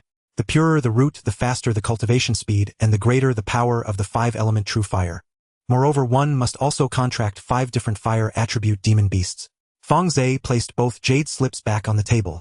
Each of these 2 techniques is of heavenly grade, and either one could stir up bloodshed in the outside world. In the Lanhua sect, they are treasures of the sect. However, he did not need them. The Sijuan Li Huijing was left behind by the pill cauldron. True person. Anyone who could be pursued by nascent soul cultivators must possess something extraordinary. Fang Ze had always suspected that this technique was more than just earth grade. The pill cauldron true person had once mentioned that he found this technique in an ancient ruin. It was originally supposed to have 5 transformations, but he only found the first 4. The Wujuan Li Huijing is at least of heavenly grade. Though his current cultivation speed is slow, it is solid. His spiritual energy is pure, and his foundation is stable. Switching to another technique might not yield the same results. Fang Ze raised his head and looked at the sect master. He did not directly refuse, but instead asked, "Sect master, may I be so bold as to ask what you wish for me to do by showing me these?" The sect master's fingers paused. The hall fell silent for a moment. Fang Ze could feel her gaze linger on him, for a fleeting moment, a hint of surprise within it. It was not surprise at his refusal, but rather at his directness. The sect master lowered her hand, leaning back in her chair, a slight smile forming at the corners of her mouth. This time it was a genuine smile, albeit a brief one. Elder Fang is a wise man. Her voice was soft and casual, as if chatting with an old friend. Then I shall not beat around the bush any longer. She stood up, walking to the edge of the platform with her back to Fang Ze. There is a problem within the sect. Fang Ze did not respond, waiting for her to continue. 5 years ago, shortly after the secret realm was sealed, 3 of the sect's nascent soul ancestors were found dead in a forbidden cave. One was at the peak of nascent soul, while the other 2 were in the later stages. They died quietly, without traces of battle, no external injuries, and even the prohibitions were untouched. Fang Ze's pupils constricted slightly. 3 nascent soul ancestors dying simultaneously without a sound. He recalled the dark red orb in the space, and the last roar of the 5th-tier frog, when it was dragged into the space by the pendant. The frog died, the prohibitions erupted. Does this mean the 3 nascent soul ancestors were buried alongside it? In essence, this matter was his doing. Fang Ze's face showed no signs of change. His expression was calm, his breathing steady, and even his heart rate did not quicken. After so many years in the cultivation world, he had learned this well. No matter how turbulent his heart was, he could not show a hint of ripple on his face. After the 3 ancestors died, the sect master turned to look at Fang Ze. Someone in the sect could no longer sit still. Fang Ze frowned slightly. The Moonlight faction. He had heard that the sect master belonged to the Beastmaster faction, so it was likely that those unable to remain calm were from the Moonlight faction. The sect master nodded. The Moonlight faction has a mid-nascent soul ancestor named Hua Yunxiao. When the 3 great cultivators were still around, he was quite reserved, doing his own thing, holding meetings as needed, never competing with others. After the 3 great cultivators died, he seemed like a different person. First, he summoned all the Golden Core elders of the Moonlight faction to hold a closed-door meeting. Then he started interfering in sect matters, placing his own people in positions of power, undermining my authority. Now half of the sect's affairs are beyond my control. Fang Ze listened quietly, not speaking immediately. He mentally ran through the information. The power structure of the Lanhua sect was far more complex than he had previously thought. The sect master is the nominal leader, but there are also nascent soul ancestors above. Once the nascent soul ancestors died, the factions below began to vie for power. The Moonlight faction has the mid-nascent soul Hua Yunxiao backing them, while the Beastmaster faction lacks an expert of equal rank, having only those in the early nascent soul stage. The sect master is caught in the middle. Is the sect leader from the Beastmaster faction? Fang Ze asked. The sect leader did not deny it, saying, I cultivate the techniques of the Beastmaster faction. The people from the Huayun sect have always wanted to pull me down from the position of sect leader. Fang Ze fell silent for a moment. So the sect leader wants to recruit disciples. The sect leader looked at him, her lips curling slightly. Elder Fang, you are quite straightforward. The disciple merely wishes to know where he stands. The sect leader walked back behind the desk and sat down, her hands crossed on the table. There are a total of 147 Golden Core Elders in the Lanyu sect excluding you. The Moonlight faction occupies 71, the Beastmaster faction has 66, and the remaining 10 are neutral, not belonging to any faction. Recently, Huayun Xiaoxian has been desperately trying to win over those neutral elders, having already brought 3 to his side. If he manages to recruit the remaining 7, the Beastmaster faction will be completely passive. Fang Ze understood. The sect leader needed people. She needed the Golden Core Elders to side with her. Even if it wasn't a direct confrontation with the Moonlight faction, at least they should not turn against her. I am merely an outer sect elder, Fang Ze said. An outer sect elder is also a Golden Core Elder. The sect leader's voice was not loud but very firm. Moreover, an outer sect elder, who has cultivated from the late Foundation establishment stage to the mid-Golden Core stage in less than 9 years, while also being a third-tier alchemist, is far more valuable than those old fellows who have been in the inner sect for decades. Fang Ze did not respond. The sect leader did not urge him, slowly sipping from her teacup. The tea had already cooled, but she did not mind drinking it sip by sip, as if giving herself time and also giving Fang Ze time. Silence lingered for a moment. Fang Ze spoke up. Sect leader, there is one thing I do not understand. Speak. Why does the sect leader not focus on winning over other neutral elders? The disciple's qualifications are too shallow and his cultivation is not high. He has no roots in the sect. Recruiting disciples offers little benefit to the sect leader. The sect leader set down her teacup and looked at him. Her gaze was more serious than before, because those people only look at immediate benefits. If Huayun Xiaoxian offers them pills, spirit stones, techniques, and promises they will follow him. If they can follow Huayun Xiaoxian today, they can follow someone else tomorrow. Such people are of no use to recruit. She paused, gently tapping her fingers on the table. You are different. How am I different? You have been in the outer sect for 9 years, cultivating from an outer sect steward to the mid-Golden Core stage. You have no backing, no background, and no teacher. Every bit of resource in your hands has been earned by yourself. Such people will not turn to anyone for a mere trifling benefit. Moreover, her gaze fell on the spirit beast pouch at Fang Ze's waist. You have more than one third-tier demon beast. A person who can tame a third-tier demon beast while still in the Foundation establishment stage cannot be a simple character. Fang Ze remained silent for a moment. The sect leader's eyes were very sincere. It was not a performance of feigned sincerity, but truly laying the cards on the table. I need people, you have ability. Are you willing to come over? He did not immediately respond to the sect leader's words. He stood in the great hall, lightly twisting his fingers in his sleeve, mentally reviewing the entire situation. The sect leader's meaning was very clear. She needed people, she had her eyes on him, and she was willing to exchange resources for his allegiance. This was not a bad thing. In the world of cultivation, being noticed is always better than being ignored. However, he did not want to be used as a tool without understanding the situation. Moreover, he needed the platform of the sect. No matter how big the Baozi trading company was, it was just a small shop in the Lanyu Immortal City. The sect's channels, resources, and intelligence network are not something he can establish on his own. If he plans to stay in the Lanyu sect for the long term, it is better to establish a good relationship with the sect leader, as the benefits outweigh the drawbacks. Sect leader Fang Ze raised his head, his voice not loud, but every word was clear. If you want me to stand on your side, I can. Help me settle one matter. The sect leader leaned back in her chair, her fingers pausing on the table, waiting for him to continue. The Zhou family has a grudge against me. Zhao Tiangang has received benefits from the Zhou family and has been protecting them. The sect leader must help me deal with Zhao Tiangang and make him stop bothering me. Additionally, Fang Ze paused. I will handle the matter with the Zhou family myself. After eliminating the Zhou family, Zhao Tiangang must not come looking for trouble. The sect leader's fingers resumed tapping on the table, the rhythm slower than before. She looked at Fang Ze, her gaze carrying a hint of scrutiny, but not the kind that made one uncomfortable. It was more like a merchant calculating the gains and losses of a transaction. Zhao Tiangang.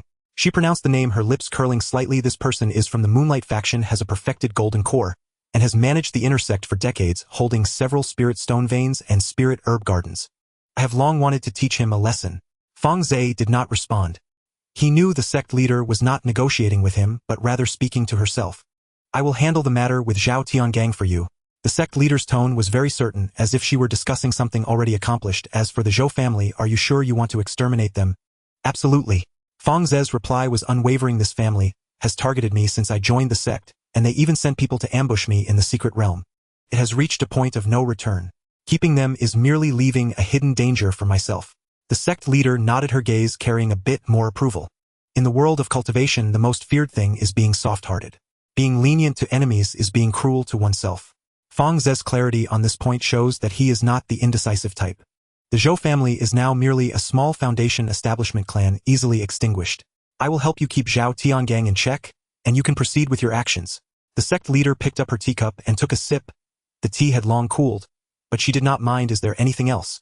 I am in a good mood today and will help with whatever I can. Fang Ze thought for a moment and tentatively asked sect leader, may I visit the spirit herb garden of the sect? The sect leader set down her teacup, glanced at him with a hint of understanding. What? Do you want third-tier spirit herbs? I can give you a few, but do not go to the herb garden. Most of the spirit herbs in the garden have not matured, and the mature ones have already been picked by the elders from various peaks. Fang Ze felt a bit disappointed but did not show it on his face. Even if I cannot enter the herb garden, getting a few third-tier spirit herbs for free is not a loss. Thank you, sect leader.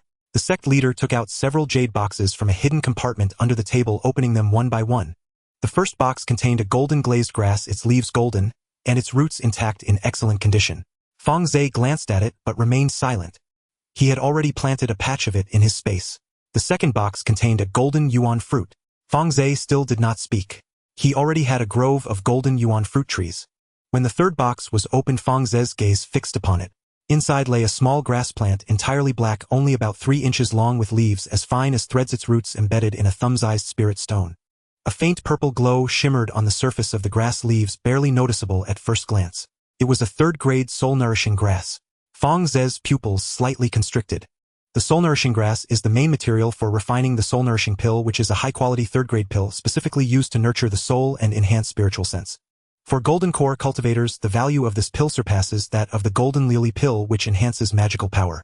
This is especially true for beast tamers. The stronger the spiritual sense, the more spirit insects can be controlled, and the higher the level of contracted beasts. Furthermore, this soul-nourishing grass was still alive. With its roots embedded in the spirit stone, and leaves unfurling as spiritual energy flowed, it indicated that it was still growing. If taken back to be planted in the spatial realm, it could proliferate into a patch in just a few years. Master Fang Ze withdrew his gaze from the soul-nourishing grass, trying to keep his voice calm. I wish to have the soul-nourishing grass. The master glanced at him but did not ask why. She closed the jade box and pushed it over.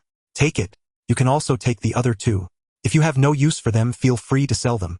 Fang Ze accepted the 3 jade boxes into his storage pouch and bowed his head in gratitude, saying, Thank you, master. The master waved her hand with a hint of teasing. You haven't sworn your oath yet. Fang Ze stood upright, looking into the master's eyes, and said word by word, Rest assured, master, I swear I will stand by your side to the end. He did not make the Heaven's Path oath. The master did not require him to do so either. Both were intelligent individuals and knew that oaths are only useful if believed, otherwise they are just worthless pieces of paper. What truly binds two people are their interests.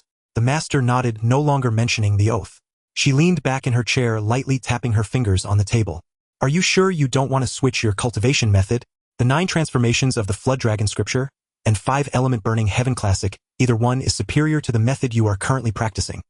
I won't switch, Fang Ze replied decisively. The method I am currently cultivating suits me well, and switching would be too much of a hassle. However, he paused. I would like to request a body refining technique. Does the sect have any in its collection? The master's fingers paused. She glanced at Fang Ze with a hint of surprise. A body refining technique? You are on the beast tamer path, and body refining is not very useful for you. I want to have an additional path outside of beast tamers, Fang Ze replied candidly. The master was silent for a moment before retrieving a jade slip from a hidden compartment beneath the table and placing it on the table.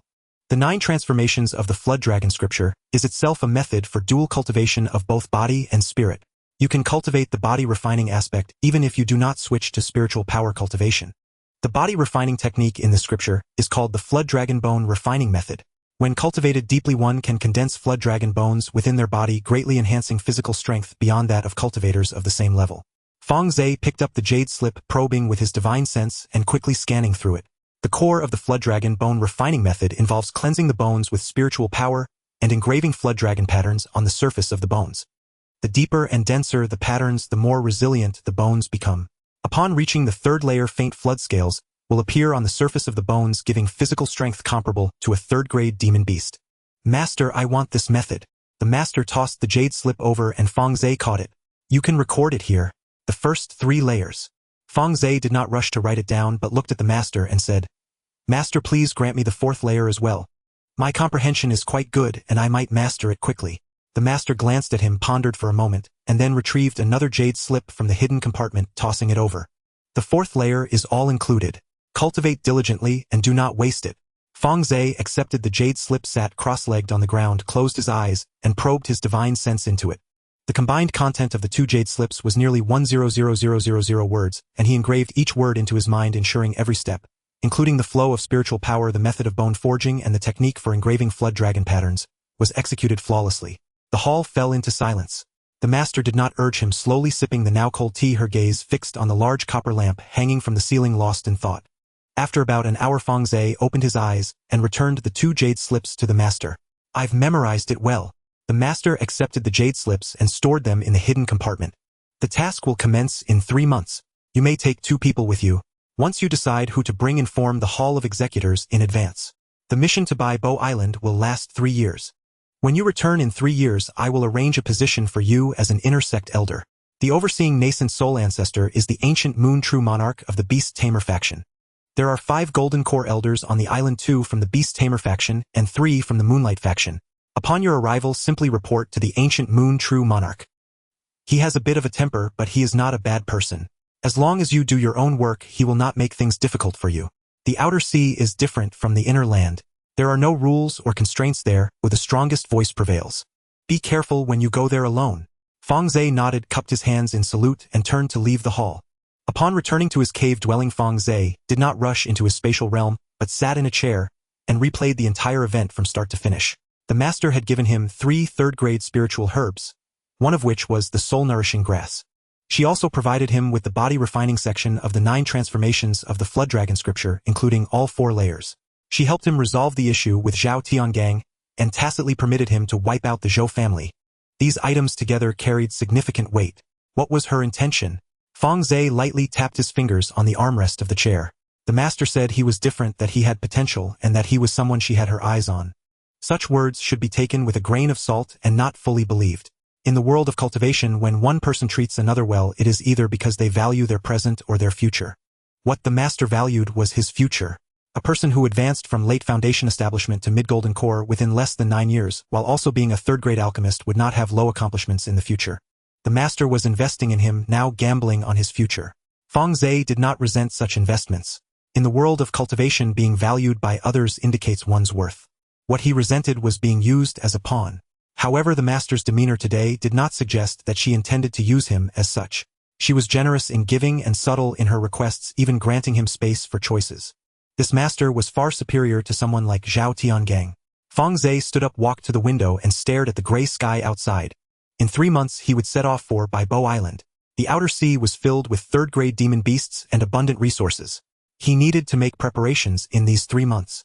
He took out a communication jade slip and sent a message to Lin Weiner and Li Qingshan. Lin Weiner arrived the earliest. When she came in, she was holding a ledger, the cover inscribed with the words Bauza Trading Company 3-year accounts. Her cultivation had already stabilized at the initial stage of foundation establishment.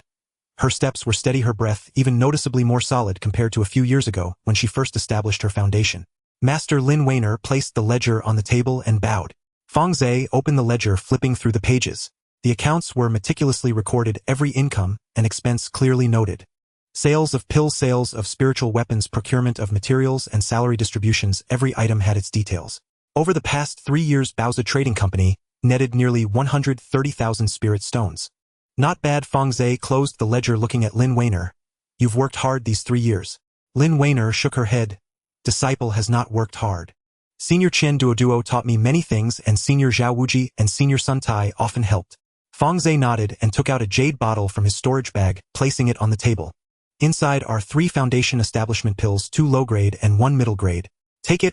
When you find suitable candidates, you can accept a few disciples and hand over the shop's business. Make time for yourself to cultivate properly. Lin Weiner took the jade bottle, her eyes reddening slightly, but she did not shed tears. She stored the jade bottle in her storage bag and took a deep breath. Master called me. Is there a task? Fang Ze glanced at her, secretly nodding. This girl was becoming more sensible, knowing to ask proactively. The sect has given me a task to stay at Bow Island in the outer sea for 3 years. You can bring 2 people with you. Are you willing to come with me? Lin Weiner's eyes brightened for a moment but quickly dimmed again. She lowered her head, twisting her fingers on the hem of her clothes. Master, if I go to the outer sea, what about the shop? Leave it to Chen Duoduo to manage. That guy may be slick, but he is reliable. You will stay in the outer sea for 3 years gaining insight into the outside world, which will benefit you in the future. Lin Weiner raised her head and nodded. Disciple is willing to go with master. Fang Ze had her sit down beside him waiting for Li Qingshan. When Li Qingshan arrived, the sky had already darkened. His aura was solid at the late stage of foundation establishment with steady steps, and even breathing clearly, someone who practiced diligently every day. Elder Fang, Li Qingshan clasped his hands in greeting and sat down beside Lin Weiner. Fang Ze briefly explained the task concerning Bai Bo Island. After listening, Li Qingshan fell silent for a moment. Elder Fang wants me to accompany you to the outer sea to gather intelligence. Fang Ze nodded. Li Qingshan was not talkative, but he was clear-headed and steady in his actions. Sending him to gather intelligence would not lead to careless exposure. Disciple is willing to go. Li Qingshan's response was straightforward.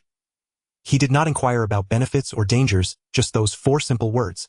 Fang Ze took out 2 jade bottles from his storage bag, pushing 1 bottle towards each of them.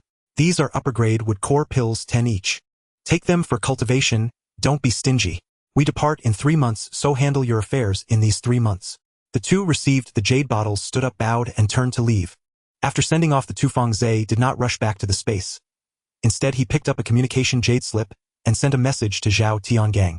The message was brief, just 1 sentence. Elder Zhao, do not concern yourself with the Zhou family's matters. After sending it, he tossed the jade slip onto the table, leaned back in his chair, and closed his eyes to relax. A moment later, the jade slip lit up. Fang Ze picked it up. Zhao Tiangang's voice came from inside, carrying a cold tone that seemed to suppress anger. Elder Fang, you have quite the audacity. Fang Ze did not reply. After a moment, the jade slip lit up again.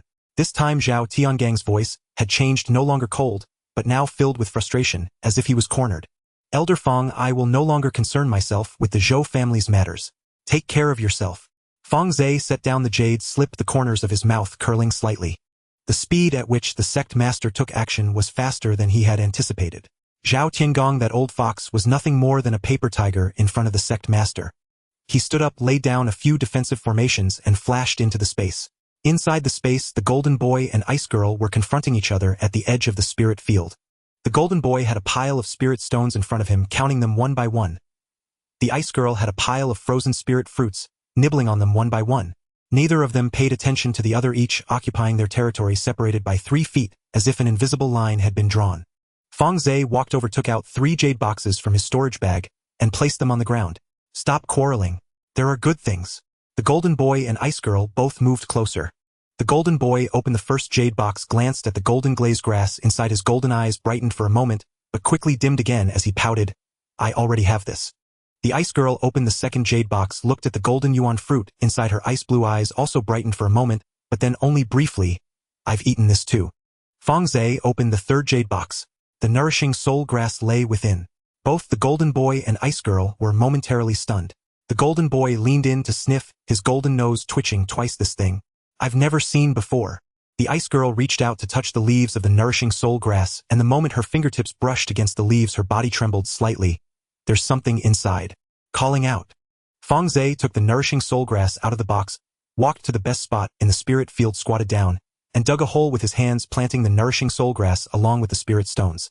The moment the roots penetrated the dark soil, the leaves of the nourishing soul grass slightly unfurled, its purple glow brightening a bit more than before. This is called nourishing soul grass. It is specifically for nurturing the soul. You too should come and check on it every day. Don't let it die. Once it grows, split it and cultivate a few more pieces. The Golden Boy squatted beside the nourishing soul grass, his golden eyes fixed on the small plant, motionless. The Ice Girl also squatted beside him, her ice blue eyes similarly fixed on the small plant, not moving at all. The two rarely quarreled. Fang Ze stood up and walked to the other side of the spirit field, sitting cross-legged. He took out the jade slip that recorded the body-refining section of the 9 transformations of the dragon, and pressed it against his forehead, reviewing its contents. The dragon bone refining technique has 3 layers. The first layer involves using spiritual power to wash the bones, carving the first dragon pattern onto the surface of the bones. Once the pattern is carved, the density and resilience of the bones are greatly enhanced, so that ordinary swords and blades leave no mark when struck. The second layer continues the washing and carving of patterns. The patterns increase from 1 to 2, from 2 to 4, and from 4 to 8. The denser the patterns, the stronger the bones. When cultivated to the perfection of the second layer, faint dragon scale patterns will emerge on the surface of the bones, and the physical strength will be comparable to that of a peak second-tier monstrous beast. The third layer sees the patterns covering the entire bone, penetrating into the marrow. At this step, the physical strength will be comparable to that of a third-tier beast, and ordinary spiritual weapons striking the body feel like mere tickles. Fang Ze stored away the jade slip, closed his eyes, and began to circulate his cultivation method. Spiritual power surged from his dantian, flowing through his meridians to his entire body. He controlled the spiritual power starting from the largest leg bone and gradually cleansing it. The spiritual power acted like an extremely fine sculpting knife, slowly etching patterns on the surface of the bone. It hurt. Not a sharp pain, but a kind of soreness seeping from the gaps in the bones, as if someone were sanding the bones with sandpaper. Fang Ze grit his teeth, sweat beating on his forehead, but he did not stop. After a quarter of an hour, he paused and let out a long breath. Sweat rolled down from his forehead, dripping onto the black soil and staining a small area dark. A shallow pattern appeared on the leg bone, barely noticeable unless inspected closely. Yet Fang Ze could feel that the leg bone had become a bit harder than before. At this speed, it will take at least half a year to etch all the bones in my body. Fang Ze wiped the sweat from his forehead, stood up, and stretched his body. His joints cracked a few times, sounding a bit crisper than before. He walked to the edge of the spiritual field, gazing at the soul-nurturing herb. The herb had taken root in the black soil, its leaves stretching a bit more than before, and its purple glow shining a little brighter. The golden boy and ice girl squatted nearby, one golden, and the other ice blue, like two guardian deities. You two water the soul-nurturing herb once every day from now on. Use spiritual spring water, not ordinary water. Fang Ze instructed before turning and walking towards the center of the spiritual field. He needed to make the most of his time. In 3 months he would depart for the outer sea, and those 3 months in the spatial realm equated to 25 years. 25 years was enough for him to cultivate the Jiaobone training method to the second level and refine another batch of pills and spiritual artifacts to take with him. However, before that, he needed to take care of a major affair, exterminating the entire Zhou family. By the time Fang Ze emerged from the spatial realm, the sky had already darkened. He changed into a clean Dao robe, concealing his aura to match that of an early golden core cultivator, and stepped out of his cave abode. Lin Weiner and Li Qingshan were already waiting at the entrance. Lin Weiner wore a plain Dao robe, her hair tied back in a ponytail. Li Qingshan was still in his black Dao robe, a long knife hanging at his waist. "Let's go." Fang Ze said little more as he stepped outside. The three crossed the outer gates market, traversed the inner gates mountain path, and exited the Lan Yu sect's mountain gate. Outside the mountain gate was a wide stone road lined with tall spiritual pines. Sunlight filtered through the pine needles, casting glimmers of gold upon the ground. Fang Ze released the Qingyu eagle and mounted it. Lin Weiner summoned a snow crane, while Li Qingshan released a second-tier black feather eagle. The three aerial creatures soared into the sky, flying southward. After flying for about an hour, a small town appeared below. The town was built on a gentle slope, surrounded by fields of spiritual crops that had already been harvested, leaving behind stumps. The town's walls were made of bluestone, etched with dense defensive runes that glimmered faintly in the twilight. At the entrance of the town stood a stone tablet inscribed with the words Zhou Family Town. Fang Ze directed the Qingyu eagle to land on a mountain peak 3 miles outside the town. Lin Weiner and Li Qingshan followed and stood behind him. "This is the place." Fang Ze's voice was calm. Lin Weiner stood beside him, gazing at Zhou Family Town at the foot of the mountain, her lips tightly pressed together. Her fingers clenched the edge of her clothing. Fang Ze could sense her breath was quicker than usual, and the rise and fall of her chest was more pronounced. "Master," Lin Weiner spoke, her voice slightly tense, "is Zhou Mingshan inside?" Fang Ze's spiritual eye technique began to warm slightly within its socket. He glanced at the town below. In the center stood a 3-compound estate, and the formation surrounding the estate was several tiers stronger than that of the town walls, with spiritual light flowing and layered. A person sat in the main hall of the estate, and the aura of a perfected foundation establishment cultivator was unmistakable under the spiritual eye. "Yes," Fang Ze replied. Lin Weiner's body trembled slightly. Fang Ze could feel her hand relaxing its grasp on the edge of her clothing, then tightening again, repeating this several times. "Disciple has waited for 8 years. Lin Weiner's voice lowered as if she were speaking to Fang Ze or to herself. 8 years ago, Zhou Ruoyun slapped me at the shop's door, saying I was unworthy to be her opponent. Zhou Mingshan sent people to smash the shop, claiming that Master couldn't protect me. At that time, I wondered when I could ensure that Master would no longer be troubled by my being bullied. Master brought me here today. I understand what it means." Lin Weiner took a deep breath, her voice steadied somewhat. Fang Ze turned to look at her. The young girl's eyes were red, but she did not shed any tears. Her chin was slightly raised, her lips pressed into a line, and her gaze fixed on Zhou Family Town below. "Are you afraid?" Fang Ze asked.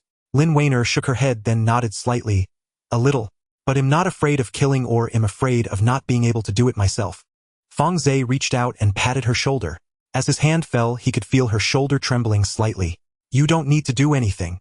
Just watch. Fang Ze withdrew his hand and looked back at Zhou family town. I brought you here today to let you understand one thing. Lin Weiner looked up at him. Those who bully you will not have a good ending. Today it's her father, tomorrow it will be her. Remember this feeling. When you encounter those who deserve to die in the future, do not hesitate. Lin Weiner nodded, etching this phrase into her heart. Fang Ze released the golden devouring insect from his spiritual beast pouch. Over 10,000 golden devouring insects surged out, forming a golden cloud of insects above his head. The insect cloud rolled and surged, the sound of shell, rubbing, buzzing, shaking the surrounding leaves. He did not release all the third-tier golden devouring insects.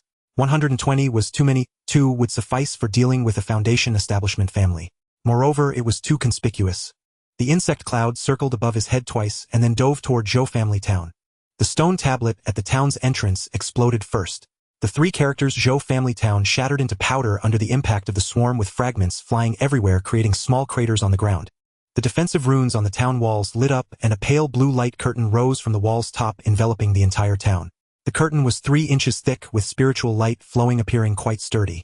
2 third-tier golden devouring insects led the charge, their silver-white patterns glowing as one of them crashed into the light curtain. Crack! The curtain cracked, spreading fissures from the impact point in all directions. The town erupted in chaos. Enemy attack! Someone shouted, their voice sharp and piercing. A dozen beams of spiritual light rose from the town belonging to the foundation establishment cultivators of the Zhou family. At the forefront stood a middle-aged man in the late stages of foundation establishment, with a square face and a short beard on his chin, gripping a long sword in his hand. Upon seeing the golden swarm of insects above his face, instantly turned pale. Third stage spiritual insects. His voice trembled, almost dropping the sword. Zhou Mingshan rushed out from the central courtyard of the town. He wore a deep blue Taoist robe, his hair disheveled, and the anger on his face hadn't yet subsided as he was pinned in place by the insect swarm above. His lips quivered, unable to utter a word. Fang Ze descended from the mountain landing at the town's entrance. Lin Weiner followed closely behind, slightly unsteady on her feet upon landing, but quickly regained her balance. Li Qingshan landed on the opposite side of the town entrance, hand resting on the hilt of his blade, scanning his surroundings. The moment Zhou Mingshan saw Fang Ze, his expression transformed dramatically. Anger, fear, unwillingness, and despair flashed across his face in succession, finally settling into a twisted smile. Fang Ze. Zhou Mingshan's voice was hoarse. You've finally come. Fang Ze looked at him, remaining silent. Zhou Mingshan took a step back, holding the long sword horizontally, before him, a faint spiritual glow swirling around its blade. Behind him stood several foundation establishment cultivators, some wielding magical tools, some holding talismans, and others releasing spirit beasts. Their faces were all grim, with a few trembling legs, yet none fled. There was no escape as the swarm of insects above sealed off the entire town. Fang Ze, Zhou Mingshan's voice rose. Are you really going to exterminate us all? Fang Ze looked at him and finally spoke. Zhou Mingshan, 8 years ago, when your daughter slapped my disciple in front of the shop, did you ever think about today? When you sent people to smash my shop, did you ever think about today? When you arranged for people to kill me in the secret realm, did you ever think about today? Zhou Mingshan's face turned bright red, his lips trembling as he finally managed to squeeze out a sentence. That was because Ruoyun was just being unreasonable. Unreasonable. Fang Ze smiled coldly. If she was unreasonable, does that mean you were also unreasonable? You Zhou family have run rampant in the Lingyue Xian city for hundreds of years, bullying others without restraint, thinking you can trample on an outer sect steward at will. And when you realize you've stepped on iron plates, you claim ignorance. Fang Ze took a step forward. Zhou Mingshan took a step back. The several foundation establishment cultivators behind him also stepped back. Zhou Mingshan, when you sent people to smash my shop, did you ever consider that you were not just destroying a few signs, but the hard work of my disciple? When your daughter slapped her, did you think that she was hitting not just a little girl's face, but my Fang Ze's face? Fang Ze's voice was not loud, but every word landed in each person's ears like nails. Lin Weiner stood behind Fang Ze, and upon hearing these words, tears finally fell. She wiped her eyes with the back of her hand, but the more she wiped, the more tears flowed, and finally she stopped and stood there silently crying. Master! Her voice was soft. Fang Ze did not turn around, but his voice softened slightly. Weiner, watch closely. The fate of those who bully you is this. Zhou Mingshan's complexion changed from red to white, then to green. His hand trembled around the long sword, the tip pointing at Fang Ze, yet he dared not thrust it forward. Fang Ze, are you not afraid of the sect's retribution? You are a golden core elder. Exterminating a foundation establishment family, won't you be a laughingstock? Fang Ze looked at him, the corner of his mouth curling slightly. Zhou Mingshan, do you think I came here today out of personal vendetta? Zhou Mingshan's face completely changed. The sect master knows. Zhao Tiangang won't care. Your Zhou family has operated in the Lingyue sect for hundreds of years, and in the end you don't even have a single person to speak for you. Zhou Mingshan's body swayed, nearly toppling over. The several Foundation establishment cultivators behind him had already begun to retreat, with one even discarding their magical tool and turning to flee. Fang Ze did not look at the fleeing person. A third-stage devouring gold insect dove down from the insect swarm, moving at incredible speed, leaving a golden afterimage in the air. The fleeing Foundation establishment cultivator had barely taken 10 steps when he was caught by the devouring gold insect. The insect bit down on the back of his neck, and with a sharp crack, the sound of his neck bone breaking was clear to everyone present. His body collapsed to the ground, convulsing twice before lying still. The devouring gold insect flew up from him, its shell stained with blood, hovering in the air for a moment before returning to the insect swarm. The town was momentarily silent before bursting into chaos. Someone screamed, some cried out, others knelt on the ground begging for mercy, while some desperately tried to run outside the town. But the insect swarm sealed off the entirety of the town, and those who attempted to escape were swallowed by the swarm before they could reach the town wall. Zhou Mingshan watched all of this, the color draining from his face. His lips trembled, the long sword in his hand drooping down, its tip resting on the ground. Fang Ze. His voice was hoarse, carrying a hint of desperate resolve. You've killed 400 members of my Zhou family. Raoyun will not let you go. She is in the inner sect, protected by her seniors, and you cannot kill her. After she forms her core, she will seek revenge on you. She will avenge the 400 members of the Zhou family. You need not worry about Zhou Ruyun's matters. Fang Ze interrupted him. He turned to glance at Lin Weiner. Lin Weiner wiped her tears away, standing tall with a determined look at Zhou Mingshan. What she owes me, I will seek myself in the future. Lin Weiner's voice was soft, but every word was clear. Zhou Mingshan looked at Lin Weiner, then at Fang Ze, his expression shifting from anger to despair. He knew that today no one could save him, and no one could save the Zhou family. He dropped the long sword from his hand, which clattered loudly as it hit the ground. Fang Ze, I beg you for one thing. His voice lowered nearly to a whisper, as if speaking to himself. Spare the children. The Zhou family's children know nothing. Fang Ze did not respond. He looked up at the insect swarm above. The devouring gold insect swarm descended. Over 10,000 third-stage devouring gold insects formed a golden curtain pressing down from the sky. The curtain covered the entire Zhou family town, enveloping Zhou Mingshan and the Foundation establishment cultivators behind him, covering every house and street in the town. Screams echoed from beneath the insect swarm. Zhou Mingshan's voice was the loudest as he shouted, cursed and cursed again. But soon it became inaudible, drowned out by the sounds of the swarm gnawing. Crack, crack, crack, like hundreds of mice gnawing on bones simultaneously. Lin Weiner stood beside Fang Ze, listening to the sounds with a pale face, her gaze unwavering.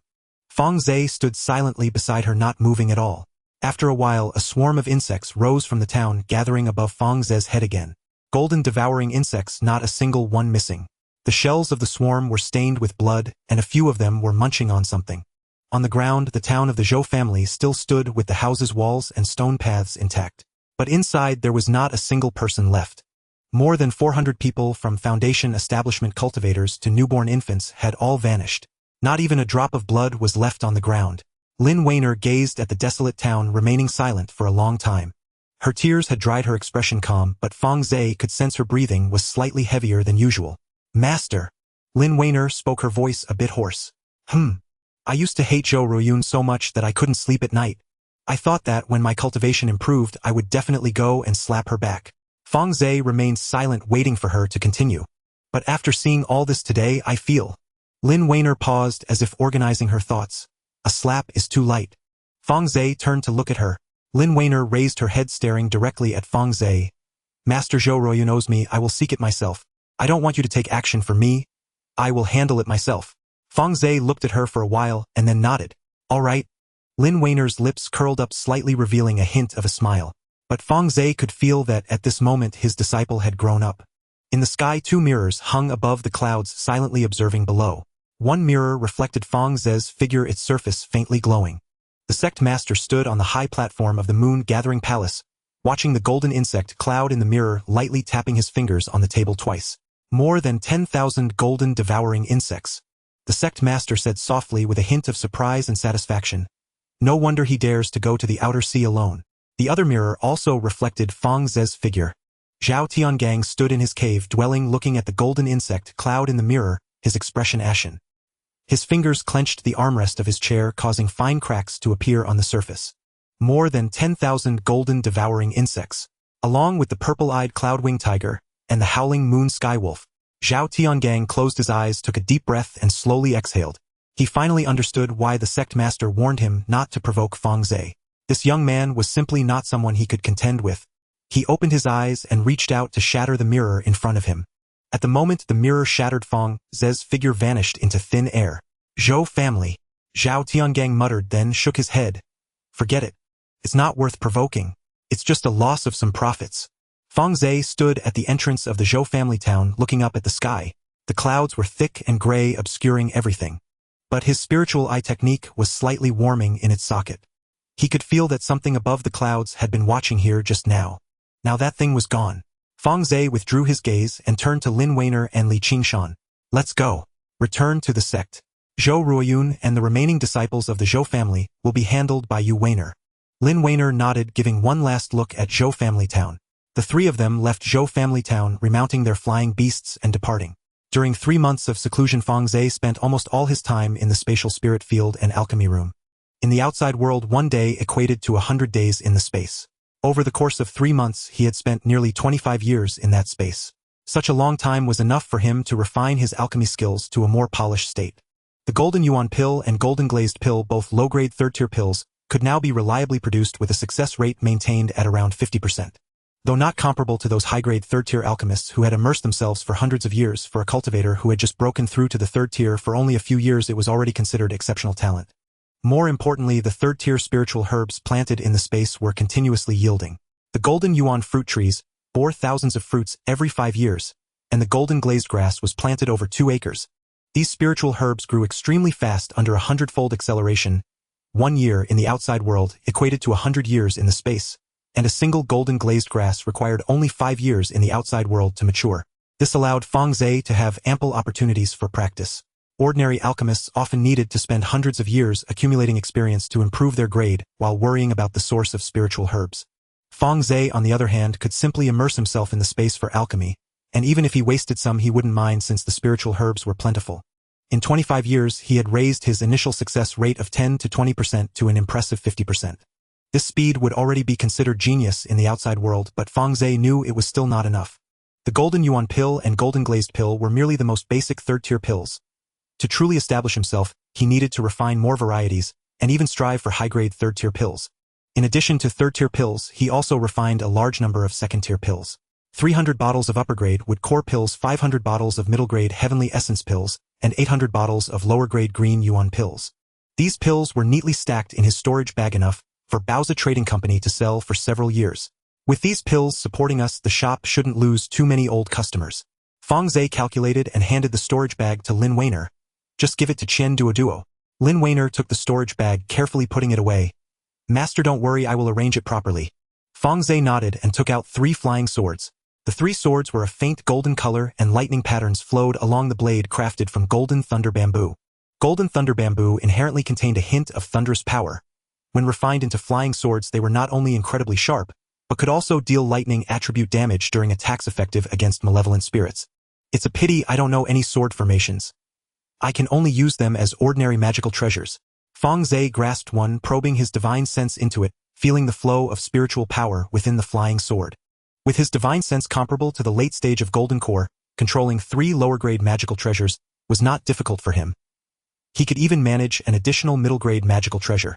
If it were high-grade magical treasures with his current divine sense strength, he could only control one at most. Any more would affect his spellcasting.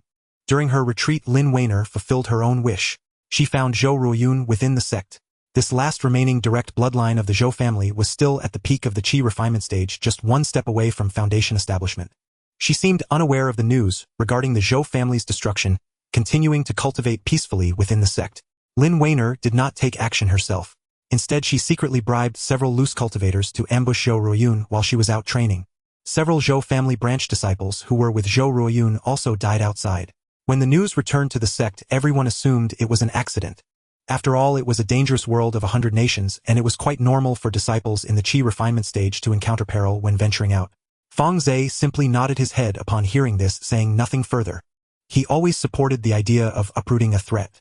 With the entire Zhou family extinguished, he did not mind if a few more lives were lost. The fact that Lin Weiner could handle it herself indicated that she had truly grown, no longer the little girl who would cry and plead for his help.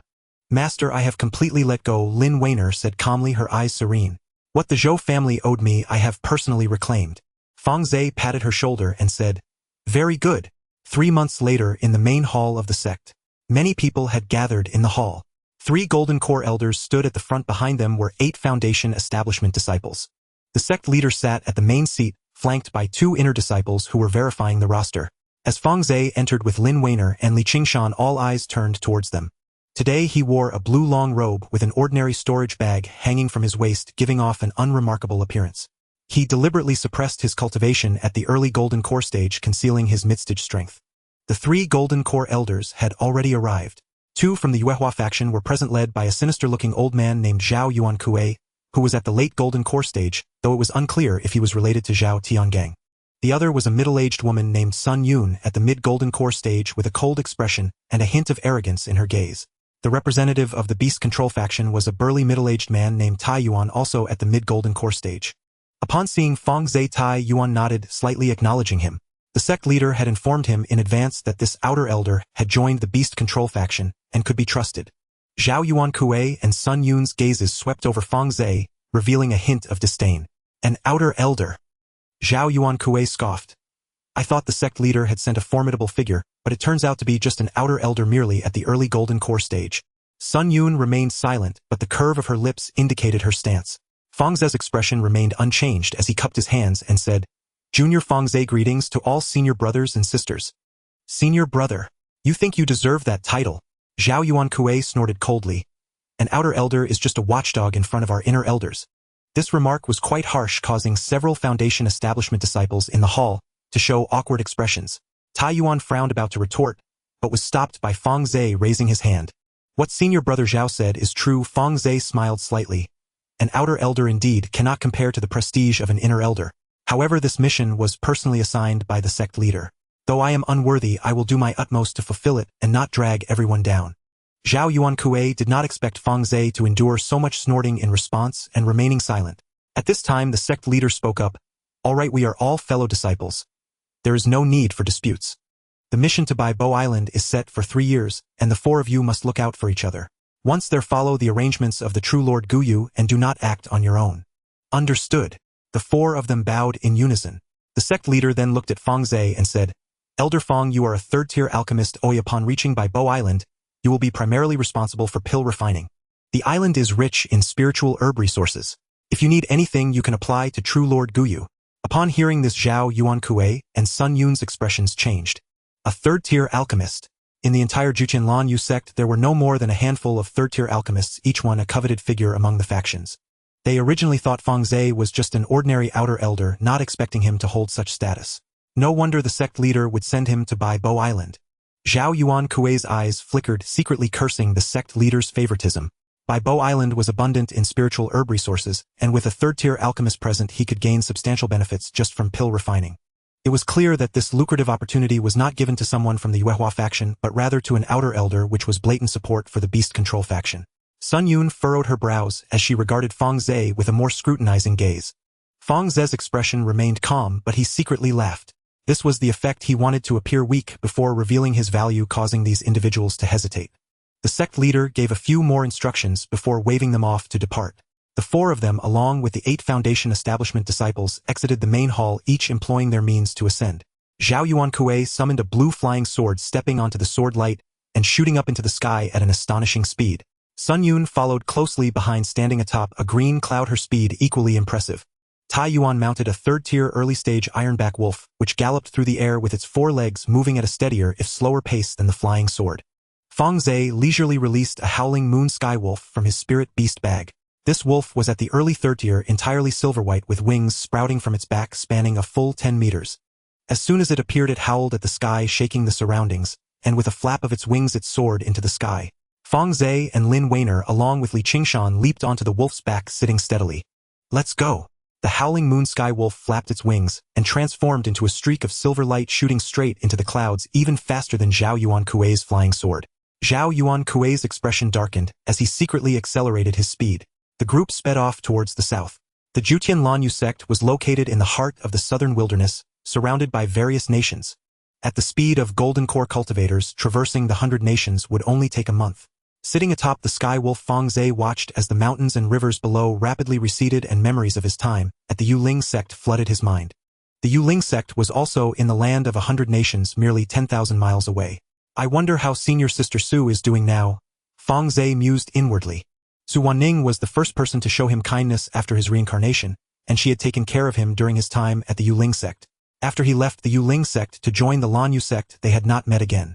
With Su Wanning's talent, she should have reached foundation establishment by now, perhaps even become an elder of the Yuling sect. Fang Ze shook his head, casting aside these distracting thoughts. The Yuling sect was a thing of the past, and he now had to consider the upcoming mission to Bai Bo Island and the dangers that might lie ahead.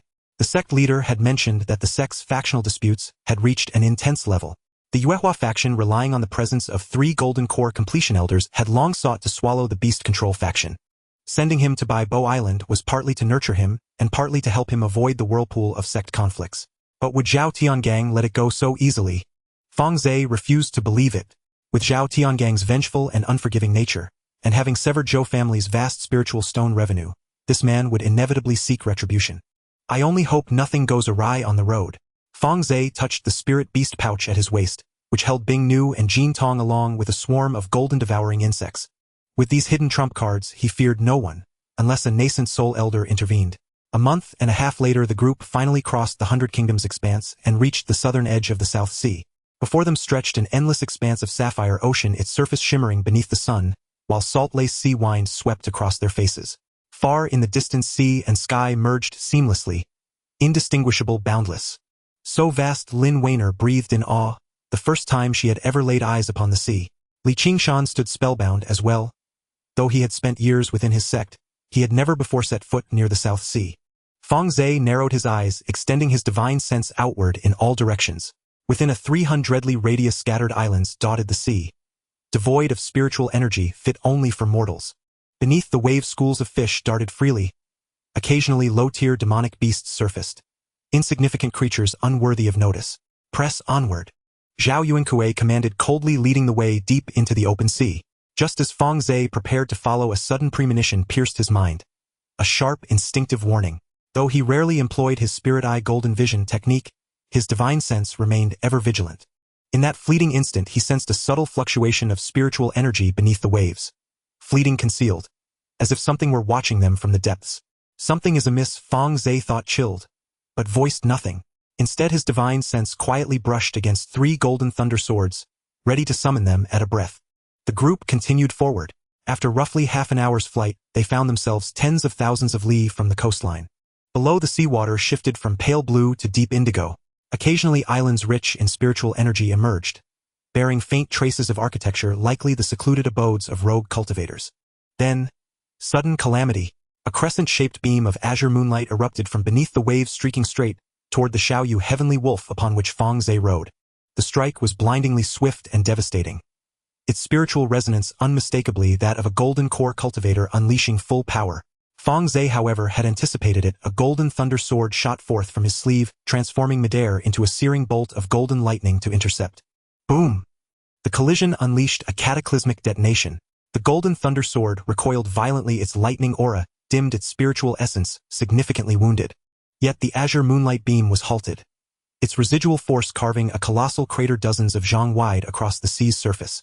Startled, the Xiaoyu heavenly wolf beat its wings, fiercely hurling Fang Ze and the 2 others backward 100 zhang. Ha ha ha, brat! You've kept me waiting long enough. The sea exploded upward as 2 figures surged into the sky. At their head floated a man in azure brocade robes radiating overwhelming aura, the 3rd elder of the Moonlight sect, Zhao Tiangang. Beside him hovered a middle-aged man of early golden core cultivation, Zhao Tiangong's disciple Wei Qing. Suspended in midair, Zhao Tiangong's spiritual energy roiled violently, his golden core perfection pressure unleashed without restraint. In his hand rested a long azure sword, its blade inscribed with arcane runes and exuding a chilling lunar aura. Named Han Yue, a peerless artifact forged and refined by him over centuries as his life-bound weapon. A smaller azure shield hovered beside him, its surface rippling with lunar radiance. Yuhua Dun, also a peerless artifact famed for its extraordinary defensive prowess. Fang Ze's expression darkened. His spiritual energy surged fully, no longer concealing his cultivation. He released the unvarnished aura of a mid-stage golden core cultivator. Mid-stage golden core. Zhao Tiangang paused, startled. Then sneered. You hit it well. Yet what is a mere mid-stage golden core against me? Today is your death day. Elder Zhao, what is the meaning of this? Tai Yuan charged forward astride his ironback wolf, placing himself squarely before Fang Ze. The sect master has ordered us four to travel together to Bai Bo Island. Do you intend to defy her command? The sect master. Zhao Tiangong's smile turned venomous. What is she but a puppet propped up by the fading prestige of a nascent soul ancestor? Tai Yuan paled. Have you lost your mind? To utter such words? Whether I'm mad or not isn't for you to decide. Zhao Tiangang replied, turning sharply toward Zhao Yunkui and Sun Yun. What are you waiting for? Handle Tai Yuan yourselves. As for this brat, Fang Ze, I'll deal with him personally. Make it clean. Leave no witnesses. Zhao Yunkui and Sun Yun exchanged glances and smiled. As I wish. Zhao Yunkui summoned a black flying sword and lunged toward Tai Yuan. Sun Yun followed closely, her hand now gripping a viridian whip studded with venomous barbs. Tai Yuan's face hardened, yet he had no choice but to meet them in battle. His ironback wolf let out a guttural roar and shot forward like a shadow. Not far away the three clashed, clashing artifacts ringing out in relentless succession. On Fang Ze's front, Zhao Tiangang struck. He did not unleash his full might. Instead, with a casual sweep of Han Yue, he sent forth a 10-hanglong azure sword beam cleaving the heavens laced with frigid lunar energy aimed directly at Fang Ze.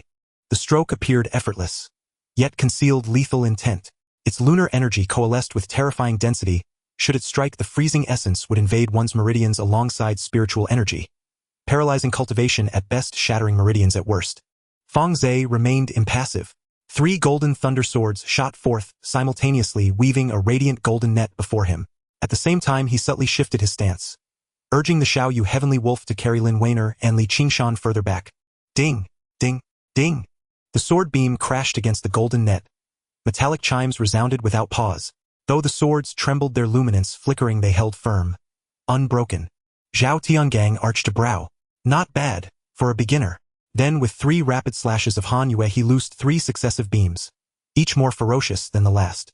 The first beam shattered against the net. The second tore the net asunder. The third hurtled straight for Fang Ze's face. He sidestepped, barely. The beam grazed his shoulder and cleaved a nearby reef cleanly in two, its fracture instantly sealed with glacial frost. Is this truly all you can do? Zhao Tiangang sneered. I'd heard the sect master sent someone formidable. Yet you're nothing but a failure. Fang Ze said nothing, only watched him silent and still. Zhao Tiangang mistook his silence for fear, and contempt deepened. He sheathed Han Yue, folded his arms, and gazed down upon Fang Ze with supreme disdain. Very well. I'll grant you one chance. Surrender your storage pouch and spirit beasts, and cripple your own cultivation. Only then will I spare your life. A faint wry smile curved Fang Ze's lips. Elder Zhao, aren't you overconfident? Humph. Zhao Tiangang frowned. Calmly, Fang Ze drew forth a purple-eyed cloud-winged tiger from his spirit beast pouch. A Lada third-rank aura erupted instantly, its violet eyes gleaming, fixing upon Zhao Tiangang with a low rumbling growl. Zhao Tiangong's expression flickered. Late third rank. Not quite. Fang Ze released the Xiaoyu heavenly wolf next, to guard Lin Weiner and Li Qingshan. Then, with a gentle tap upon another spirit beast pouch at his waist, a streak of white light shot forth, landing before him and resolving into a girl of 3 or 4 years. The little girl was dressed in a white dress, her skin tender and fair with delicate features, and 2 small buns on her head looking exquisitely carved from jade. However, her third eye was vertical, emanating a faint blue light that radiated a chilling aura. As the Ice Maiden appeared, the surrounding temperature plummeted by several dozen degrees, and a thin layer of ice crystals quickly formed on the surface of the sea. Zhao Tiangang's pupils constricted. 3-eyed ice toad. How could you possess such an exotic creature? He finally realized that something was amiss. The 3-eyed ice toad is an ancient exotic species with a powerful bloodline naturally restraining his cultivation technique, the Tai Yin Lan Yuju. Furthermore, this ice toad had already reached the 3rd stage's perfection, and its battle prowess after transformation far exceeded that of an ordinary 3rd-stage demonic beast. Do you think this will allow you to defeat me? Zhao Tiangang suppressed his disdain, and the runes on the cold moon sword lit up one by one, radiating a dazzling blue light. The moonlight shield also expanded several times, protecting him entirely. He was now taking this seriously. Fang Ze did not hasten to let the Ice Maiden attack, but instead commanded the purple-eyed cloud-winged tiger, "Go deal with Wei Qing, do not let him escape." The purple-eyed cloud-winged tiger let out a low roar and turned to pounce towards Wei Qing in the distance. Wei Qing's face turned pale as he hurriedly summoned a magical treasure for defense, but being only at the initial stage of golden core, he could barely hold his ground against the latest-stage purple-eyed cloud-winged tiger. Zhao Tiangang paid no mind to his disciple's predicament, his full attention focused on the Ice Maiden. With a shake of the cold moon, soared a beam of blue sword light several times thicker than before shot forth, revealing runes formed from moonlight within the sword light. Its power at least tripled. Ice Maiden Frost Domain, Fang Ze ordered coldly. The Ice Maiden opened her small mouth, and a stream of white mist spewed forth, rapidly spreading in all directions. Wherever the mist passed, the air froze, turning into countless tiny ice crystals. Within the Frost Domain, the temperature dropped sharply, and Zhao Tiangang felt that the speed of his spiritual energy circulation had decreased by at least 20%. The blue sword light rushed into the Frost Domain, its speed immediately slowing. The Ice Maiden's third eye opened, and a ray of ice light shot out, striking the sword light directly. Crack! The sword light was frozen into an ice block and fell from the air, shattering into pieces. Zhao Tiangang's expression darkened as he swung the cold moon sword, repeatedly sending dozens of sword lights raining down upon the Ice Maiden. Simultaneously, the moonlight shield split into several dozen small shields, protecting his vital areas. The Ice Maiden's third eye blinked, rapidly firing dozens of ice rays that intercepted the sword lights one by one. However, there were too many sword lights, and a few still broke through the defenses. At that moment, a wall of ice crystal materialized before the Ice Maiden. The wall glowed as several sword lights struck it and were reflected back. Zhao Tiangang awkwardly dodged the reflected sword lights, his expression turning extremely grim. He did not expect that this three-eyed ice toad possessed multiple supernatural abilities and coordinated them so well. Good, good, good. Zhao Tiangang repeated the word good 3 times, his killing intent growing stronger. I shall see how long you can last, beast. He bit his tongue, spitting a mouthful of essence blood onto the cold moon sword. The runes on the sword immediately erupted with blinding blue light, and a terrifying pressure emanated from the sword. The cold moon sword's innate divine ability, Moonlight Slash. This was one of Zhao Tiangang's trump cards, requiring essence blood to unleash. A blue moonlight several dozen feet long coalesced from the sword, carrying an aura of destruction as it slashed towards the Ice Maiden. Fang Ze's expression tightened, knowing the Ice Maiden could not withstand this strike. He waved his right hand, and a golden torrent surged from the spirit beast pouch. 10,000 golden-eating worms flew out in a torrent, forming a gigantic golden shield in the air, blocking in front of the Ice Maiden. Boom! The Moonlight Slash struck the worm shield, instantly shredding hundreds of golden-eating worms. However, more worms immediately filled in, frantically gnawing at the spiritual energy within the Moonlight Slash. 33rd stage golden-eating worms pounced on the Moonlight Slash, using their fangs and claws to tear it apart bit by bit. The power of the Moonlight Slash weakened rapidly under the consumption of the swarm, ultimately dissipating into specks of blue light. Zhao Tiangang's eyes widened in disbelief as he watched this scene. 10,000 golden-eating worms, and 33rd stage ones. His Moonlight Slash, a divine ability that consumed essence blood to unleash, was actually devoured by a swarm of worms. Impossible! Zhao Tiangang roared. As an outer sect elder, how could you possibly have so many third-stage spirit insects? Fang Ze did not respond, merely gazing at him calmly. Zhao Tiangang gritted his teeth and retrieved a blue pill from his storage bag, swallowing it. After the pill entered his stomach, his aura began to rise, showing signs of breaking through to half-step nascent soul. This was the secret medicine of the Moonlight sect, the Moonlight Exploding Spirit Pill, which when consumed could elevate one's cultivation to half-step nascent soul in a short time, but would result in a month of weakness afterward. To force me to use this pill, you are worth dying. Zhao Tiangang's spiritual energy surged violently, and the glow of the Moonlight Shield became even more dazzling. He formed hand seals, and the cold moon sword floated before him, its tip aimed at Fang Ze. Moonlight Annihilation. This was the strongest divine ability within the Tai Yin Lan Yu Ju, requiring half-step nascent soul cultivation to unleash. A round of blue moonlight emerged from the sword, growing larger and larger, soon reaching 100 feet in diameter. Wherever the moonlight passed, the sea froze into ice, and a chilling aura of death engulfed the air. Fang Ze felt the terror of the strike, but showed no sign of fear on his face. Ice Maiden return. The Ice Maiden transformed into white light and dove back into the spirit beast pouch. Fang Ze took a deep breath, waved his hands, and more golden-eating worms surged from the spirit beast pouch. 20,000, 30,000, 30,000 golden-eating worms soared into the sky, obscuring it. Among them, over 100 third-stage golden-eating worms radiated dazzling golden light, forming a massive worm formation that surrounded Zhao Tiangang and the blue moonlight. Spirit-eating formation rise. This was a high-level formation he learned from the spirit insect secret technique, using a large number of golden-eating worms to set up the formation and devour all spiritual energy. 123rd stage golden-eating worms served as the formation's eyes, with 30,000 second stage worms as the foundation, enough power to trap a half-step nascent soul cultivator. The blue moonlight collided with the spirit-eating formation, erupting in a tremendous roar. However, the spirit-eating formation remained unmoved, with countless golden-eating worms swarming the moonlight, frantically devouring the spiritual energy within. The power of the moonlight rapidly diminished under the onslaught of the swarm, shrinking by half in just a few breaths. Zhao Tiangang's face turned pale as he desperately urged his spiritual energy to sustain the moonlight. But the consumption speed of the spirit-eating formation was too fast. His spiritual energy replenishment could not keep pace with the loss. No, impossible! Zhao Tiangang screamed frantically. How could you possibly have so many golden-eating worms? Over 103rd stage ones. This is impossible. He had cultivated for hundreds of years, yet had only managed to nurture a few third-stage spirit beasts. How could Fang Ze, an outer sect elder in the mid-golden core stage, possess so many third-stage spirit insects? Fang Ze remained silent, quietly watching him, his eyes devoid of pity, pride, only a calmness that towered above. It was as if Zhao Tiangang was not his opponent but merely an ant. Zhao Tiangang felt that gaze. His Tao heart began to waver. Having cultivated for centuries, he had ascended to the peak of golden core perfection, commanding reverence and authority within his sect. Never before had anyone dared to look upon him thus. Who are you? Zhao Tiangang roared. Fang Ze finally spoke. Someone you dare not provoke. The spirit-devouring formation constricted violently as 30,000 spirit-gnawing insects surged in unison. The azure moonlight was instantly devoured. Zhao Tiangang spat a mouthful of blood, his figure swaying precariously. The radiance of his moonlight shield dimmed, cracks appeared as several third-grade spirit-gnawing insects bit deep into its surface. No!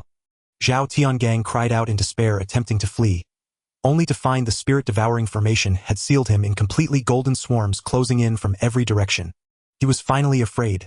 Fang Ze, you cannot kill me? He shouted. I am the third elder of the Moonlight sect. Slay me and the Moonlight sect will never let you go.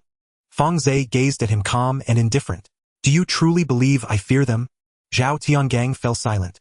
Indeed, if Fang Ze had eradicated over 400 souls of the Zhou clan, would he tremble before the Moonlight sect's vengeance?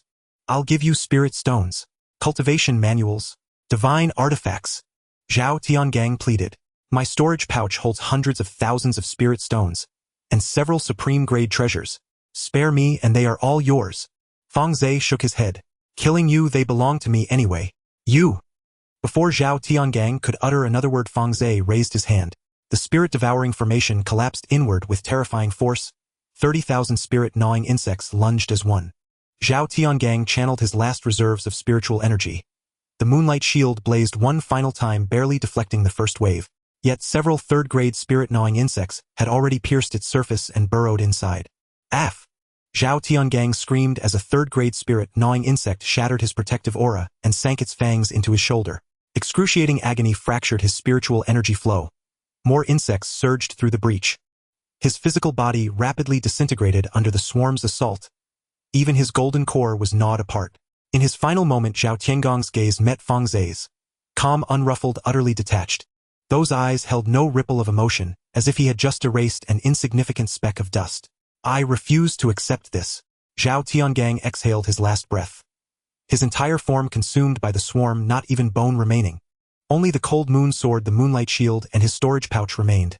Drawn to Fang Ze by divine sense, he gathered the two artifacts and the pouch into his spatial realm, then recalled the spirit-gnawing insects into his spirit beast pouch. The Ice Maiden emerged from the spirit beast pouch, her small face alight with eager pride. Fang Ze smiled faintly and offered her a third-grade golden yuan fruit. Well done. She accepted the spirit fruit and nibbled it delicately, eyes brimming with quiet contentment. Fang Ze turned his gaze toward the main battlefield. Tai Yuan still fought fiercely against Zhao Yunque and Sun Yun. Though outnumbered and outmaneuvered, his ironback wolf remained formidable enough to hold the line. For now, at the other front, Wei Qing had been driven relentlessly backward by the purple-eyed cloud-winged tiger, his body slashed by deep bone-exposing wounds. Fang Ze gently patted the Ice Maiden's head. Go. Aid Elder Tai in eliminating those two. She nodded once and shot forth like a streak of white light. Far away, Zhao Yunkue and Sun Yun were coordinating their assault on Tai Yuan. Their synergy was flawless. Zhao Yunkue led the offense, his black flying sword multiplying into a storm of blade shadows. Sun Yun sealed Tai Yuan's retreat with her azure whip. Though formidable Tai Yuan struggled desperately against two peers. His ironback wolf bore fresh wounds. Its fur soaked crimson with blood. Tai Yuan, why sacrifice yourself for an outer sect elder? Zhao Yuankue pressed while attacking. Elder Zhao has already struck. This youth is doomed. Surrender now and we'll speak well of you before Elder Zhao. Tai Yuan snorted coldly. Dream on. You spurn grace only to invite punishment. Zhao Yuankue's expression darkened, his assault intensified. At that instant a bone-deep chill swept in from behind. Instinct screamed warning. He whirled around just as an azure blue beam filled his vision. He recoiled in terror, erecting his protective aura. But crack. The beam pierced it clean through, freezing half his body solid. He looked down. There stood a girl child of 3 or 4, her third eye glowing sapphire. What is this thing? Zhao Yuankue shrieked in panic. But the Ice Maiden granted no reprieve. Her tiny mouth opened, the frost domain unfolded. His spiritual energy seized mid-flow. He felt as though plunged into a glacial abyss. Sun Yun rushed to assist, only to be intercepted by Tai Yuan. Seeing reinforcements arrive, Tai Yuan's spirit soared. His ironback wolf roared, forcing Sun Yun back. Where is Fang Ze? Tai Yuan demanded. The Ice Maiden, speechless, simply pointed toward the distance. Tai Yuan followed her gesture, and saw Fang Ze approaching serenely unscathed, not a single wound marring his form. Zhao Yuankue and Sun Yun turned ashen. Elder Zhao, defeated, a golden core perfected cultivator, armed with 2 supreme-grade artifacts. Overcome by an outer sect elder at mid-golden core. Impossible! Zhao Yuankue cried out hoarsely. How could Elder Zhao fall? Fang Ze drifted closer, his gaze cool and dismissive. You'll see him soon enough. Zhao Yuankue shuddered violently, realizing all was lost. With a grimace, he snatched a teleportation talisman from his storage pouch and crushed it. His form dissolved into a streak of azure light, fleeing into the distance. The Ice Maiden blinked her third eye.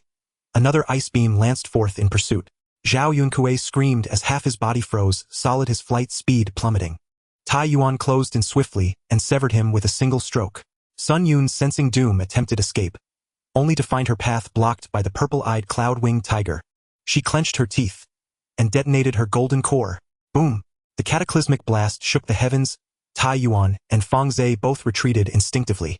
The purple-eyed cloud-winged tiger was hurled aside, wounded but unharmed. Sun Yun's body was obliterated, her storage pouch vaporized without a trace. Fang Ze frowned slightly, regretting the lost resources, but nothing more. His gaze shifted to Wei Qing's front. Though injured, the purple-eyed cloud-winged tiger had cornered Wei Qing beyond hope of escape. Wei Qing was drenched in blood, his spiritual energy nearly spent. Don't kill me, he shrieked in terror. I know nothing. It was Elder Zhao who forced me. Fang Ze glanced at him once, then gave a slight nod to the tiger. Its claw descended. Wei Qing's voice ceased mid-scream. Thus perished all 4 golden core cultivators dispatched by the Moonlight sect. Tai Yuan sheathed his flying sword. His gaze towards Fang Ze had completely changed. He originally thought Fang Ze was just an ordinary golden core cultivator who needed his protection, but little did he know that this one was truly ruthless. Junior brother Fang, you have quite the skill, Tai Yuan said sincerely. Fang Ze waved his hand, saying, Senior brother Tai, you flatter me. It's merely relying on a few spirit beasts. Tai Yuan chuckled bitterly inside. A few spirit beasts. The 3-eyed ice toad, the purple-eyed cloud-winged tiger, and the gold-eating worm. These creatures would be an extraordinary trump card in the hands of any golden core cultivator. This junior brother Fang is far more unfathomable than he appears on the surface. Now that those from the Yuehua sect are dead, how do we explain this back home? Tai Yuan asked. Fang Ze replied nonchalantly, we encountered sea bandits and Elder Zhao, and the others fought valiantly but perished. We merely escaped by chance, that is all. Tai Yuan paused, then quickly understood Fang Ze's meaning. With no evidence of their demise, even if the Yuehua sect suspected them, they would have no way to act against them. Moreover, Zhao Tiangang acted without authorization, which was inherently shameful. The Yuehua sect would not dare to escalate the matter. Junior brother Fang is right. Tai Yuan nodded. However, the Yuehua sect will not let this go easily. Fang Ze smiled slightly, saying, then let them come. He turned to look at Lin Weiner and Li Qingshan in the distance, who were being protected by the Howling Moon Sky Wolf unharmed. As for the Foundation establishment cultivators from the Yuehua sect, they had been nearly exterminated by the Howling Moon Sky Wolf. Although Lin Weiner showed fear in her eyes, more was admiration for her master. Let's go, we need to continue on our journey. Fang Ze recalled all the spirit beasts and looked at the Howling Moon Sky Wolf. We still have a long way to Bibo Island. Tai Yuan responded and also recalled the iron-backed wolf. The group continued flying southward. Fang Ze had anticipated the dangers of the sea before setting out. The map jade slip given by the sect master marked several dangerous areas along the way. In the outer sea, spirit beasts roamed freely, and sea bandits were rampant, posing a threat, even to golden core cultivators traveling alone. However, he did not expect that just 3 days into the sea they would encounter 3 waves of trouble in quick succession. The first wave came the fastest. Just 20,000 miles from the coast, a dark cloud appeared on the horizon. Fang Ze scanned with his divine sense, frowning slightly. That was not a cloud, it was a flock of birds. Thousands of crimson feather eagles descended upon them, led by one with a wingspan of over 3 zhang and peak second-tier cultivation, followed by hundreds of others ranging from late first-tier to second-tier. These birds had long made this sea their territory. The flock of crimson feather eagles evidently saw them as prey. Master. Lin Weiner's complexion turned pale as she instinctively clutched Fang Ze's sleeve. Fang Ze remained still, merely patting the head of the purple-eyed cloud-winged tiger beneath him. The tiger raised its head, releasing its third-tier latest-stage aura, without restraint, the purple light flickering in its eyes. It opened its massive mouth and let out a thunderous roar. The sound reverberated across the surface of the sea. Instantly, the flock of crimson feather eagles panicked. The leading peak second-tier crimson feather eagle froze mid-flight, letting out a terrified screech as it turned and dove towards the sea. Hundreds of crimson feather eagles followed suit, descending like a rain of gray. Splash, splash, splash. The surface of the sea erupted with countless splashes as the crimson feather eagles scrambled to dive into the water, their wings beating against the surface, sending up large waves. Several of the least powerful first-tier crimson feather eagles were so frightened that they fainted, plummeting directly to the sea and splashing up a cloud of blood. Tai Yuan watched in amusement, saying, "These feathered beasts have some sense." Fang Ze waved his hand, letting the purple-eyed cloud-winged tiger retract its pressure, while the howling moon skywolf dove down to capture a few of the unconscious crimson feather eagles.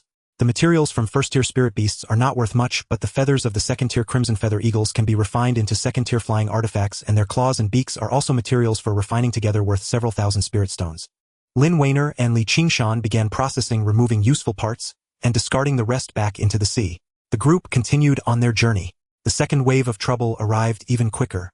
Not half an hour after taking off, a dozen water columns suddenly surged up from beneath the surface. A dozen jet-black sea snakes leaped out of the water, each as thick as a water barrel. The 3 largest sea snakes at the front were the most terrifying at mid-third-tier cultivation. The others ranged from late first-tier to early third-tier. These sea snakes were clearly organized hunters emerging from different directions to surround Fang Ze and his group. As their tongues flicked in and out, dark green venom dripped from their fangs, hissing as it fell onto the sea, corroding the water and turning it a murky green. Tai Yuan's expression changed slightly. Third-tier poison sea snakes. These creatures have extremely potent venom. Even a bite would cost a golden core cultivator half their life. Fang Ze's expression remained unchanged as he clapped his right hand on his spirit beast bag at his waist. A flash of white light appeared, and the Ice Maiden appeared in front of him. She was munching on an ice spirit fruit with great enthusiasm, and upon being summoned, her small face was filled with reluctance. She looked up and saw the numerous sea snakes surrounding them, and her third eye blinked, revealing a look of disdain. Ice Maiden. Fang Ze pointed at the sea snakes. The Ice Maiden nodded, opening her small mouth as white mist surged out. The frost field instantly unfolded. As the mist passed, the air solidified and the seawater froze. Before the dozen sea snakes could react, they were enveloped by the cold air. Their movements visibly slowed, and a layer of white frost formed on their scales. The 3 mid-third-tier sea snakes at the front struggled desperately, their tails slapping the surface of the sea and splashing large waves as they attempted to break free from the cold's grip. But the Ice Maiden's third eye had already opened, and 3 beams of ice energy shot out in succession. Crack, crack, crack. The 3 sea snakes were instantly frozen into ice sculptures, maintaining their struggling postures suspended in midair. The remaining sea snakes fared even worse. The second-tier ones didn't even have the chance to struggle before they turned into ice chunks. Fang Ze waved his hand, and 3 golden thunder swords flew out, shattering the ice sculptures. The snake corpses along with the ice chunks were stored in the storage bag. The venom sacs and snake gallbladders of these third-tier sea snakes were excellent materials for alchemy, and their skins and bones could also be used for refining. Tai Yuan stared in astonishment. Did they just effortlessly deal with a dozen sea snakes, including 3 mid-third-tier ones? He looked at the Ice Maiden with newfound respect. The combat power of this 3-eyed ice toad was far more terrifying than he had imagined. Lin Weiner had grown accustomed to it. She had helped her master process countless beast materials, skillfully extracting the sea snake venom sacs and snake gallbladders, organizing them carefully. Let's go. Fang Ze recalled the Ice Maiden, and the howling moon skywolf continued onward. The third wave of trouble was the real trouble. After flying for another 3 days, they had ventured deep into the sea for hundreds of thousands of miles, surrounded by endless azure waves with the nearest coastline thousands of miles behind them. At that moment, a black flying boat appeared on the surface of the sea ahead. The boat was about 20 zhang long and entirely pitch black. On either side of the boat stood 5 or 6 cultivators, with the 3 leading ones exuding the strongest auras, all of them being golden core cultivators. Fang Ze's divine sense swept across, feeling a slight heaviness in his heart. One was at the late stage of golden core, one at the mid-stage, and one at the early stage. Coupled with the 12 foundation establishment cultivators on the flying boat, this force was not to be underestimated anywhere. The black flying boat approached, blocking their path. The leading latest-stage golden core cultivator was a bald man with a face full of scars, a particularly vicious scar running from the corner of his eye to the corner of his mouth on his left cheek. He wore a black robe and had a spirit beast bag hanging from his waist. The other two, one man and one woman, featured a tall and thin man at the mid-stage of golden core playing with a black flying dagger. The woman was a middle-aged lady at the early stage of golden core with an ordinary appearance but sharp eyes. "Fellow Taoists, please hold on." The bald man cupped his hands in a gesture of respect, his tone sounding polite, yet his posture showed no intention of yielding. Fang Ze halted the Howling Moon Heavenly Wolf, while Tai Yuan also reined in the Ironback Wolf, his expression grave as he looked at the others. "I am Zhao Tiashan, the leader of the Black Shark Gang." The bald man introduced himself, his gaze sweeping over Fang Ze and Tai Yuan before settling on the purple-eyed cloud-winged tiger. "Where are you two headed?" "To Bai Bo Island," Fang Ze replied calmly. "Bai Bo Island?" Zhao Tiashan's eyes lit up. "That's a good place. However, from here to Bai Bo Island there are still over 1,000,000 miles to go, with demon beasts running rampant and sea bandits rampant. You two are flying so brazenly, your courage is commendable." Tai Yuan snorted coldly. "Just get to the point." Zhao Tiashan laughed heartily, straightforward. "Since that's the case, I'll speak plainly. This sea area is the territory of the Black Shark Gang, and passing cultivators must pay a toll. Each of you will pay 100,000 spirit stones, and you'll be allowed to pass." 100,000 spirit stones. Tai Yuan's expression darkened. "Why don't you go rob someone? Robbing is too troublesome. Collecting tolls is much more stable." Zhao Tiashan remained unfazed, his gaze landing on the purple-eyed cloud-winged tiger. "However, if you two don't want to pay, there are other ways to settle the debt. For example, this third-grade latest-stage winged tiger could sell for tens of thousands of spirit stones." Before he could finish, the tall and thin man and the middle-aged woman behind him laughed, their laughter full of disdain. The tall man played with the black flying dagger, sarcastically saying, "Boss, this winged tiger looks good. Selling it to the beast masters of Lili sect could easily fetch 50,000 spirit stones." The middle-aged woman nodded. "That Ironback Wolf is not bad either, early stage third grade. Although it can't compare to the winged tiger, it can still fetch a good price." The Foundation establishment cultivators on the flying boat joined in clamoring and discussing. Fang Ze's expression remained unchanged as he quietly watched their performance. Seeing Fang Ze's silence, Zhao Tiashan grew even more contemptuous. He waved his hand, releasing his own spirit beast. A mid-stage third-grade green-eyed monkey leaped out from the spirit beast bag and landed on the deck of the flying boat. The monkey was pitch black all over, with strong arms and fierce light flashing in its green eyes, exuding a violent aura. Another early-stage third-grade dark turtle crawled out from the middle-aged woman's spirit beast bag, its shell covered in sharp spikes, its limbs sturdy, lying there like a small hill. The appearance of the two third-grade demon beasts excited the Foundation establishment cultivators on the flying boat even more. "Do you see that? Our gang leader has a mid-stage third-grade green-eyed monkey. You should obediently hand over your possessions. Exactly, hand over your spirit beasts and storage bags, and we might spare your lives." Zhao Tiashan stood with his hands behind his back, a confident smile on his face. He believed he had already secured victory over Fang Ze and the others. With two mid-stage golden cores, one dragging a Foundation establishment burden, and another with an early-stage Ironback Wolf, there was no way they could compete against him. Moreover, he had 3 golden cores, 12 Foundation establishments, and 2 third-grade demon beasts on his side. Even if the opponent had a purple-eyed cloud-winged tiger, the odds were still in his favor. "How have you two considered?" Zhao Tiashan asked, already showing signs of impatience. Tai Yuan's expression darkened, about to speak, but Fang Ze raised his hand to stop him. "Gang leader Zhao, are you sure you want to target us?" Fang Ze's voice was calm, betraying no emotion. Zhao Tiashan was taken aback, then laughed loudly. "What? You think you can turn the tables?" Fang Ze did not answer, simply patting his spirit beast bag at his waist. A flash of white light appeared, and the Ice Maiden appeared before him. This time the Ice Maiden was not eating, or her third eye was fully open, the vertical pupil swirling with blue light, exuding a cold, killing intent. The aura of the third-grade perfection was released, and the temperature around dropped by several degrees. Zhao Tiashan's smile froze on his face. "Three-eyed ice toad. The tall man exclaimed in surprise, almost losing grip of the black flying dagger in his hand. The middle-aged woman also changed her expression, instinctively taking a step back. Zhao Taizhan quickly regained his composure, sneering. It's just a third-grade perfection ice toad. Do you think it can turn the tide? We have 3 golden cores and 2 third-grade demon beasts on our side. Before he finished speaking, the Ice Maiden had already made her move. The frost domain unfolded instantly, and white mist surged toward the black flying boat. The runes on the flying boat lit up, attempting to resist the invasion of the cold, but before the innate divine ability of the three-eyed ice toad, these defenses were like paper. The green-eyed monkey was the first to suffer. It had just jumped up to attack when it was enveloped by the cold, instantly covered in a layer of white frost. The monkey roared in anger, pounding its chest with its arms, trying to break the cold with brute force, but more cold rushed in. Its movements slowed down, and eventually it froze in place, becoming an ice sculpture. The dark turtle fared even worse. It was already slow in movement, and with the cold freezing it, it didn't even have the chance to retract into its shell, its limbs and head directly frozen, turning into a big chunk of ice. The 2 third-grade demon beasts were defeated at the first encounter. Zhao Taizhan's face turned pale, unable to believe what he was witnessing. His green-eyed monkey was mid-stage third-grade, a strong fighter among its peers. Yet it couldn't even withstand a single strike. The tall man and the middle-aged woman were also dumbfounded, unable to utter a word. The Foundation establishment cultivators on the flying boat scattered in a panic, some jumping into the sea to escape, others hiding in the cabin, creating chaos.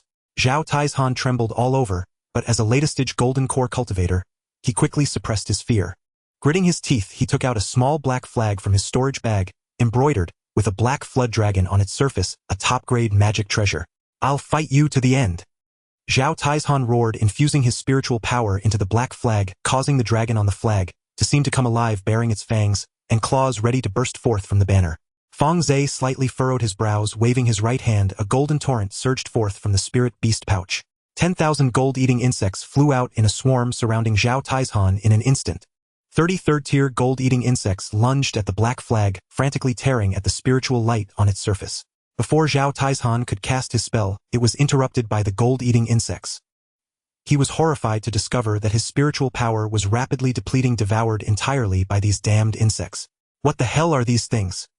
Zhao Taizhan desperately urged his protective spiritual light, sending the nearby gold-eating insects flying.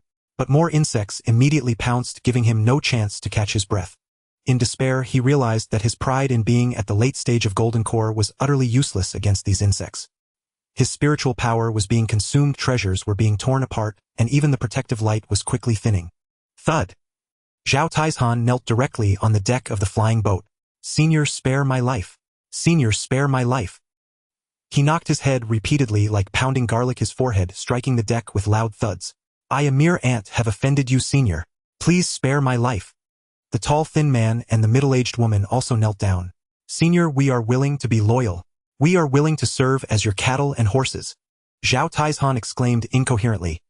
We have been operating in this sea area for many years, familiar with the terrain, and can help you deal with various troubles. If you wish to go to Bai Bo Island, I can lead the way. If you want to deal with enemies, I can charge into battle. Fang Ze looked down at him, his gaze calm. Do you think I need you? Zhao Taizhan paused, opening his mouth, but unable to speak. Indeed, the opponent had a three-eyed ice toad, over 10,000 gold-eating insects, and a purple-eyed cloud-winged tiger with combat power far surpassing that of ordinary golden core cultivators. In front of the opponent, they were merely ants. Two have other uses. Zhao Taizhan grew anxious, pulling out a beast skin map from his storage pouch, holding it above his head with both hands. This is a treasure map I discovered on a deserted island years ago. My cultivation is low and I dare not explore, but your strength is immense. It must be useful to you. Fang Ze reached out to take the map, unfolding it with a slight frown. The map marked a complex route with a line at the end that read South Sea Lihua Palace ruins. Lihua Palace. Fang Ze's heart trembled. The 4 transformations of Lihua Classic he cultivated was obtained from the Danding Zhenrun, which recorded that the complete version of this technique was above the heavenly level, originating from an ancient sect called Lihua Palace. Could it be here? He carefully examined the map, which indicated a route starting from the Lioli Sea, passing through an area called the Burning Sky Sea, ultimately reaching an underwater volcano. The map also marked the dangerous areas and possible prohibitions along the way, drawn quite detailed. At that moment, Tai Yuan spoke up from behind Fang Shidi. Although there are many opportunities in the South Sea, there are also plenty of fakes. Many evil cultivators specifically set up such opportunities, waiting for the fated ones to bite. This map has an unknown origin, you must not trust it. Fang Ze nodded, not expressing his stance. He looked at Zhao Tiashan. Where did you get this map? Zhao Taizhan did not dare to hide spilling the beans like a bamboo tube. 3 years ago, I brought my brothers to rest on a deserted island to the east, and accidentally discovered an ancient cultivator's cave. There was nothing valuable left in the cave, only this map and a jade slip. The jade slip said that Lihua Palace was a top sect in ancient times, which later inexplicably perished, leaving behind a large amount of inheritance and treasures. This map points to the route to the Lihua Palace ruins. What about the jade slip? Fang Ze asked. Zhao Taizhan awkwardly replied, the jade slip? I accidentally broke it. But I remember the contents. It said that the Lihua Palace ruins are hidden in the underwater volcano of the burning sky sea, protected by ancient prohibitions, and those below the nascent soul cannot force their way in. However, every 100 years the prohibitions weaken due to the volcanic eruption, allowing golden core cultivators to enter. When was the last volcanic eruption? Fang Ze inquired. 90 years ago, Zhao Taizhan answered. That means in 10 years the prohibitions will weaken again. Fang Ze pondered for a moment. Are you sure this is the real Lihua Palace ruins, and not a trap set by evil cultivators? Zhao Taizhan shook his head repeatedly. I would not dare to deceive you, senior. The master of that cave was at least a nascent soul cultivator, and I couldn't even break the first layer of prohibitions inside. If it weren't for the cave being in disrepair for years, causing cracks in the prohibitions, I wouldn't have been able to enter at all. A cultivator of that level has no need to set traps to harm a few golden cores, right? Fang Ze did not immediately believe but did not completely deny it either. This Lihua Palace ruins was too closely related to the technique he practiced. He had to investigate it. Even if there was only a 10% chance it was true, it would be worth the risk. As for Zhao Taizhan and the others, Fang Ze glanced at the three kneeling on the ground, then looked at the trembling foundation establishment cultivators. A hint of coldness flashed in his eyes. Do you know this route? Fang Ze asked. Zhao Taizhan thought Fang Ze had softened, overjoyed. I know. Although I haven't explored it in recent years, I've been keeping an eye on the sea area, and I've been to every island along the route. Fang Ze nodded, then ordered the ice girl, make your move. The third eye of the ice girl opened and 3 beams of ice light shot out simultaneously. Before Zhao Taizhan could react, he was frozen into an ice sculpture. The tall, thin man and the middle-aged woman followed suit, the 3 remaining in their kneeling position, their expressions frozen in the moment of pleading. The Foundation establishment cultivators on the flying boat were terrified, scattering in all directions. But the ice girl's frost domain had already unfolded white mist, engulfing the entire flying boat, and all 12 Foundation establishment cultivators were turned into ice sculptures. Fang Ze waved his hand, collecting the bodies of Zhao Taizhan and the others into space, preparing to feed them to the gold-eating insects. The essence of the flesh and blood of golden core cultivators was beneficial for the advancement of gold-eating insects, especially the golden core itself, which contained a significant amount of pure spiritual power. Over 100 third-tier gold-eating insects urgently needed this kind of nourishment. The Foundation establishment cultivators on the flying boat held no value, so the ice girl directly shattered the ice sculptures, and the fragments sank to the seabed along with the boat. Tai Yuan watched this scene, feeling mixed emotions. This Fang She's methods were more ruthless than he had imagined. However, he understood that in this brutal sea area, being kind-hearted was tantamount to seeking death. Fang Shidi, about that map?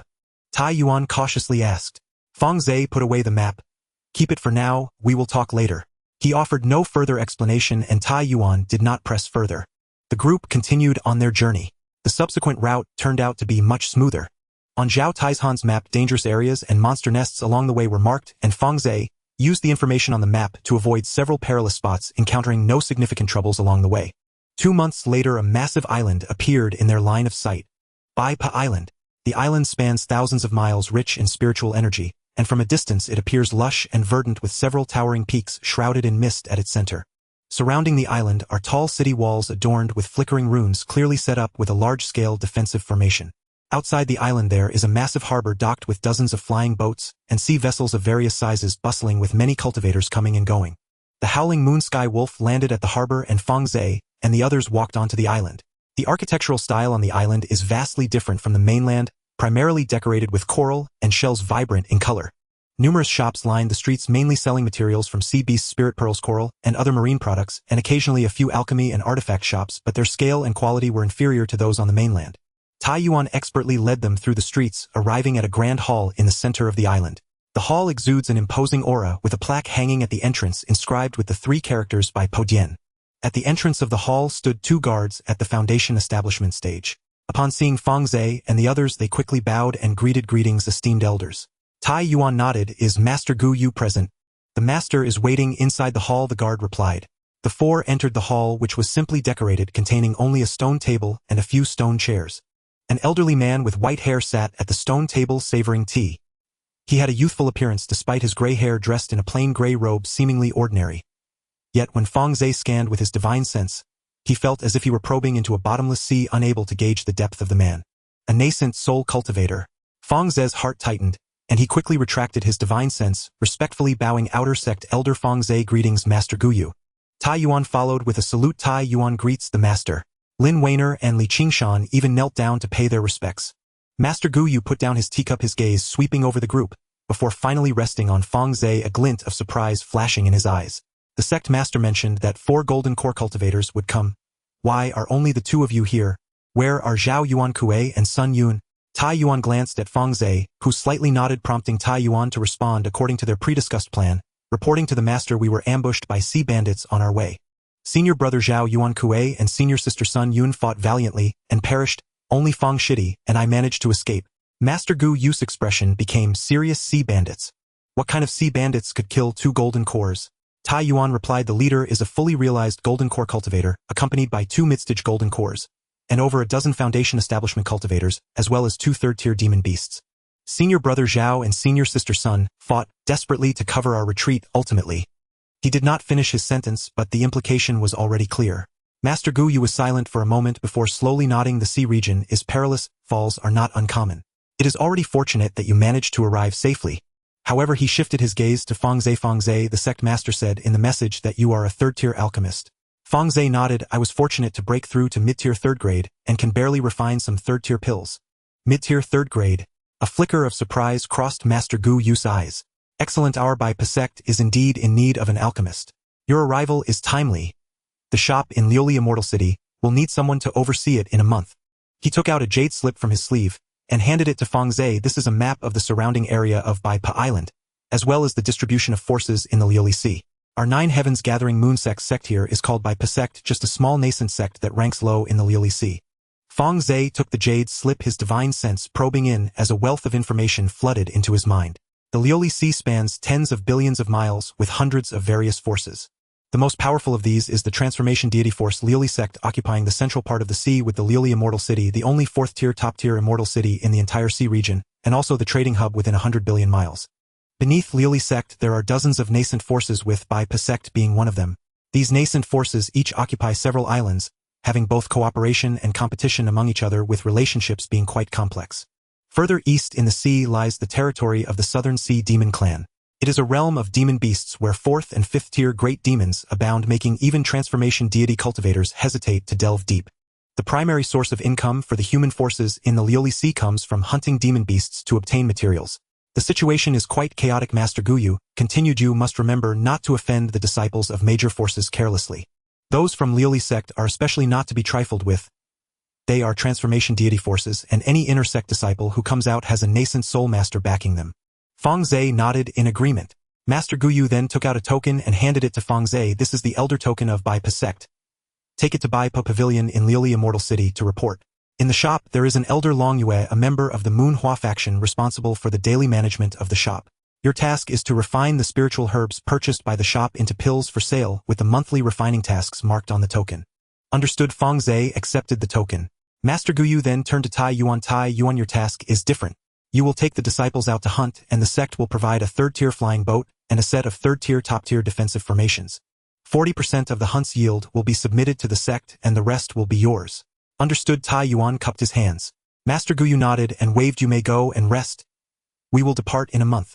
Fang Ze and the others exited the hall, following a foundation establishment disciple to their arranged residence. Inside Bai Pa Hall the atmosphere was tense. Master Guyu sat in the stone chair, his teacup long cold, yet he remained oblivious. At the entrance of the hall a burly middle-aged man was bowing, his face betraying an undisguised anxiety. Master, did junior brother Zhao and junior sister Sun truly die at the hands of the sea bandits? The middle-aged man's name was Zhou Tai, a mid-stage golden core cultivator, another elder of the Moon Hua faction on Bai Pa Island. Upon receiving the news, he rushed to the hall, his unease growing stronger. Master Guyu set down his teacup, calmly looking at him. I have said that they encountered sea bandits on the way and died fighting valiantly. Tai Yuan and Fang Ze managed to escape. This matter has been verified. Zhou Tai gritted his teeth, suppressing his doubts. He certainly did not believe this explanation. Zhao Yuankue was at the late golden core stage and Sun Yun was at the mid-stage. Even if they encountered a fully realized golden core, they could manage to hold their own. How could they coincidentally die on the road? Moreover, why were 2 from the Moonhua faction dead, while the 2 from the Beastmaster faction remained unscathed? But he dared not voice these thoughts. Master Gu Yu was a nascent soul cultivator, and also the ancestor of the Beastmaster faction. He, a mere mid-stage golden core, could not even dare to speak loudly before the master. Yes, I understand. Master Zhou Tai lowered his head respectfully and exited the hall. The moment he stepped out, his expression darkened. Glancing back at Bai Pahal, a flicker of hatred crossed his eyes as he turned and strode away. Returning to his residence, Zhou Tai immediately took out a communication jade talisman and imprinted the message. The jade talisman transformed into a streak of light, flying towards Liuli Immortal City. This matter must be known to senior brother Long Yue. Zhou Tai murmured. The Beastmaster faction is too overbearing. They will eventually pay the price.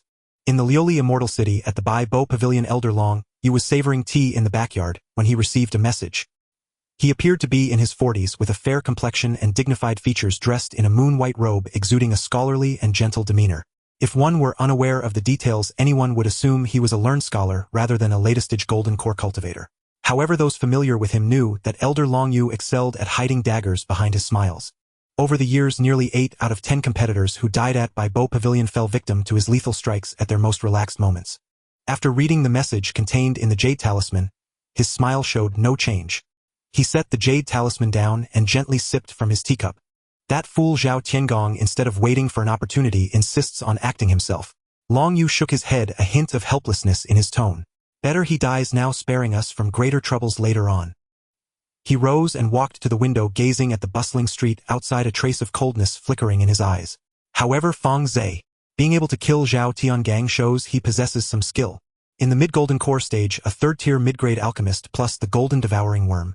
Our sect master has indeed found a good piece on the chessboard. Long Yu pondered for a moment and took out a golden jade talisman for messaging. This jade talisman is a special long-distance messaging tool, used within the Yuehua sect, capable of transmitting information across tens of millions of miles, and each is quite valuable.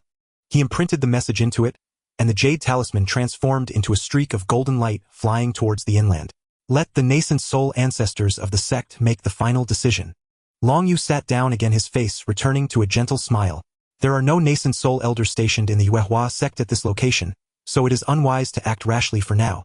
However, since Fang Ze intends to come to Liuli Immortal City, he will have plenty of opportunities to play slowly. A month slipped by in an instant. Fang Ze stood at the port of Bai Bo Island, accompanied by Lin Weiner and Li Qingshan. The Xiaoya Tianlang lay lazily by soaking up the sun.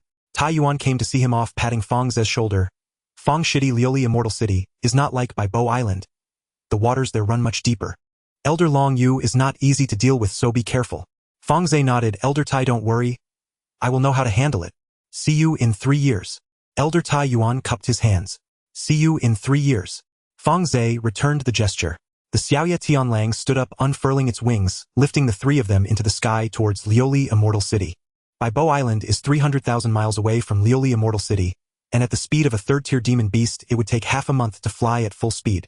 Along the way, Fang Ze encountered no troubles, passing by a few islands where he could see the figures of cultivators from a distance, but none approached to speak. Half a month later, a magnificent immortal city appeared in sight. Liuli Immortal City is built on a giant island covering tens of thousands of miles, with towering city walls that seem to pierce the clouds, resembling a massive sapphire embedded in the sea. The city walls were covered in ruins, with a watchtower every 100 feet where guards in armor could be faintly seen. The city gate was bustling with people, various flying boats and flying demon beasts coming and going, creating a lively scene. Fang Ze instructed the Xiaoya Tianlang to land outside the city and walked in on foot. This is the rule: no cultivator is allowed to fly within the immortal city, and violators will be directly struck down by the city's defensive formations. The city gate is about 10 zhang high, with 2 rows of guards in blue armor, standing on either side, all at the foundation establishment stage. The leading team captain is at the early golden core stage, glancing briefly at Fang Ze before saying nothing more and waving them through. Entering the immortal city, what caught the eye was a wide main street lined with shops selling elixirs, magical artifacts, spirit beasts, and various materials. Pedestrians crowded the street. Among them were not few golden core cultivators, and occasionally a few profound nascent soul experts could be seen flying overhead. Nascent soul cultivators enjoy the privilege of flight within the immortal city. Lin Weiner, seeing such a bustling immortal city for the first time, was left in awe. Li Qingshan was no better, glancing around so much that he almost bumped into someone. Fang Ze did not rush to explore, but followed the address given by Gu Yue's Henjun, leading the two of them through several streets until they arrived at the entrance of Bai Bo Pavilion. Bai Bo Pavilion is a 3-story building constructed entirely of white stone, with a plaque hanging in front, bearing the 3 large characters of Bai Bo Pavilion.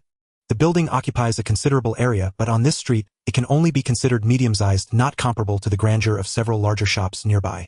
2 foundation establishment attendants stood at the entrance. Upon seeing Fang Ze and the others, they quickly approached. "May I ask if you are?" Fang Ze took out the elder's token. "Fang Ze of Bai Bo sect here to report." The attendant's expression changed, and he bowed respectfully. "Elder Fang, please enter. Elder Long, Yu has been waiting for you."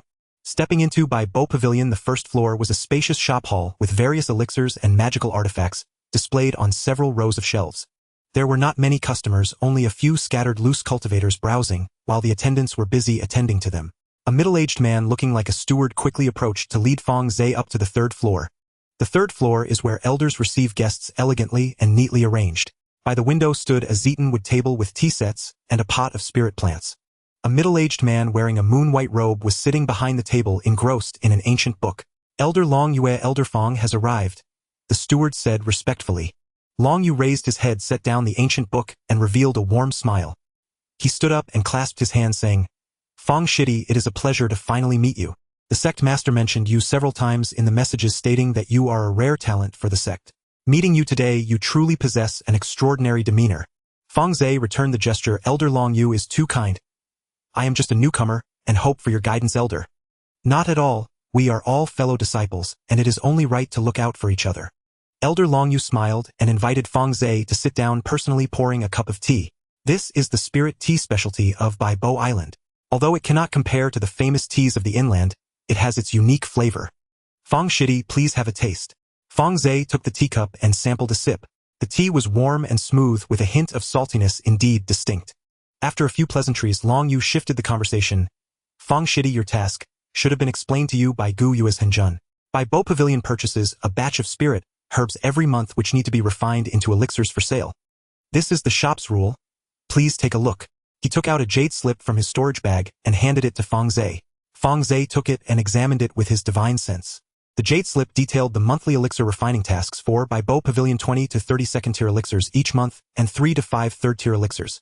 After completing the refining tasks, the shop will pay corresponding spirit stones as a reward: 200 spirit stones for each furnace of second-tier elixirs, and 2,000 spirit stones for each furnace of third-tier elixirs.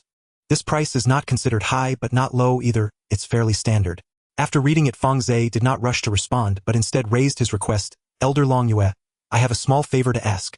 I have a habit of alchemy since my time in the sect, and have accumulated some elixirs and magical artifacts, and I would like to set up a stall in the shop to sell them. May I ask if Elder could facilitate this?" A glimmer of brilliance flashed in Rong Yu's eyes, her smile unwavering. "Junior brother Fang wants to set up a counter. That's wonderful news, as Bai Bo Pavilion is in need of more supplies." However, he paused, his tone becoming somewhat hesitant. According to the sect's rules, elders selling personal goods in the shop need to submit 20% of the profits to the sect. This rule was set by the ancestor, and I cannot change it arbitrarily. Fang Ze furrowed his brow slightly and glanced at Li Qingshan beside him. Li Qingshan understood and walked over to the Bai Bo Pavilion steward, quietly inquiring a few questions. The steward, a member of the beast tamer faction named Luan, was at the late foundation establishment stage and was responsible for the accounts at Bai Bo Pavilion. He glanced at Rong Yu and nodded, indicating that she spoke the truth. Fang Ze then relented, saying, "Then let's proceed according to the rules, 20% it is." Rong Yu's smile deepened. "Junior brother Fang is straightforward. I will have someone arrange a counter for you on the 2nd floor, in a prime location to ensure prosperous business." "Thank you, senior brother." Fang Ze clasped his hands in gratitude. Rong Yu then produced another jade slip. "This is this month's alchemy task: 25 second-tier pills and 4 third-tier pills. The materials are already prepared and junior brother Fang can take them at any time." Fang Ze took the jade slip, glanced at it, and frowned slightly. "Do I need to refine them every month?" "That's the rule," Rong Yu replied with a smile. "The shop's pills need to be supplied steadily. We cannot run out of stock." Fang Ze pondered for a moment. "Refining every month is too much of a waste of time. Let's change it to once every 3 months. Refining a quantity sufficient for 3 months at once would be more efficient." Rong Yu was taken aback for a moment, and then smiled. "Junior brother Fang has good determination. Refining 75 second-tier pills and 12 third-tier pills every 3 months is no small task." "No problem," Fang Ze said nonchalantly. The flow of time in my space is 100 times that of the outside world, or 3 months for me is like 25 years. I could easily refine 750 pills, let alone 75. But of course he would not reveal this. Seeing Fang Ze's resolute attitude, Rong, you did not say much more, since junior brother Fang is confident we will proceed as you say. Deliver goods every 3 months, and I will prepare the materials in advance. Good. Fang Ze stood up ready to take his leave. Before leaving he glanced at Rong Yu and noticed that the elder from the Moonlight faction in the late Golden Core stage always wore a smile and spoke courteously, leaving no room for criticism. Yet the more she behaved this way, the more Fang Ze felt that she was not simple. A smiling tiger, Fang Ze thought to himself. I must remain vigilant in the future. The back courtyard of Bai Bo Pavilion had a specially prepared seclusion room for elders built underground, and surrounded by third-tier defensive formations with a concentration of spiritual energy several times that of the outside. Fang Ze entered the seclusion room, closed the door, and carefully inspected the formation. After confirming there were no issues, he sat cross-legged and called for Lin Weiner and Li Qingshan. You two will stay in the back courtyard from now on. Li Qingshan, you will be responsible for the shop's counter and intelligence gathering, Fang Ze instructed. Li Qingshan clasped his hands, understood. What does the elder need me to find out? Fang Ze thought for a moment. First, get a grasp of the market for pills and magical artifacts here. What are the prices for second-tier pills, third-tier pills, second-tier spiritual tools, and third-tier magical treasures? Additionally, find out which pills are in high demand and which artifacts sell best. Also check if there are any auction houses nearby, how often they hold auctions, and what items they auction off. Yes, Li Qingshan noted everything down. Fang Ze then turned to Lin Weiner. Weiner, you will follow Li Qingshan and learn to handle the shop's affairs. You will set the prices for the pills and artifacts on the counter. Understood, Lin Weiner nodded. Remember, do not get into conflicts with the other shop assistants, Fang Ze cautioned. But if conflicts arise, don't worry, my ice toad is not to be trifled with. If anyone bullies you, feel free to come find me.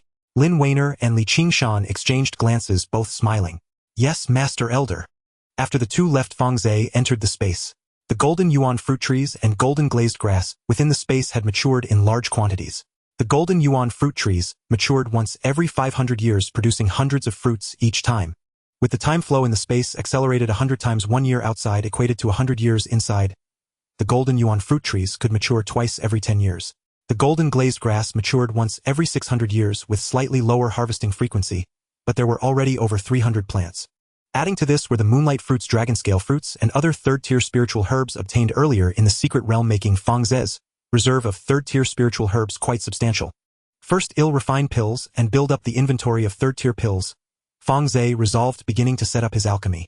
He took out the alchemy furnace from the space and placed it in the center of the seclusion room. This alchemy furnace was obtained from previous endeavors of second-tier top quality, inscribed with runes that could enhance the success rate and quality of the pills. Fang Ze first refined second-tier pills to warm up. Second-tier top-grade wood core pills, second-tier mid-grade heavenly essence pills, and second-tier low-grade green origin pills were produced one after another with a stable output rate of over 80% and often yielding top-grade pills. In 2 days, he completed all 45 second-tier pills, yielding over 300 pills, with 30% being top-grade. Next came the third-tier pills. The golden yuan pills and golden glazed pills were 2 types. He had refined countless times, able to do so with his eyes closed. Yet Fang Ze still dared not be careless. Each furnace required his full focus to control the heat and blend the spiritual herbs. The first furnace of golden yuan pills produced 4 pills, 2 mid-grade and 2 low-grade. The second furnace yielded 5 pills, 1 top-grade, 3 mid-grade and 1 low-grade. The third furnace produced 6 pills, 2 top-grade, 3 mid-grade and 1 low-grade. Fang Ze became more adept, with the output rate stabilizing above 40% and the proportion of top-grade pills gradually increasing. By the 12th furnace of golden glazed pills, he unexpectedly produced a full furnace of pills, 10 pills, with 3 being top-grade, 6 mid-grade, and 1 low-grade. Not bad, Fang Ze nodded with satisfaction, classifying the pills for storage. He refined a total of 12 furnaces from 12 batches of third-tier materials. The materials provided by Bo Pavilion were enough for 4 furnaces, but he had more spiritual herbs in his space, so he decided to refine a few more furnaces. After 12 furnaces, he refined 6 furnaces each of golden yuan pills and golden glazed pills, yielding over 60 third-tier pills in total, with 12 being top-grade. Along with those produced earlier in the sect, Fang Ze's stock of third-tier pills had now exceeded 200. If sold all at once, they could fetch over 1 million spirit stones. However, he did not plan to sell them all. Third-tier pills are a strategic resource best kept for future use, Fang Ze pondered. Selling a few each month to cover the shop's expenses should suffice, while the majority can be stored. He took out a top-grade golden yuan pill, swallowed it, and circulated the 4 turns of leaving fire classic to refine its medicinal power. The medicinal power of the golden yuan pill was mild and rich, flowing into his body and turning into a warm current that circulated through his meridians, ultimately merging with the golden core in his dantian. The golden core trembled slightly, and its surface brilliance brightened a few more degrees. High-grade elixirs are indeed remarkable. Their cultivation speed surpasses that of simply absorbing spirit stones by more than 10 times. Fang Ze sighed inwardly. Having elixirs as assistants makes a difference. However, he also knew that excessive reliance on elixirs would lead to an unstable foundation. The toxins from the elixirs would accumulate in the body, and when they reach a certain level they would affect the purity of spiritual power and even hinder breakthroughs. From now on I must periodically spend time refining my spiritual power to expel the elixir toxins, Fang Ze noted silently. After half a month of alchemy, he did not rush to continue his seclusion but first dealt with the shop's affairs. He classified and bottled the elixirs he had refined, labeling each bottle with the name, grade, and quantity of the elixir. 30 bottles of second-grade elixirs and 10 bottles of third-grade elixirs were enough for Baibo Pavilion to sell for a while. Li Qingshan and Lin Weiner also completed their investigation and returned to the backyard to report. Elder, I have gathered the information. Li Qingshan took out a jade slip and handed it to Fang Ze. This is the market situation for elixirs and magical artifacts in Liuli Immortal City, all recorded. Fang Ze took the jade slip, probing with his divine sense as a flood of information surged into his mind. Second-grade elixirs ranged from 150 spirit stones for low-grade, 300 to 500 for mid-grade, and 800 to 1,000 for high-grade. The price range for third-grade elixirs is even wider, starting from 2,000 spirit stones for low-grade, 3,000 to 6,000 for mid-grade, and 7,000 to 10,000 spirit stones for high-grade. Rare high-grade, third-grade elixirs occasionally appear at auctions with prices soaring above 20,000 spirit stones. Second-grade magical artifacts are priced at 1,500 spirit stones for low-grade, 5,000 to 8,000 for mid-grade, and 10 to 20,000 for high-grade. The prices for third-grade magical treasures are even higher, starting at 50,000 spirit stones for low-grade and reaching from 100,000 to 200,000 for mid-grade, while high-grade can go from 300,000 to 500,000. High-quality high-grade magical treasures are extremely rare, rumored to sell for 7 to 800,000 spirit stones. The resources here are considerably cheaper than inland. Fang Ze pondered. Inland, the cheapest third-grade elixirs start at 3,000 spirit stones, while here low-grade ones can be bought for 2,000. The reason is not hard to guess. The South Sea is abundant in spiritual herbs and materials from demon beasts, leading to lower raw material costs, and thus the prices of elixirs and magical artifacts are naturally lower. However, the prices for high-grade third-grade elixirs and high-grade magical treasures are not low and are even more expensive than inland. Li Qingshan added, I have heard that high-grade third-grade alchemists and artifact masters are quite rare here, leading to a supply-demand imbalance for high-grade elixirs and treasures. Some elixirs can only be purchased if one knows the shopkeeper. Ordinary loose cultivators cannot buy them even with money. Fang Ze nodded. This was his opportunity. Although his alchemy skills were only mid-grade, third-grade, the quality of the spiritual herbs in his space was extremely high. Coupled with his full concentration during alchemy, the proportion of high-grade elixirs he produced far exceeded that of ordinary alchemists. If he could establish a reputation, he would not lack customers. There's one more thing. Li Qingshan lowered his voice. I found out that Liuli Immortal City holds a small auction once a month, a medium auction every 6 months, and a large auction once every 5 years. Third-grade and above elixirs and treasures frequently appear at auctions, and occasionally spiritual treasures show up. Fang Ze's eyes lit up. When is the next auction? The small auction is at the beginning of next month. Li Qingshan replied. The medium auction is in 2 months, and the large auction is in 2 years. Good, I'll go take a look then. Fang Ze inquired about some details, and after confirming nothing was overlooked, he took out a large number of second-grade elixirs and magical artifacts from his storage bag and handed them to Li Qingshan. Take these and put them on the counter for sale. 300 bottles of second-grade elixirs and 50 second-grade magical artifacts. Set the prices according to the market rates, but allow for some discounts. Just don't drop them too low to avoid breaking the rules. Li Qingshan received the storage bag, slightly surprised as he felt its weight. 300 bottles of second-grade elixirs and 50 second-grade magical artifacts. Elder Fang's resources are indeed abundant. From now on, every 3 months I will place a batch of resources at the door for you to sell. Fang Ze continued. The elixirs needed by the shop should also be placed at the door. I will check them as soon as I exit my seclusion. Understood. Li Qingshan replied respectfully. Lin Weiner, listening nearby, could not help but ask, Master, how long will you be in seclusion? Fang Ze thought for a moment. I will seclude myself for half a year for now. If all goes well, it may take longer. Half a year. Lin Weiner felt a tightening in her heart, but quickly eased. The stronger the master's power, the safer they would be. I understand, Master. Lin Weiner nodded. Rest assured, I will take good care of the shop. Fang Ze patted her shoulder, reiterated a few reminders, then turned and walked into the seclusion room. As the door to the seclusion room closed, Fang Ze sat cross-legged and took out a golden yuan pill from his space. As the elixir entered his abdomen, its medicinal power dispersed. Fang Ze operated the 4-turn Li Hua Sutra, refining the medicinal power and channeling it into his golden core. The medicinal power of the golden yuan pill was gentle and rich like a trickling stream, continuously nourishing the golden core. Fang Ze could clearly feel the golden core slowly growing larger, its surface radiating more and more brilliance. 1 pill, 2 pills, 3 pills. Fang Ze consumed 1 high-grade elixir every 3 days. For him, a mid-grade or low-grade elixir no longer had sufficient effect at his golden core midstage. The remaining time was spent refining the medicinal power and polishing his spiritual power. The 100-fold time flow in the space provided him ample cultivation time. This speed of cultivation was terrifying. Ordinary golden core cultivators often require decades of arduous cultivation to break through a small realm, consuming vast amounts of spirit stones and elixirs. In the space, 1 day for Fang Ze equated to 100 days outside, and combined with the assistance of elixirs, his cultivation speed was dozens of times that of ordinary golden core cultivators. However, he also discovered a problem. Taking too many elixirs began to accumulate toxins in his body. These toxins settled in his meridians and dantian. Although they temporarily did not affect the operation of spiritual power, Fang Ze could feel the purity of his spiritual power declining. I cannot focus solely on breakthroughs, a solid foundation is more important. Fang Ze slowed his cultivation speed, flushing his meridians with spiritual power every 10 days to expel the toxins from his body. This process was painful. The toxins adhered to the walls of the meridians, requiring careful peeling with spiritual power, where a slight misstep could damage the meridians. But Fang Ze dared not slack off. He was well aware of the consequences of an unstable foundation. During major breakthroughs, it was easy to fall into madness, and his combat power would also be weaker than that of fellow practitioners of the same rank. He would rather be slow and ensure that every step is solid. Time passed quietly in seclusion. 2 months later, Fang Ze's golden core had grown by 30%, its surface brilliance swirling, only a step away from the late golden core stage. For months later, the growth of the golden core exceeded 50%, its brilliance becoming dazzling. Fang Ze felt as though there were a small sun in his dantian. 6 months later, the opportunity for a breakthrough finally arrived.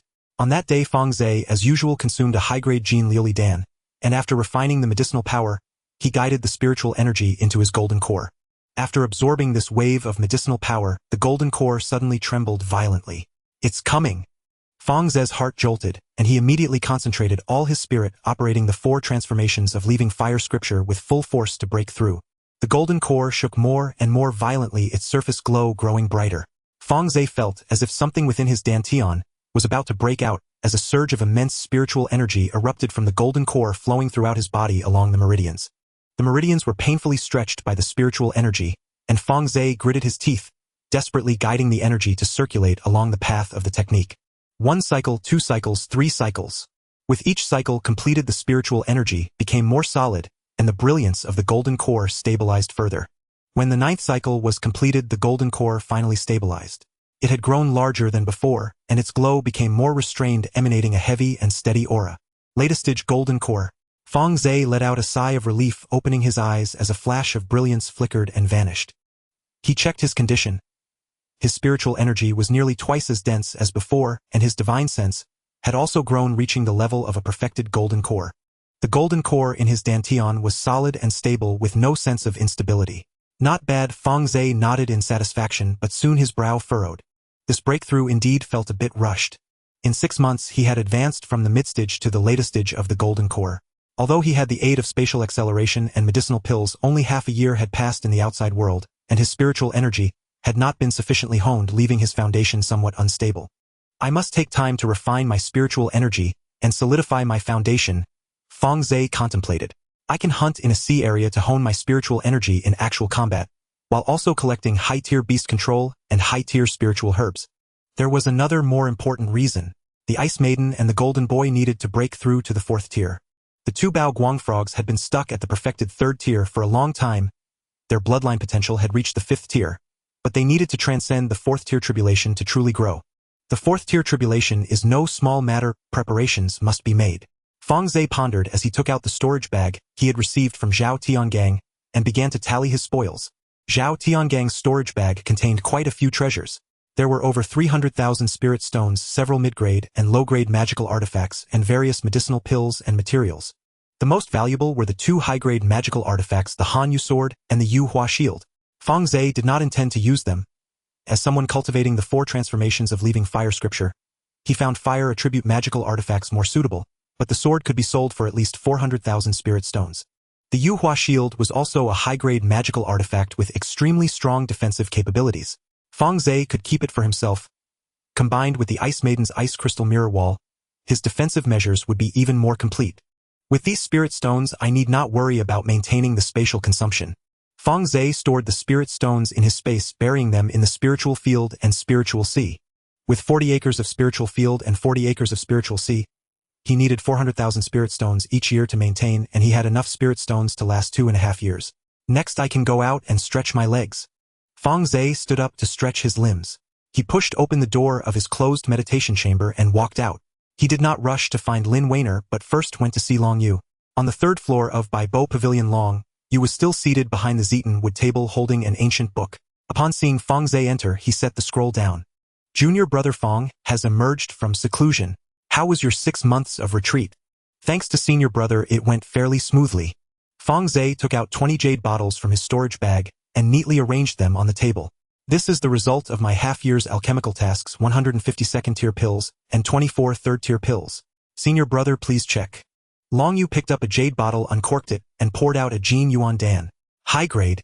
A hint of surprise flashed in Long Yu's eyes as he examined it closely for a moment. Indeed, it is a high-grade Jin Yuan Dan, and the quality is extremely high, close to the top grade. Junior brother Fang's alchemy skills are truly remarkable. He checked each jade bottle, noting that nearly 20% of the second-tier pills were high-grade, while over 10% of the third-tier pills were also high-grade. This ratio would be considered outstanding for any third-tier alchemist. Junior brother Fang has worked hard. Long Yu stored the pills and took out a bag of spirit stones from his storage bag. Here is your reward: 200 spirit stones for each furnace of second-tier pills, 2,000 spirit stones for each furnace of third-tier pills, totaling 7,800 spirit stones. Junior brother Fang, please check. Fang Ze received the spirit stones using his divine sense to scan and confirm the amount was correct before casually storing them away. By the way, Long Yu seemed to remember something and casually asked, recently many golden core true immortals have come seeking assistance, wanting to ask Junior brother Fang to refine some custom pills. I wonder if Junior brother Fang has any interest. Custom pills. Fang Ze raised an eyebrow slightly. What kind of pills are they specifically? I'm not sure about that. Long Yu smiled. But since they are custom, they must not be ordinary pills. With Junior brother Fang's alchemy skills, it shouldn't be hard to handle. Fang Ze pondered for a moment and shook his head. Forget it, I don't have that much time. Long Yu was taken aback, clearly not expecting Fang Ze to refuse so decisively. The rewards for custom pills are usually 3 to 5 times that of ordinary alchemical tasks, which is a significant temptation for any alchemist.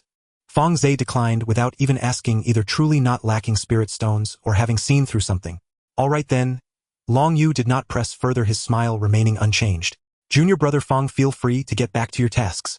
Fang Ze cupped his hands in farewell and turned to leave the 3rd floor.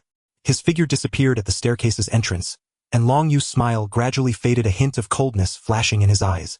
This boy's alchemical ability is decent, yet he dares not accept custom pills. Does he see through my traps? Or does he simply not wish to refine them? Long Yu murmured to himself, his fingers gently tapping the table. He had indeed tampered with the custom pills. Those golden core true immortals seeking him out were either allies of the Yu Hua faction or loose cultivators willing to cooperate for spirit stones. As long as Fang Ze accepted the order, he had ways to manipulate the pills. Either accusing Fang Ze of ruining the pills and demanding compensation, or sabotaging the pills to create problems for the buyers, casting the blame on Fang Ze. Unexpectedly, Fang Ze did not take the bait at all. Quite cautious. Long Yu sneered. But it's all right, there will be plenty of opportunities. Fang Ze exited Bai Bo Pavilion, his mind also calculating. Long Yu's sudden mention of custom pills clearly held ill intentions. With his current wealth, he did not need that small amount of spirit stones and had no reason to take risks. Rather than refining pills for others, it would be better to stay in seclusion for a few more years and cultivate faster. He quickened his pace, crossing 2 streets until he arrived at the backyard. Lin Weiner was cultivating in the courtyard. Upon seeing Fang Ze enter, she immediately ceased her practice and bowed respectfully. Master, you have emerged from seclusion. Fang Ze nodded. Lin Weiner retrieved a spatial ring from her storage pouch and handed it to him. This is the revenue from the counter over the past half year. Approximately 250,000 spirit stones. Please accept it, master. Fang Ze accepted the ring and secured it carefully. Then he instructed, You may hire several disciples specializing in beast taming to oversee the counter. Focus on your cultivation. You must strive to break through to the mid-stage of foundation establishment. Yes, Master, Lin Weiner replied. Fang Ze glanced around but did not see Li Qingshan. Where is Li Qingshan? Senior brother Li departed 5 days ago, Lin Weiner said, drawing a jade slip from her sleeve and offering it to Fang Ze. He learned of a second-rank snow enchantress fox, and knowing Master's fondness for collecting high-tier bloodline offspring, assembled several foundation establishment cultivators and set out in search. This is the location jade slip he left behind. Fang Ze took the slip and probed it with his divine sense. Within it lay a marked coordinate, some 30,000 li southeast of Luli Immortal City. 5 days without returning. Fang Ze's brow furrowed slightly. Yes, Lin Weiner replied, her expression clouding with concern. Senior brother Li said the round trip would take no more than 2 days, but still no word has come. I intended to go search myself, but my cultivation is too low. I feared only causing further trouble. Fang Ze paused in thought. That is unusual. At a foundation establishment, cultivator's speed 30,000 li is a mere day's journey, there and back.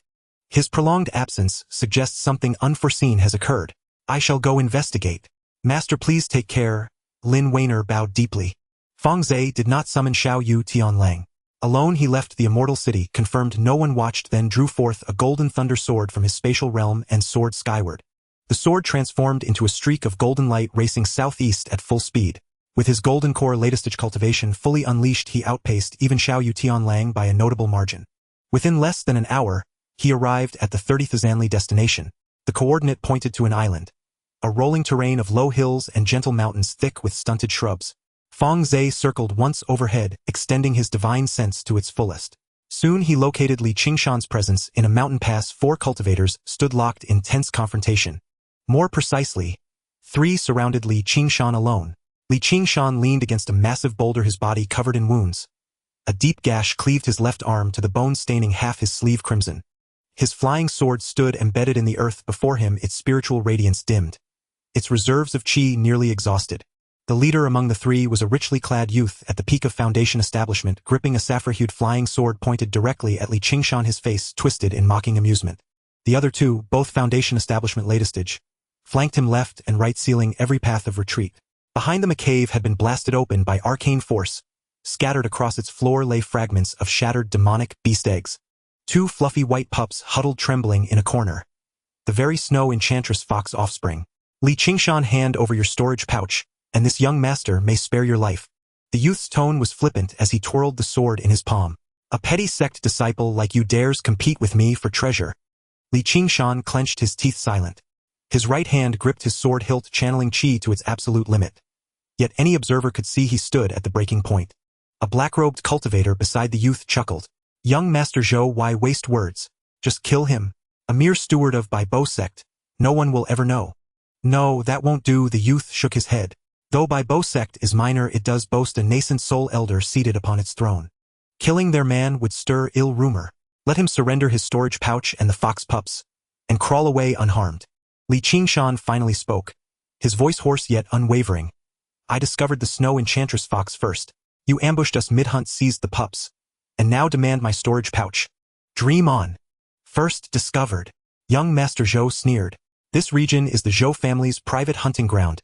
Every demonic beast here belongs to us. You, an outsider, dare slay our beasts, and expect leniency, much less lecture me on justice. Li Qingshan's face flushed iron gray. This territory was never under the Zhou family's dominion. By rights, his pursuit of the fox should have drawn no objection. Yet the moment he located the den, these 3 appeared. Without warning they struck, ambushing him, wounding 2 companions, seizing both pups. His comrades, sensing imminent doom, had fled long before. Your final chance. The youth raised his sword. Surrender the pouch or leave now. Li Qingshan tightened his grip on the hilt, a flash of resolve blazing in his eyes. He had steeled himself for death, when suddenly a golden sword light descended from the heavens, striking the earth between the youth and Li Qingshan. As the light dissipated, Fang Ze stood calmly, hands clasped behind his back, his gaze icy as it swept over the 3. Senior Elder Fang, Li Qingshan cried, astonished, elated, his taut muscles collapsing as he nearly crumpled to the ground. The youth paled, instinctively stepping back 2 paces. Though he could not fathom Fang Ze's cultivation depth, the sheer authority of his aerial descent unmistakably proclaimed a golden core cultivator. This junior is Zhou Wanbiao, my father Zhou Yuanlang. Greetings, Senior Elder. We were unaware of your arrival. Our failure to welcome you properly is deeply regrettable. Fang Ze did not glance at him. Turning instead to Li Qingshan, he produced a healing pill and offered it. Take this first. Li Qingshan swallowed the pill. The bleeding ceased instantly, color returned faintly to his ashen face. In a low voice he murmured, Elder, those fox pups are in their possession. Fang Ze nodded, then fixed his gaze upon the youth. Hand over the pups. The youth stiffened, forcing a smile. Senior Elder, we discovered them first. By precedent they belong to us. Though you are a golden core true immortal, surely you would not violate the established customs of the Luli Sea region. Customs? Fang Ze's voice was calm, detached. I recognize only this: those who harm my people and steal what is mine must pay the price. The youth's expression darkened completely. He withdrew a jade talisman from his storage pouch, crushed it, and a beam of light shot skyward, detonating into a sapphire firework. Senior Elder, I have already alerted my father. He is a golden core midstage cultivator. He will arrive within half an hour. The youth feigned composure. These are merely second-rank demonic beasts. Surely, Senior Elder, you would not risk discord over such trifles. Fang Ze glanced briefly at the fading firework, his expression unchanged. Half an hour. Sufficient. With a flick of his wrist, 3 golden thunder swords erupted into the air, encircling the youth and his 2 companions. Lightning crackled along their blades, radiating a merciless, lethal intent. The young man in a brocade robe turned pale and quickly summoned his flying sword for defense. However, his flying sword was merely a second-tier upper-grade spirit tool, which was nothing more than a toy against the gold thunder sword easily sent flying with a single strike. The other 2 were even more helpless. They didn't even have time to summon their magical treasures before being forced back by the sword energy of the gold thunder sword. Fang Ze directly annihilated them, storing the corpses in his space and tossing them to the gold-devouring insect for consumption before walking into the cave and bringing out 2 snow-white snow charm fox cubs. The 2 cubs had just been born, their bodies completely snow-white and fluffy like 2 cotton balls. One was male and the other female. The smaller one curled up in his palm, shivering, while the larger one seemed somewhat calmer, sniffing Fang Ze's fingers with its moist nose. Fang Ze carefully examined the smaller one and found it was smaller than its kind, but it had a tuft of silvery white fur on its forehead. This anomaly often indicated a bloodline mutation, either a reversion to an ancestor or a hybridization resulting in a higher-tier bloodline. Not bad. Fang Ze nodded in satisfaction, storing the 2 cubs into his spirit beast pouch. He looked at Li Qingshan and said, let's go. Li Qingshan struggled to stand up and followed behind Fang Ze as they soared into the sky on their swords, flying towards the Lioli Immortal City. After flying several hundred miles, Li Qingshan could no longer hold back and spoke up, Elder, do you think the Zhou family will cause trouble? The Zhou family? Fang Ze replied indifferently, just a golden core family. If they dare to come, I will annihilate them. Li Qingshan's heart trembled as he recalled the rumors of Fang Ze wiping out the Zhou family, and he no longer spoke further. The 2 continued flying for a while, when Li Qingshan suddenly said, Elder, I have an unreasonable request. Speak. I wish to follow the Elder and serve you dutifully. Li Qingshan's voice was somewhat excited. I come from a loose cultivator background with mediocre talent, and have come this far solely due to the Elder's support. Today the Elder saved my life again. This kindness I have no way to repay. Fang Ze paused for a moment and asked, how long have you been at the completion of Foundation establishment? 3 years, Li Qingshan replied. Go back and enter closed-door cultivation. Prepare for the golden core breakthrough. Fang Ze took out a golden core pill and a bottle of auxiliary elixirs from his storage pouch, handing them to Li Qingshan. I have prepared resources for your golden core breakthrough. Only after becoming a golden core can you speak of following me. Li Qingshan took the elixirs, his hands trembling, tears welling in his eyes. He deeply bowed, his voice choked. Thank you, Elder. Master. He even changed how he addressed Fang Ze. Fang Ze did not correct him, merely nodded. Li Qingshan's heart surged with indescribable emotions. Having lost both parents at a young age, he was adopted by a loose cultivator, and when he was a teenager his adoptive father was also killed by a beast. He struggled alone in the cultivation world for decades, enduring scorn and bullying, never having anyone extend a helping hand. Until he met Fang Ze.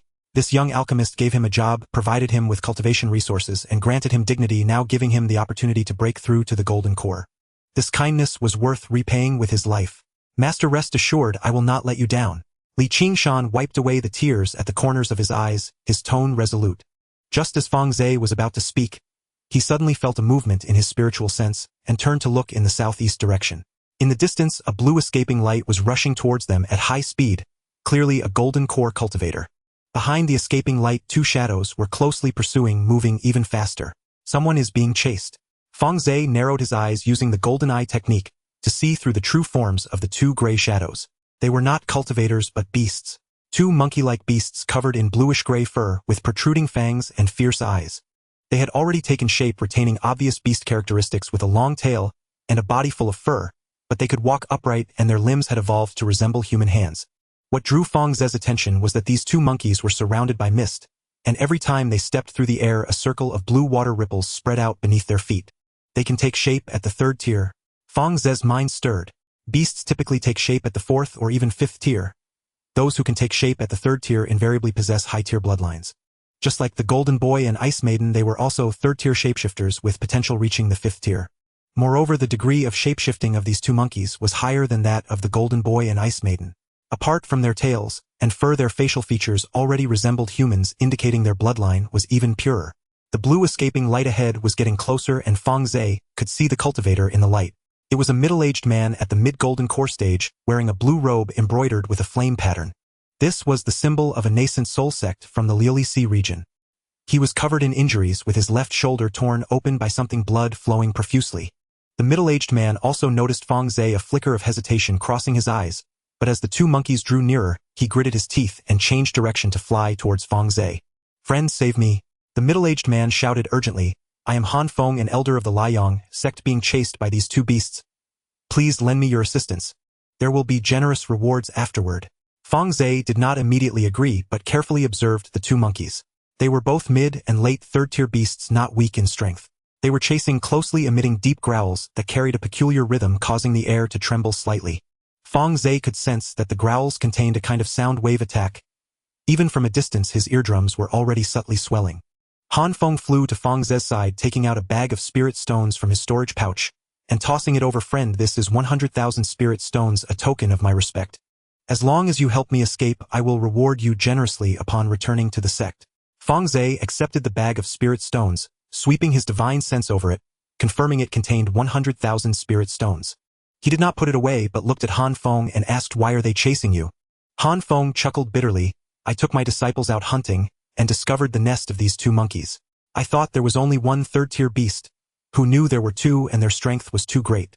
My disciples were all killed and I was the only one who escaped." Fang Ze nodded. In the sea, it was common for cultivators to encounter death during hunts, and he asked again, "Where is their nest? Are there any other beasts inside?" Han Feng was taken aback, not expecting Fang Ze to ask that, but he still replied, "The nest is on an island 500 miles to the east. There should be cubs inside.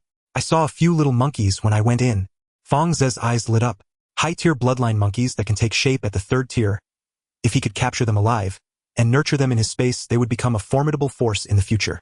If they could hybridize with the ironback monkey and the mountain-moving monkey in the space, perhaps a stronger new breed could be cultivated. "Friend, leave these two monkeys to me." Fang Ze stored the bag of spirit stones, his figure flashing, as he positioned himself in front of Han Feng. Han Feng's face lit up with delight. He hastily retreated to the side and swallowed a pill to rapidly restore his spiritual energy. Two apes closed in, and upon seeing Fang Ze blocking their path, erupted into furious rage. The elder ape, cultivation level 3rd realm late phase, spoke in human tongue, its voice deep and resonant. "Human, step aside, or perish." As it spoke, sonorous waves surged from its throat, rippling outward in visible concentric circles toward Fang Ze. Fang Ze furrowed his brow slightly and shifted his stance just in time. The sound wave swept past him and struck a nearby reef, which shattered with a sharp crack into countless fragments. A sonic attack. A chill ran through Fang Ze's heart. These apes possessed far more exalted bloodlines than he had anticipated. Ignoring their threat entirely, he flicked his right hand, and 3 Xiaoyu heavenly wolves burst forth from his spirit beast pouch. All 3 wolves were at the early to mid-phase of the 3rd realm, gleaming silver-furred with twin wings unfurled across their backs. From another spirit beast pouch leapt the Zitong Yun E-Tiger, its aura blazing with the power of a late-phase 3rd realm cultivator. Its violet eyes shimmered with arcane light as it unleashed a thunderous earth-shaking roar. For 3rd realm spirit beasts appeared simultaneously, overwhelming in presence and might. The 2 apes faltered mid-pursuit, their expressions shifting. The elder ape fixed its gaze on the Zitong Yun E-Tiger, eyes flickering with unmistakable wariness. Among spirit beasts of equal realm, bloodline purity and innate talent dictated supremacy. Though the Zitong Yun E-Tiger bore only an ordinary 3rd realm lineage, its sheer size and raw strength surpassed the elder apes, making victory in single combat far from certain. And yet 3 Xiaoyu heavenly wolves circled like silent predators poised to strike. "Human, do you truly wish to make us your enemies?" The elder ape bared its fangs, its voice thick with menace. It drew a deep breath and a low resonant hum vibrated from its throat, causing the surrounding air to churn violently while concentric ripples spread across the sea surface. Fang Ze remained silent, and with a flick of his left hand a golden torrent surged forth from his spirit beast pouch. 163rd Realm spirit insects joined by over 10,000 sure gene beetles swarmed skyward in a deafening tide, coalescing instantly into a vast encircling formation that sealed both apes within its lethal perimeter. The synchronized thrum of 10,000 wings coalesced into a deafening bone-rattling drone. Han Feng watched stunned into mute awe. For 3rd Realm spirit beasts, plus 163rd Realm insects. Just who was this fellow cultivator? The Liang sect, a nascent soul-level sect, possessed fewer 3rd Realm spirit beasts across its entire mountain domain. The apes' faces paled utterly. They sensed the terrifying truth each sure gene beetle wielded, the combat prowess of a 3rd Realm cultivator. 160 united.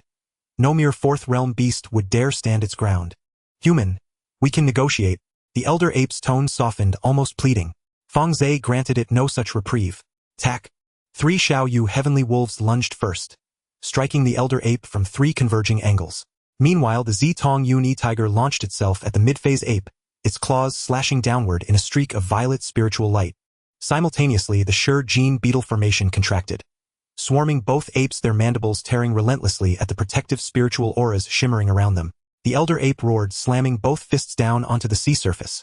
A colossal geyser erupted skyward, solidifying instantly into a towering wall of water that intercepted the wolves' assault.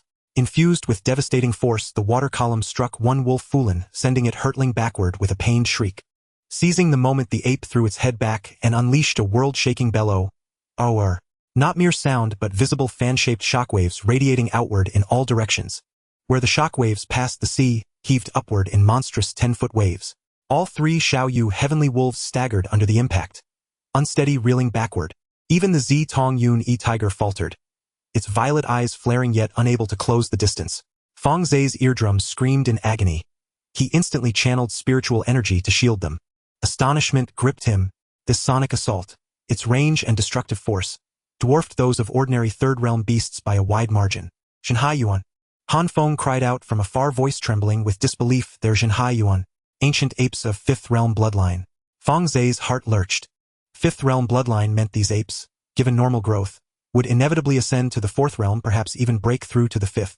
No wonder they could assume humanoid form at the 3rd Realm. No wonder their sonic fury was so cataclysmic. The Zhenhai Yuan, legendary primordial beings, said to subdue entire oceans, reached power rivaling that of transcendent realm cultivators upon maturity. Such beasts had vanished from inland realms centuries ago. Only the deepest abyssal trenches still harbored rare sightings. They must be captured. Alive. A flash of resolve ignited in Fang Ze's eyes, replacing his initial intent to slay. His hands wove a rapid seal, and 3 Jinlei swords shot forth, transforming midair into streaks of golden lightning, striking the elder Zhenhai Yuan from 3 distinct angles. Arcing with crackling thunderlight, the swords carried innate suppression against water affinity beasts. Sensing the overwhelming lightning essence, the Zhenhai Yuan's eyes flickered with dread. It dared not meet the blade's heat, retreating swiftly instead, then slamming both palms onto the sea.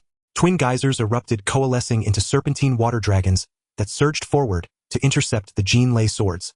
Boom, boom, boom. The collision detonated in deafening concussions. The water dragons exploded into mist under the lightning's fury, but the Jinlei sword's brilliance dimmed noticeably. Fang Ze's brow tightened. This Zhenhai Yuan's combat prowess far exceeded any standard late-phase 3rd Realm opponent.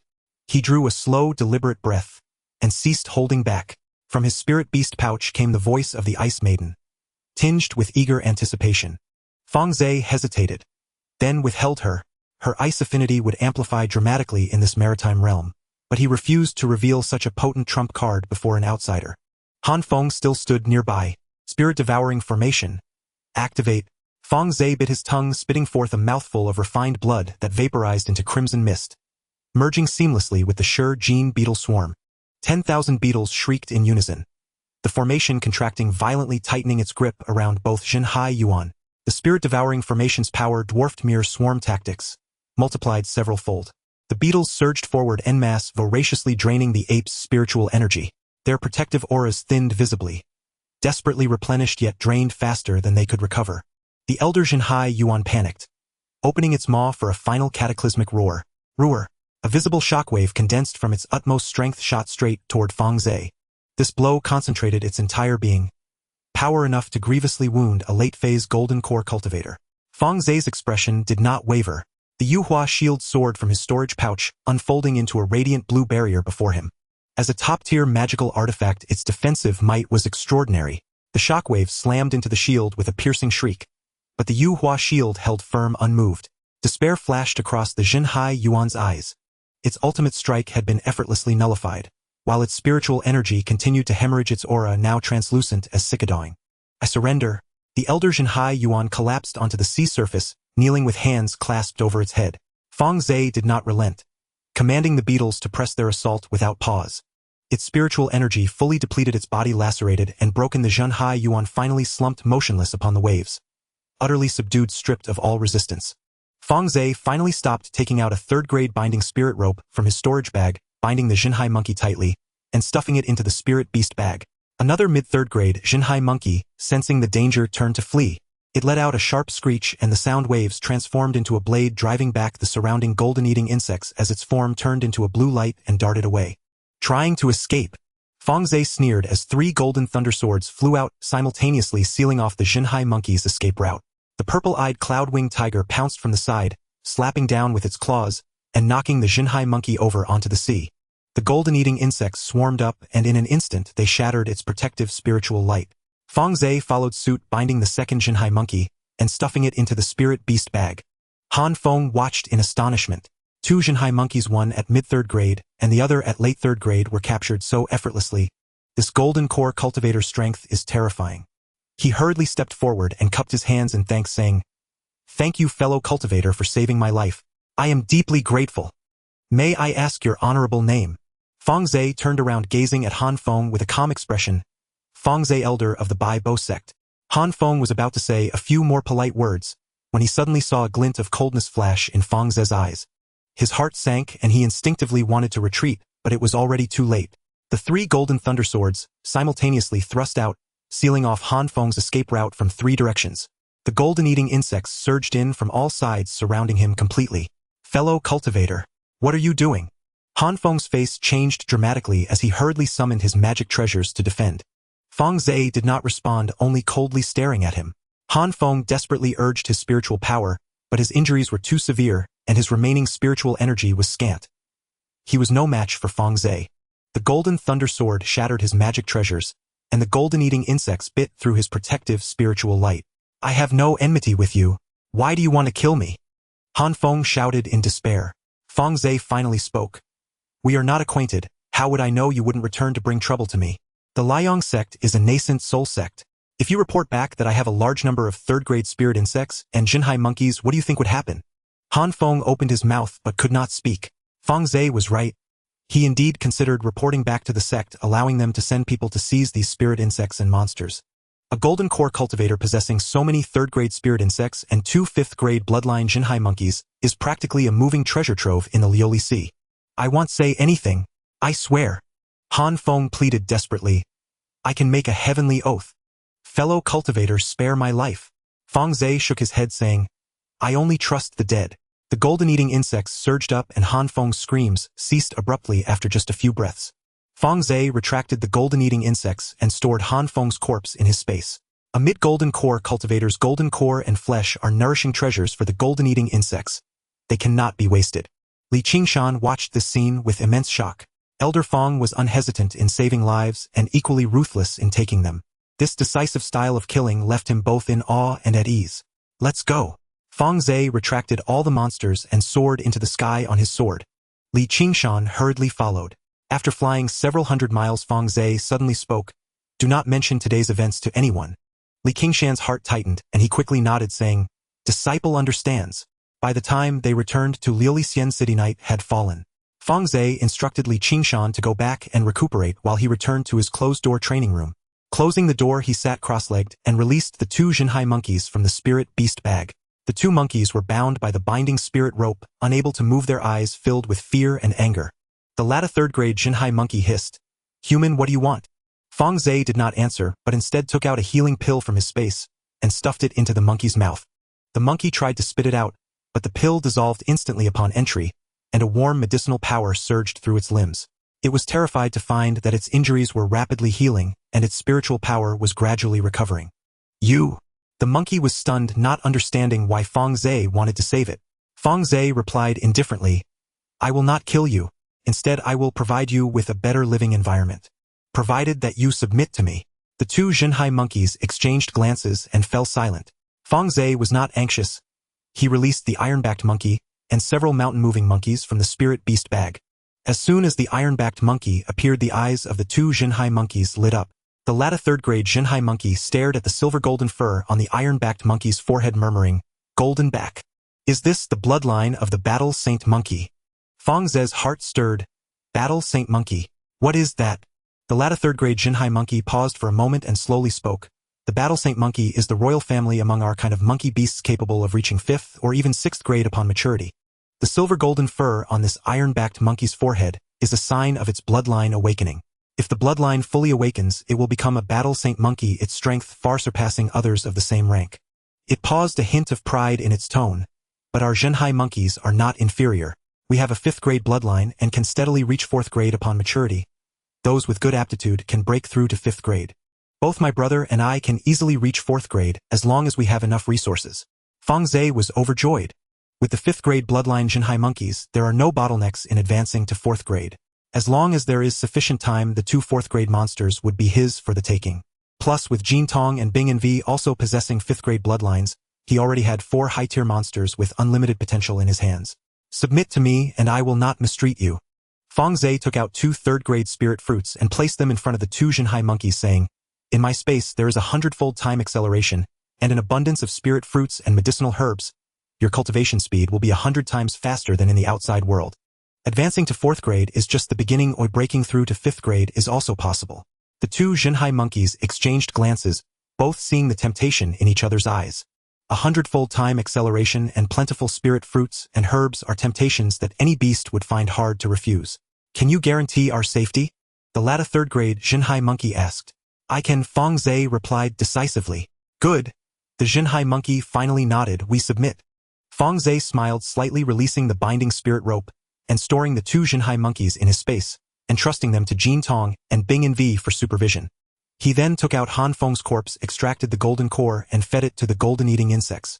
The third-grade golden-eating insects swarmed up, devouring the golden core completely. Fang Ze could feel several golden-eating insects' auras slowly rising, getting closer to late third grade. Before long, there should be fully matured third-grade golden-eating insects appearing, Fang Ze contemplated. Once I gather 200 third-grade golden-eating insects, even a nascent soul cultivator will be easy to deal with. He sat cross-legged, took out a golden yuan pill, swallowed it, and continued his cultivation. In the space, the golden boy and the ice girl were staring intently at two Jinhai monkeys. Are you new here? The golden boy stood with his hands on his hips, looking like a little adult in front of the Jinhai monkeys. From now on, this place is under my management and you must obey. The two Jinhai monkeys looked at the 4- or 5-year-old child, momentarily unsure of how to respond. The ice girl, munching on a spirit fruit, said indistinctly, He is right, you must listen or else. You won't get any spirit fruit. The latest-stage third-tier Jinhai monkey twitched its mouth. It had lived for hundreds of years, and was being lectured by two little children for the first time. However, feeling the aura emanating from the golden boy and the ice girl, it wisely chose to remain silent. Here it had no capital to be arrogant. At the Liang sect in the council hall, the sect master Liang Jinjuan sat in the main seat, his expression gloomy. In front of him on the bright lampstand, a soul lamp marked with the name Han Feng had completely extinguished, with only a wisp of green smoke slowly dissipating inside the lamp. Elder Han at the mid-golden core stage has fallen. Have you found out the details? Liang Zhenjin's voice was low and emotionless, but everyone in the hall could feel the raging anger. Zhao Lai, the head of the law enforcement hall, knelt on one knee, cupping his fists. Reporting to the Jinjuan, the investigation is complete. Elder Han's last appearance at the sect was 7 days ago. He went out hunting with 3 Foundation establishment disciples, targeting a deserted island in the Eastern Sea region. According to eyewitness accounts from nearby loose cultivators, Elder Han tracked a third-tier monkey-like demon beast into the deep sea. Monkey-like demon beast. Liang Zhenjuan frowned slightly. When did third-tier monkeys appear in the Eastern Sea region? Zhao Lai shook his head. I too am puzzled. The Eastern Sea region is mostly inhabited by sea beasts and flying birds.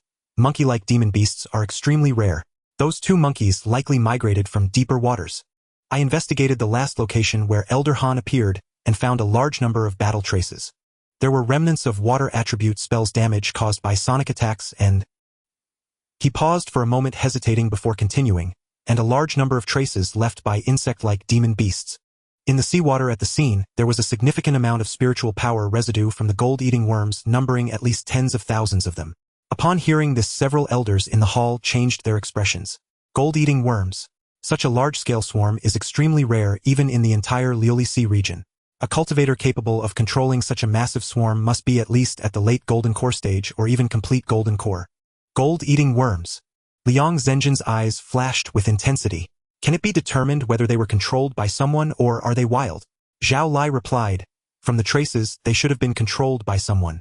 The movement patterns of the swarm were very regular, showing clear signs of encirclement. Additionally, residue of a cultivator's spiritual power was found at the scene, indicating that not only Elder Han was present, but also another golden core cultivator. This person must be at least at the late golden core stage with a fire attribute spiritual power. Liang Zhenjuan remained silent for a moment before slowly speaking. What happened to Han Feng's golden core? Is there any sign of it being taken? The golden core has vanished. Zhao Lai's expression was serious. There were no signs of the golden core self-destructing at the scene, which indicates that Elder Han was killed and his golden core taken. To accomplish this, the perpetrator must be at least at the complete golden core stage, or possess a large number of high-tier spirit insects. Continue the investigation. Liang Zhenjuan stood up. Find out the identity of that golden core cultivator. Additionally, keep an eye on all the pill shops and auction houses in Liulisea City. Elder Han Feng and the Foundation Establishment disciples' relics carry our Liang sect's mark. If anyone dares to sell them, capture them immediately. Understood. Zhao Lai took his leave. Liang Zhenjuan turned to look outside the hall, his gaze distant. Gold-eating worms. When did the Eastern Sea region gain such a figure? In Liulisea City, in the back courtyard of the Bai Bo Pavilion, Fang Ze sat cross-legged in the space with several golden yuan pills and golden liuli pills placed in front of him. He picked up a golden yuan pill and swallowed it, operating his cultivation method to refine the medicinal power. After a moment, he opened his eyes, his brows furrowing tightly. The efficacy of the medicine has diminished. It is not the problem of the pill. It is because after his cultivation level increased, third-tier low-grade pills are no longer effective for him. The medicinal power of the golden yuan pill is like a cup of water poured into a large lake, stirring, not even the slightest ripple. He tried the golden lily pill and the effect was similarly negligible.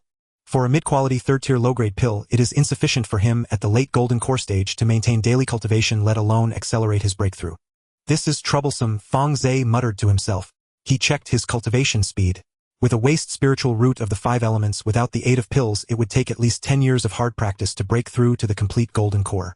10 years in the outside world translates to a full 1,000 years in this space. But the issue is that he needs not just the complete golden core but also the nascent soul. The bottleneck at the nascent soul stage is far more terrifying than at the golden core stage. Without sufficient heavenly materials and opportunities with his qualifications, he may never reach the threshold in his lifetime. And the exploration of the Liuhua Palace ruins is set for 10 years later. By then the restrictions will weaken and all factions will send people in. He must improve his strength as much as possible before then. I must find third-tier upper-grade pills. Fang Ze opened the jade slip left by the alchemy master and carefully reviewed all the pill formulas again. The alchemy master's inheritance in alchemy is indeed rich. There are 3 third-tier pill formulas which are exactly the 3 types of pills he can currently refine. However, there are no formulas for third-tier upper-grade pills for golden core cultivation. I can only communicate with the alchemists here. Fang Ze pondered. Liulisea City is a 4th-tier immortal city. There must be third-tier upper-grade alchemists.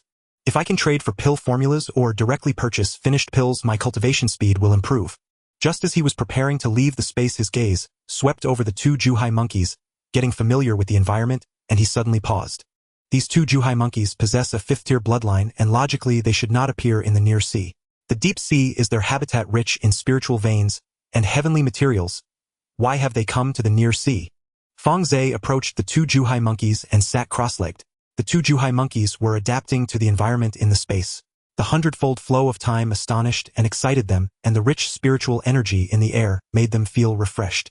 The latest-stage 3rd-tier Zhuhai monkey was squatting by the spiritual field, drooling at the golden yuan fruit tree. Only after being glared at fiercely by the golden boy did it sheepishly retract its gaze. Come here, I have something to ask you. Fang Ze waved his hand. The 2 Zhuhai monkeys obediently walked over and squatted down in front of him. After being placed under a restriction, they had completely recognized the reality. Although this human cultivator's cultivation is only at the late golden core stage, his methods are numerous and resistance would only lead to suffering. Where did you come from? Fang Ze asked. I mean the place where you originally lived. The latest-stage Zhuhai monkey scratched its head and said in a deep voice, a very dark place. Everywhere is water. We can't see the sky or the stars. We were born there and grew up there until one day a crack opened in the stone above us and we crawled out through the crack. A very dark place. Fang Ze asked, what exactly does it look like?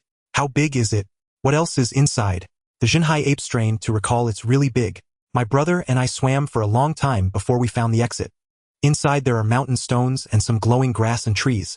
There are many living things including fish, shrimp, and monkeys like us. The most formidable is... It paused, a glint of fear flashing in its eyes. The most formidable is the Jiaolong. A blue ice-colored Jiaolong covered in scales with eyes like two lanterns. It's very fierce and often comes to our territory demanding offerings of spiritual fruits and spiritual ores. If we don't comply, it attacks. Once it bit off a piece of my brother's tail. The mid-stage Xinhai ape next to it quickly stretched out its tail, confirming that it was indeed shorter, and the broken end had already grown new flesh. Fang Ze pondered, besides the Jiaolong, what other powerful creatures are there? There's also a dragon carp. The mid-stage Xinhai ape interjected, it's a perfect third tier, really annoying. It doesn't fight us but always teases us with bubbles. Those bubbles explode upon contact and the splashes can send a person flying several miles away. In its nest there's a blue tree and the fruits it bears smell wonderful. I've caught a whiff from a distance. A blue tree. What kind of fruits does it bear? Blue, about the size of a fist with a thin layer of frost on the outside. The Jiaolong seems to be waiting for that tree to bear fruit. It has checked several times but always leaves in a huff, probably because they aren't ripe yet. Fang Ze's heart stirred. The spiritual fruit tree guarded by the perfect stage dragon carp, coveted even by the 4th tier Jiaolong, must have fruits of at least high-grade 3rd tier quality, perhaps even 4th tier. What cultivation level is that Jiaolong? 4th tier. The Xinhai ape affirmed it can fully transform into a very handsome man, but we all know he is a Jiaolong. His aura is terrifying, or every time he comes to our territory we don't even dare to move. Fang Ze frowned slightly. A 4th tier initial stage Jiaolong possesses combat power comparable to a mid-stage nascent soul human cultivator. Confronting it heathen with his current strength would be tantamount to courting death. However, according to the Xinhai ape's description, that Jiaolong seems to be very concerned about the spiritual fruit tree in the dragon carp's nest, always waiting for the fruits to mature. How big is that place? How long have you lived inside? The Xinhai ape thought for a moment. I don't know how big it is. Anyway, my brother and I have never reached the end. We lived inside for several hundred years. The spiritual energy there is much denser than outside, and the spiritual fruits grow very quickly. If not for the crack above, we might have never come out. Fang Ze pondered for a moment, gradually outlining the general shape of that place. A dark underground space with mountains and water, spiritual plants and ores, and inhabited by demon beasts large enough that 2 3rd-tier demon beasts swam for a long time without reaching an end. The concentration of spiritual energy is higher than outside. Medicinal herbs grow rapidly and a 4th-tier Jiaolong lurks. This does not resemble a natural cave, but more like some kind of sealed secret realm or ruin. Is that crack at the bottom of the sea? Yes, very deep underwater. The Xinhai ape gestured. When we emerged from the crack, there was water all above us, and we swam for a long time before seeing the sky. Fang Ze's eyes brightened. The underwater crack restricts the entry of 3rd-tier combatants, and the internal space is vast with 4th-tier demon beasts lurking, and a large number of 3rd-tier demon beasts and spiritual plant resources. This is practically a treasure trove tailored for him. That crack limits the entry of higher-tier combatants. The 4th-tier Jiaolong cannot come out, and as long as he does not provoke it, he will be safe inside. More importantly, that blue spiritual fruit tree in the dragon carp's nest. If the fruits are high-grade 3rd tier or even 4th tier, he would have hope of breaking through to the golden core perfection. Even if the fruits are not ripe, the numerous 3rd-tier demon beasts and spiritual plants inside could exchange for a substantial amount of spirit stones to purchase high-grade 3rd-tier pills. Moreover, the ice toad and golden toad also require high-tier resources, preferably 4th tier, to enable their breakthroughs. Fortune favors the bold. Fang Ze stood up, a glint of determination flashing in his eyes. He didn't rush to set off. Instead, he first checked Han Feng's storage ring. Han Feng's belongings were few, over 100,000 spirit stones, a few bottles of 2nd-tier pills, several 2nd-tier spiritual tools, and a copper mirror. This copper mirror is called the Liaoyang mirror, a mid-grade magical treasure that can emit a scorching beam of light powerful enough to rival the full force of a mid-stage golden core cultivator. For ordinary golden core cultivators, it is considered a decent magical treasure, but for Fang Ze this item is somewhat of a dead weight.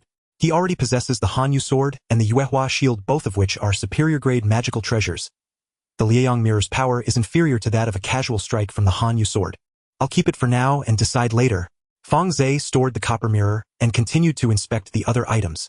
Han Feng's jade slips recorded some of the Liaoyang sect's techniques and spells, but they were all incomplete fragments and not very valuable. However, there was one jade slip that detailed a map of the Lioli Sea area marking the distribution of various forces and the habitats of demon beasts. This item is very useful. The Liang sect will surely investigate the cause of Han Feng's death. Fang Ze pondered for a moment. I can't sell these items for now. I'll wait until the storm passes. He sorted all the items and left the space. 3 days later, off the coast of Lioli Immortal City, Fang Ze flew alone on his sword, having traveled over 400,000 miles away from the Immortal City. Below, the seawater changed from light blue to deep blue, eventually turning into pitch black. There were no islands visible on the surface, just endless waves. He did not bring Lin Weiner and Li Qingshan. This exploration was fraught with danger and uncertainty, and bringing them would only complicate matters. Before leaving, he instructed Lin Weiner to watch the shop, while Li Qingshan focused on breaking through to the Golden Core. If anything happened, they should seek help from Tai Yuan. According to the Jinhai ape's description, that crack is deep underwater, surrounded by several underwater volcanoes as markers. Fang Ze compared it to the sea map left by Han Feng and quickly pinpointed the approximate location. It should be around here. Fang Ze stowed away the Jin Lei sword, activated his spiritual energy to shield his body, and dove into the sea. The seawater was icy cold, and it grew darker the deeper he went. Fang Ze activated the Golden Eye technique, allowing him to see clearly in the surrounding environment, even in the darkness. The underwater terrain was uneven, filled with jagged reefs and underwater mountains. He occasionally saw a few ordinary fish swimming past, all of which lacked any spiritual energy fluctuations. After descending about 3,000 zhang, the light had completely vanished and everything around was pitch black. The pressure in the seawater became immense, causing Fang Ze's protective spiritual light to slightly deform, but still within tolerable limits. After descending another 1,000 zhang, a gigantic volcano appeared at the seabed. The volcano's mouth had been dormant for countless years, and various colored corals and seaweeds thrived around its rim. Fang Ze circled around the volcano and discovered a narrow fissure on the backside of the volcano. The fissure was about 10 feet wide, extending deep into the sea, and it was dark inside with no visible bottom. There were evident fluctuations of spiritual power on both sides of the fissure, and he could sense a powerful restraining force. Fang Ze released his divine sense to probe into the fissure, his brow slightly furrowed. The restraining force suppressed his divine sense, allowing it to penetrate only 100 feet before an invisible barrier blocked further access. This restraining force. Fang Ze carefully sensed it, realizing that while the power of the restriction was not strong, it had a natural suppressive effect. If a cultivator above the Golden Core stage enters, the restriction would retaliate with full force. However, those at or below the Golden Core stage would not trigger any attack from the restriction. Is it a natural restriction or artificially arranged? Fang Ze was uncertain, but this was actually good news for him. The 4th-tier flood dragon could not come out, making him safe within. He released 2 sea-settling monkeys from his space. As soon as the 2 monkeys appeared, they excitedly flipped in the seawater, feeling a sense of familiarity from the atmosphere here. This is the place we came out from. The 3rd-tier latest stage sea-settling monkey pointed at the fissure, a hint of nostalgia flashing in its eyes. Go in. Fang Ze waved his hand and took the lead into the fissure. The interior of the fissure was more spacious than it appeared from the outside, with glowing moss covering the rock walls, emitting a faint blue light that barely illuminated the path ahead. The passage was winding and twisted. In some places it was so narrow that he could only pass sideways, while in others it opened up to reveal giant underground caverns. Fang Ze moved forward, spreading his divine sense to its fullest, remaining alert for any potential dangers. After about half an hour, the passage ahead suddenly widened and a rich aura of spiritual energy rushed towards him. Fang Ze's spirit lifted. The concentration of spiritual energy here was at least several times that of the outside world. No wonder it could nurture 4th-tier flood dragons. Master, be careful. The 3rd-tier latest stage sea-settling monkey suddenly cautioned in a low voice. Ahead is our territory. There may be other beasts. Just as it finished speaking, a rustling sound came from the darkness ahead. Fang Ze halted and 3 golden thunder swords silently flew out, hovering beside him. From the darkness emerged several large shadows, which turned out to be a few giant crabs, each the size of a grinding stone, entirely pitch black. The leader had the strongest aura at the early 3rd tier, followed by 7 or 8 lower tier ones. It's the black iron crab, the sea-settling monkey said. They are weak creatures, tough shells, but no real skills. They used to provide us with spirit ore, and we protected them from other beasts. Fang Ze nodded, showing no intention to attack. The black iron crab clearly recognized the sea-settling monkeys. The leading 3rd-tier black iron crab made a series of clicking sounds, as if greeting them, then obediently retreated with its small brethren clearing the way. Your territory is quite large, Fang Ze remarked with a smile. The sea-settling monkey scratched its head somewhat embarrassedly. It used to be quite large, but later the flood dragons often came to collect protection fees and the territory shrank. Passing through the black iron crab's territory, a wide body of water appeared ahead. Fang Ze looked up and couldn't help but gasp in astonishment. Above it, over 100 feet high, was a massive dome filled with glowing ores that radiated colorful lights, illuminating the entire space, as bright as day. Below, the seabed was covered with vast patches of seaweed and coral, vibrant and breathtaking. In the distance, a few underwater peaks could be seen, with the outlines of building remains visible. Collapsed stone pillars, shattered walls, and broken steps all told the tale of the former glory of this place. Ruins. Fang Ze's heart trembled. This was indeed an ancient ruin, and not small in scale. Master, over there is the territory of the dragon carp. The third-tier latest-stage sea-settling monkey pointed toward a distant peak. That blue tree is in a cave at the foot of the peak. The flood dragon's territory is even further in, at the deepest point, where there is a large palace.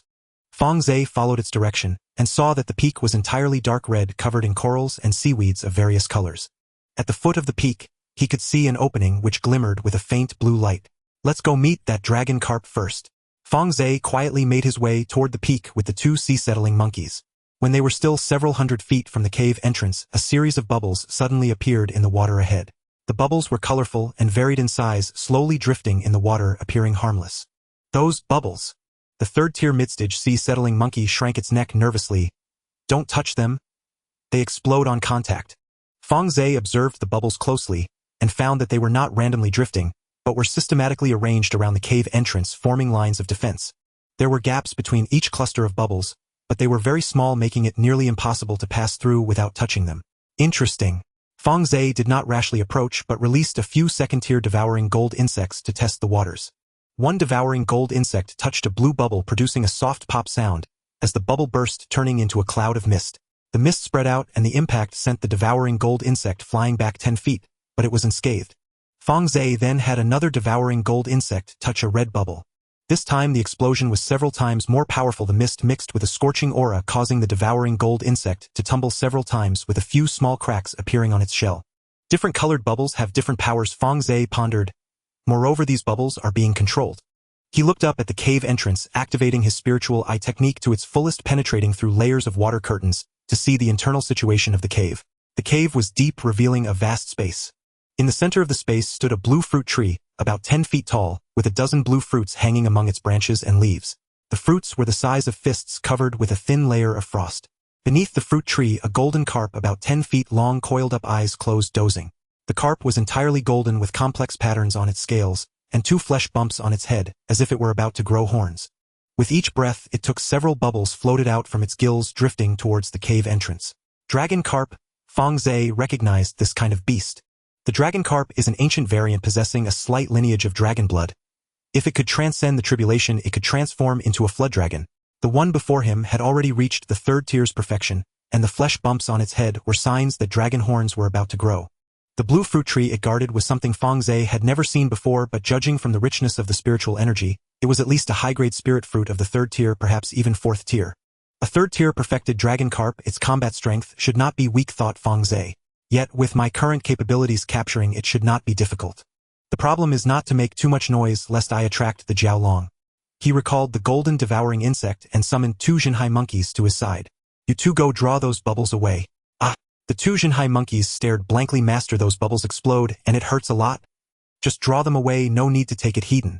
Fang Ze took out 2 third-tier spirit fruits from his storage pouch, and handed them to them, saying, after the task is completed there will be rewards. The 2 Jinhai monkeys exchanged glances, took the spirit fruits, and bravely swam toward the bubble array.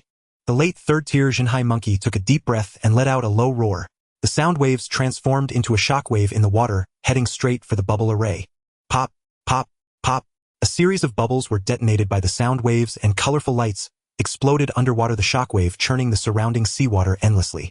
The dragon carp in the cave was awakened, letting out an angry roar as it swam out, its eyes immediately spotting the 2 Jinhai monkeys, a hint of disdain flashing in its gaze. These 2 defeated subordinates dare to provoke me. The dragon carp opened its mouth and blasted forth a string of golden bubbles, shooting towards the Jinhai monkeys at an incredible speed. The 2 Jinhai monkeys were prepared and immediately turned to flee. They were not fast, but they had some skills in escaping underwater, dodging left and right, successfully evading the golden bubbles. The dragon carp was unwilling to give up and pursued. Just as it was leaving the cave, Fang Ze moved. 3 golden thunder swords flew out, silently sealing off the dragon carp's escape routes from 3 directions. The golden devouring insect surged out from the spirit beast pouch, transforming into a golden torrent in the water, surrounding the dragon carp completely. The dragon carp then realized it had fallen into a trap, thrashing its tail in an attempt to rush back to the cave. But the golden thunder swords had already blocked its path, their blades flickering with lightning, specifically designed to counter water attribute demon beasts. Surrender or die. Fang Ze's voice echoed in the water, cold and calm. The dragon carp let out an angry call, spewing forth a string of bubbles, red, blue, green, and purple, a riot of colors overwhelming the senses. The power of these bubbles was several times stronger than before, each explosion equating to a full-force strike from a mid-golden core cultivator. Fang Ze remained unfazed, summoning the moonlight shield to form a massive blue barrier in front of him. Bubbles exploded against the shield, continuously, the shockwaves churning the surrounding seawater violently, yet the moonlight shield stood firm. Simultaneously, the golden devouring insect launched its attack, pouncing on the dragon carp and frantically tearing at its protective spiritual light. The dragon carp struggled desperately, its tail slapping the water and creating massive waves, but the swarm of insects clung to it like a parasite, impossible to shake off. In less than 10 breaths, the protective spiritual light of the dragon carp was torn apart. Just as the golden devouring insect was about to pounce and tear into its flesh, Fang Ze recalled the swarm in time. I will ask you one last time, surrender or die. The dragon carp trembled all over, fear filling its eyes. It could sense that this human could take its life at any moment. It lowered its head and let out a mournful cry indicating its submission. Fang Ze took out a restraining talisman and pressed it into the dragon carp's forehead. The dragon carp did not resist and obediently accepted the talisman. Very good. Fang Ze nodded in satisfaction and turned to swim into the cave. The blue fruit tree stood quietly at the center of the cave, its branches and leaves lush. Dozens of blue fruits hung from the branches, emitting a faint blue glow and rich spiritual energy. Fang Ze leaned in for a closer look, noticing that the frost layer on the surface of the fruits was slowly thickening. How much longer until they ripen? He asked the dragon carp. The dragon carp had already transformed into a half-transformed state with a fish head and human body, respectfully replying, Master, it will take about 3 more years. These fruits have been growing for 800 years, and in 3 more years they will ripen. Once ripe, they will be low-grade 4th-tier spirit fruits called blue frost fruits, which are incredibly effective for water attribute demon beasts to break through their bottlenecks. Fang Ze's eyes lit up. Low-grade 4th-tier spirit fruits are incredibly effective for water attribute demon beasts to break through their bottlenecks. The Ice Maiden is ice attribute, which is a variant of water attribute, so this fruit should also be useful for her. The Golden Boy is metal attribute and cannot use it, but Jinhai monkeys are water attribute and will find it very useful. 3 years, Fang Ze pondered for a moment. 3 years is enough time for me to accomplish many things. He dug up the blue frost fruit tree roots and transplanted it into his spatial realm. The spirit fruit tree would grow at 100 times the speed in the spatial realm, and the blue frost fruits would ripen in no more than a month. The dragon carp watched in pain as its beloved fruit tree was uprooted, trembling with distress, but it dared not utter a word of protest. Fang Ze checked the other items in the cave, but found nothing of value. The dragon carp's treasures were all in its storage pouch. Indeed, this fish possessed a storage pouch filled with spirit stones and materials it had collected over the years. Not bad. Fang Ze took the storage pouch and decided to count it later. He left the cave with the 2 Jinhai monkeys and the dragon carp swimming deeper. In the distance, a massive palace was faintly visible in the dark depths of the water. That was the domain of the Jiaolong, the core of this secret realm. Fang Ze glanced at it from afar, not approaching. There's no rush, he calculated in his heart. The blue frost fruits will ripen in a month, which will benefit both the Ice Maiden and the Jinhai monkeys. Once they break through to the 4th tier, it will not be too late to deal with this Jiaolong. He turned and swam toward the fissure, preparing to return first, and after making arrangements he would come back. As he passed through the territory of the Jinhai monkeys, the 3rd-tier black iron crab came out with its little brothers to welcome him. Fang Ze glanced at them and casually tossed a few 2nd-tier spirit fruits. The black iron crab caught the spirit fruits, its claws clicking as if thanking him. Fang Ze smiled and continued on his way. This secret realm was much larger and richer than he had imagined. As long as he was given time, everything here would eventually belong to him. Liuli Immortal City, East District. A cave dwelling covering several acres was hidden at the convergence of spiritual veins, with a top-tier 3rd-tier concealment formation set up outside. To the outside world it appeared as a normal bamboo forest, but the subtle fluctuations of spiritual energy exposed its abnormality. Inside the cave, 4 golden core cultivators sat facing each other. In the center was a young man in white with a face like jade and an ethereal demeanor, wearing a lilac-colored token at his waist. This was the identity insignia of an inner disciple of the Liuli sect. This person was named Lu Roofing, a perfected golden core cultivator, and a registered disciple of the sect leader, quite famous among the younger generation in the Liuli Sea region.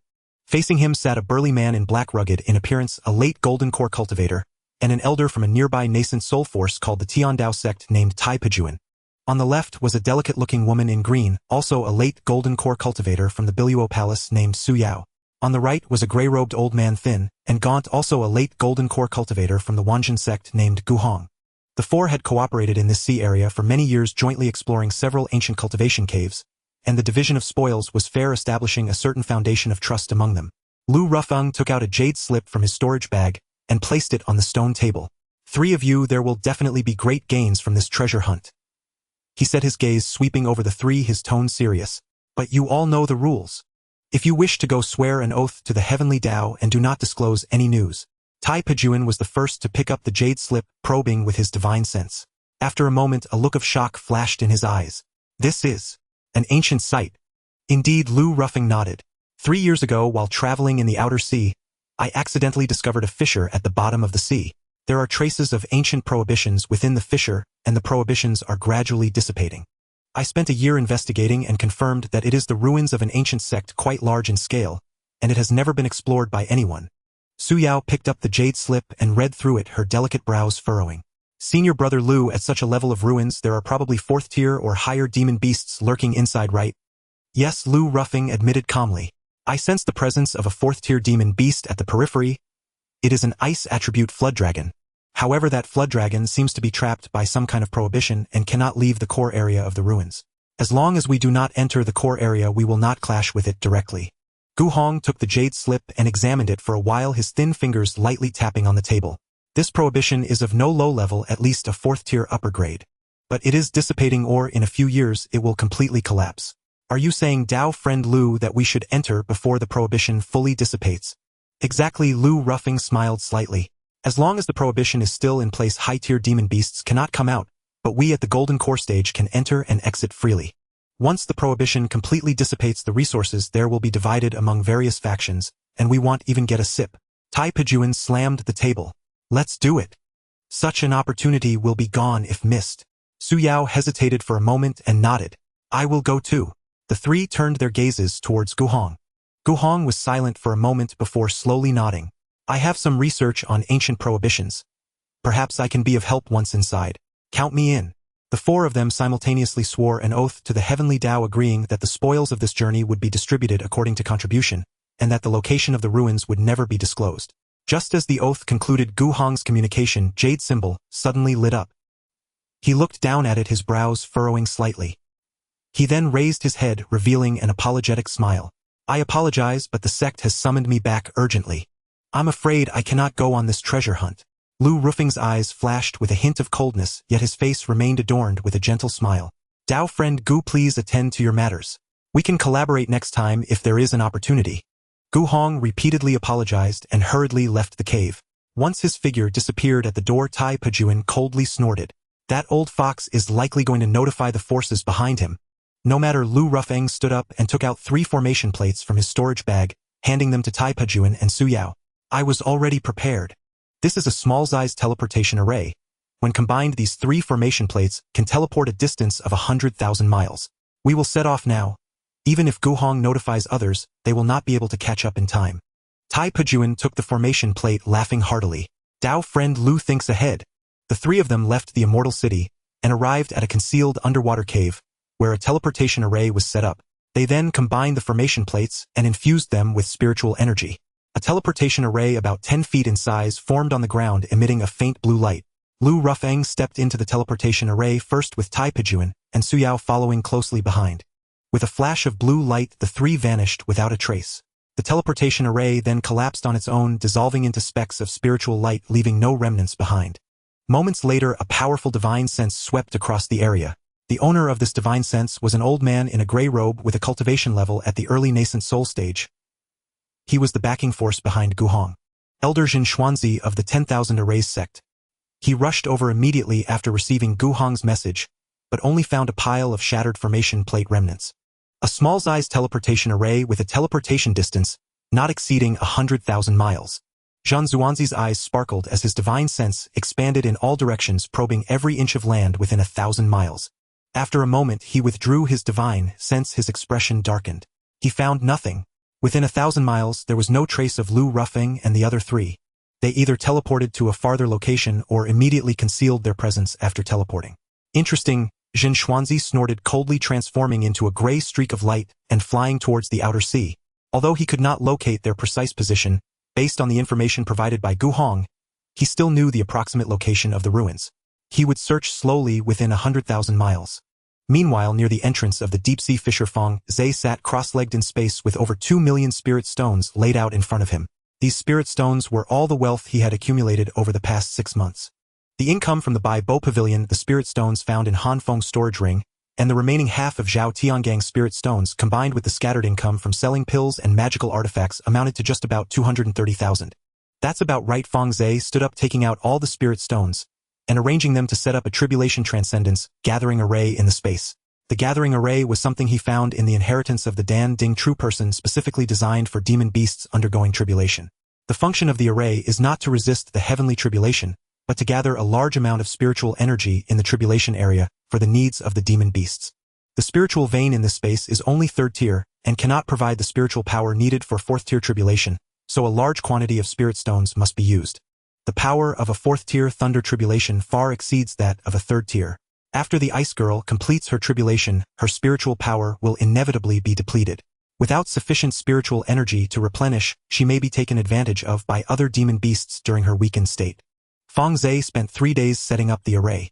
230,000 spirit stones were buried in specific positions around the spiritual field's edges, and the spirit stones were connected by spiritual threads, forming a massive gathering array. Once the array is activated, the spiritual energy within 100 miles will converge here with a concentration dozens of times that of the outside world. He also set up several layers of defensive formations around the array. Although they cannot stop the heavenly tribulation, they can prevent the commotion of the tribulation from being detected by the outside world. The space forms its own world, and the celestial phenomena will not leak outside, but the fluctuations of spiritual power during the tribulation may still get transmitted through the pendant. Better safe than sorry. With everything ready, Fang Ze called for the Ice Girl. The Ice Girl still appeared as a 3- or 4-year-old child dressed in a white dress with 2 small pigtails atop her head, holding an ice spirit fruit that she was munching on eagerly. Upon seeing the ground filled with spirit stones and the array, her third eye blinked as if she realized something, and the ice spirit fruit in her hand fell to the ground with a thud. Ice Maiden, prepare for the tribulation. Fang Ze squatted down to meet her gaze. This time, you will face the 4th order thunder tribulation, which is more formidable than the previous ones. However, I have already prepared everything for you. As long as you follow the method I taught you, there shouldn't be any issues. He took out 3 blue frost fruits from his storage pouch and handed them to the Ice Maiden. The fruit was entirely azure with a thin layer of frost covering its surface, emanating a chilling aura. This was a 4th order low-grade spirit fruit, planted in the spatial realm a month ago, possessing ice attributes, which was exceptionally effective for water attribute monster beasts to break through their bottlenecks. The Ice Maiden took the blue frost fruits, her small face serious. She understood what this tribulation meant for her. If she succeeded, it would be the 4th order exponentially increasing her strength and lifespan. If she failed, she could suffer severe injuries or even be obliterated. Master, I will succeed. The Ice Maiden spoke rarely, her voice clear and tinged with a hint of innocence, yet her tone was resolute. Fang Ze stroked her head, saying, "Go ahead." The Ice Maiden nodded, cradling the 3 blue frost fruits as she walked into the center of the spirit gathering array and sat cross-legged. She first swallowed 1 blue frost fruit, its flesh melting in her mouth, a surge of extreme icy spiritual power rushing into her limbs. Her body trembled, slightly white frost emanating from her pores, causing the surrounding temperature to plummet by several dozen degrees. The Ice Maiden began to operate the technique within her bloodline, guiding the medicinal power of the blue frost fruit to strike against her bottleneck. The bottleneck from 3rd order to 4th order was like an iron wall standing firm within her. The medicinal power of the blue frost fruit transformed into an ice spear, crashing against this iron wall again and again. Once, twice, thrice. By the 9th strike, a crack finally appeared on the iron wall. Seizing the opportunity, the Ice Maiden swallowed the 2nd blue frost fruit, its medicinal power flooding in like a tide, pouring into the depths of the bottleneck through the crack. Crack. The sound of the bottleneck shattering echoed within her body, and the Ice Maiden's aura began to surge. 3rd order perfection, half a step into 4th order, 4th order. The sky suddenly darkened. Fang Ze looked up, witnessing a vast expanse of dark clouds appearing out of thin air in the void above, with lightning snakes swirling within them, purple arcs of electricity darting across the clouds, producing deafening roars. The 4th order thunder tribulation was here. The Ice Maiden stood up, her third eye completely opened, blue light swirling within her vertical pupil, gazing up at the sky. The first bolt of heavenly lightning struck down. The purple lightning pillar, as thick as a bucket, carried the power to annihilate everything, crashing directly towards the Ice Maiden. Where the lightning passed, the air was ionized, releasing a burnt odor. The Ice Maiden did not evade. Her third eye blinked, and an ice beam shot out, striking the lightning pillar directly. Boom! The collision of ice and thunder erupted with a thunderous sound. The ice beam froze a significant portion of the lightning pillar, but the might of the heavenly thunder far exceeded that of the third order, and the remaining lightning still struck down, hitting the Ice Maiden. The Ice Maiden's figure swayed, her white dress being torn in several places, revealing her tender skin beneath. She gritted her teeth, refusing to take a step back. The second bolt of heavenly lightning followed closely, twice as thick as the first. This time the Ice Maiden did not take it heeded. She formed hand seals, and an ice crystal mirror wall appeared above her head. The mirror wall shimmered, reflecting most of the heavenly lightning, but it began to shatter under the onslaught of the lightning. The remaining lightning struck her, forcing her to kneel on one knee. The third, fourth, fifth bolts. Each bolt of heavenly lightning was thicker and more ferocious than the last. The Ice Maiden exerted all her strength to resist, unleashing ice beam attacks, frost fields, and ice crystal mirror walls, employing all her abilities in succession. She was covered in injuries, her white dress in tatters, and her hair scorched, yet she remained standing. By the time the seventh bolt of heavenly lightning struck down, the Ice Maiden had exhausted her spiritual power, barely able to stand. She knelt on one knee on the ground, gasping for breath, the blue light in her third eye dimming to the point of near invisibility. Fang Ze clenched his fists but did not intervene. A monster beast must rely on itself to withstand the tribulation. Outside interference would only amplify the power of the lightning and harm her. The eighth bolt of heavenly lightning brewed in the clouds, the purple lightning illuminating the entire space, as bright as day. This bolt of heavenly lightning was far more terrifying than the combined might of the previous 7. The Ice Maiden looked up at the sky, a glimmer of determination flashing in her eyes. She swallowed the third blue frost fruit. As the flesh entered her abdomen, it transformed into an extreme icy spiritual power, flooding into her dried-up meridians. This spiritual power was not meant to replenish her consumption, but to unleash the new technique she had just comprehended. The Ice Maiden stood up, her third eye suddenly widening, a blinding blue light erupting from her vertical pupil. Absolute zero. She spoke these 4 words softly. Centered around her, an invisible chill began to spread. Wherever the chill passed, the air froze, as if time itself had come to a standstill. The spirit stones, spirit herbs, and earth on the ground, everything was frozen into a sheet of ice blue. The dark clouds in the sky were also frozen. The eighth bolt of heavenly lightning was still brewing in the clouds, yet, before it could strike down, the entire mass of dark clouds had been frozen into a gigantic ice block. The ice block hovered in the void, with purple lightning snakes still swirling within, now frozen and unable to strike down again. Crack! The ice block shattered, breaking into countless tiny ice crystals that scattered. The thunder tribulation dispersed.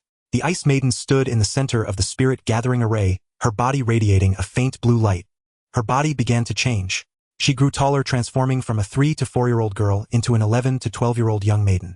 Her features became more exquisite, her brows and eyes like paintings, her skin more beautiful than snow, and a cascade of silvery hair flowed down to her waist. Her white dress had been torn to shreds by the lightning, exposing large areas of her fair skin. She looked down, her face flushing, and hurriedly took a spare robe from Fang Ze's storage pouch to cover herself. Her aura had stabilized at the initial stage of the 4th order. I did it. The Ice Maiden looked down at her hands, her third eye slowly closing, and when she opened it again, it had transformed into an ordinary eye. She tried to move her body, feeling the spiritual power within her, a radiant smile blossoming on her face. Taking a deep breath, she blew towards the golden boy. A stream of white cold air erupted from her mouth, crossing hundreds of zhang in distance, accurately landing in front of the golden boy. The cold air exploded at his feet, freezing a beautiful ice flower. The golden boy was counting spirit stones by the spirit field when he was startled by the sudden ice flower. He looked up to see the Ice Maiden's proud expression, immediately infuriated. Stupid Ice Maiden, what are you so proud of?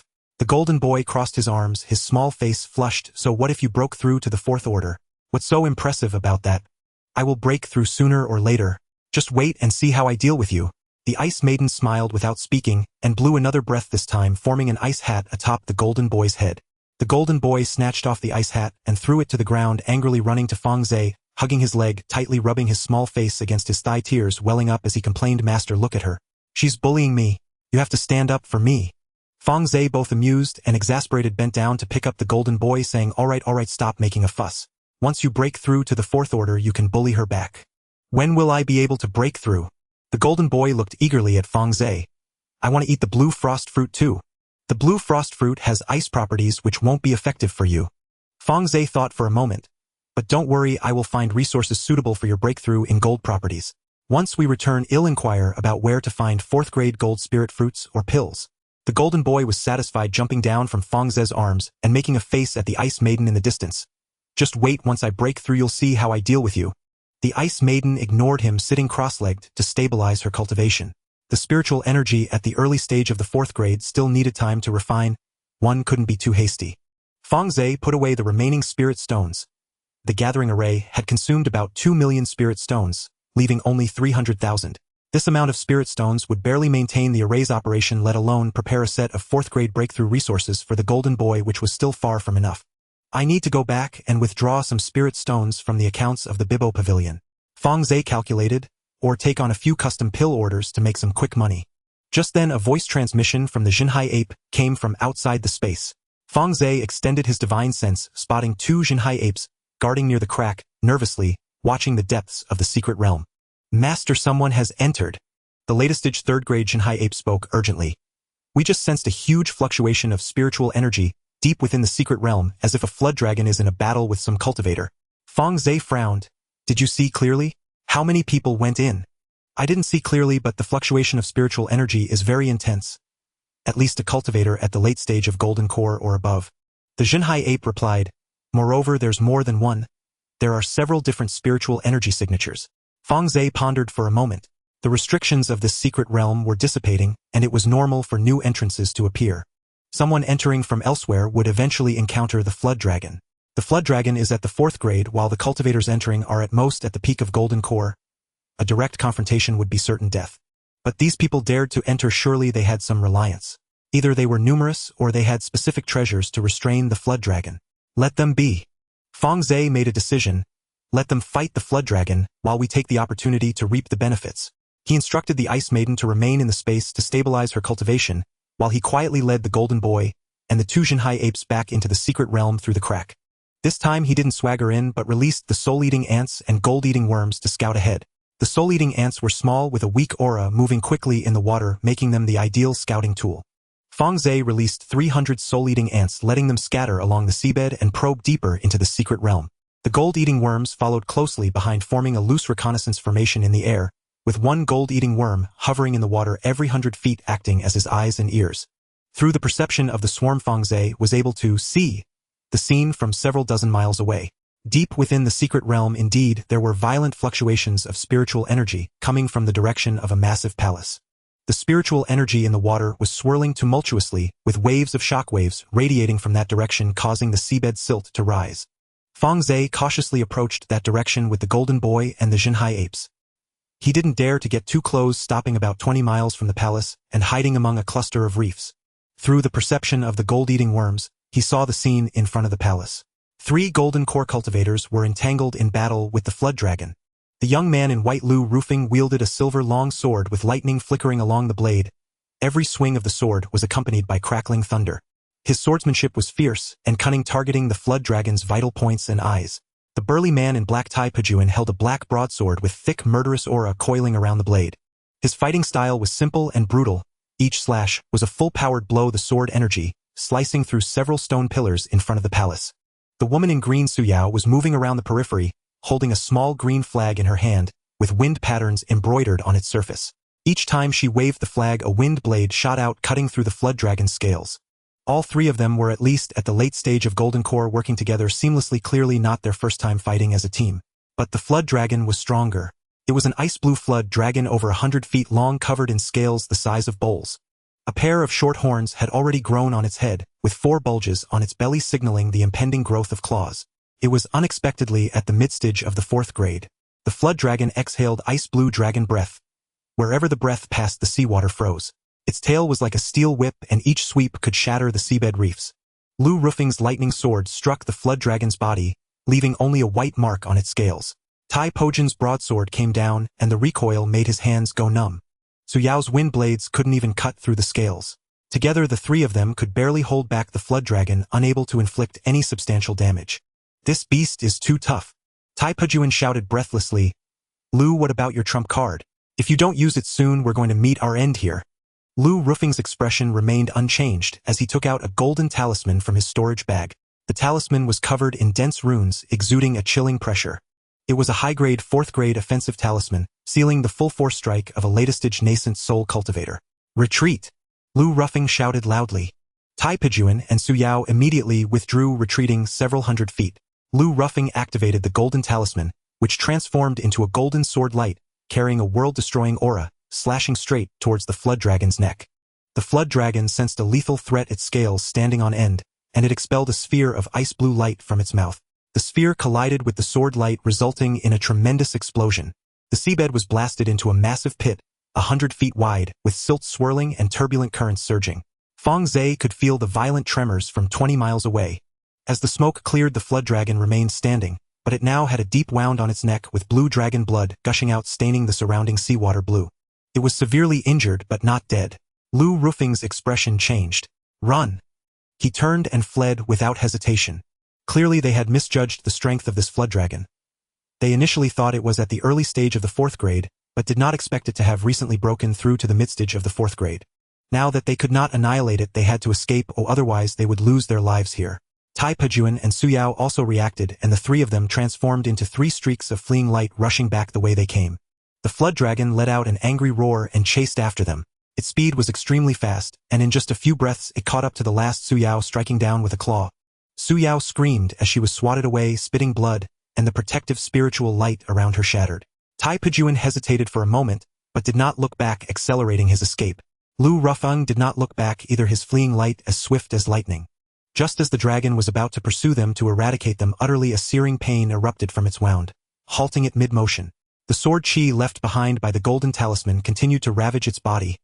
If not expelled swiftly, the injury would only worsen. It cast one venomous glance at the fleeing pair before turning and gliding back into the palace. Fang Ze, concealed among the coral reefs, had watched the entire battle unfold, and a faint knowing smile curled at the corner of his lips. 3 cultivators ranked at foundation establishment or higher, well-prepared and armed with a nascent soul-tier offensive talisman, yet still driven into humiliating retreat by the dragon with 1 slain and 2 grievously wounded. A mid-stage 4th-rank dragon possessed truly terrifying combat prowess. Yet that wound offered Fang Ze his opening. The dragon is severely injured. It will not emerge for some time. Fang Ze calculated inwardly that female cultivator was struck down and sent flying, her fate uncertain. If she yet lives, she must carry valuable treasures. He directed his golden devouring insects toward where Su Yao had fallen. Moments later, the insects relayed their findings. Su Yao still lived, but lay unconscious, her body lacerated and her spiritual energy nearly exhausted. She had crashed into a thicket of coral. Her cultivation robe was tattered beyond recognition, yet her storage pouch remained fastened at her waist. Fang Ze hesitated briefly, then decided to investigate. Accompanied by Jin Tong and the sea-stabilizing apes, he advanced with cautious, silent strokes. The dragon, clearly gravely wounded, was now deep in recovery. Its decision not to finish the woman off outright revealed just how severe its injuries truly were. Fang Ze crept stealthily to the site of Su Yao's fall. The young woman in azure robes lay amid shattered coral, her face deathly pale. A deep bone-exposing claw gash split her chest, blood already staining the surrounding seawater crimson. Her golden core was fractured beyond repair, or her breath grew fainter with each passing moment. She stood on the very threshold of death. Fang Ze stood over her, gazing down at that ashen, motionless face. Save her, or end her. He did not hesitate. With a flick of his right hand, a golden thunder sword shot forth. Its blade flashed once, and Su Yao's head rolled silently onto the seabed. Her eyes remained wide open, still holding the last desperate glimmer of life, now forever frozen in stillness. Fang Ze sealed her corpse into his spatial artifact. Though her shattered golden core held little value, her storage ring remained intact, and her body would serve as nourishment for the golden devouring insects. A senior foundation establishment elder, her worldly possessions ought to be considerable. Fang Ze turned his gaze toward the palace, a sharp, calculating light flashing in his eyes. The dragon's grave wounds presented the perfect opportunity. Back within his spatial realm, the Ice Maiden had stabilized her cultivation at early 4th rank and now practiced newly grasped divine arts beside the spirit fields. Spotting Fang Ze's return, she hurried over eagerly. "Master, I am ready." Her voice rang clear and bright-edged with palpable anticipation. Fang Ze nodded and released all his golden devouring insects from their spirit beast pouch. 30,000 insects surged forth in an overwhelming tide, coalescing above the realm into a vast shimmering cloud of gold, their wings beating in unison, generating a thunderous, deafening roar. Among them, 163rd-rank insects blazed with radiant golden light, the elite core of the swarm. Together with the Ice Maiden Jin Tong and the 2 sea-stabilizing apes, this constituted Fang Ze's full arsenal. "Ice Maiden, you lead the assault." The dragon is ice-aligned, your divine arts should prove especially effective against it. Fang Ze began issuing tactical commands. Jin Tong, you flank from the side. Focus your metal element techniques on its wound. See stabilizing apes, you disrupt it with sonic waves. Deny it even a single breath to recover. Jin Tong set aside his usual playful demeanor and solemnly nodded. The two apes tensed, low resonant hums vibrating deep within their throats, ready to unleash their sonic assault at a moment's notice. The golden devouring insects will wear it down. Fang Ze drew a slow, steady breath. This battle we must win. Then, leading his entire force, he slipped silently toward the palace. The palace rose atop an undersea mountain peak, sprawling across dozens of mu. Deep within its heart the dragon coiled, licking the grievous wound upon its neck. Golden sword chi still raged within the wound, impeding healing. Azure dragon blood oozed steadily. Frustrated, it whipped its tail, shattering a nearby stone pillar into dust. Fang Ze observed from outside for a moment, confirming the dragon remained unaware, before guiding the Ice Maiden and others inside. Within, the palace proved even more dilapidated than it appeared from without. Collapsed walls and shattered statues littered the halls. Thick silt carpeted the floor, silent beneath their steps. Fang Ze moved along the wall until he reached the innermost sanctum, and paused before a grand hall. The dragon was inside. Fang Ze exchanged a subtle glance with the Ice Maiden. She nodded, then slowly opened her third eye, its vertical pupil swirling with deep blue light. Now, at Fang Ze's command, the Ice Maiden burst into the hall. Her third eye blinked once, and a searing beam of frostlight lanced forth, striking the dragon's wound dead center. Roar! A pained bellow tore from the dragon's throat as it snapped its head up, locking eyes with Fang Ze and his companions. Confusion flickered across its gaze. Where did these insignificant insects come from? Confusion swiftly gave way to fury. It reared its maw, and unleashed a torrent of icy blue dragon breath surging toward the Ice Maiden. Unfazed, the Ice Maiden formed intricate hand seals. A crystalline mirror wall of pure ice materialized before her. The dragon breath slammed into it. Half deflected, yet the sheer power of a mid-stage fourth-rank attack shattered the barrier within 2 heartbeats. The residual blast struck the Ice Maiden full force, hurling her backwards several zhang. Gritting her teeth, she steadied herself, and fired another frost beam from her third eye, again targeting the wound. Jin Tong lunged from the flank mouth agape, a golden beam lancing forth and striking the wound on the dragon's neck. The razor-sharp metal essence tore the gash wider. Dragon blood gushed forth. The dragon convulsed in agony, its tail whipping sideways and sending Jin Tong hurtling through the air. He crashed into a stone pillar, shattering it, spat a mouthful of golden blood, and rose instantly, charging forward once more. Both sea-stabilizing apes roared in unison, a deafening concussive wave erupting from their throats, coalescing in the water into 2 visible shock fronts that slammed into the dragon's skull. The dragon's movements visibly faltered. For just an instant, the Ice Maiden seized the opening. Another frost beam struck true. Simultaneously, 30,000 golden devouring insects swarmed from every direction, clamping onto the dragon's body and tearing relentlessly. Its scales were impenetrably hard. Second-rank insects could not pierce them. Yet the 163rd-rank insects possessed fangs of astonishing sharpness, scoring fine cracks across the armored hide. Enraged by the swarm, the dragon unleashed a torrent of spiritual energy, bone-chilling cold radiating from its core, blasting most of the insects away in a single pulse. Hundreds of second-rank insects exploded into fragments, scattering like glittering dust through the water. Fang Ze felt a pang of loss, but had no time to dwell on it. He launched all 3 of his golden thunder swords at once. 3 streaks of golden lightning aimed straight at the dragon's eyes. The dragon snapped its eyelids shut. The sword struck home, but left only faint white marks upon the hardened membranes. Yet the strike distracted it, just long enough for the Ice Maiden to close the distance and stand before it, her third eye flaring wide open. Absolute zero. She whispered the 4 words, softly yet with finality. An intangible chill spread from her body, enveloping the Jiaolong within. The movements of the Jiaolong came to an abrupt halt, covered in a layer of white frost. Even the circulation of its internal spiritual power slowed down.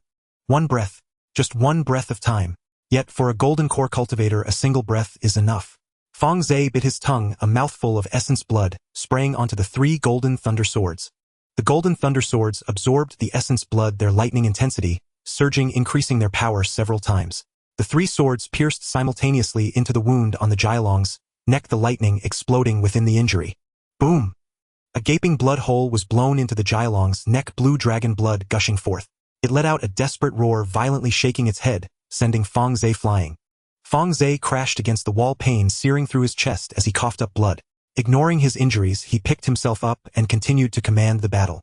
30,000 gold-eating insects swarmed forward again this time, not attacking the scales, but burrowing into the Jialong's body through its wounds. The Jialong writhed in agony on the ground, its massive body smashing all the stone pillars in the hall.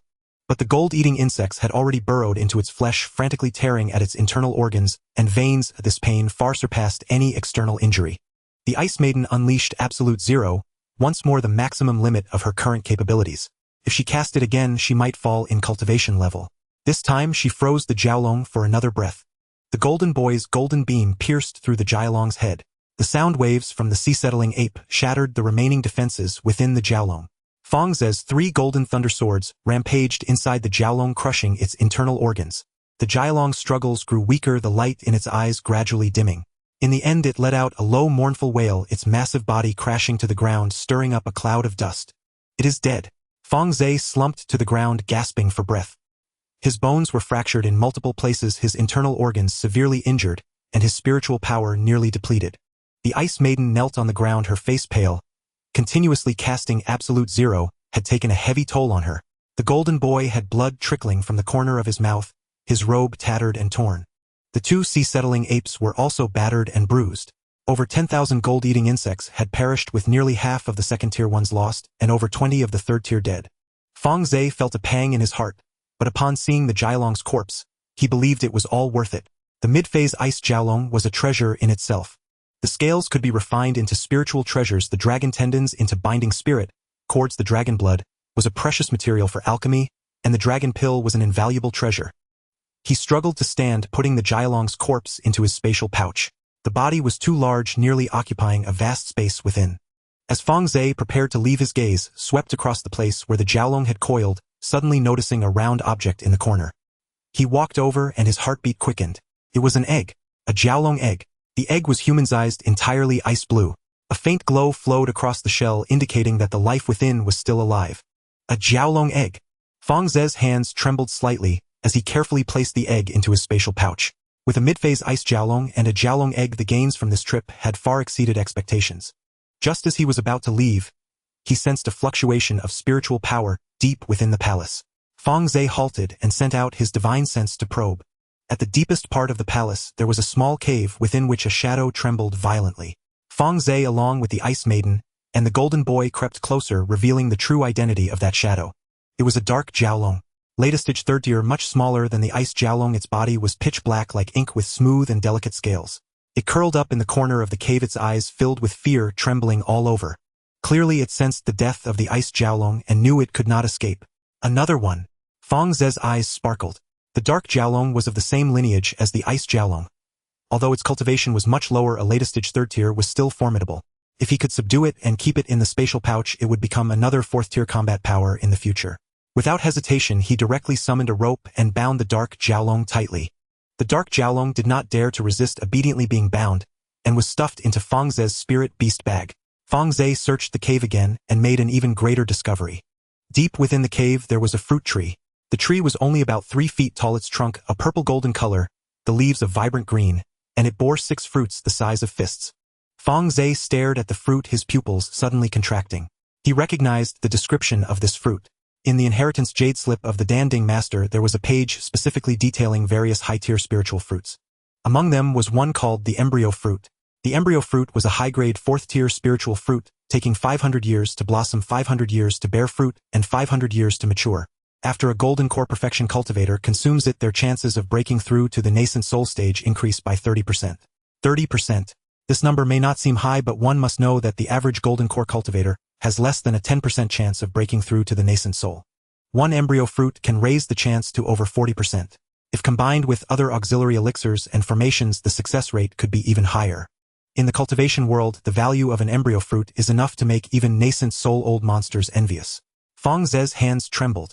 6 embryo fruits meant he would have 6 opportunities when he attempted to break through to the nascent soul in the future.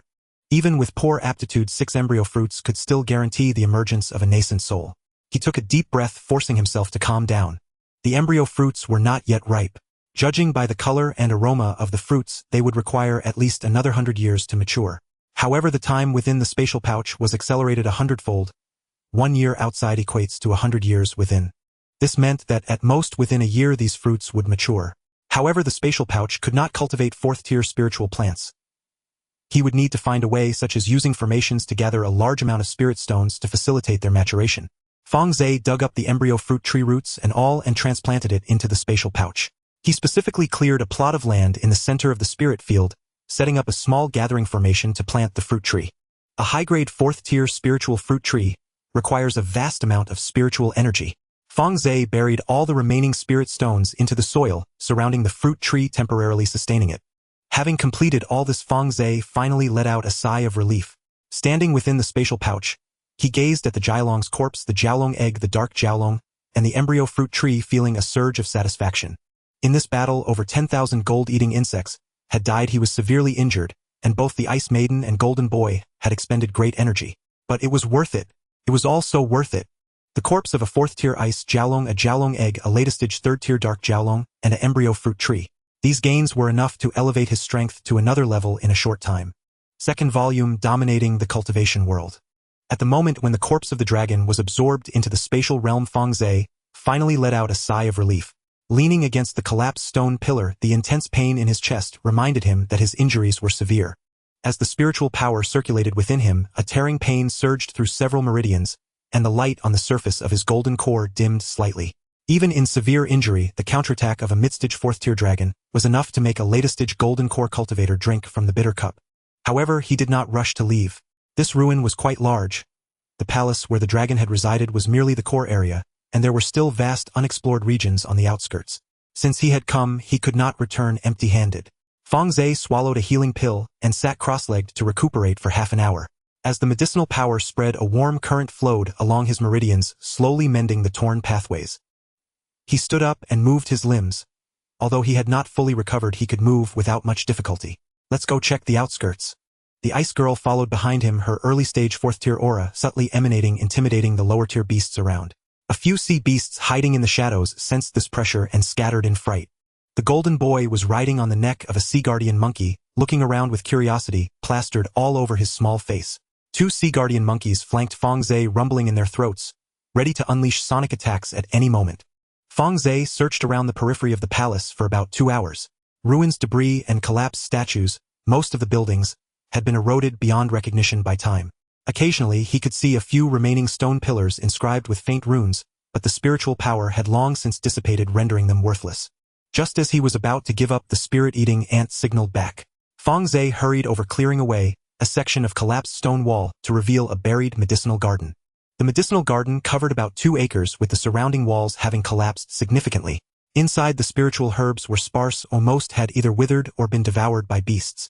However, from the remaining traces, it was evident that at least dozens of types of spiritual herbs had once been planted here, all below tier 3, with none being tier 4. What a pity! Fang Ze squatted down to examine the remaining spiritual herbs carefully. Most were low-tier varieties below tier 3 with little value. But in the deepest part of the garden, near a spiritual spring, he discovered 2 types of spiritual herbs. The first was the crimson sungrass, a superior tier 3 spiritual herb entirely red with a fine layer of fuzz on its leaves, warm to the touch. This was the main ingredient for refining the superior tier 3 pill, crimson sun pill, which had remarkable effects on latest-stage golden core cultivators. It was precisely the pill Fang Ze urgently needed. There were 7 aged crimson sungrass plants in the garden, all unripe, with the largest only having an age of 400 years, far from the 800 years required for maturation. However, under the 100-fold acceleration of space, they could mature in just 4 years outside. The second type was the yuanling flower, a top-tier 3 spiritual herb with petals of pale gold, and a hint of spiritual light flickering in its center, emanating a delicate fragrance. This was the main ingredient for refining the top-tier 3 pill yuanling pill, which assisted latest-stage golden core cultivators in breaking through their bottlenecks, making it extremely valuable. In the medicinal garden, there were only 3 yuanling flowers, smaller in size, the largest only having an age of about 100 years, still far from the 800 years required for maturity. But Fang Ze was not in a hurry. He had plenty of time to wait. Dig them all up. Fang Ze uprooted the crimson sungrass and yuanling flower soil and transplanted them into the spatial realm. He cleared 2 new plots of land in the most fertile area of the spiritual field, planting these 2 types of spiritual herbs, and setting up a small gathering array for spiritual energy in each. The ice girl squatted beside him, watching him busy, suddenly speaking, "Master, there is a fire attribute aura over there." She pointed toward the southeast direction of the medicinal garden, her third eye blinking, slightly blue light swirling in her vertical pupil. Fang Ze released his divine sense and indeed sensed a strong fluctuation of fiery spiritual power. He stood up and with the ice girl walked in that direction. Passing through a section of collapsed buildings, a massive pit appeared before him. The pit had a diameter of about 100 feet and was bottomless with flickering red light at the bottom. Waves of heat surged from the pit, distorting the surrounding air.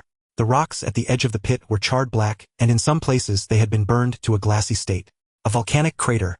Fang Ze squatted at the edge of the pit looking down. This ruin was originally built on an underwater volcano, and with the dissipating restrictions the volcano had resurfaced. The fiery spiritual power in the volcanic crater was extraordinarily dense, dozens of times that of ordinary areas, providing an excellent cultivation environment for fire attribute cultivators and spiritual plants. Fang Ze's gaze fell upon the inner wall of the volcanic crater. There grew a patch of spiritual bamboo. The spiritual bamboo was entirely golden with fiery patterns along its stalk. The tallest was about 10 feet high while the shortest was only about a foot, densely packed together, occupying most of the inner wall of the volcanic crater. Golden ember bamboo. Fang Ze's heart raced. He had seen records of this spiritual bamboo in the jade slip of the Dan Ding Zhenren's inheritance. Golden ember bamboo, a fire attribute spiritual bamboo, cannot grow on ordinary spiritual veins, and must be planted in places where fire veins converge, such as volcanic craters. 100-year-old golden ember bamboo can be refined into a second-tier spiritual weapon, while 1,000-year-old golden ember bamboo can be refined into a third-tier magic treasure. But the most precious were not these, but rather those mentioned in ancient texts. The 10th Ascendier golden ember bamboo. The 10th Ascendier golden ember bamboo can summon heavenly fire tribulations, and upon successfully transcending the tribulation it transforms into nirvana bamboo. The magic treasures refined from nirvana bamboo carry the flames of rebirth of fire that can scorch the soul-wielding, terrifying power. More remarkably, even if the magic treasures refined from nirvana bamboo are damaged, they can self-resurrect once through the flames. I've been a golden core for so long, yet I have never possessed my own innate magic treasure. Fang Ze muttered to himself, it seems now I might use this spiritual bamboo to refine a set of innate magic treasures. Ice girl. Fang Ze turned to look at her. Can you drag the fire vein and the volcanic crater into the spatial realm? The ice girl tilted her head in thought, her third eye blinking a few times. Master, it will take some time. The fire vein connects to the underground magma. To migrate it completely we must first sever the connection. That's fine, just do it as quickly as you can. The ice girl nodded and leaped into the volcanic crater. Her figure appeared exceedingly small in the red light, but the aura of a fourth-tier beast surged from her body, pushing back the surrounding heat waves a bit. The ice girl hovered in the center of the volcanic crater, forming seals with her hands, and white cold air surged from her body, transforming into countless thin ice threads that burrowed into the rock walls of the volcanic crater. The ice threads extended down along the fire vein, grasping the entire path of the fire vein with clarity. The ice girl found the connection point between the fire vein and the underground magma, her third eye suddenly widening. An array of ice pupil light shot out, precisely severing the connection. Rise! The ice maiden exclaimed, her hands raised as if to support the sky. The entire volcano trembled violently, rocks shattered and soil surged. The volcano, along with the magma vein dozens of feet deep below, was encased in a thick layer of ice, slowly rising from the ground. Fang Ze hurriedly opened the spatial entrance. The ice maiden carefully moved the volcano into the space inch by inch and found a clear spot to set it down. Boom! The volcano landed, shaking the spiritual fields within the space. Jin Tong was squatting by the spiritual field counting spirit stones, when he was startled by the sudden tremor, causing the stones to scatter everywhere. You stinky ice maiden!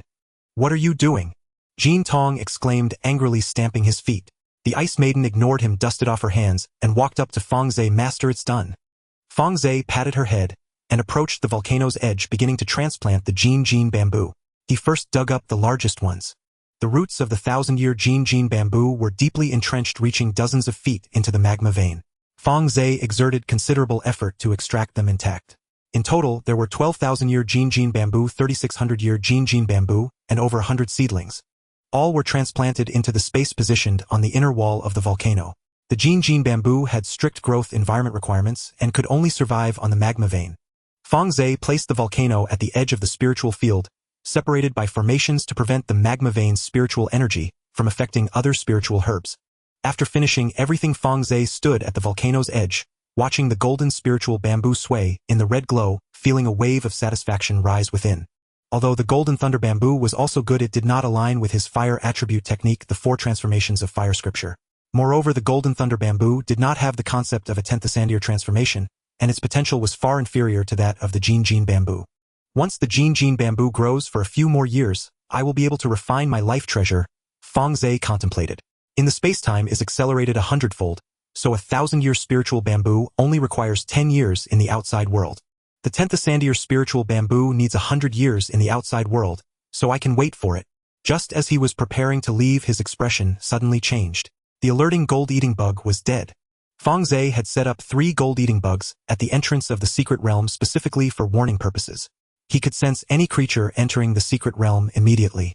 At this moment, one of the gold-eating bugs suddenly lost its life aura, as if it had been struck down by something. Someone has entered. Fang Ze extended his divine sense using the remaining 2 gold-eating bugs' perception to see the scene at the entrance. An old man in a gray robe stood at the fisher's entrance. The old man's face was gaunt, his hair gray, and his gray robe was embroidered with formation patterns. His aura was profound, and his spiritual power fluctuations far exceeded that of a golden core cultivator, indicating he was at the early stage of nascent soul. Fang Ze's heart sank. How did a nascent soul cultivator find this place? Could it be that he left traces when he wiped out the treasure-seeking team? Or perhaps the spiritual energy fluctuations from the Dragon War attracted a powerful being? Regardless, this was not the time to dwell on the reasons. The old man had already discovered the gold-eating bugs. A silver flying sword flew out from his body, its blade shimmering with flowing runes the spiritual light contained. A low-grade spiritual treasure. The flying sword was as swift as lightning, cleaving the second gold-eating bug in half with one strike. Gold-eating bug.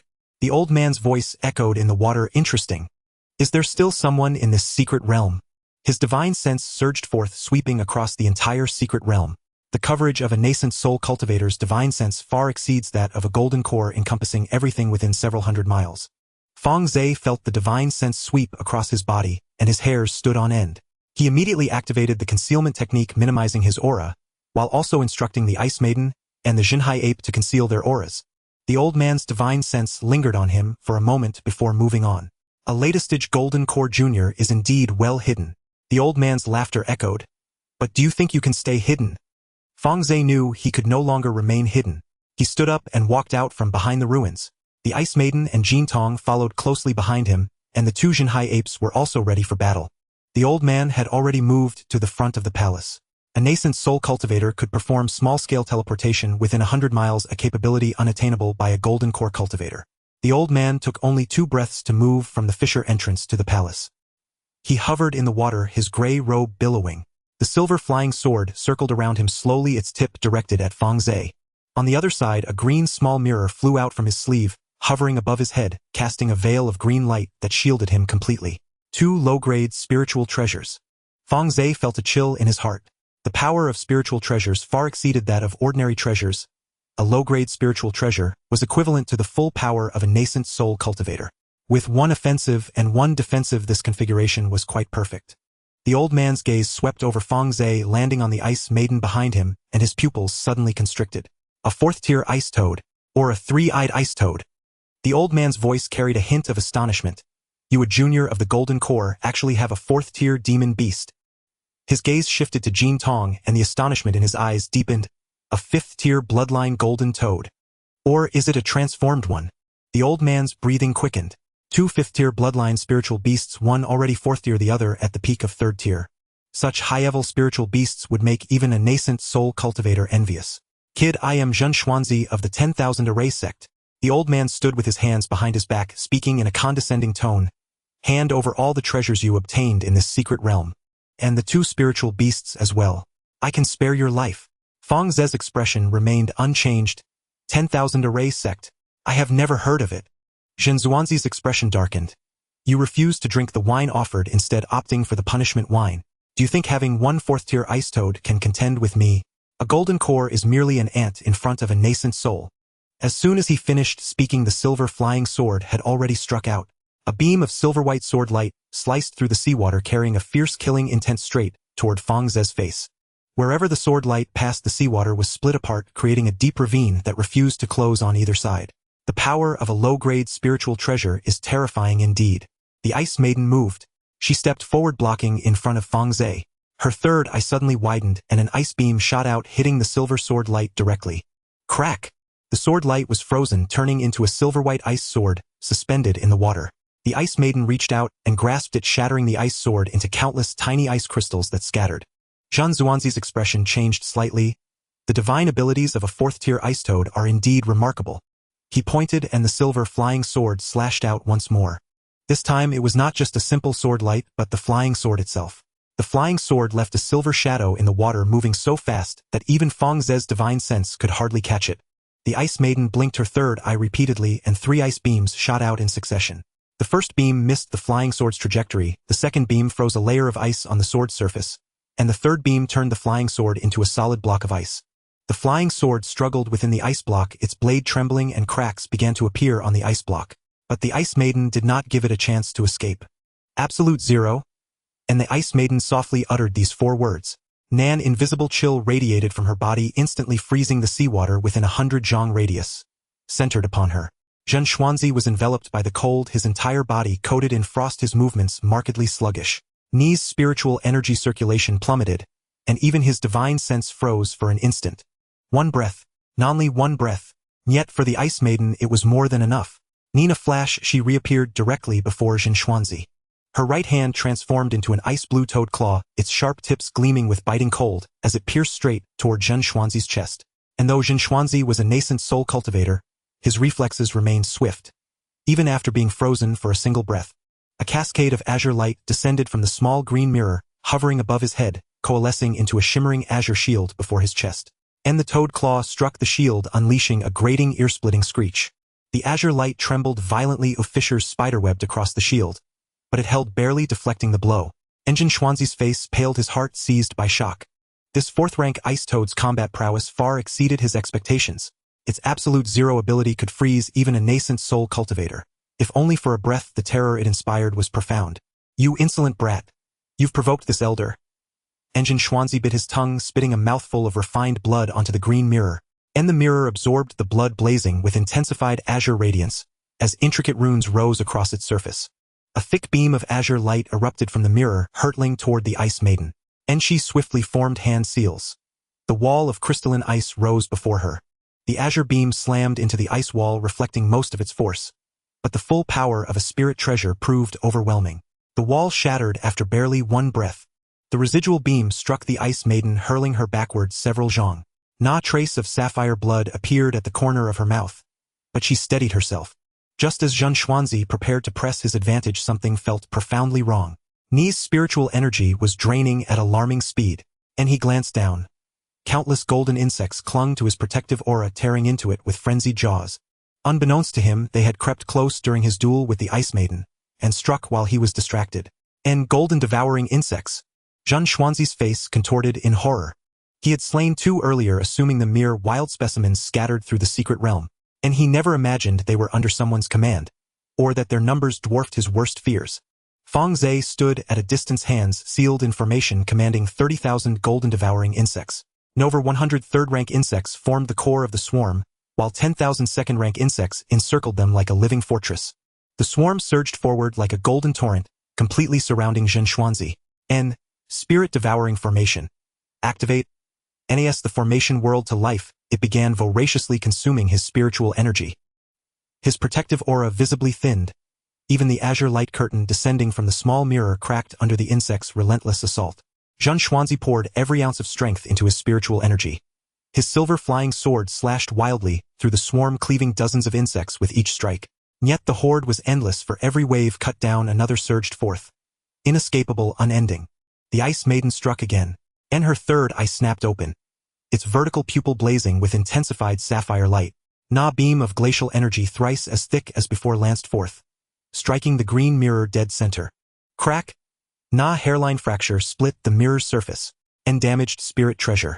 His soul recoiled in agony and blood erupted from his lips. Impossible! How can a 4th-rank ice toad, merely at the early stage, shatter a spirit treasure?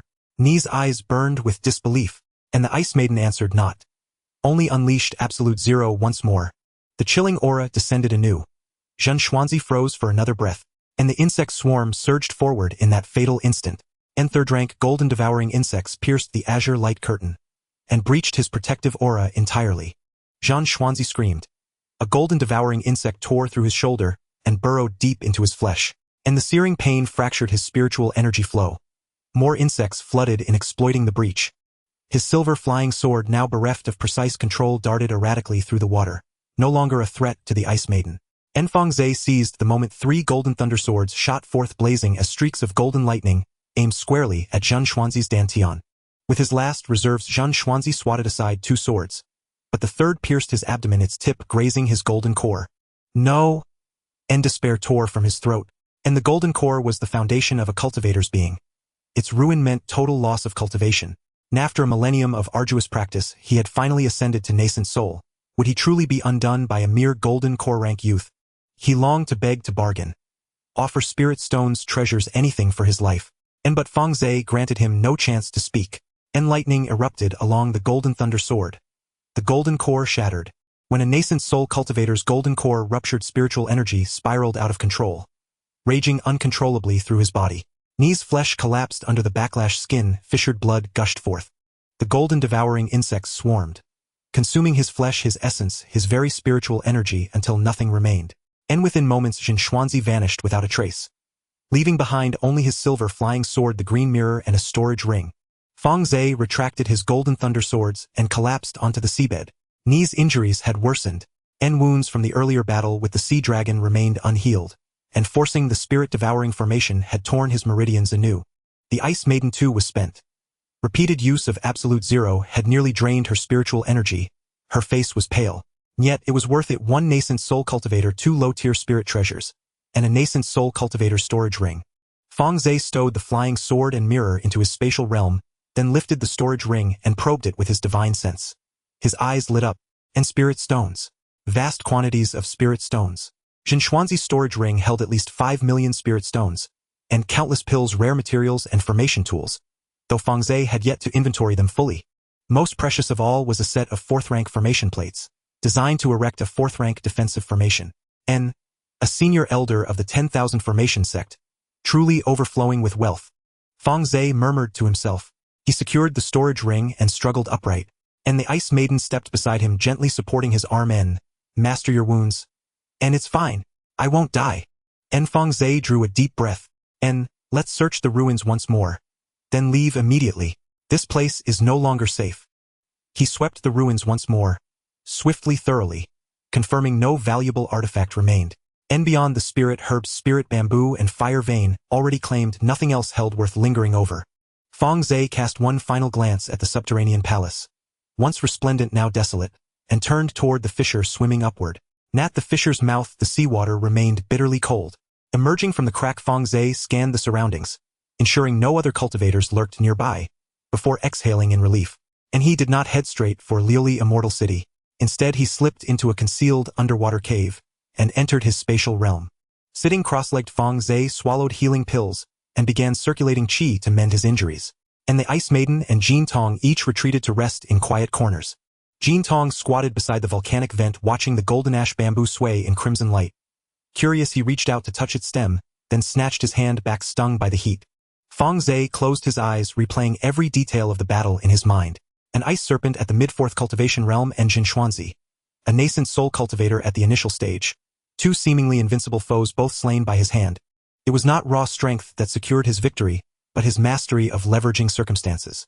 The serpent perished under coordinated assault, while gravely wounded Zhen Xuanzi fell to overconfidence and fatal elemental suppression. The Ice Maiden's ice affinity abilities suppressed most cultivators, while the overwhelming numbers of gold-devouring insects overwhelmed even nascent soul elders. Yet it is still insufficient. Fang Ze murmured inwardly, should I face another nascent soul elder next time, fortune may not favor me so kindly. He needed to strengthen himself urgently. Perfection of the golden core was merely the first step. Nascent soul formation remained his true objective. The spirit-bearing fruit tree would require another year to ripen, and the red sungrass and yuanling flowers likewise demanded time to mature. Jin Tong required 4th-rank metal affinity resources to break through. Shui Mei Fox Jin Hai Ape and Mo Jiao likewise needed cultivation and nurturing. The road ahead is long. Progress must be steady. Fang Ze drew a deep breath and sank into meditation. Wanzhan Sect Soul Hall. Within the Grand Hall stood hundreds of soul lamps, each corresponding to a sect cultivator ranked golden core or higher. Their flames flickered, brightening, dimming, mirroring the life and death states of their bearers. A disciple guarding the hall stifled a yawn, idly scanning the rows of lamps before him. Suddenly his gaze froze. At the highest tier of the lamp rack, the soul lamp inscribed with Zhen Xuanzi flared once, and extinguished. Its flame dissolved into a wisp of azure smoke. the lamp shattered fragments scattering across the floor. The guard's face drained of color. Zhen Xuanzi, the sect's nascent soul elder at the initial stage, was also the direct disciple of Fang Ze, a grand elder at the late nascent soul stage. The extinction of such a pivotal figure's soul lamp would send tremors throughout the entire sect. Stumbling out of the soul hall, the disciple rushed forth trembling as he struck the alarm bell. Dang dang dang. The chimes reverberated across Wanzhon's sect, growing ever more urgent with each toll. Cultivators deep in seclusion snapped open their eyes, pill refiners jerked their hands, exploding their furnaces. Disciples mid-sparring halted, exchanging bewildered glances.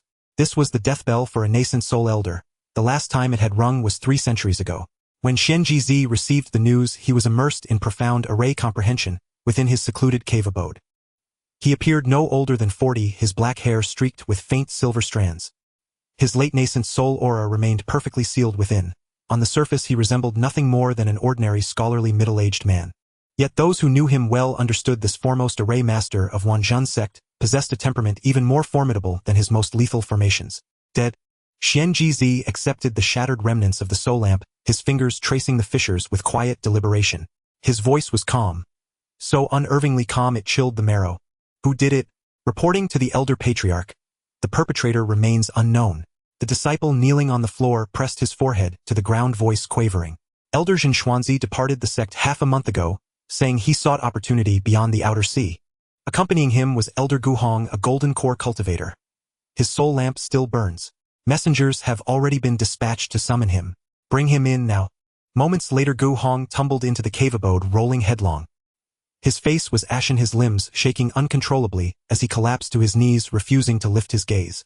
Zhen Xuanzi was dead, and as a golden core attendant Guhong faced at least a century's forfeiture of stipend under sect law. Should the elder patriarch's wrath descend upon him, having his cultivation base shattered would be the mildest consequence. Speak. Fang Ze uttered only a single word. Guhong dared not conceal a thing, recounting the full sequence of events without omission.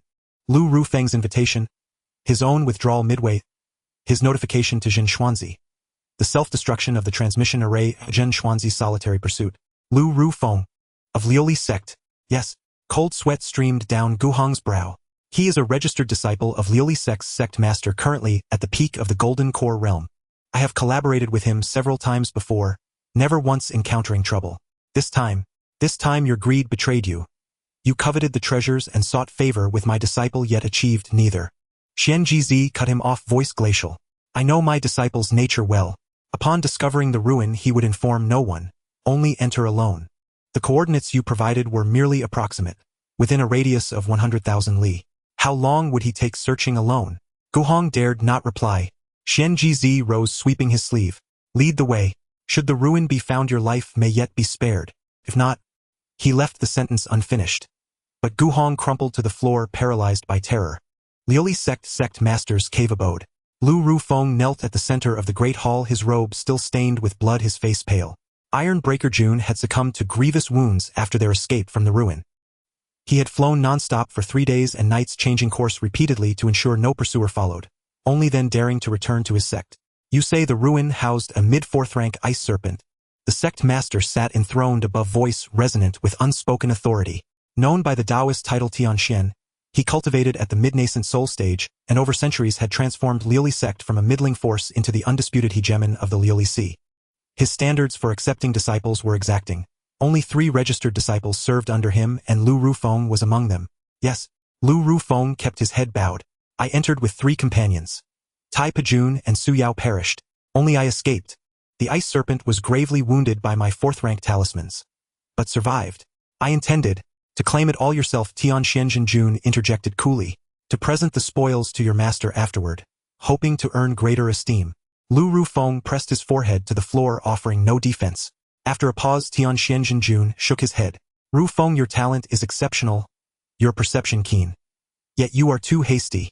A mid-4th rank ice serpent. Every part of it is priceless. Its scales forge supreme artifacts, its blood refines peerless pills. Its core is beyond valuation. Such a fated opportunity. Can a mere golden core cultivator truly contain it? I acknowledge my error. Enough. Tianxian Jun rose. Do you recall the ruin's precise location? I recorded the coordinates on a jade slip. I could retrace it blindfolded. Then what are we waiting for? With a flick of his sleeve, Tianxian Jun sent forth a spirit message talisman.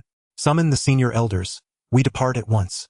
Also, you mentioned others from Wanzhen sect followed you there. Lu Ru Feng nodded. Gu Hong withdrew midway. He surely hastened to inform Zhen Xuanzi. Zhen Xuanzi. A faint sardonic smile touched Tian Xian Zhen Jun's lips. A nascent soul elder at the initial stage dares vie with the sovereign for spoils. He strode from the cave abode trailed by 3 nascent soul elders at the initial stage. For streaks of light shot forth, racing toward the outer sea. At the ruins periphery, the first arrivals were neither from Wanzhen sect nor Liuli sect, but a band of rogue cultivators. The nascent soul-level battle within had fractured portions of the ancient prohibitions. The spiritual energy surging from the collapse was so intense that cultivators across tens of thousands of li sensed it.